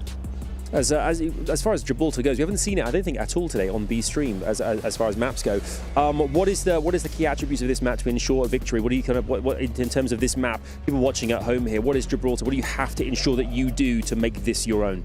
Well, I think for Gibraltar, I mean, obviously the map has changed a little bit in recent times, but it's still one of those maps where it's like you don't want to be, you don't want to get snowballed on, which is still something that could very much happen on the map if you have a few bad fights in a row. It's something it's been famous for. Again, it got toned down a little bit over the course of time, but ultimately, this is a map that is just completely defined by the fact that there's this huge disparity of high ground. You need a character that can pop between top and bottom constantly. Symmetra helps to bridge that gap a little bit though. The fact that people play so much Sim nowadays, you can play a ground tank and portal them up to the top. So at the end of the day, you can essentially play ground tanks anywhere if you've got the mindset for it, which is, pretty classically EMEA. Yeah, indeed. GK will be desperate here to get themselves back into this competition, obviously to time this up 1-1. However, inspired by the previous best of 5, maybe even going 2-0 down, there's always hope. We've seen that. There's always an opportunity to get back into things here.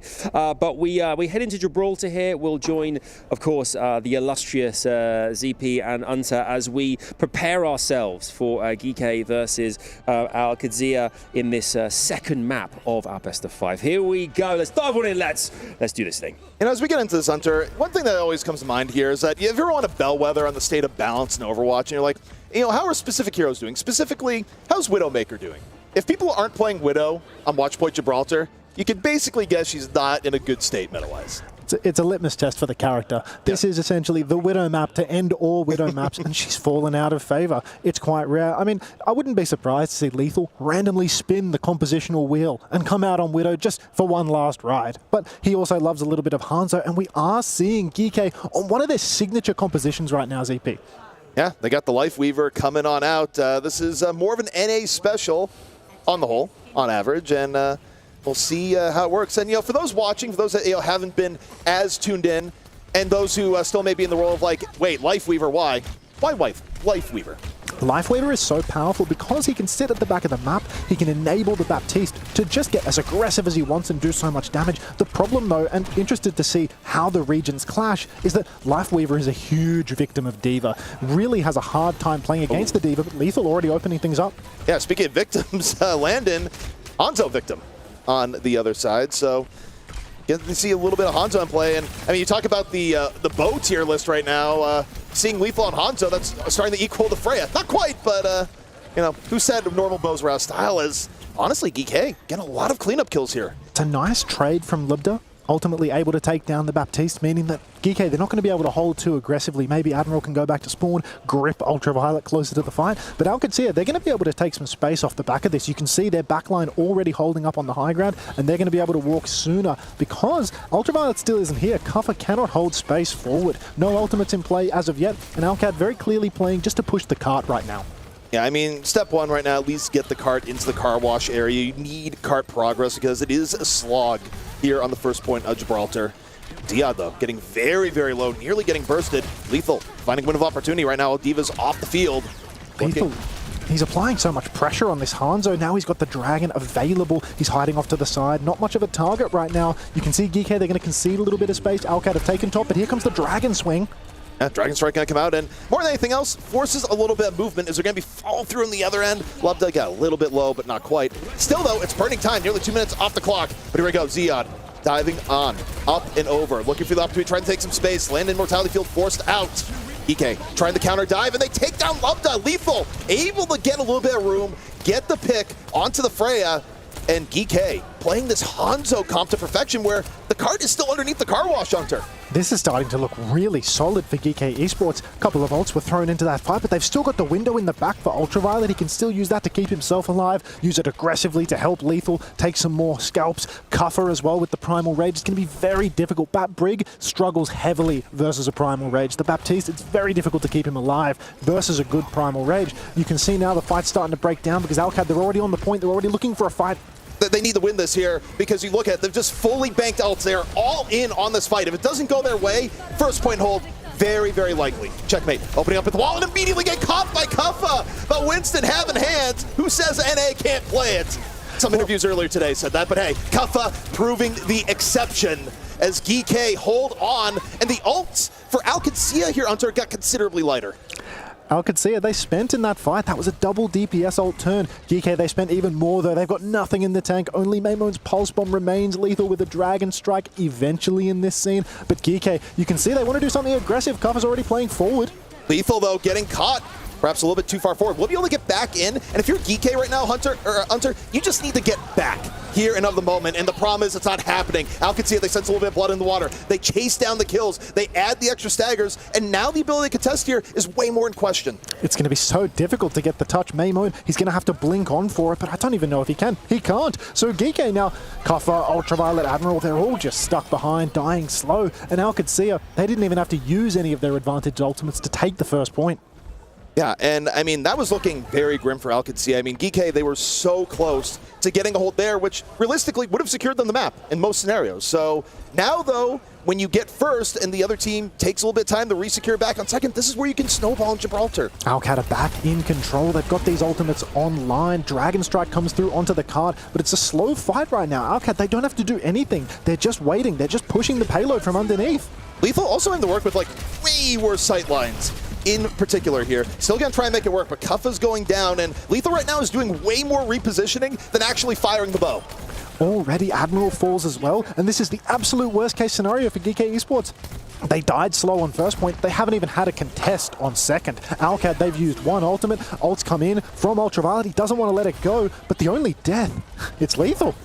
Yeah, and again, I just think that comes down to the idea that it's a little bit harder to get value off the Hanzo on this point, and man, oh man, you're dropping the tree here. Why? Are you about to swap? What is going on here from Admiral? Because that did not seem wise. Okay, the swap is coming in.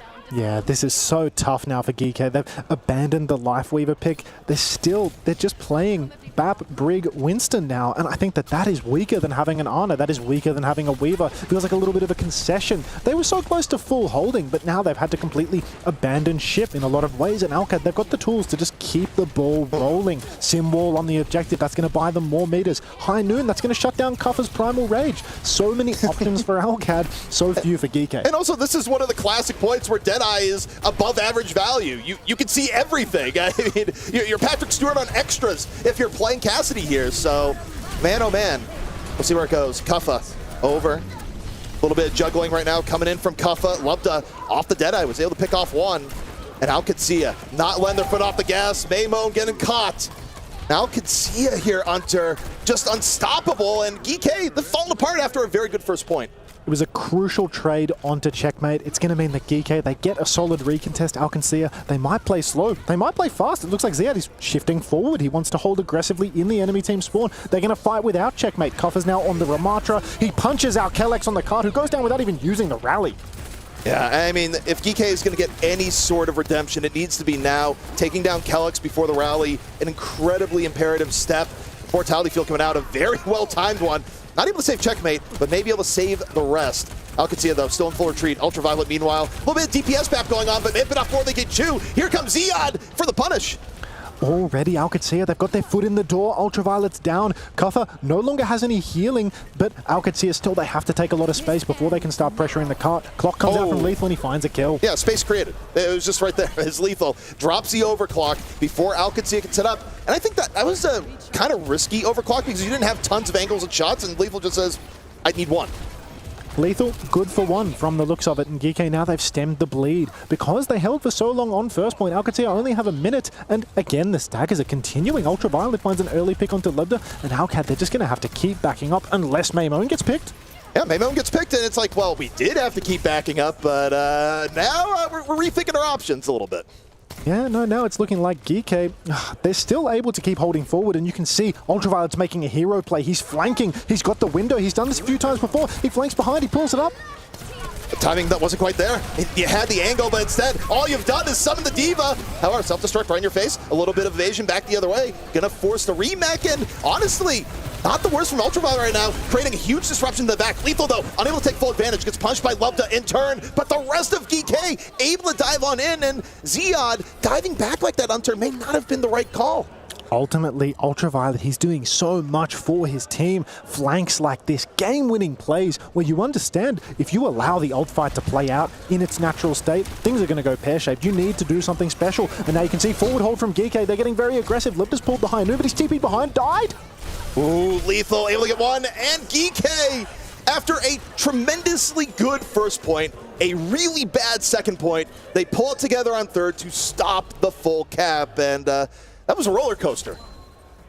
Real dogfight here taking place as GK Esports, I mean, the first point hold, rock solid. Third point, once they won a fight, rock solid again. You can see their fundamentals are so good. They understand when they're down on ultimates, when they need to play. That's actually what lost them the first point, trying to aggress when they were down on ults, but the truth is they have to do that.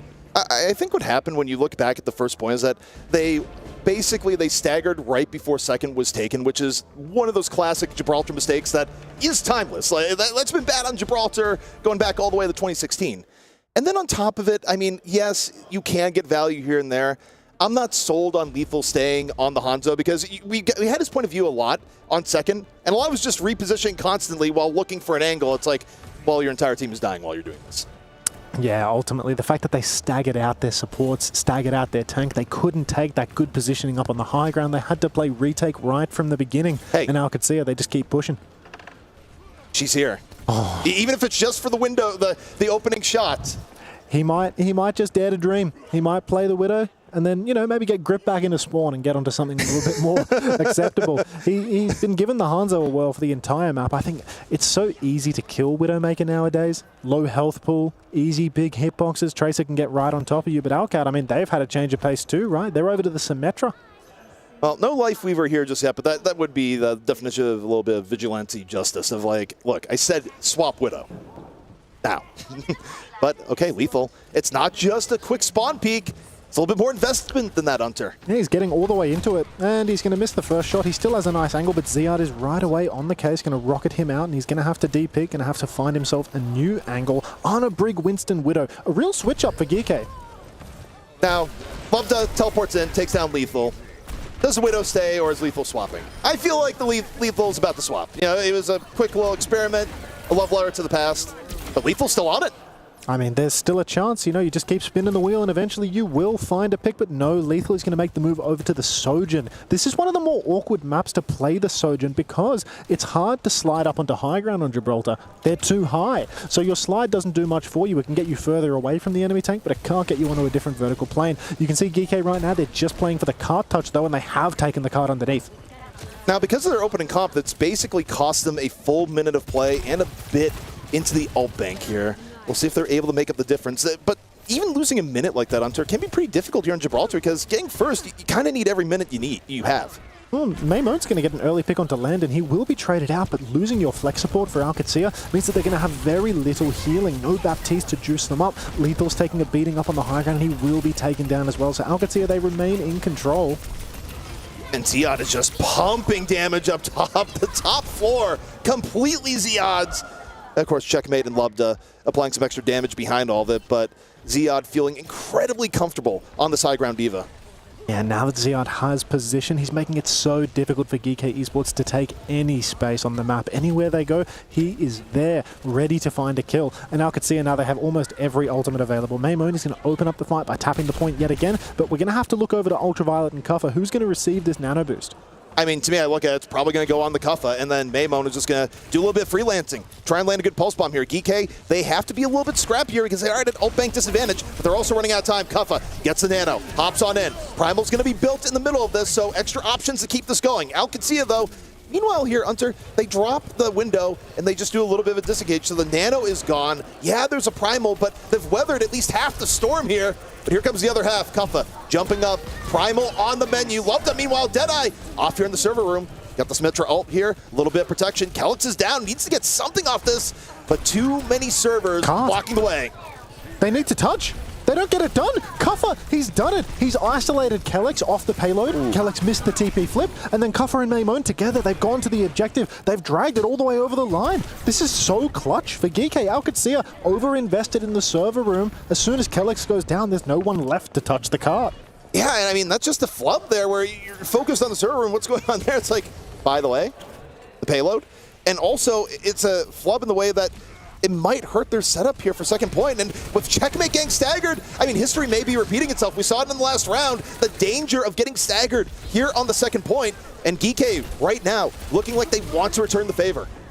GK right now, they're just continually pushing forward, but their ult bank has gone dry. It's Maimon with the Pulse Bomb, Lethal with an overclock a little bit later, but Alcatsia, they still have this high ground positioning. You can see they're TPing on, they're going behind right now, looking to catch a backliner, and they will ZP.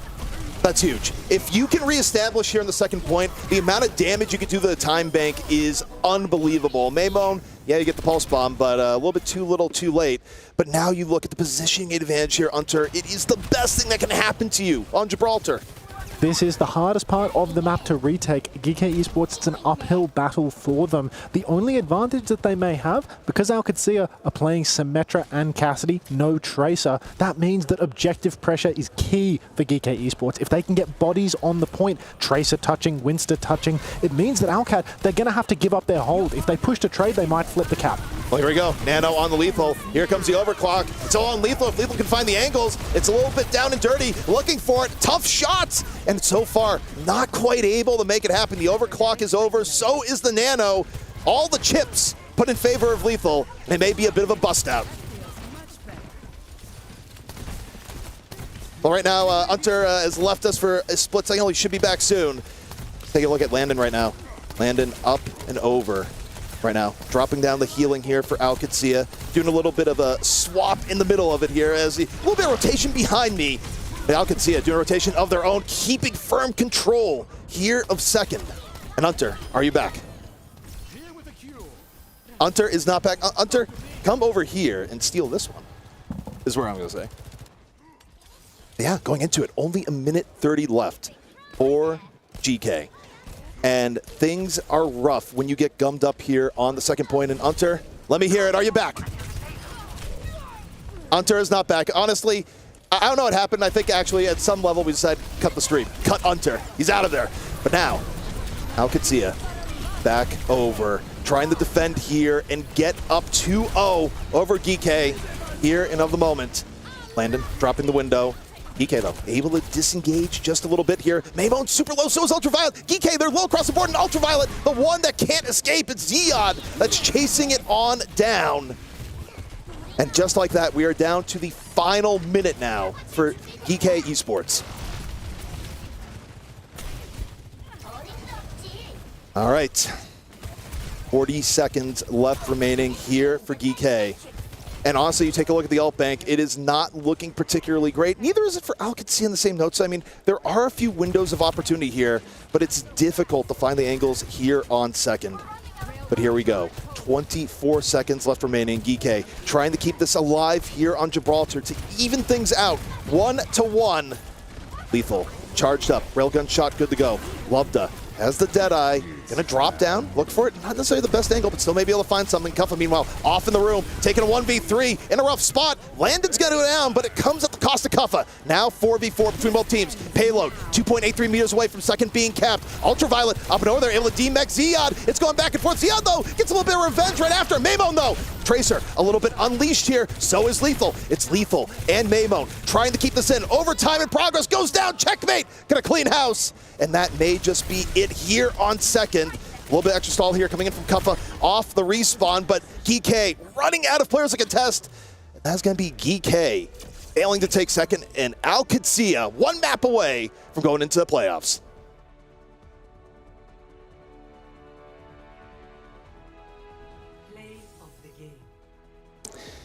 So between the two, right now, it's just me that we got here. It is the good old solo cast. We worked through a few tech issues, and all in all, very interesting matchup where GK at points looked like they nearly had in the bag. They were so close to getting a first point hold. And wait, are we back? Well, I am. Hey, how's Excellent. it going? How's it going? Yeah, I mean, incredible scenes. And hopefully Unter will be back very shortly as well here. But absolutely stunning. Ziad there as well. 20 eliminations we saw there, just holding the fort down, not allowing that second checkpoint to be taken. And thus we have a 2-0 lead now with 3 to play, but it could just take 1 for OWCS. Unter, are you there? No, no. Wait, we're still kicked out under. The anticipation is, I don't know about you, it's killing me. Well, one of these days, this is like you kill him. It's like, He's back! And he immediately blows up the microphone. But, it's still there working. He is. Still working. Yeah, that's right. We are so. I was worried about you for a second there, buddy. And here you are, and thank goodness, because a world without you is a world not worth living in, my friend. Frankly, I was just happy to hear the dulcet tones of ZP for 3 minutes straight. But, to each their own. Yeah. It was. I mean, we watched it there. It was a fantastic display.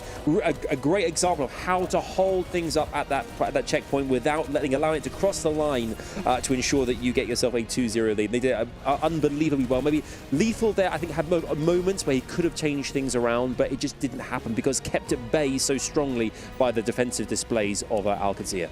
You can see OWCS, they know how to hold an advantage, even if a point looks a little bit choppy, a little bit dicey, even if they let the occasional point slip through to the keeper by the numbers, they know how to close it out. They are a very structured, very disciplined team, and they know every area to hold. They know how to cling on to an advantage. Realistically, when I take a look at this, where GK looked good, their main mistake was that they just got wiped at the worst possible point at the end of first, and they gave up what is the most defensible point on second effectively for free, which let OWCS back into the game. And OWCS on their defense, Hunter, they just didn't make that same mistake. Exactly right. It could have gone the other way had GK not let second point be a flash in the pan, be a mere moment of a couple of seconds. No card contest, no backline establishing position up on the high ground. Very difficult for them, but right back into it for the third map. Let's see if they can tighten it up a little. Do you think GK, I mean, we saw that Liquid managed to turn it around and bring it back to a 3-2 despite being 2-0 down. Are GK a team that you feel are very capable of doing the same thing? I see no reason why not. I mean, I think a lot of what went wrong there was just kind of watch point Gibraltar specific things where that's just sometimes how Gibraltar works. Even when you're playing really well and things are going really good for you, sometimes just get gummed up on second, and that's where it is. The eye test between these two teams is that they're still playing each other very, very tightly. There's still a sim ban available as well for GK Esports. They can still take out Alcad's signature comp, essentially. But at the end of the day, it's a 5-map series. Even if you can edge one out by banning out sim, you're going to have to contend with it for the next 2. So even if they can get a map on the board, they'll be far from out of the woods. Also on top of that, even if you do get another map, it's going to have to go into enemy territory because from there on out, the final maps in the series are all going to be the picks of OWCS. So OWCS is now working with some pretty significant advantages beyond the obvious of being up 2 maps to 0. Yeah, that is a really good advantage, actually, having the opportunity to choose how they're going to see the next 3 maps go. It's on their watch, ultimately, here. I'm kind of getting that vibe again. I keep turning over my shoulder here just to kind of get a sense from what's happening down below us. That's one of the cool things about being on the kind of Overwatch 2B stream here is that we have the players right next to us. They're literally right behind us, which is awesome.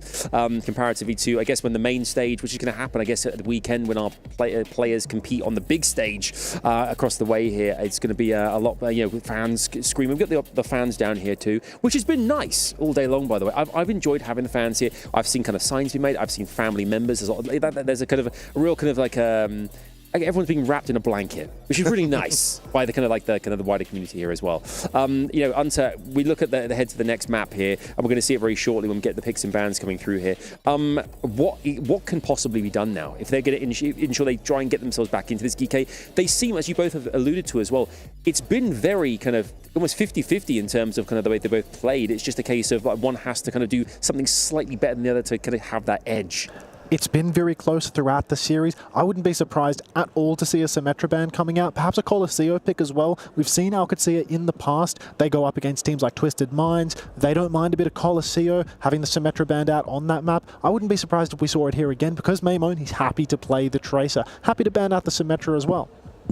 Yeah, I mean, it's going to be interesting where we go. I kind of agree with Hunter, the idea that, okay, going into this, probably go with the idea of trying the sim ban. I mean, look, you got that one bullet in your chamber. You might as well fire it at least once going in here. Give yourself a little bit of chance for momentum.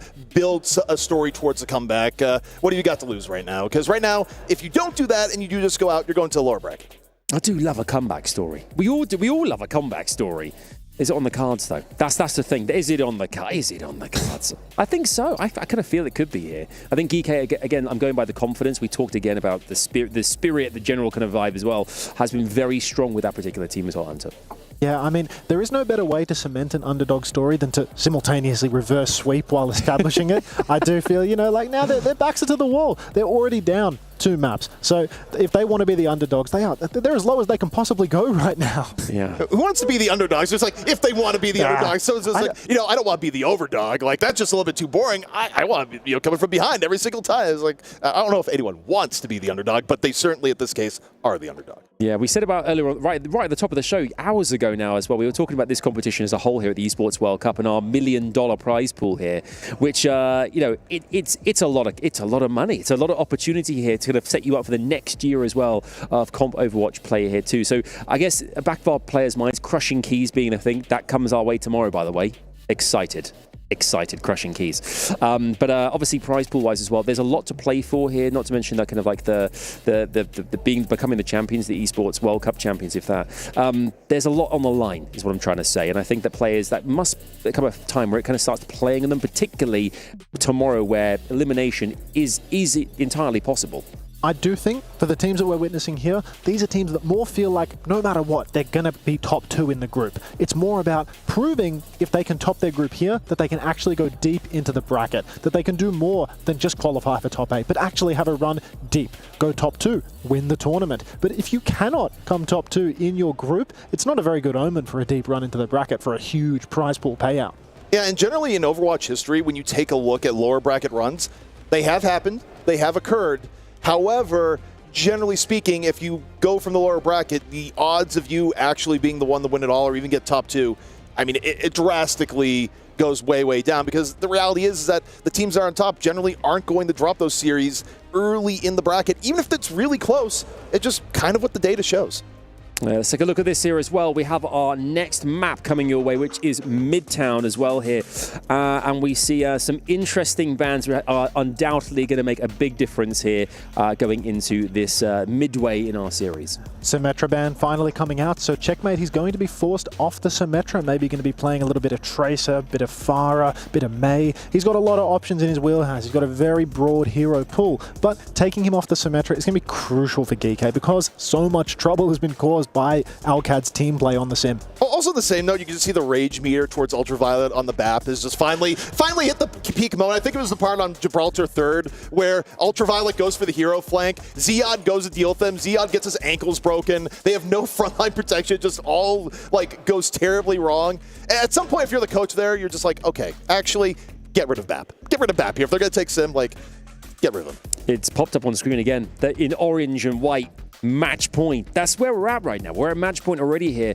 We said this last time. I'm going to jinx this by saying it, but hey, it was 2-0 the last time around in our best of 5 earlier on. It's the same again here now, but will the same fate happen again? Will it be a kind of potential reverse sweep, or could this be a 3-0? We're going to go into the game right now and see exactly how it's going to pan out here in Midtown, where again we join the Pigeons. Bit of pigeon watch. We love that as we wait for our game to continue. The last time we saw this map as well in the last best of 5, we saw a dominant defensive display as well from Team Liquid. So let's see if we can have Al-Qadsiya do exactly the same thing here as we move on into our game. So over to you, fellas. Let's do this thing. Here we go.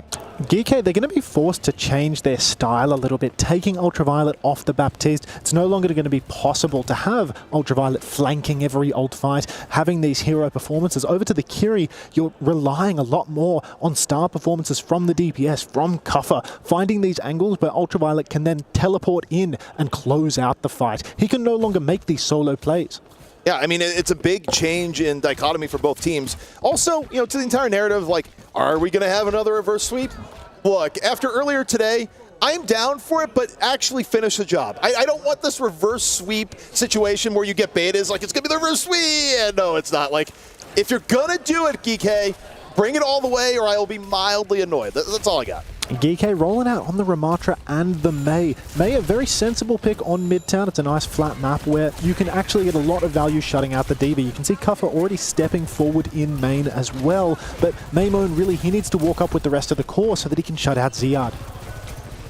Right now, initial poke going on down as GK looks for the way to the point, but Kuffa gets caught in transition. Loved going to be one to finish it off, but it was a full team effort, and you just see the quick retreat here that happens. Lethal is just like, oh, I guess I've been found. That's just kind of what happens here, Hunter, when you lose your main tank that early in the rotation onto main. This is so tough as well for the side of GK because it's a slow bleed. You can see Maimon, he did lots of damage. He's already 60% of the way to the Blizzard, but deaths all the way down to the 3-minute mark. And GK, no signs of life on that first attack. Really just Kuffer walking up in main, taking a hell of a lot of damage, and then walking back out dying. All right, GK, 1 minute off the clock. That's the penalty for what happened in the last fight. Also the fact that Checkmate about to have a pulse bomb ready to go. Kuffa though, moving on in, has Landon in a tough spot. Landon on the Kiri, close to the Kitsune rush, but goes down. Maimon able to finish what was set up by Kuffa. Lethal though, falling in turn, 4-on-4, pulse bomb out. No result there. Onto Kuffa, but he did not die. And now he's got another form timing. Now he's got a snare coming down in the choke. This is going to be a tough retake for Al-Qadsiya. They do have double support ultimate online, though. Admiral does not quite have his beat yet. Kitsune rushes mirrored ZB.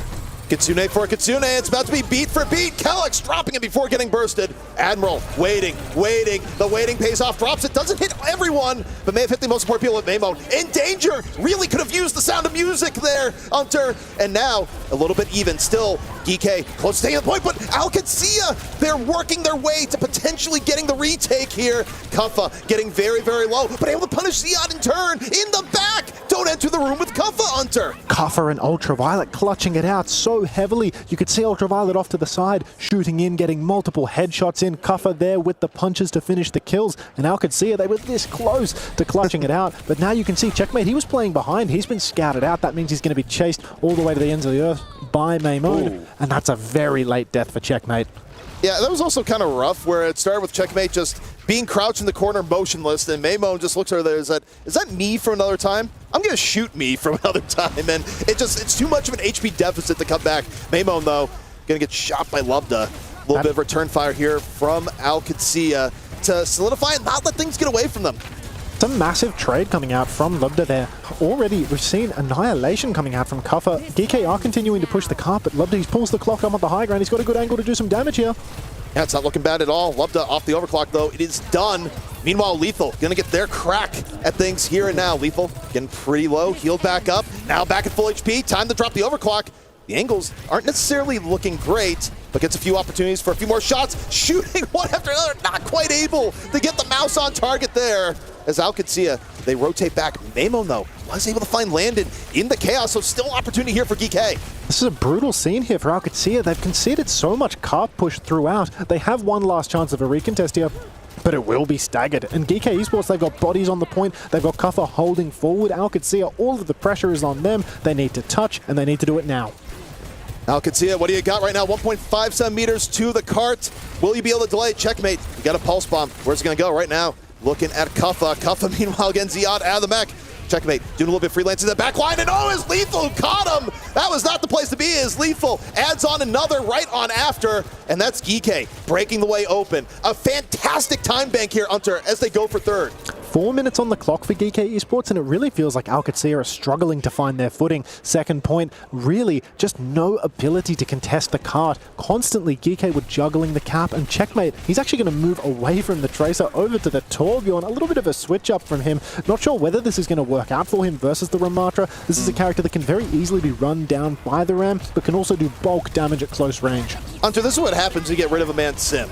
You go, I still need to build some things and where we're at. However, Maimon able to take down Lubda. Between both teams down their Sojourn, so going to be more of a clean fight here, and maybe this is where Checkmate can make his presence known. Admiral, though, just getting hunted down by Ziad at the same time, so OWCS doing a decent job of slowing this down a bit. Even though GK Esports have lost this trade by the numbers, they did continue to push the cart. They did get it around the first corner, which means that OWCS, they can't be happy with this. GK, they keep getting cart push every single fight. Win or lose, the objective is being pressured heavily, and OWCS, they have no response to that. Checkmate on the Torb, it's only going to worsen the issue. At least Tracer can occasionally touch the point. When you move over to the Torbjorn, that opportunity disappears. Yeah, I mean, that's an excellent point as we move forward. GK gonna have a lot riding for them here. 3 ults ready to go. Kitsune Rush gonna be the way it opens up. Kuffa win, drop the Annihilation. Maimon just looking to be an opportunist here. In the back goes for the Torb. Checkmate though, able to survive, stick or no. Ziad punishing in turn, so not quite the play that GK thought it might have been there. Such good play from the supports of OWCS. Landon with that Suzu saves Checkmate from the pulse, but GK, they don't want to let it go. Kuffa's going to pop the Annihilation. Ziad, he's lost his suit, he's popped Bomb. Checkmate, meanwhile, staying alive in no small part due to the supports. Kuffa going down in turn. And say what you will, but on the Torbjorn swap, GK, they had an enormous time bank on turn, and now it's down to only 2 minutes. The time bank is dwindling, but Checkmate's been traded. Ziad, good to save his team, takes down Lethal and Ultraviolet. So really, OWCS, now that they've found a little bit of high ground, that's crucial about this third point. You can see there's a high ground above the arch that Ziad can play from, and when he can be up top, death from above, constantly trading backliners, constantly denying aggressive angles, that is where Ziad can shine. Also, on top of Ziad finding a safe space here, it's also for GK that you look at the ult situation, it's not great. Ultraviolet halfway to another Kitsune here. I mean, GK kind of needs one trash fight before the real fight with the amount of time that's left. Only 1:22 to go. 1:22 on the clock. Already an overclock has come out from Lethal in this. Landon, he went with the Kitsune rush, but Lethal's just taken off his head. So GK looking good in this exchange. A huge exchange. I mean, ult for ult, where one team gets nothing and the other team gets everything. GK, Lethal, coming up big. Ultraviolet gonna have Kitsune. Admiral didn't even have to blow the beat. And that entire ult situation we were just describing is now completely flipped, Hunter. Now, I mean, last turn, 55 seconds on the clock, but OWCS, they need to touch the card desperately. Ziad, he wants to carry, he wants to go deep, get some kills. Beat comes out from Kelix, beat in response from Admiral ZP. Beat is out for Admiral. GK coming on in, gonna layer the Kitsune as the beat fades. They need to get something off of this. The Kitsune is out, but OWCS still very, very much alive. The disengage looking good here so far. Lethal still a long way from an overclock, but doesn't need it to put Checkmate down. GK up 1. Lethal, though, gives his life for it. Blizzard coming out from Amo towards the very end. A little bit of spacing at the point, only 2 meters to go, and it's a chilly payload indeed as Maimon goes for the mid-air icicle and puts GK over the top. OWCS, they've let it slip at the final moment. That third point at the very end, it's very difficult for Ziad to exert any influence. He has to play a long angle, and he has no high ground to play from it anymore. So it's so hard for the Diva to carry from there. You can see he was glued to the objective. He couldn't close the gap on the backliners. He's being frozen by the Mei on the cart, but there's nothing he can do about it.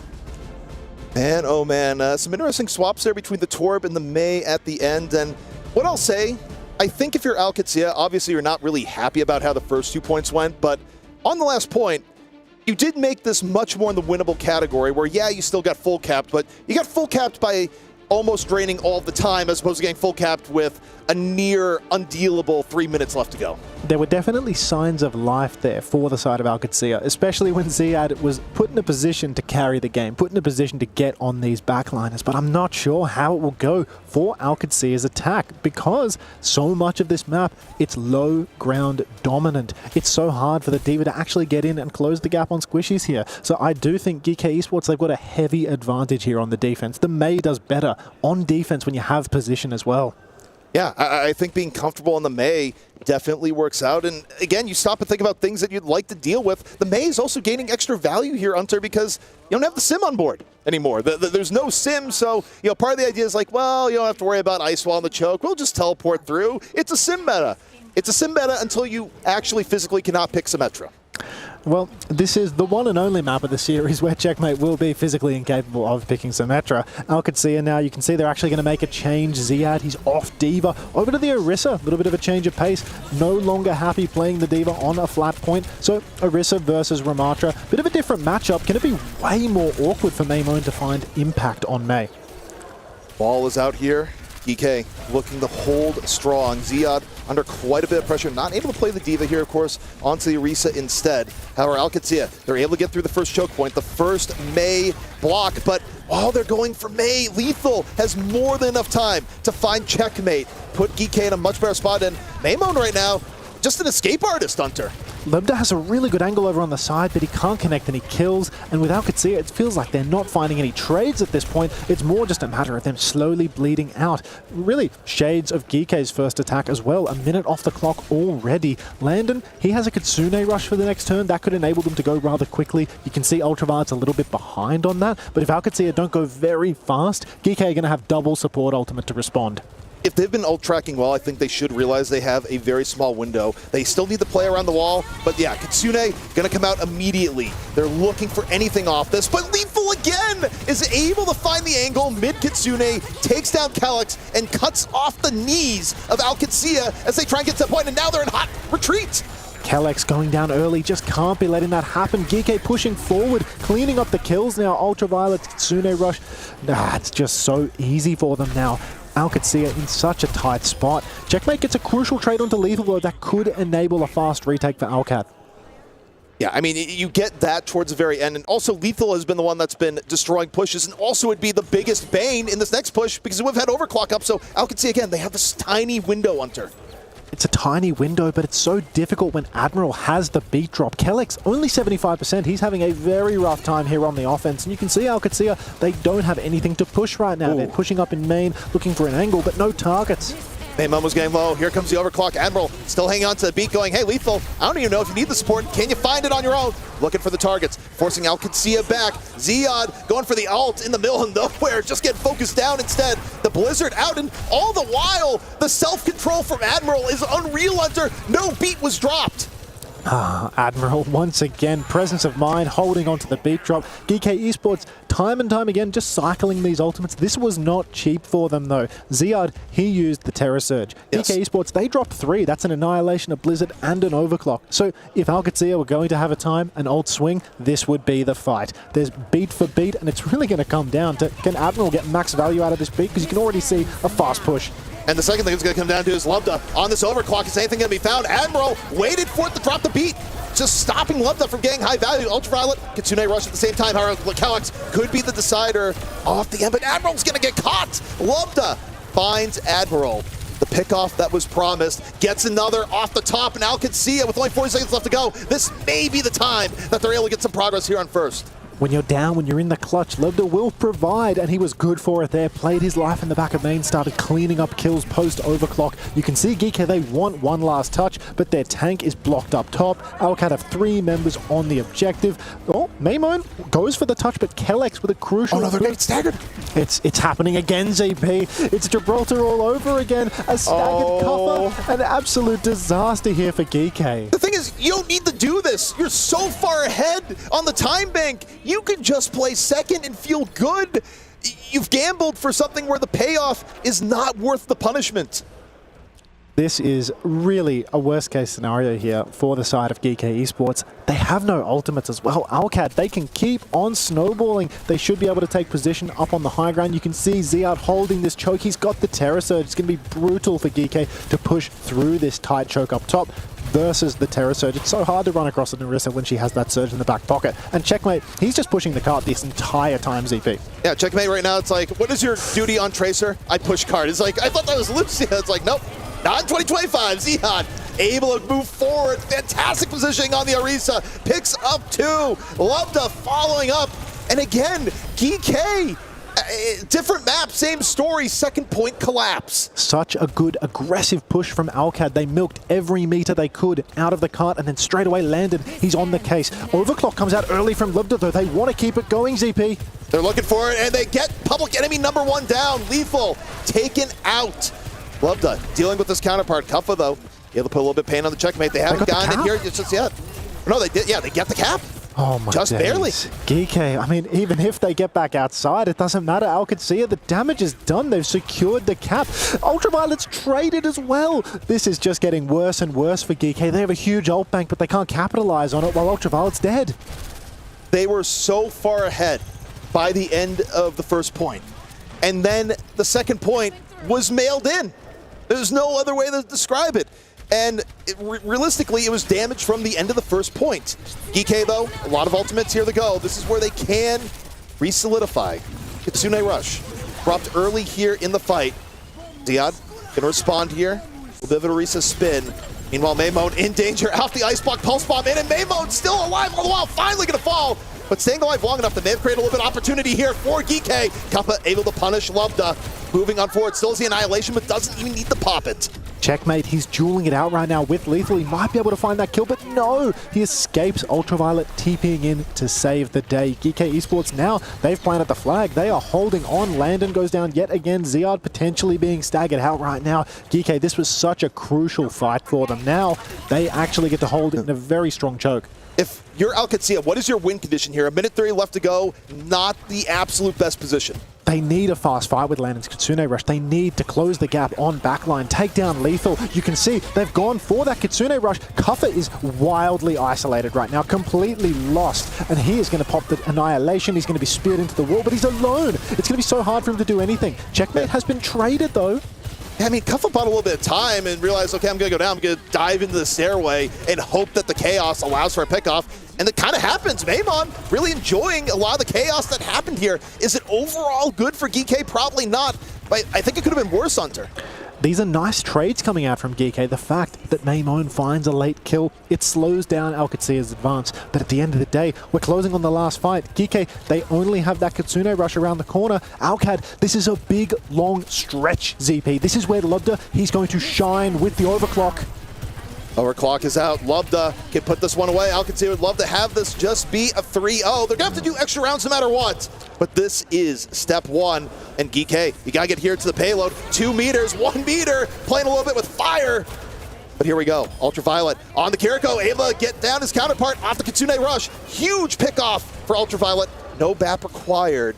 But also keep an eye on the payload because that's a little bit dangerous. It's back cap territory. At this stage, Alcadzia, they have ult advantage and they know it, but they have an insurmountable task. They need to touch the point. They are so far away from the objective as well. You can see Checkmate hiding on it. That's Maymon hiding in the back. He's in. He is a snare in main as well. But ZP, the ult clash is about to happen and Alcad have to touch the card.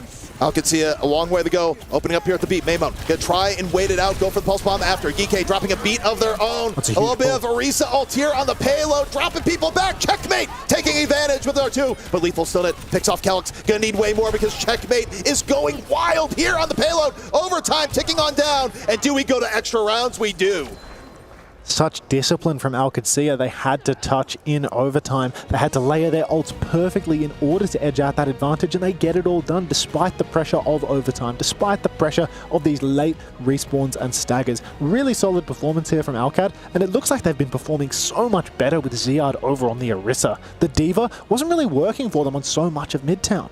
Yeah, I mean, the swapping off and realizing maybe not the best Diva situation definitely worked in their favor, but also what worked in their favor is that, man, I mean, they say oil and water don't mix, but when it comes to today, here in EWC, I gotta tell you, I'm not sure second point and Geeky mix. They get out of it as soon as possible, often to their detriment.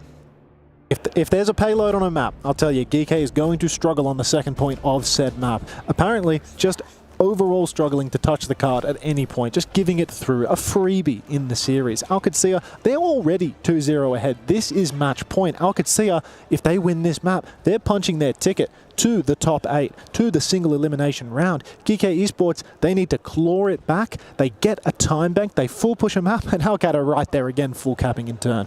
Now, the one upside here for Geeky is that if they're able to repeat the performance that we saw on the first set of rounds, well, OWCS, they're not going to get first. And GK will get first, and that will be an extra map. But teams adapt. Teams learn from their mistakes. And the first point may not be quite as easy for GK on either end. Or also, Hunter, there is the true curse scenario. No one gets anything, and we go for a draw. I had to summon the evil. ZP. I had to summon the evil. The day's been long enough, ZP. I don't want to see any draws. Let's get a definitive result going. Somewhere out there, someone's saying I can see it, but it's going to be harder to see with Lumped again. That early pick on the Admiral. OWCS, a much better early attempt here so far. Mamo wants the health pack, but it's not there.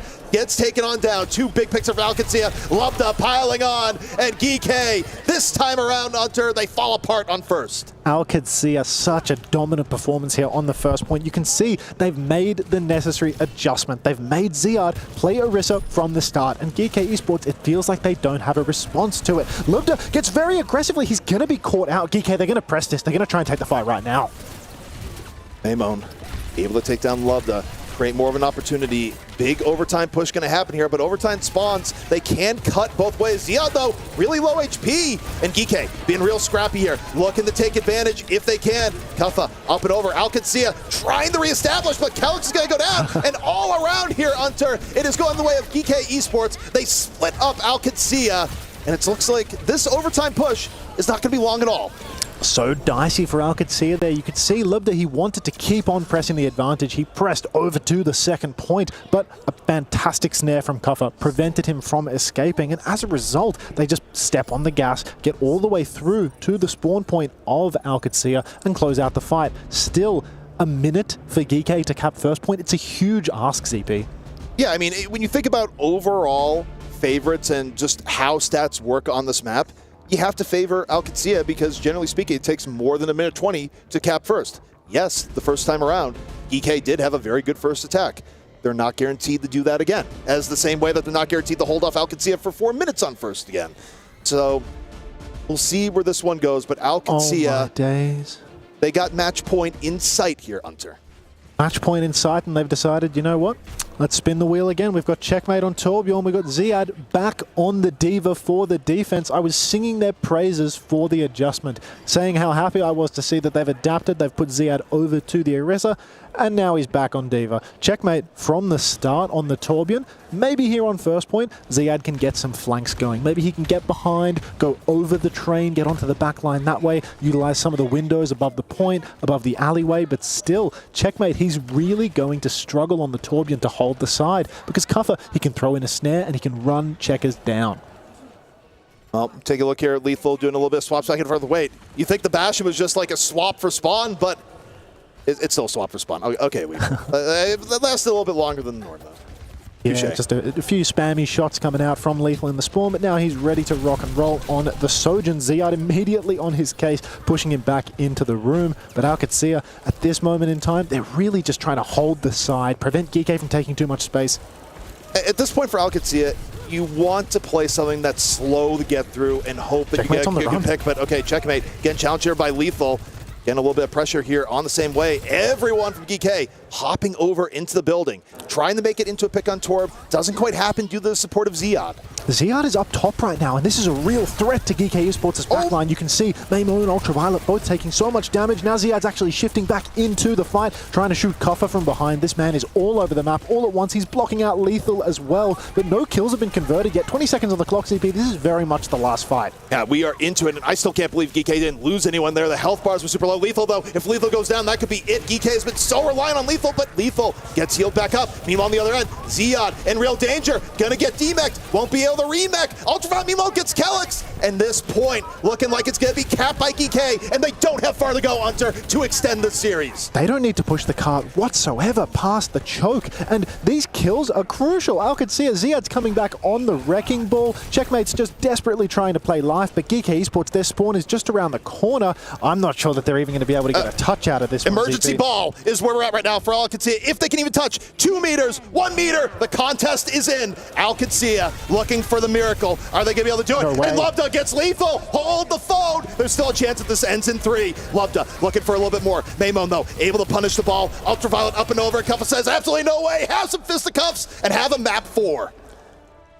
They're keeping it competitive, ZP. I'll give it to them. Kellex and Landon coming back into that final fight. 99% on both support ultimates. So close to being able to clutch it. But everybody needed to stagger onto the payload to prevent the cap. And as a result, they couldn't quite clutch it out. They're teasing us, aren't they, lads? They're teasing us. They're saying, oh, it's going to be a 3-0. No, hold on. Hold the phone. Because it goes to a 2-1. What an incredible kind of map 3 there. And we'll have a look at some of the highlights now of what was, a great, again, every single map we've had, a top display from both teams, fighting their corner as desperately as they can. Exactly right. One thing that is worth mentioning, of course, now we're going into essentially uncharted territory where OWCS, they get to choose the map. They get to choose from the remaining pool, and the Symmetra ban has been burned. That means they don't even need to protect Sim. They can protect D.Va. They can keep playing D.Va and Sim. Well, okay, you say that, but what if Checkmate has just seen the light and says, no more He's a Sim? Torb now. It's exactly, it's just Torb. Like, what am I doing with my life? Well, you were winning with Sim, not so much with the Torb, so probably more of an argument for the Sim. I mean, if we want to go to map 5, I would love to see Checkmate on the Torb some more. But if we want to close this one out in 4, I'm thinking, let's get back on the Symmetra. Let's stick to what we're good at. Okay. So you're thinking this? I mean, it's very much in Al-Qazia's favour here that you've actually got yourself a team who have got a really good opportunity here to go all the way, and actually they could make it easier 3-1 here if they play their game, they do the right picks, and they make sure that they do what they do best here. I do very much think that because of the bans that have already been spent, we saw a Lucio ban on Gibraltar. That means Kellex can no longer be targeted. We saw a Symmetra ban as well come out, which means that Checkmate can no longer be targeted. Alcad, with the luxury of the first ban, all they need to do is protect Ziad. If they protect what Ziad wants to play, Checkmate and Kellex, they get to play their best no matter what. Also on top of it, not only do they have an advantage in bans really at this point, but also they can go to a map that they're going to feel stronger on. So GK, this was their final map pick. They made it work as close as it was, but from here on out, you are in enemy territory in every single sense of the word. You certainly are here. And we can see the last remaining play here, that overtime, which was so crucial in our matchup here. And it just went one way. It could have either way. There was such limited time with that 1 minute, 21 seconds or so. Really, really close up there. But there we have it. There it turned out to be a 2-1 for us here in this best of 5 series here. So the question is, how are things going to fare as we go into the 4th map here? And as we said, there is an advantage now when it comes to the picks and the bans here. What we're going to do here is we're actually going to take a short break. We'll come back very shortly and jump straight back into that for you guys as we wrap up that best of 5, our last best of 5 of the day here on our Overwatch 2B stream. Do not go anywhere. Join us back here in a few minutes' time. We'll see you then.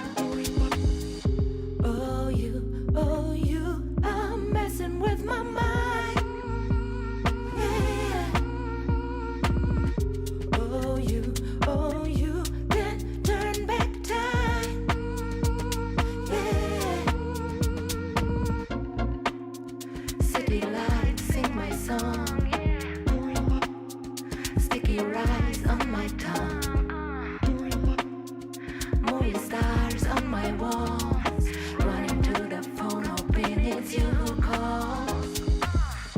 Oh, you, I'm messing with my mind. Yeah. Oh, you can turn back time. Yeah. Cotton candy clouds matching laces, feeling fly. All my teenage doubts fade away when you smile. Cotton candy clouds matching.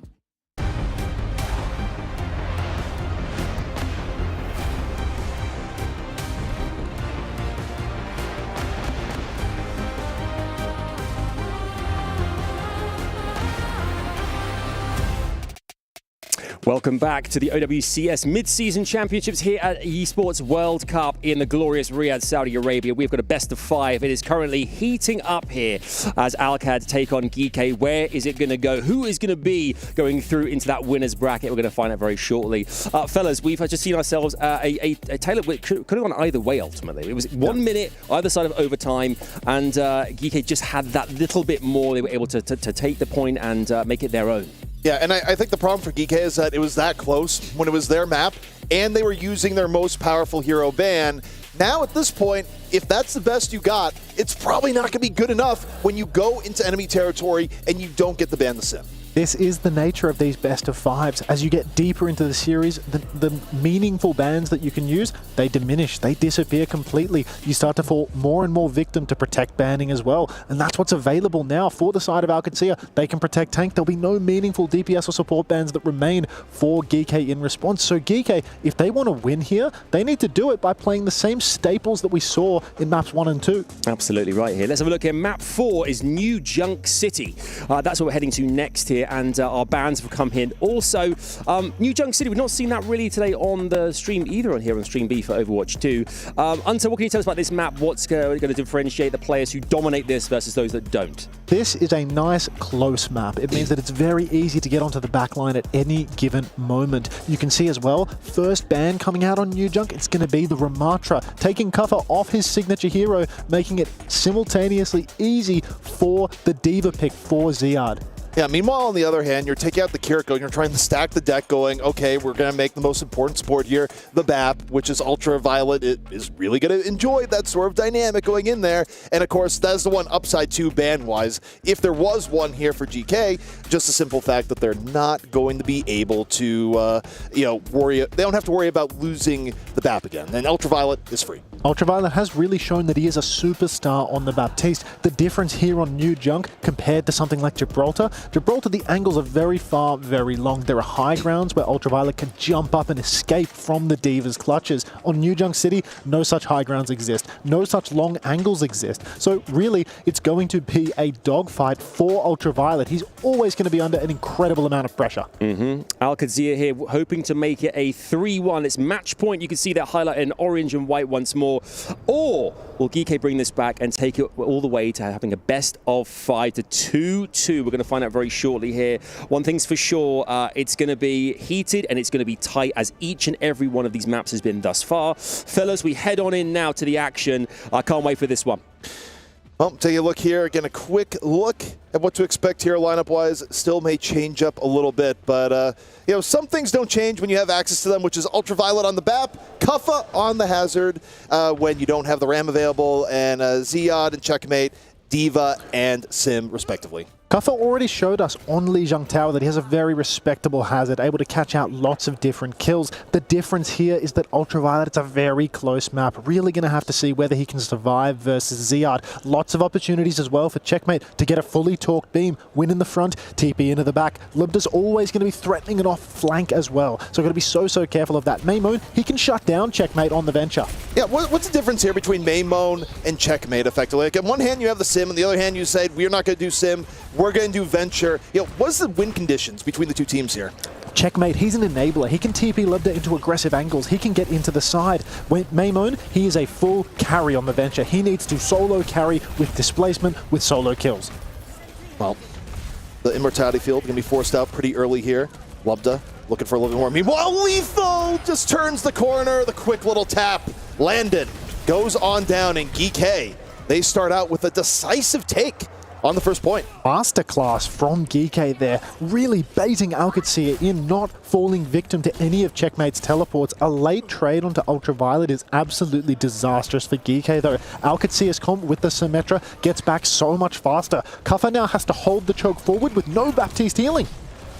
Yeah, it's going to be a little bit more difficult here. It's more of a delay of going, okay, let's wait for Ultraviolet to get back over and in.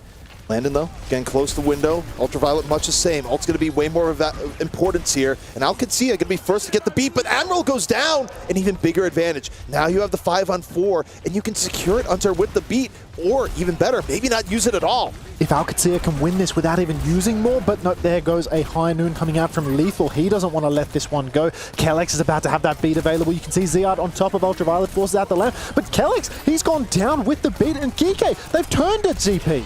Yeah, GK able to turn it. Kellex just waits too long, but also waits too long in the good way. It doesn't quite turn to an Ajax mode because anytime you see a Lucio down at about a 3rd HP with ult, you're like, don't do it, don't do it. Kellex didn't do it. And then Mew proceeds to do it. But here, for OWCS, they do have a beat for the next turn. They are closing on a sim wall. Sim wall on New Junk City, on Flashpoint in general, probably the most powerful mode for it. It's so easy to get to the objective, throw that wall up, leverage the flip. But GK, they have tools. They've got a beat, they've got a downpour, they've got Maymon with the Tectonic Shock. You can see Kuffa already burning a lot of resource early on, though.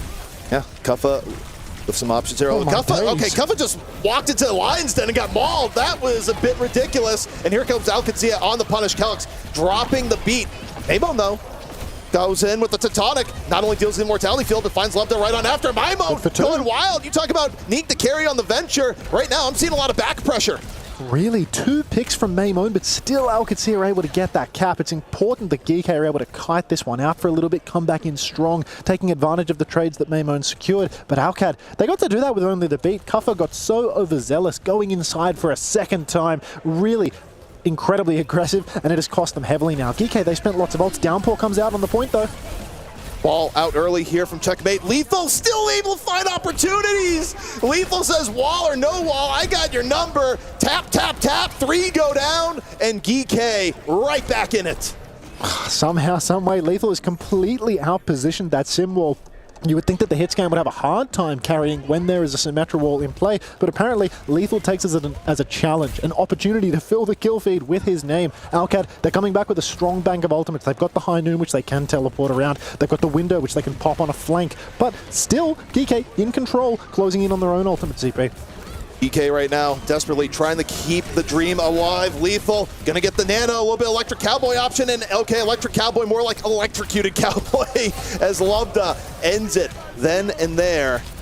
Trying to turn it. Ultraviolet, he's popped the window and he has taken down Kellex, but Admiral will fall. Ziad is just on the supports numbers right now, all over them, and Ziad is not even going to lose his suit. Landon's so good for the pocket. I want to highlight in that previous fight the difference between the Baptiste. Landon flipped into a room where he could put the drone down around a corner. The Immortality Field around a corner cannot be broken. Meanwhile, Ultraviolet, he was forced to use his drone on Lethal out in the open, easily broken. And that broken Immortality, that's the difference maker for the fight.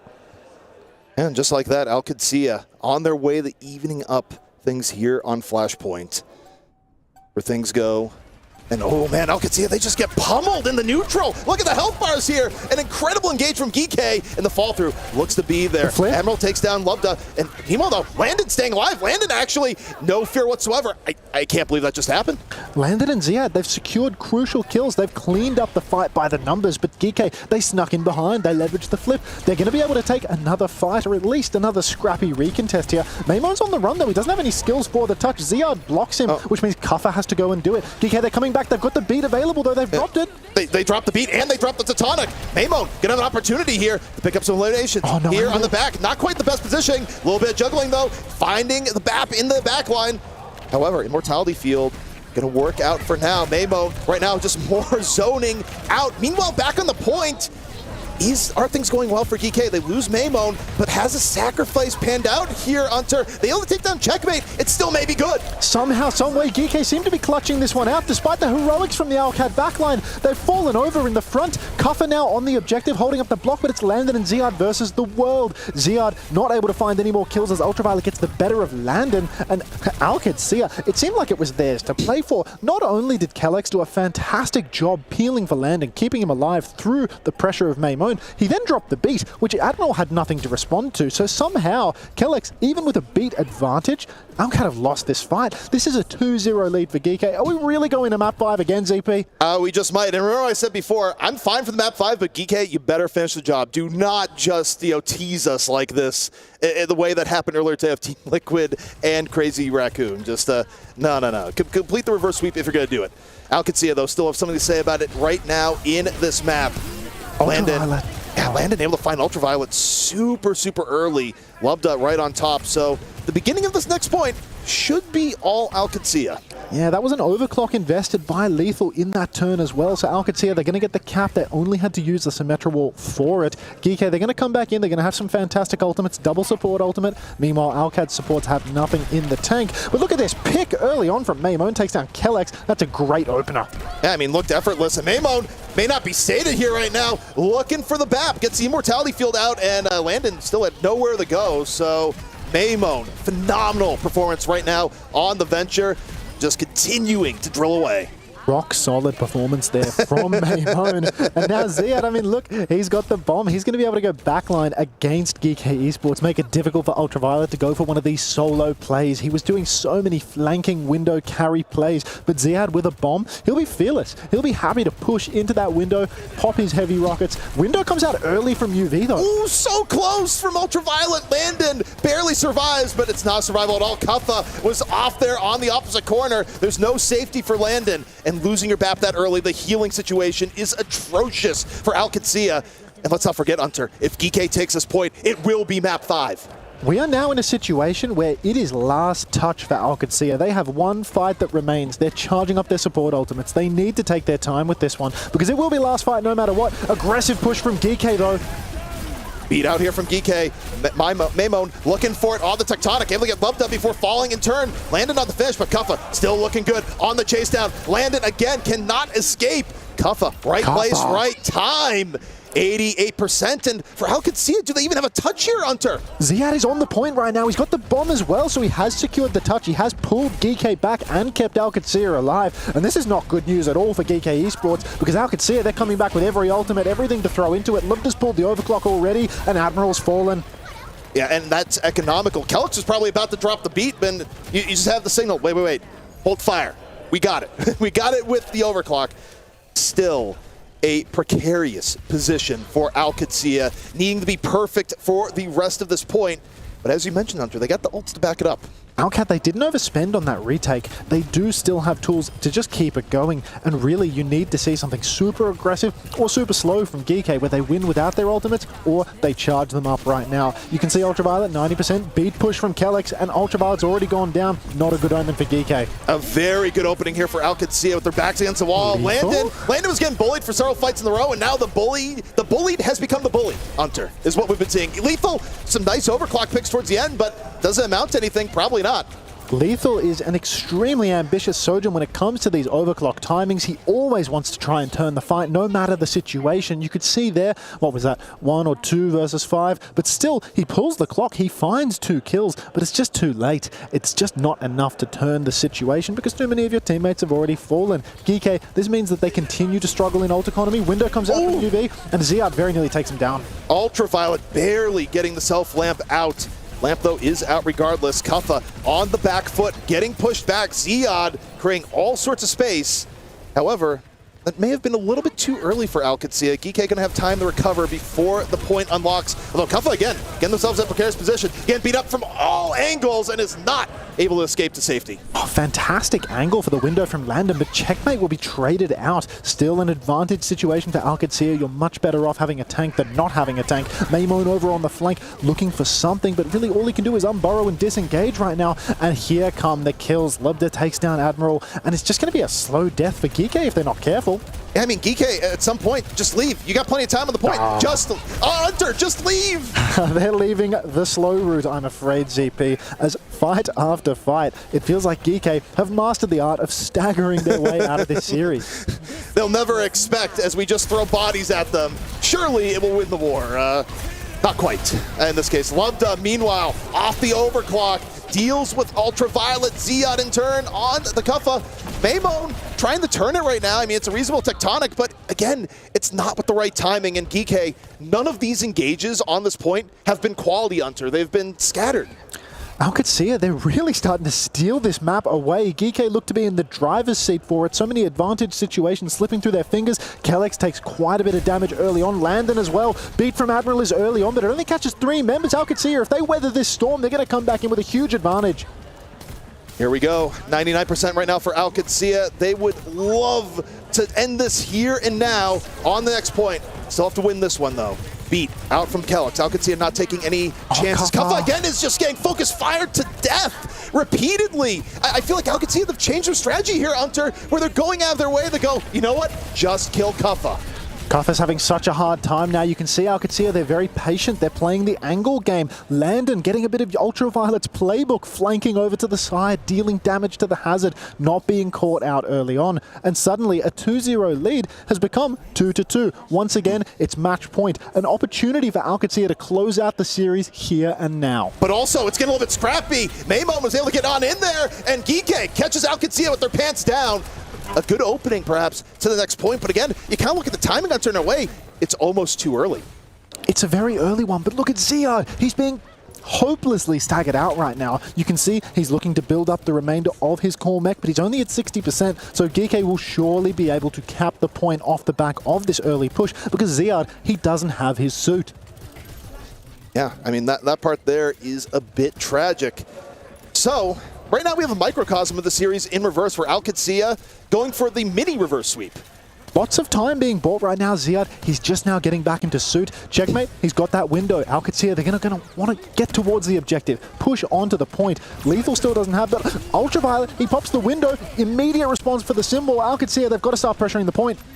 OWCS, time not on their side. Yeah, Kuffa's able to go in, gets the Immortality Field out, but ends up falling in turn. Luvda on the Maymon. Ultraviolet, though, looking for opportunity. Landon immediately going to shut it on down, and OWCS a little bit more consistent, but for Geeke, you've still gotten your prize, 48%. However, here, Hunter, you need 2 quality fights, and one of those fights has to be draining the ult of OWCS.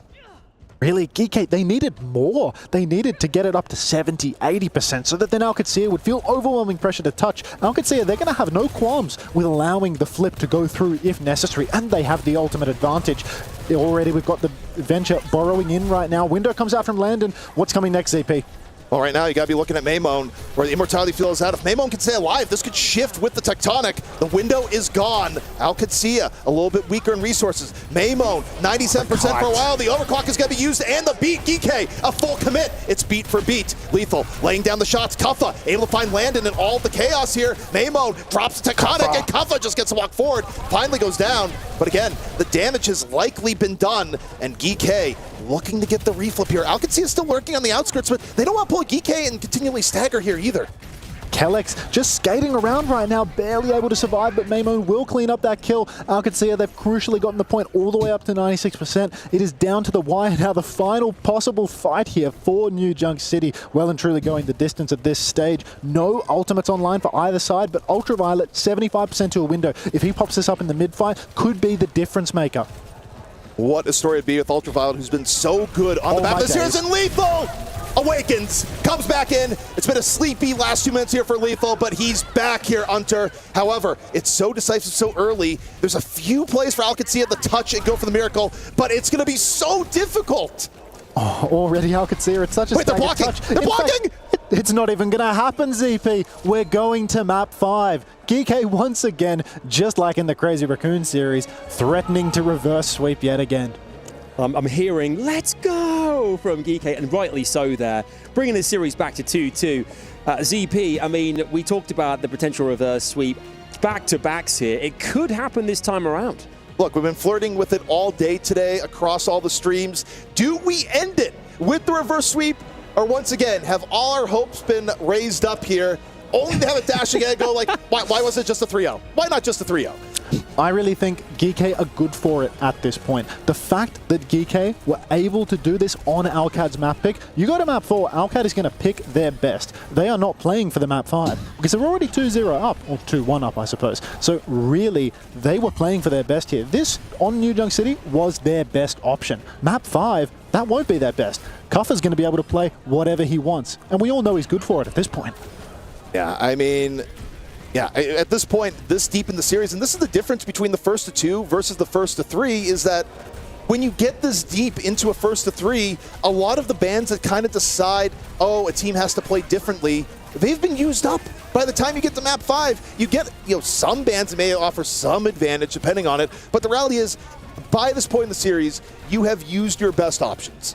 Not only have the best options been used, this is starting to become a test of OWCS' mental. Everybody was telling them they had huge egos leading into this match, and everybody was saying they are the ones that are going to take it. They go in boot camp over in Korea, and everybody is constantly saying OWCS are an unbeatable team. And now they're on the verge of being reverse swept by a North American squad. They wouldn't even dream of such a thing. You'd have to imagine that some of the more inexperienced members of OWCS, this would be a position that they're not familiar with. I think it's testament to this competition, because we said this in the last game as well. We saw Crazy Raccoons. We thought there's no way this could happen, and Team Liquid pushed them all the way from 2-0 up to 2-2, and then the fifth game was the deciding factor here. So it's, I mean, OWCS, it'd be interesting to see. I mean, it's going to say a lot about them as a team here as well, and the way in which they're able to actually kind of like to take this by the horns now, having had that 2-0 kind of like lead, and see whether or not they can drag it over the finish line, because ultimately they want to prove their mettle in this competition, particularly in the latter stages. Other teams will be looking at their results and seeing if they can turn things like this around and kind of use it to their kind of benefit, basically. Well, look, I mean, at this point, when we live in a world where earlier today we saw Crazy Raccoon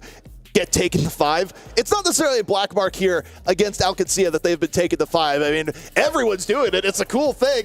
Just flirt with the potential of losing here in the group stage. Ask Falcons how they feel. This has just been the trend of the day.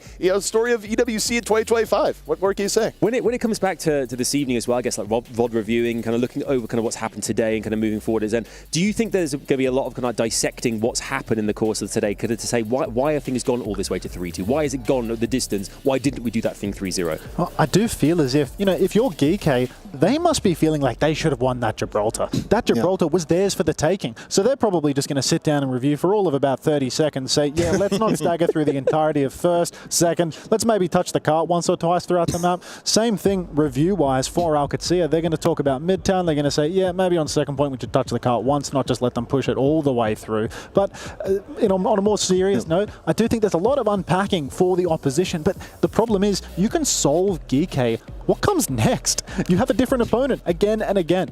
I love the point you just made there, Hunter, because I think back to Overwatch history, various different content creators, different takes on things, and the difference between the coaches and analysts that are actually in the trenches dealing with the players and the people from the side, where you'll get some people will be like, okay, this was like a 400 IQ play, full breakdown, etc.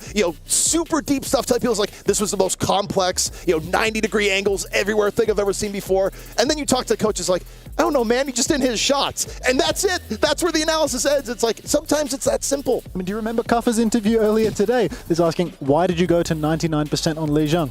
Oh, I played badly. Done.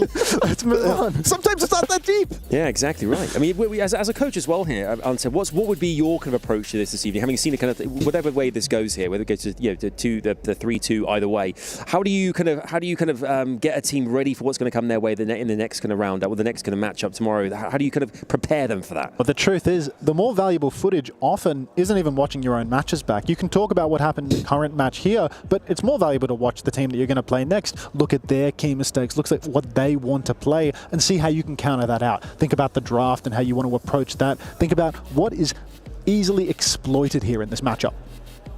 Interesting. Very interesting indeed here. And for you folks watching at home, I know that you're very interested to see how this pans out as well. As we said, the two BO5s you've had today on the B stream, both of them going all the way, which we didn't necessarily think was going to happen, but it has absolutely happened. Don't forget tomorrow as well here on the B stream, 4 back-to-back BO5s. I mean, dare I say, we're going to get 3-2, 3-2, 3-2. I might need to book another hotel night here. I don't know.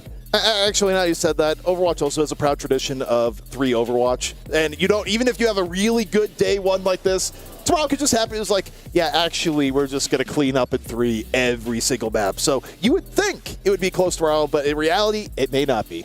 Yeah, I mean, we did see earlier on in the day, in the first to 2 side of the bracket, lots of very dominant performances. And tomorrow, we might see some repeats in that vein on account of the fact that we're seeing teams that are right now going to map 5, real top dog competition, who are going to go up against teams that have been knocked down into lowers. You talked about fatigue earlier on as well, ZP, about, here we are currently in Riyadh. It is almost 1 in the morning, 1 a.m. Players have been waiting around all day, playing, competing in this kind of environment. I mean, how are they feeling in this moment as well? How much of that is that a factor here when it comes to playing this last best-of-5 match? I mean, I think when you get this late, you do start getting an element of jet lag and those sorts of things because, it is a long way to travel here. The body does need a little bit of time to recover, and you're probably fine as you're within normal hours, but it's turned into a pretty late day because we've had some pretty good Overwatch, and yeah, it becomes a test of endurance at some point. Yes, it does, and this is the final test of endurance here as well. We're going to go into our very last map. It's a best-of-5, of course. This is the 5th of that. Whoever wins this will go through to that winner's bracket. Will it be Al-Qadsia or will it be Geeky? Again, let us know who you think it's going to be for now that we jump into that action, and hopefully we're going to get something very, very interesting here indeed. Incredibly, Al-Qadsia have gone with the approach of banning out Farah, which is a DPS protect. Even though Checkmate could not be banned off the sim, they wanted to protect Libda on the Cass. That means that Geeky have come back out and counter-banned D.Va. Ziad's best character, which he has been hard carrying on, has been taken away on map 5, ZP. Also, Hunter, I just thought back to something here. I just had to, confirm everything and where it's at. We don't have to mention the specifics, nor should we. But I am thinking here is that, Junkbuck for Al-Qadsia definitely didn't expect this to be this close, based on comments going into the match. That's all I can say. Yeah, there is actually a lot riding on the result of this match if your name is Junkbuck, but enough about the stakes for the coach of Al-Qadsia. Let's get into the action right now as Ziad is already taking a beating in main. And also taking a beating in practice as Lethal and Maymone able to finish it off. Good early opening here from Geeky, and Al-Qadsia fully wiped out. That's a sponsor. That's a sponsor hit, or it has been. Was early in the series. It's a very nice trade onto Ultraviolet, means that Geeky once again cannot press the advantage. You can see Admiral, gosh, he is so fast, pushing back, taxiing Ultraviolet back into the fight, but no aggression now. You can see Geeky have completely abandoned the bot. They're going to play for the middle fight once again because they did not have Ultraviolet in position. Geeky in a good spot here from the beginning. Still going to be an alt-neutral fight coming on up. Lethal look to put things over the top right now on the Sojourn. Has a reasonable angle. Railgun out, does not connect. Lubda, meanwhile, close to the Deadeye. Also working the off angles. First ultimate's coming online in Lubda. How quick do you pop this Deadeye right now? You have a great sight line for it. You drop it. You're looking for those happy little skulls, and Kuffa dies while trying to get away. Sometimes, Hunter, just a mere threat is enough. So brutal there for Kuffa. He's got nowhere to run. So much of his team has to kite away from the high noon of Lubda. He's also threatening to teleport into the back line and change his angle. So really, a rock and a hard place for Kuffa there, and the absence of an ultimate to respond for Geeky Esports to cost them so heavily. Looking over to the next turn now, Geeky have a little bit of an advantage. They've got that Annihilation in turn, but Maymone, he's swapped over to Mirror Sim. Yeah, I mean, honestly, I don't love it from Geeky. I don't think you got here by mirroring Sim, but we'll see if it works out. Ultraviolet says, doesn't really matter. What's there? Gonna go for the flank. However, it is not quite the typical Ultraviolet flank window. Al-Qadsia able to ride it on out. Now they have their own opportunity. Kuffa under pressure, has to pop the Annihilation to stay alive. Checkmate, meanwhile, gonna drop the wall. Al-Qadsia with the Kitsune Rush moving forward. Lubda looking for opportunities, so is Ziad. But a lot of ults used here, Hunter, on both sides. And nothing major happening just yet. Calix, though, hopes this beat will be it. But Admiral trades beat for beat. Beat for beat coming through right now, but Geeky Esports, they're losing out on it. Kuffa goes down, Ultraviolet as well. And ZP, so crucially, is the fact that Al-Qadsia, not only have they won this fight, not only have they won the ult exchange, they were pushing the cart almost the entire time. They now have checkpoint in very little time at all. Geeky won the first fight. They dragged out the second, but somehow they have check in very little time at all now that they're swinging in their direction. Yeah, and I mean, you take a look at where this is going. Geeky, the next fight, Hunter, may be the most important of the entire map for them. It is something they need to win, lest they find themselves in a deep chasm. High noon again from Lubda, no kill conversion this time around. Maymo nearly has that sim wall, but the cart has pushed so far, 88 meters already. Alcad are stealing it away. Free real estate. I mean, this is all happening while you're fighting. It doesn't get any better than that. Landon, though, off the Kitsune, still not enough to save them from lethal. Geek finding some opportunity. Can they save Kuffa? Kuffa low! Kuffa's gonna go down. Still, Alcatsia getting wounded from all angles here. Lubda running for his very life. And here comes Sim. Maymo leading the way, but a little bit of a turn there from Lubda. Nearly is able to flip it back around. Not quite.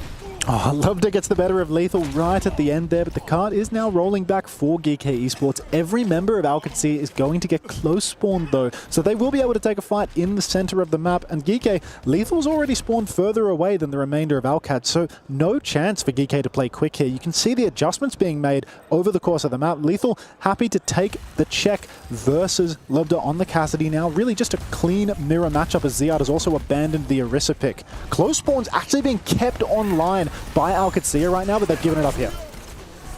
Alcatsia, a little bit wounded at the start of the fight from Ultraviolet on the window, able to stay alive for now. The worst is over, the window is down. Kuffa still working with Annihilation, which with Alcatsia being a little bit late, they want to drag out this fight, at least until they get beat or get wall. Is that going to be enough? Yeah, you got Lethal here with the Deadeye.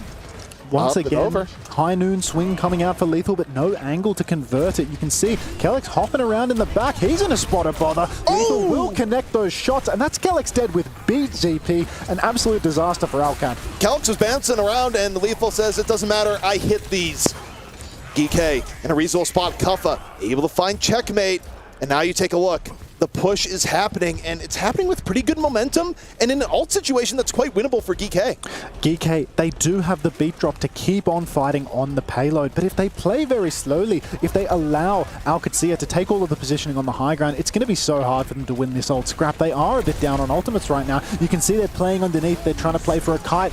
Beat comes out from Kellex. They're trying to beat push. Admiral gets the second beat. Maymon hasn't received it. Yeah. Right now, Alcatsia trying to take advantage. They get rid of the Immortality Field, and they get rid of Kuffa and Ultraviolet right after. Lubda able to take advantage of the engage from Kellex. Both support ults going to be used, but the result is undeniable. Yeah, this is a really strong position for Alcatsia to be in at this point. Still, Geek have not captured the checkpoint. Alcatsia, 95 meters on the clock, always threatening to re-enable the checkpoint spawns. Now Geek, they have a little bit of an ult swing for themselves. They've got the sim wall, a very powerful ultimate, but Ziad, he can push right over it with the Annihilation. Something of a counter to the sim wall. Ultraviolet up on the high ground. He's about to have that window yet again, but he needs to be careful not to be kited. Ultraviolet already has to do a very early Immortality Field pop from the pressure coming in. Not going to have the level of safety should he go for the window here in just a moment. So Alcatsia's pressure, pretty important here. Ziad sends a little bit of weakness, going for the Annihilation. Maymon drop the wall in response, and Kellex gets caught by Lethal. It's a big pick. Ultraviolet goes down, but it actually may work out here for Geek. They still have the window in reserve, and the rest of the fight still pretty reasonable for Geek here. Geek, they have managed to deny Alcatsia the close spawns. They did not lose the card control at any point in that fight. Despite Ziad hitting a fantastic backline snare, Geek, they were able to surround Alcad. They were able to take many different angles. Such nice play from Lethal, from Maymon, from the entirety of the Geek squad. And now they roll into this next turn. Beat just around the corner. Window available. Annihilation available. This is their chance to turn it around, ZP. It may be their best chance with only 3 minutes left. Can Geek convert? Can the reverse sweep? The flank! Be a reality. Yes, the flank coming on in. Ultraviolet with the window. Doesn't quite have the angle. Has to abandon the window. Drops on down. Maymon, though, doesn't care. Still able to find Lubda. Window, no window. Ultraviolet is deadly. For so long, everybody has been saying that Landon is the best Baptiste in the world. But here at the Esports World Cup, I feel like Ultraviolet, he is the new generation of Landon. Time after time, he is making these hard carry plays. Flanks. He flanks with the window. He gets a couple of shots off. He has the discipline to drop and clean up a kill off the window. Oh my! Lethal does it again. Finds Landon. I mean, you're talking about Landon on BAP. How about Landon back in spawn? Lethal able to get the shot. And now you take a look at the lead that looked near insurmountable from Alcatsia. Geek is threatening. They have the momentum. They force out the sim wall. Now going for a little bit of a disengage. Immortality Field out. Kuffa drop Annihilation. They're looking for Kuffa. Can anyone save Kuffa? No! Admiral can't drop the beat in time, and now may not want to drop it at all. GK, they had an opportunity there, but they didn't want to pop the beat first. They didn't want to use a beat just to save their Ramatra. They needed to kite out one more layer of those ultimates, but there's only so much you can disengage from. It's going down to the wire now, ZP. GK have a huge opportunity here. Close spawns will be disabled. Lethal has been backspawned a little bit. He gets the close spawn, but he's a bit late. And you can see GK, they're playing for a slow fight on the high ground. Once again, Ultraviolet in that signature position up top right, hoping to pull Alcatsia in. As close can get, but Alcatsia is still in the lead. A minute 25 left to go. Map 5 at stake, staying in the upper bracket. How's this one gonna go? You see both Lucios ready to drop a little bit of music, and it's gonna be Kellex dropping it first. Admiral dropping a turn, beat for beat. Ultraviolet though, close to the window. Lethal, a little bit low. Lubda off the overclock, takes down Lethal. Lethal can't get away. And now if you're Ultraviolet, do you window? Do you try and turn this? It's a tough decision, and right now, if they go for more of a delay.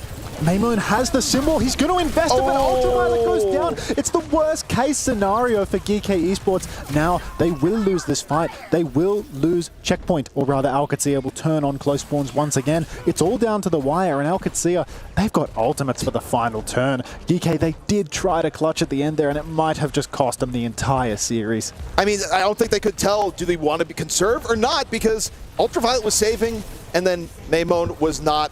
Now Alcatsia, they add on to their lead. GK coming so close to the reverse sweep, but maybe falling short. The window out here from Ultraviolet, the checkmate goes down.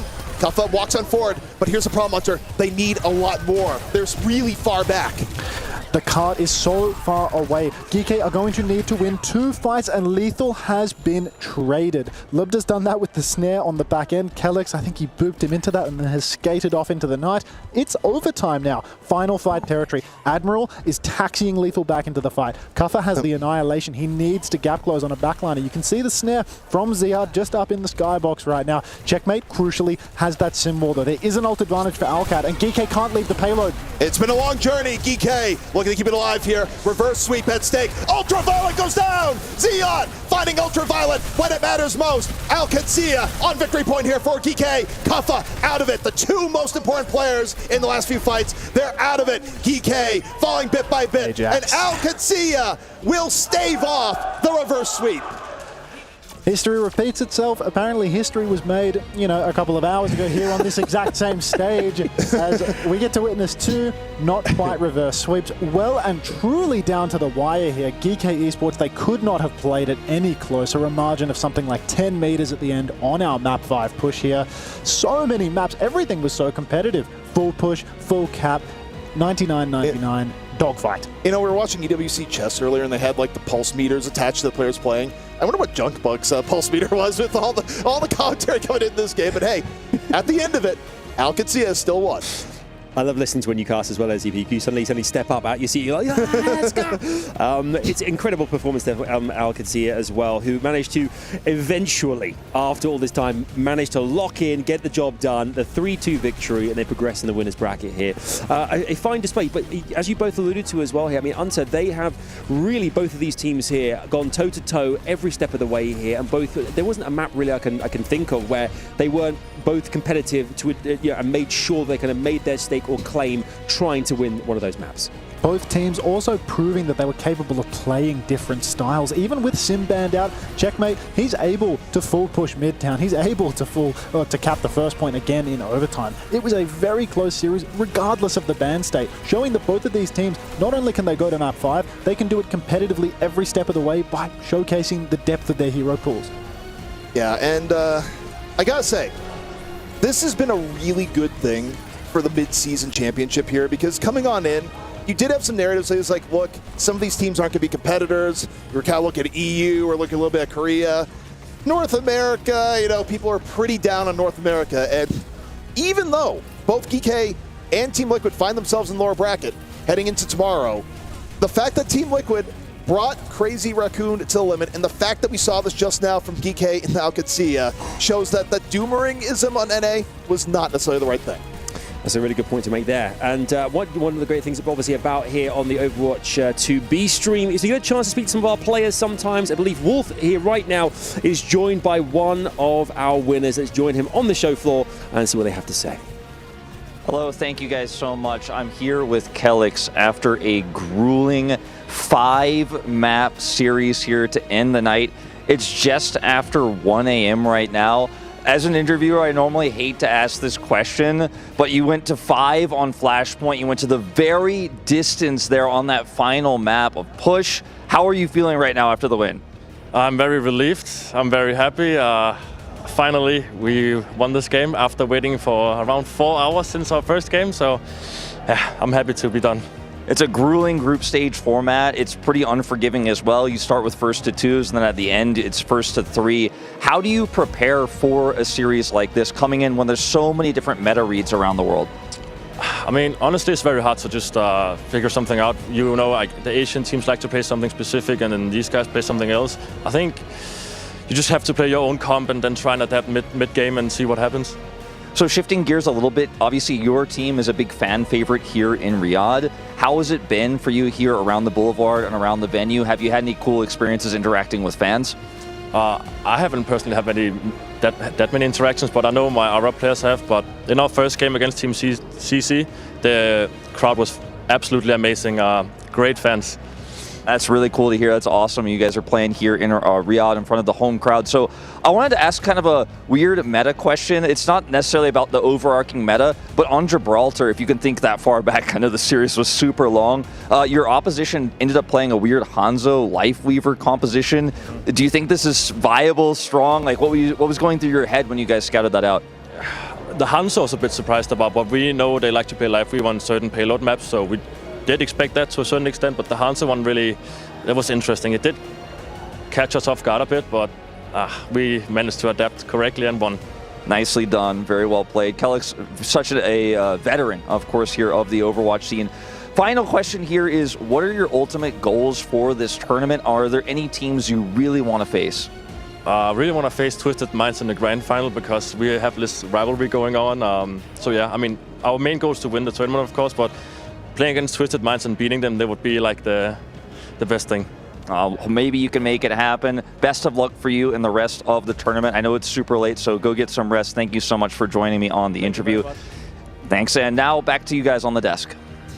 Thanks, Wolf. Thanks, Kellex, as well there. Alcad there, I mean, congratulations to them going through to the winners. But I think it was quite interesting there as well. Kind of showed a bit of vulnerability, I think, as well, saying, you know, we didn't expect the Hanzo play, but we kind of adapted to that as well. I was kind of saying Twisted Minds would be a great matchup for the grand final as well, ZP. We'll see what happens tomorrow, I guess. That's even a possibility. But for now, it's good to hear from the players, and they're enjoying their time here as well. Yeah, I mean, I think the players, I mean, look, they get treated really well here in Riyadh. And really, at the most of it, the biggest stress you're going to have is, are you going to be able to perform here on match day? And look, it may be a little bit stressful for the players if the matches were way closer than anticipated, but from the viewer perspective, this has been absolutely fantastic, and the fact that today was so close does bode well for the future as we get into days 2, 3, and 4.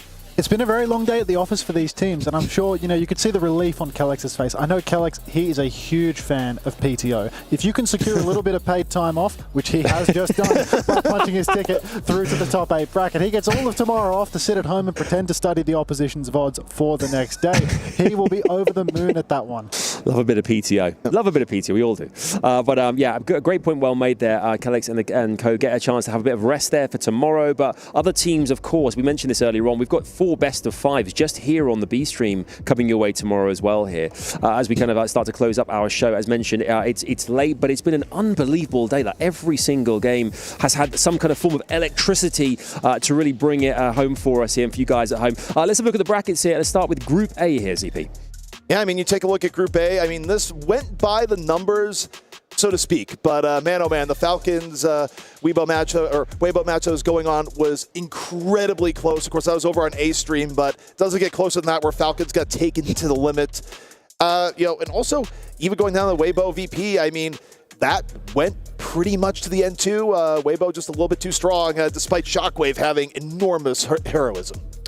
Exactly right. I mean, for tomorrow, there's going to be AGVP as well, but we're off the screen now. Crazy Raccoon, they did take down Team Liquid 3-2. It was a lot closer than some of the pundits were perhaps expecting. Looking over to tomorrow, we're going to have Varel versus Rock. Varel, they were able to briefly test Crazy Raccoon, winning a point on control. Rock also, you know, not a hopeless showing here, so I think we could be in for a decent match there. And then the winner of that match, loser will be eliminated. Key crushed, winner off to versus Team Liquid.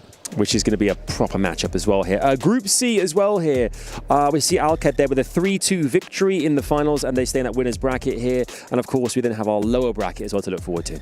Yeah, I mean, obviously we just got done with Alcadia versus GK, and it's about as close as it gets. I mean, Dorcorp versus CC, I don't know. Whoever wins, are they going to win the match after? From what we saw today, probably not. But either way, they're going to be playing for survival first thing tomorrow morning. Finally here for Group D, we had T1 taking over an easy 3-0 qualification. Tomorrow we're going to have Gatos Guapos versus Twisted Minds. Perhaps that might be a little bit more one-sided. And then a surprise, a rematch, Cyan Esports versus Twisted Minds. Yeah, it's been interesting kind of matchups on the A stream as well here today. So it's all going to come to light and to fruition tomorrow as well. We'll see exactly how it's going to play out here. We must as well celebrate the MVP. That's important here. Who has been most impressive to all of us, who has really put on a top display today. A lot of our players have. But let's take a look and see exactly who our MVP is here as well. Here popping up on screen. Who do we think it is? Do you guys have any ideas? Who would you kind of, off the top of your head, who would you see before it kind of pops up? Well, tragically, the only MVPs that I'd be nominating would be people that lost today. So I'm not sure. It was Tree. It was that. Okay. Yeah, I was about to say the same thing. It'd be either Tree or even arguably Shockwave back in the VP series. Absolutely. But, yeah. Both deserve it, but the Sony MVP you can see is Tree. I had a chance to hear from Tree earlier on in the broadcast as well here, and despite the fact that they didn't go through in the winner's bracket, Team Liquid looking very, very good indeed here. I think they've got a real opportunity tomorrow in that decider matchup to put a really good opportunity here to put themselves in contention for being in those grand final stages later on in the competition here as well. But it's been a fantastic day. I mean, highlight of the day for you, ZP, what's been the kind of the moment that you've really sticks out for you? I mean, highlight of the day, I think it still had to be going back to the Crazy Raccoon Team Liquid match. The fact that it came so darn close. The fact that Tree nearly brought them over the edge. Didn't quite pan out, but that was a matchup where going into it, not a lot of people gave Team Liquid a chance. And the fact that it went that far, that was amazing. Yeah, it really was. How about yourself? Highlight for me, it's got to be the Geekay series we just witnessed. I mean, I've put it all on the line, saying that EMEA is going to take it home, even though Geekay, they're so close to my heart. North American, Australian, tank player in tow. Lots of friends there, but still, if I'm going to keep saying that EMEA is going to dominate this tournament, I cannot abide by a defeat in the group stage. Neither can Junkbuck, mind you. So yeah, I was I'm going to not say, the only person resting easy. Again, you put a lot on the line reputationally. Junkbuck put a lot on the line at a level far deeper than that, but still, you did put a lot on the line. Can't dispute. He went all in, but I was happy with both of these group stage series at the end here. Both best of fives, really close and unexpected to an extent. Indeed. I think we have a play of the day coming your way here as well, the Aramco play of the day. Let's take a look at that in the second. We have something else. We have Kadia play of the day coming instead. Let's have a look at that, and it's coming our way on the screen right now, I believe. The Kadia. Alrighty. We have ourselves a finale sign-off first and foremost, then we go to our play of the day. Thank you guys so much for being part of this today. We've had an amazing first day here on our Overwatch 2B stream, and you guys have been here for every step of it. We've got loads more coming your way tomorrow here. It's been a pleasure, lads. You enjoyed yourselves? Yeah, it's been fun. Absolutely great. It's been a long day, but it's been a good day. I'd rather have this than have nothing but 3 Overwatch. We defied some expectations, saw some good stories, and we're set for the rest of the week. Yep. Hunter? Yeah, what he said, but in an Australian accent. Very good, very good. Thanks, Elvis. Thanks, Elvis. Thank you guys for watching here as well. Big shout out to all the production team, everyone here at the Esports World Cup. We look forward to seeing you tomorrow for the second day here on the Overwatch 2B stream here at the Esports World Cup. For now, enjoy the play of the day. We look forward to seeing you then. Take care, have a good one, and we'll see you then.